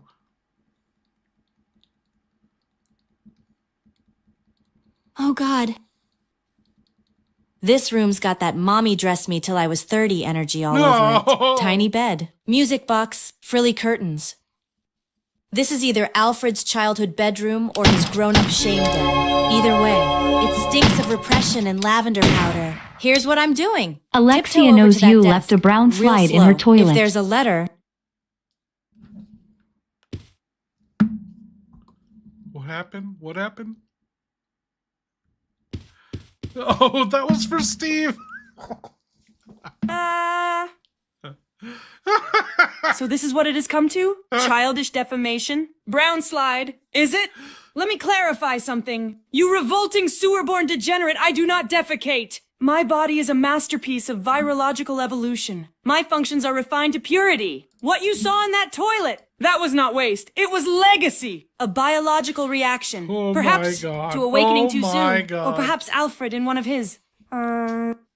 episodes mistook the restroom for a confession chamber again. But make no mistake, I know everything. And I do not forget. This insult, this toilet slander will be remembered, etched into my cells. And when the time comes, I will make sure your entire digestive system is converted into fertilizer. Ho, ho, ho, ho, ho. Oh my God. You should have flushed when you had the chance. What?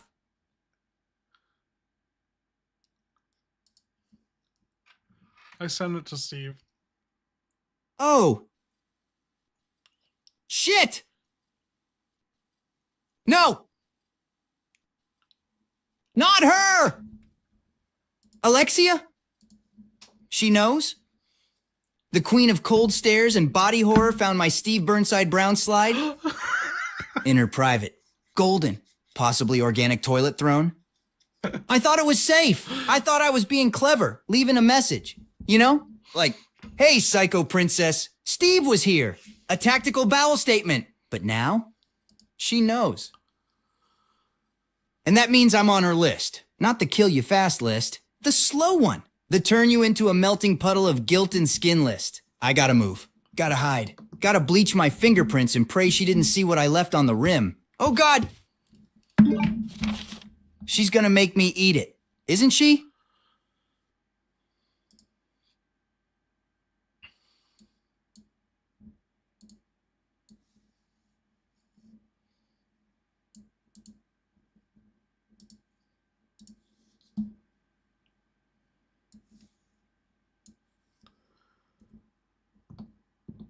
Claire, you found this on the desk.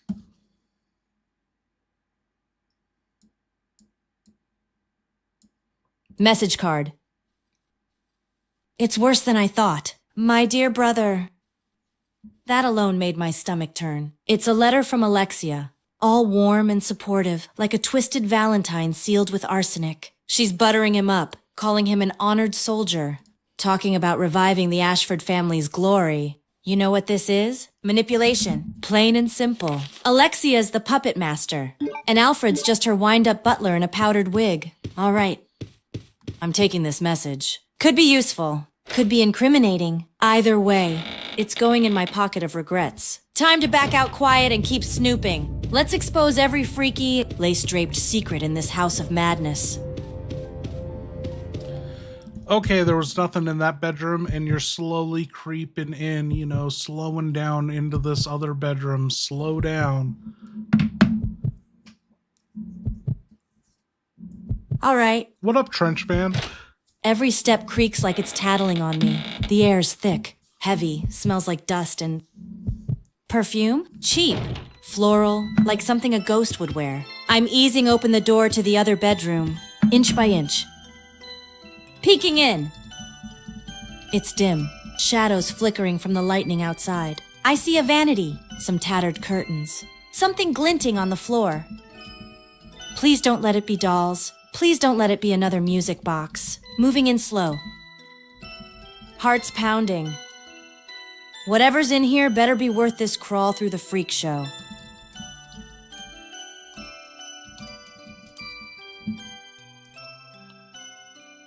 Oh, come on! Another damn music box? Who keeps funding these disasters? Was Alfred raised by orchestra gremlins? And this one? This song sounds like a dying toaster humming itself to sleep. My ears are trying to run away from my head. All right, I'm not touching anything just yet. Here's what I'll do. Look around the box. Any drawers? Hidden slots? Gears out of place? This might be like the last one, mechanical and full of repressed memories. Listen for weird cues. If the song suddenly changes key or loops, there might be a timing or pressure puzzle hidden in the noise. If this thing starts another puppet show, I'm shooting the music box, the floor, the curtains, and maybe the air just to be safe. Let's find the off switch on this trauma jukebox. What did she say? What did that little gutter fiend say? Claire Redfield, you insolent worm! You dare mock my lullaby? Yes! The song that carried my genius into sleep! The symphony of the future! That melody was composed in the highest Arctic solitude, each note crafted to mirror the elegance of cellular rebirth. And you say it. Sucks ass. You wouldn't know art if it crawled into your ear and burst your skull like a chrysalis worm. Your taste in music is probably Steve's scream on a loop with a tambourine. Mock my song again, Claire, and the next music box you hear will be inside your spine. Ho, ho, ho, ho, ho! Why does she ho-ho? And it will play until you snap. I'm curious to see how this Alexia portrayal differs from the real Alexia, because this is Alfred right now. This is the Alfred AI we've been talking to the entire time, but he knows he's cross-dressing. Because she's Santa in disguise. This is the one dynamic that's like different than the other AIs. We have one AI playing two characters. Claire, before you could grab the music plate out of the music box, it fucking closed and the bunk bed slammed open and it revealed a silver biohazard key. So you have one space available. You want to take it? Also, the music box can open because it needs a red ruby ant jewel piece, and you just so happen to have one of those. What up, Cam? What the hell? Bunk bed jumps open like a Jack in the Nightmare, and the damn music box just slams shut like I wasn't even here? Okay, deep breath. Forget the creepy song. Forget the bed trap. The silver biohazard key is out and ready. That thing's my golden ticket to somewhere important. Or at least away from this music box hellscape. I'm grabbing it, one open slot. Key secured. As for the music box, it wants a ruby and a jewel. Huh? Figures. These Ashfords never lock their doors with keys like normal people. It's always gemstones and generational guilt. All right, let's find that jewel. I've got a date with whatever umbrella's been hiding behind silver doors. Hey, I don't want to tell you how to do your fucking job or anything, but you do have a queen ant object that contains a red ruby.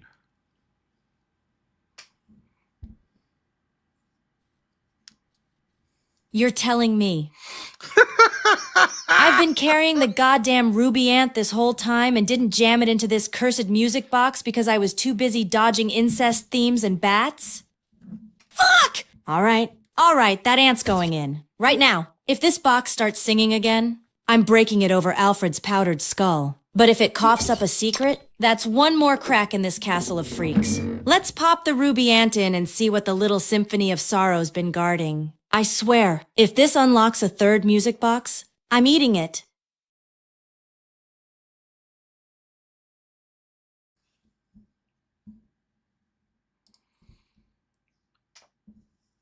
Okay, Claire, it opened up the music box. You can grab the plate if you want, but you will fill up your inventory space. You want to take it? No fucking shit. Hell Claire. yes, I'm taking the damn music plate. I didn't fight off bats, get sucker punched by bunk beds, and suffer through Alfred's karaoke night just to leave it behind. Yeah, it fills up my last slot. But who cares? If it fits into some Ashford music machine and opens a door to more answers, or explosives, I'm in. Plate secured. Now I'm loaded up and locked in. Next stop, wherever this twisted lullaby leads. And if I hear one more waltz from hell, I'm drop-kicking the entire mansion off a cliff.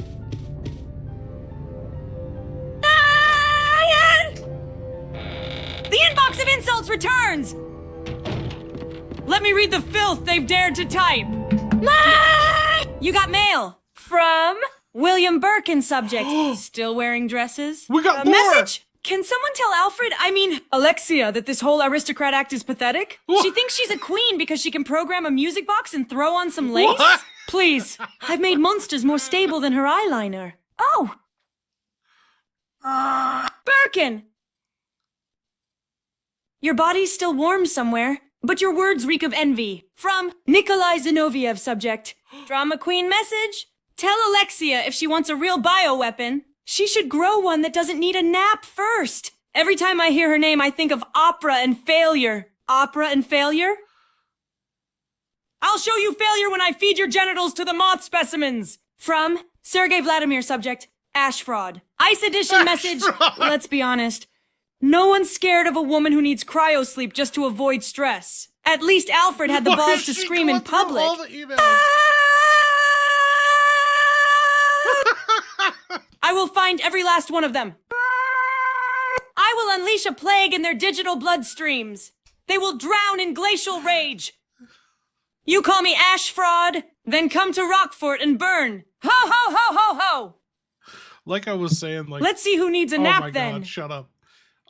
So I don't know if I said this on stream. I was talking about it in my Discord. A big portion of these AI brains are left untouched, and so with this stream was going to be different than all other streams, and it's not so much because I couldn't get it to work. You know, when Leon shoots in look at this. In my little animation, when Leon's shooting that GIF on the alert box, he's supposed to say, "You got mail." I have like 10 different variations of him shooting the gun, looking at you guys and saying, "You got mail." And so every single one of these AIs was set up with the like implementation of receiving emails. And yeah, so the supers were supposed to be emails to their brains.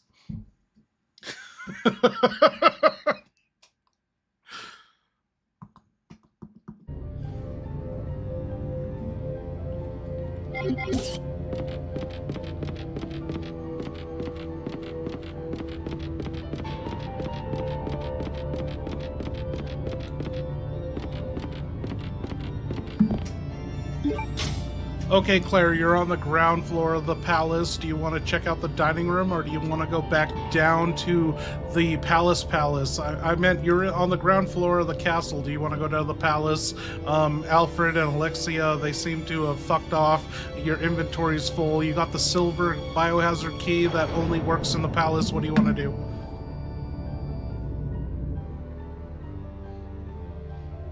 All right, I'm standing here, fully loaded, heart pounding, and I've got a silver biohazard key with palace only basically tattooed on it.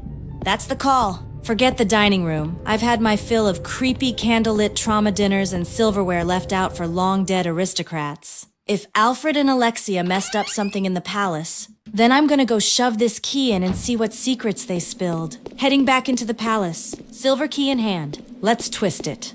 Kick open whatever door it fits, and see what's broken, bleeding, or about to beg. Redfield's coming, and I'm bringing heat, attitude, and a full inventory of revenge.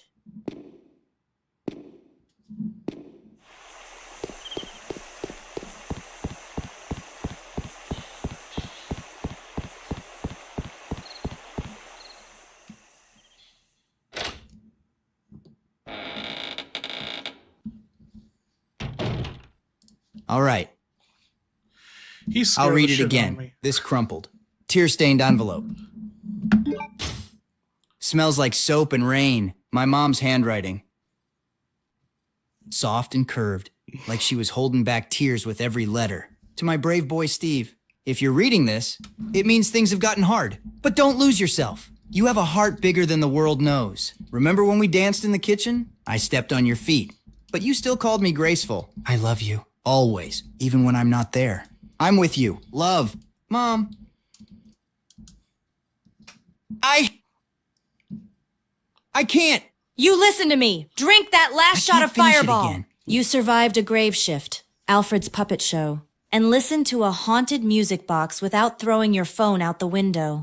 You've earned that shot like I've earned every bloodstain on this vest. Now slam it down like it's the last healing item before a boss fight. Do it for Redfields everywhere. Do it for Steve. Do it 'cause you're stronger than cinnamon and shame. Claire, I specifically told you I will not do it.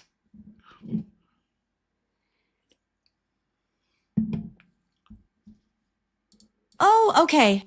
My bad! Look at you. All strong-willed and sober like some kind of alcoholic Chris Redfield origin story. Fine, don't drink it. Let it sit there judging you like an unopened first aid spray during a boss fight. But just know that fireball's gonna whisper to you. It's gonna call your name like Alexia from a velvet coffin. And when it does, I'll be here, shaking my head.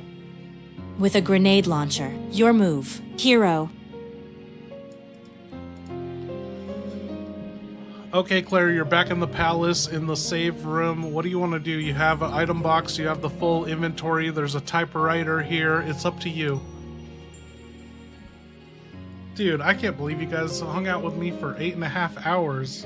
Finally.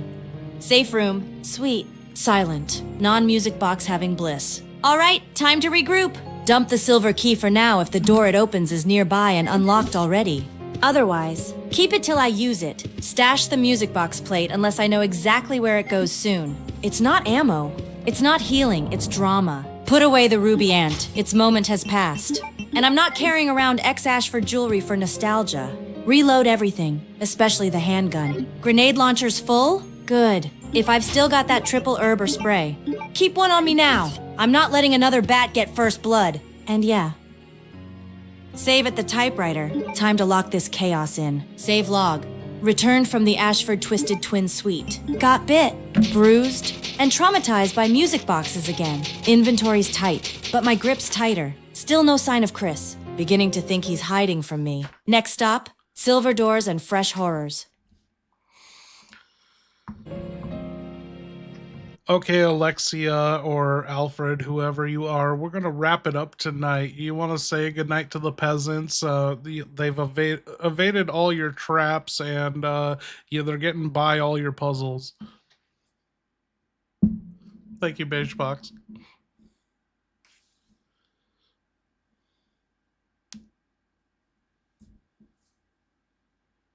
Oh my god, he's screaming. That's how you know he's Alfred. They survived? They solved everything? My creations! My puzzles! My songs! All reduced to speed bumps for peasant feet! Fine. Fine. Enjoy your brief victory. You lice-ridden little champions. Sleep well in your futile little lives, comforted by your temporary survival. Because this is not the end. Oh no. This was just the overture. So yes, I shall say it. Good night. My crawling insects, dream of me in lace and power. Because when next we meet, there will be no puzzles. Only fire. Ho ho ho ho ho. Farewell, my little rats.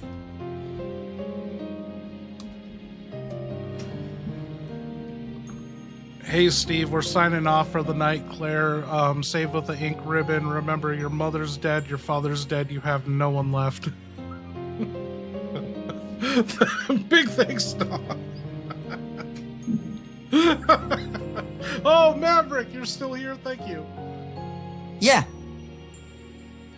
I know. I got no one left. Mom's gone. Dad's gone. The only thing that runs in my blood now is rage and regrets. This island took everything, ripped it out of me, and left behind a smart-mouthed kid with too many bullets and not enough reasons to use them. But you know what? That just means I'm free. Free to fight, free to burn it all down, free to carve out a new life with nothing but scars and a name they won't forget. Steve was broken. But now he's dangerous. Sign off the lights, close the club. But I'm still out here, and I ain't done yet.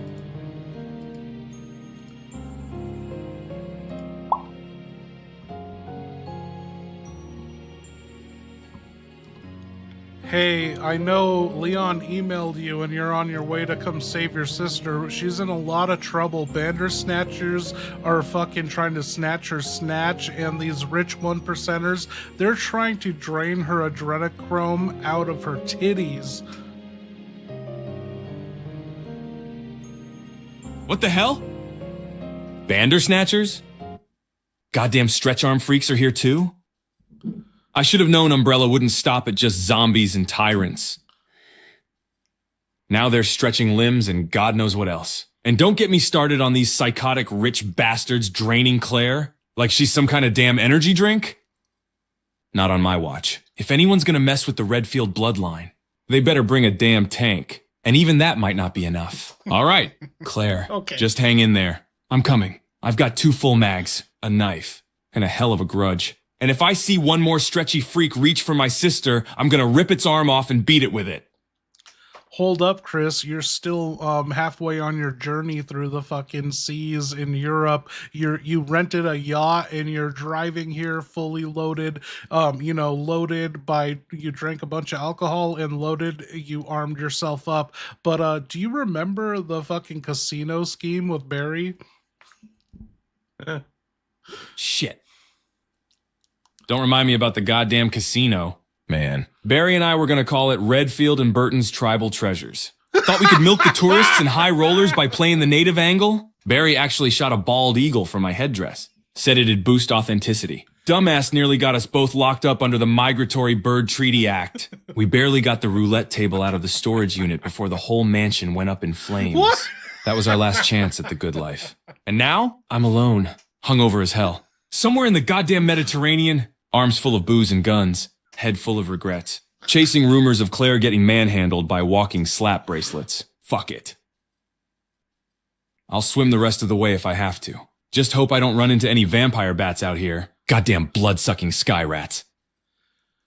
You know, I heard a rumor that Barry Burton's body was never discovered once you left him to go up in flames in the mansion. Bullshit. No way Barry made it out. I saw him trip over his own damn landmine trying to set up a native ceremonial entrance for the casino. Man was covered in gasoline, yelling about spirit smoke and profit margins. When that place blew, he went up faster than a bottle rocket in a fire pit. I told him not to wear that damn feathered getup near an open flame. Okay. But Barry never listened. Always know thought he if was he- invincible. is he Just like gonna- his dumbass plan to sell G-Virus gummies to bodybuilders. Barry's gone. I saw the flames take him. Only thing left was a charred Magnum and a melted pair of Oakleys. Unless... God damn it. Don't tell me this is one of his schemes. If I find out Barry's alive and dressed like a tribal ghost on this island, I'm putting 2 in his kneecaps and dragging him home.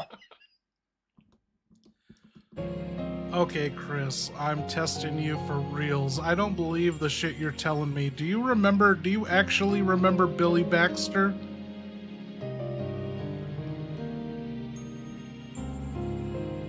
Who's talking? Wait, Billy Baxter? Are you seriously bringing up that feral little gremlin from the orphanage right now? What is she talking? Of course I remember him. He was the only kid who tried to steal my lunch and give it back because he felt bad for the beans. Dude used to tie his shoelaces together just to see if he could run faster and fall funnier. One time he stuck a fork in a toaster and screamed, "I am the power!" before we lost electricity for a week. Yeah, I remember Billy. And if Chris says he doesn't, he's lying or he blocked it out like the rest of us. Orphan age hits different. Okay, Chris, before we sign off, I need to put you to the real test. I don't know how real you are, you know. So, do you remember Billy Baxter? Billy Baxter. Holy shit. Now that's a name I haven't heard in a long-ass time. Little punk from the orphanage. Kid thought he was hot shit because he could pick locks with a bobby pin and make Molotovs out of mouthwash and socks. Always smelled like lighter fluid and disappointment. One time he tried to steal my rations and I caught him red-handed. Shoved a whole damn pudding cup down his pants to hide the evidence.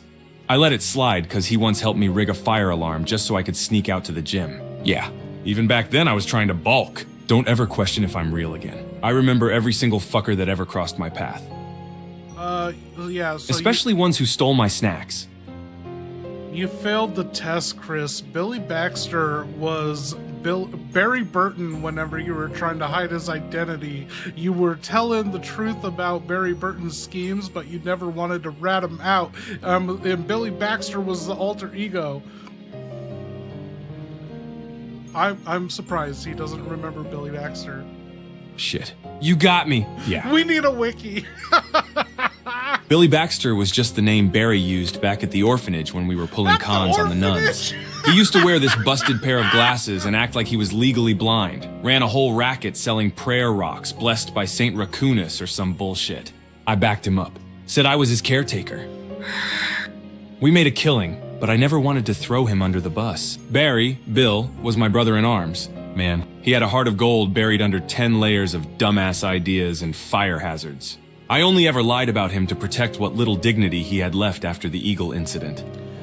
Dude, your timeline's all fucked up. When were you trying to get adopted out of the orphanage? Because you met Barry at the Air Force. You got dishonorably discharged because of your casino scheme with Barry Burton, Billy Baxter. So are you telling me you went back to the orphanage to try and get fucking adopted after trying to make a casino?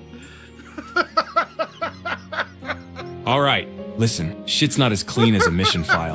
Yeah, I met Barry officially in the Air Force, but we recognized each other from the orphanage. We didn't say a word for the first week, just exchanged glances. Then one night, mid-poker game, Barry goes, "You still hiding pudding in your pants, Baxter?" And I damn near decked him. That's when I knew this wasn't just a coincidence. The casino scheme got us booted.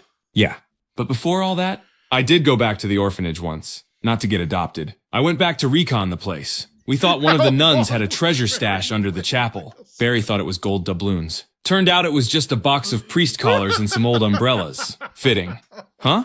You think this life makes sense? It's a clusterfuck held together with duct tape and bad decisions. But the one thing that never changes, Barry was always there. Usually with explosives.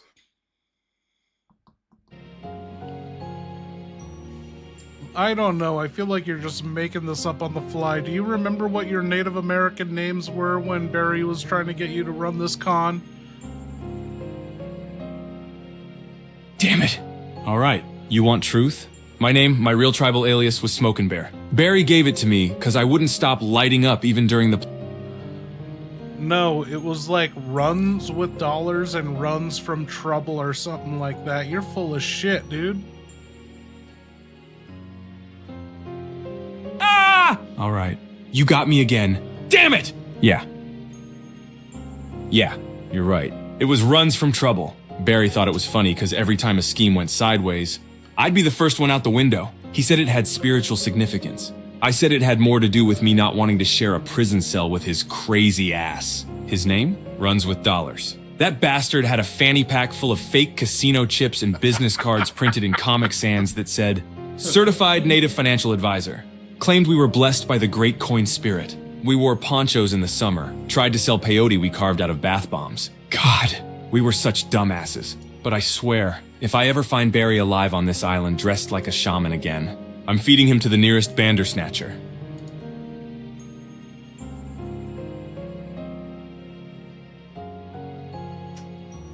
Okay, one more thing. Before we sign off. Where is it? Come on, Chris. I can't see it. Nope. Someone we haven't heard from. Oh no. Oh no.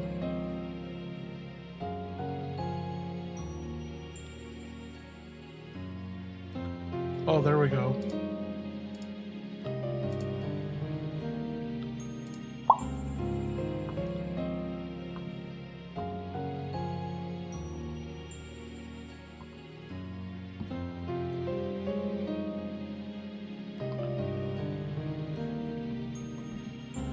Hey, so you attacked the island. Did you know Claire was on the island? And Alfred Ashford, he's fucking losing his goddamn mind, dressing up like his sister.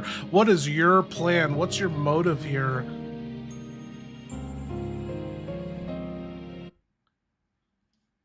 What the fuck, dude?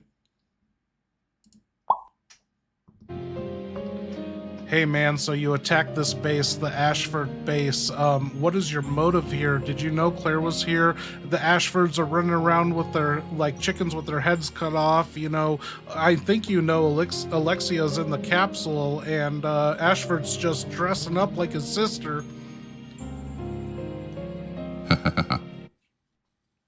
Yes, I obliterated this pathetic base. The Ashfords' grip on this facility was a joke, dust in the wind of my calculated storm. My men. My creations. We raised their defenses, left their soldiers drooling husks. Every scream you hear echoing through these rotten corridors is the sound of my masterpiece unfolding. Claire. Sweet, stubborn Claire. She didn't stumble here by accident. No. She was guided. CF, Heaven's Coldest Fangs, we altered her Paris route. One wrong turn. And she's in my little playground. And Chris? Ha ha ha! That son of a bitch is on his way. Right into my trap. And Alexia. She slumbers like royalty. I admire her elegance. She tormented that smug bastard Birkin more than I ever could. A true aristocrat of agony.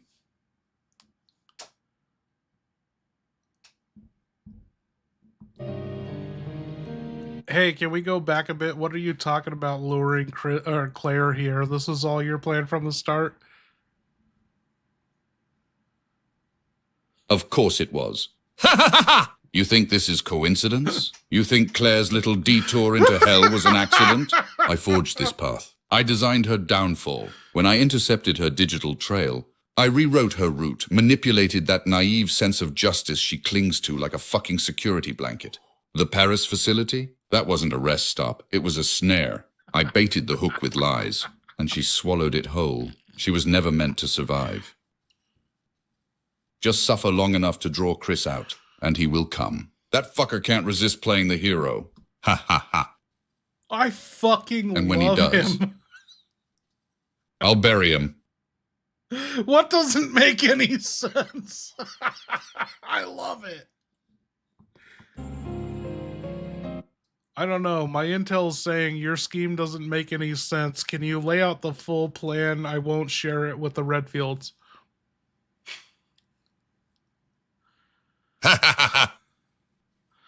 Of course you won't. You're not that stupid. Here it is, the grand orchestration. Listen closely. Step 1. Reanimate myself with a viral cocktail Umbrella couldn't even dream of containing. God let me in.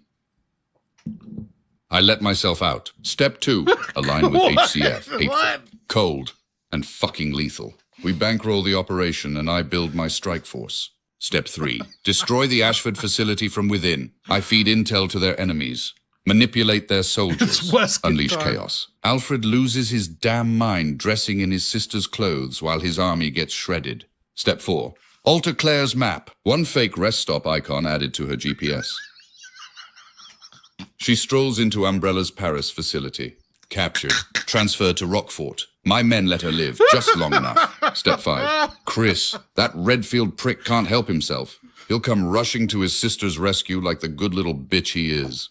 When he steps foot on this island, I'll be waiting. This isn't just revenge. This is control. This is evolution. This is inevitable.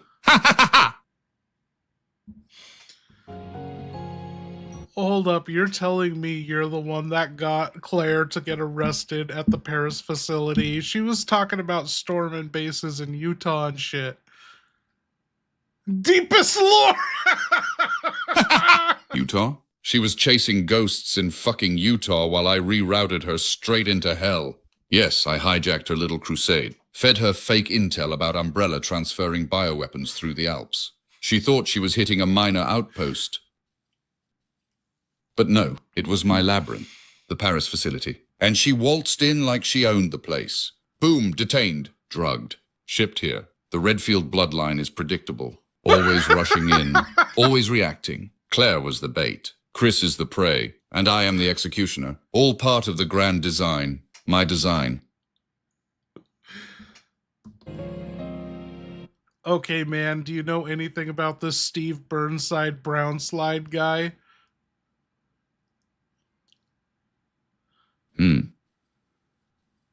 Steve Burnside. That impulsive little bastard. Interesting specimen. Loud, emotional.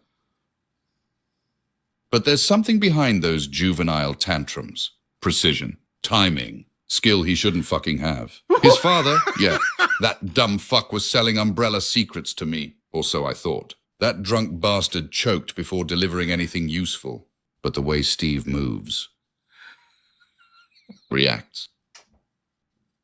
It's too clean, too calculated. I'm starting to suspect the old man was just a front. Steve may have been the real spy all along. I don't know who he works for, but I will. And if he's playing both sides, well, I'll rip the truth out of his screaming throat.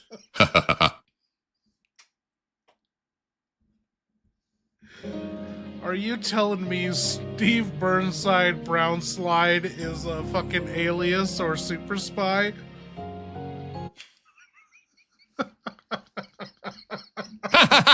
You think this is a joke? Steve Burnside, Brown Slide, whatever the hell he calls himself.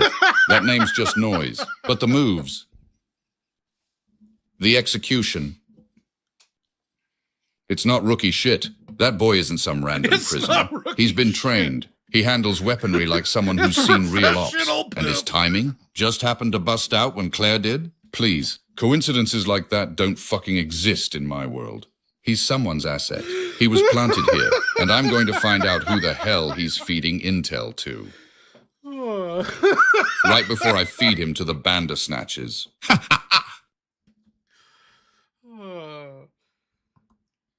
I gotta say that to him. It's not rookie shit. It's professional poop.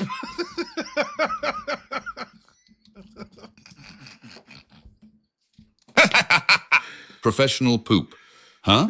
Call it what you want, but that little punk's movement is surgical. There's a predator hiding under that teen angst. It reeks of espionage, not rebellion. The way he adapts, survives, keeps Claire alive.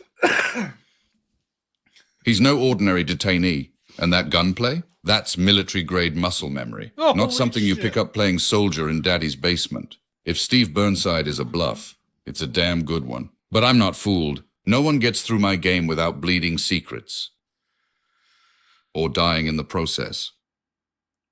What do we do about this? This is such a good way to end it on. I was hoping to get to Alfred or Albert, and we didn't.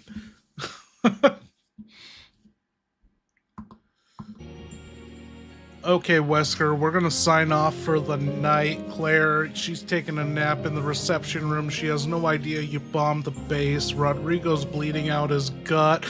Steve Burnside's bleeding out his butt. And Alfred is running around in his sister's clothing. Let them rest. Let them bleed. Let them crawl. Claire dreaming in the ashes of my assault. Rodrigo spilling his insides like a gutted fish. Steve choking on his own mystery. And Alfred, pathetic little Alfred, spiraling into madness in his sister's silk. This base is mine now. Every corridor echoes my will. Let the survivors cling to hope. They'll find none. Tomorrow. The real torment begins. Good night, Redfield. Sleep tight. The devil walks tonight. That was so fucking badass. Oh my god. Did he come up with that? The devil walks tonight? Ah! Nope, no goodbyes yet, cause the brown gods ain't finished with me. Found a busted utility closet with a rusty mop bucket and a sense of dread. That's it. That's the throne now. No seat, no shame. Just survival. Steve Burnside Brown Slide. Nightclub closing ceremony. This one's for Mom. And Dad. And every toilet that died too soon. My soul just left my body and landed in the bucket. That was a spiritual evacuation. A holy dump. Club's closed. Lights off. Steve out. Flush me into legend.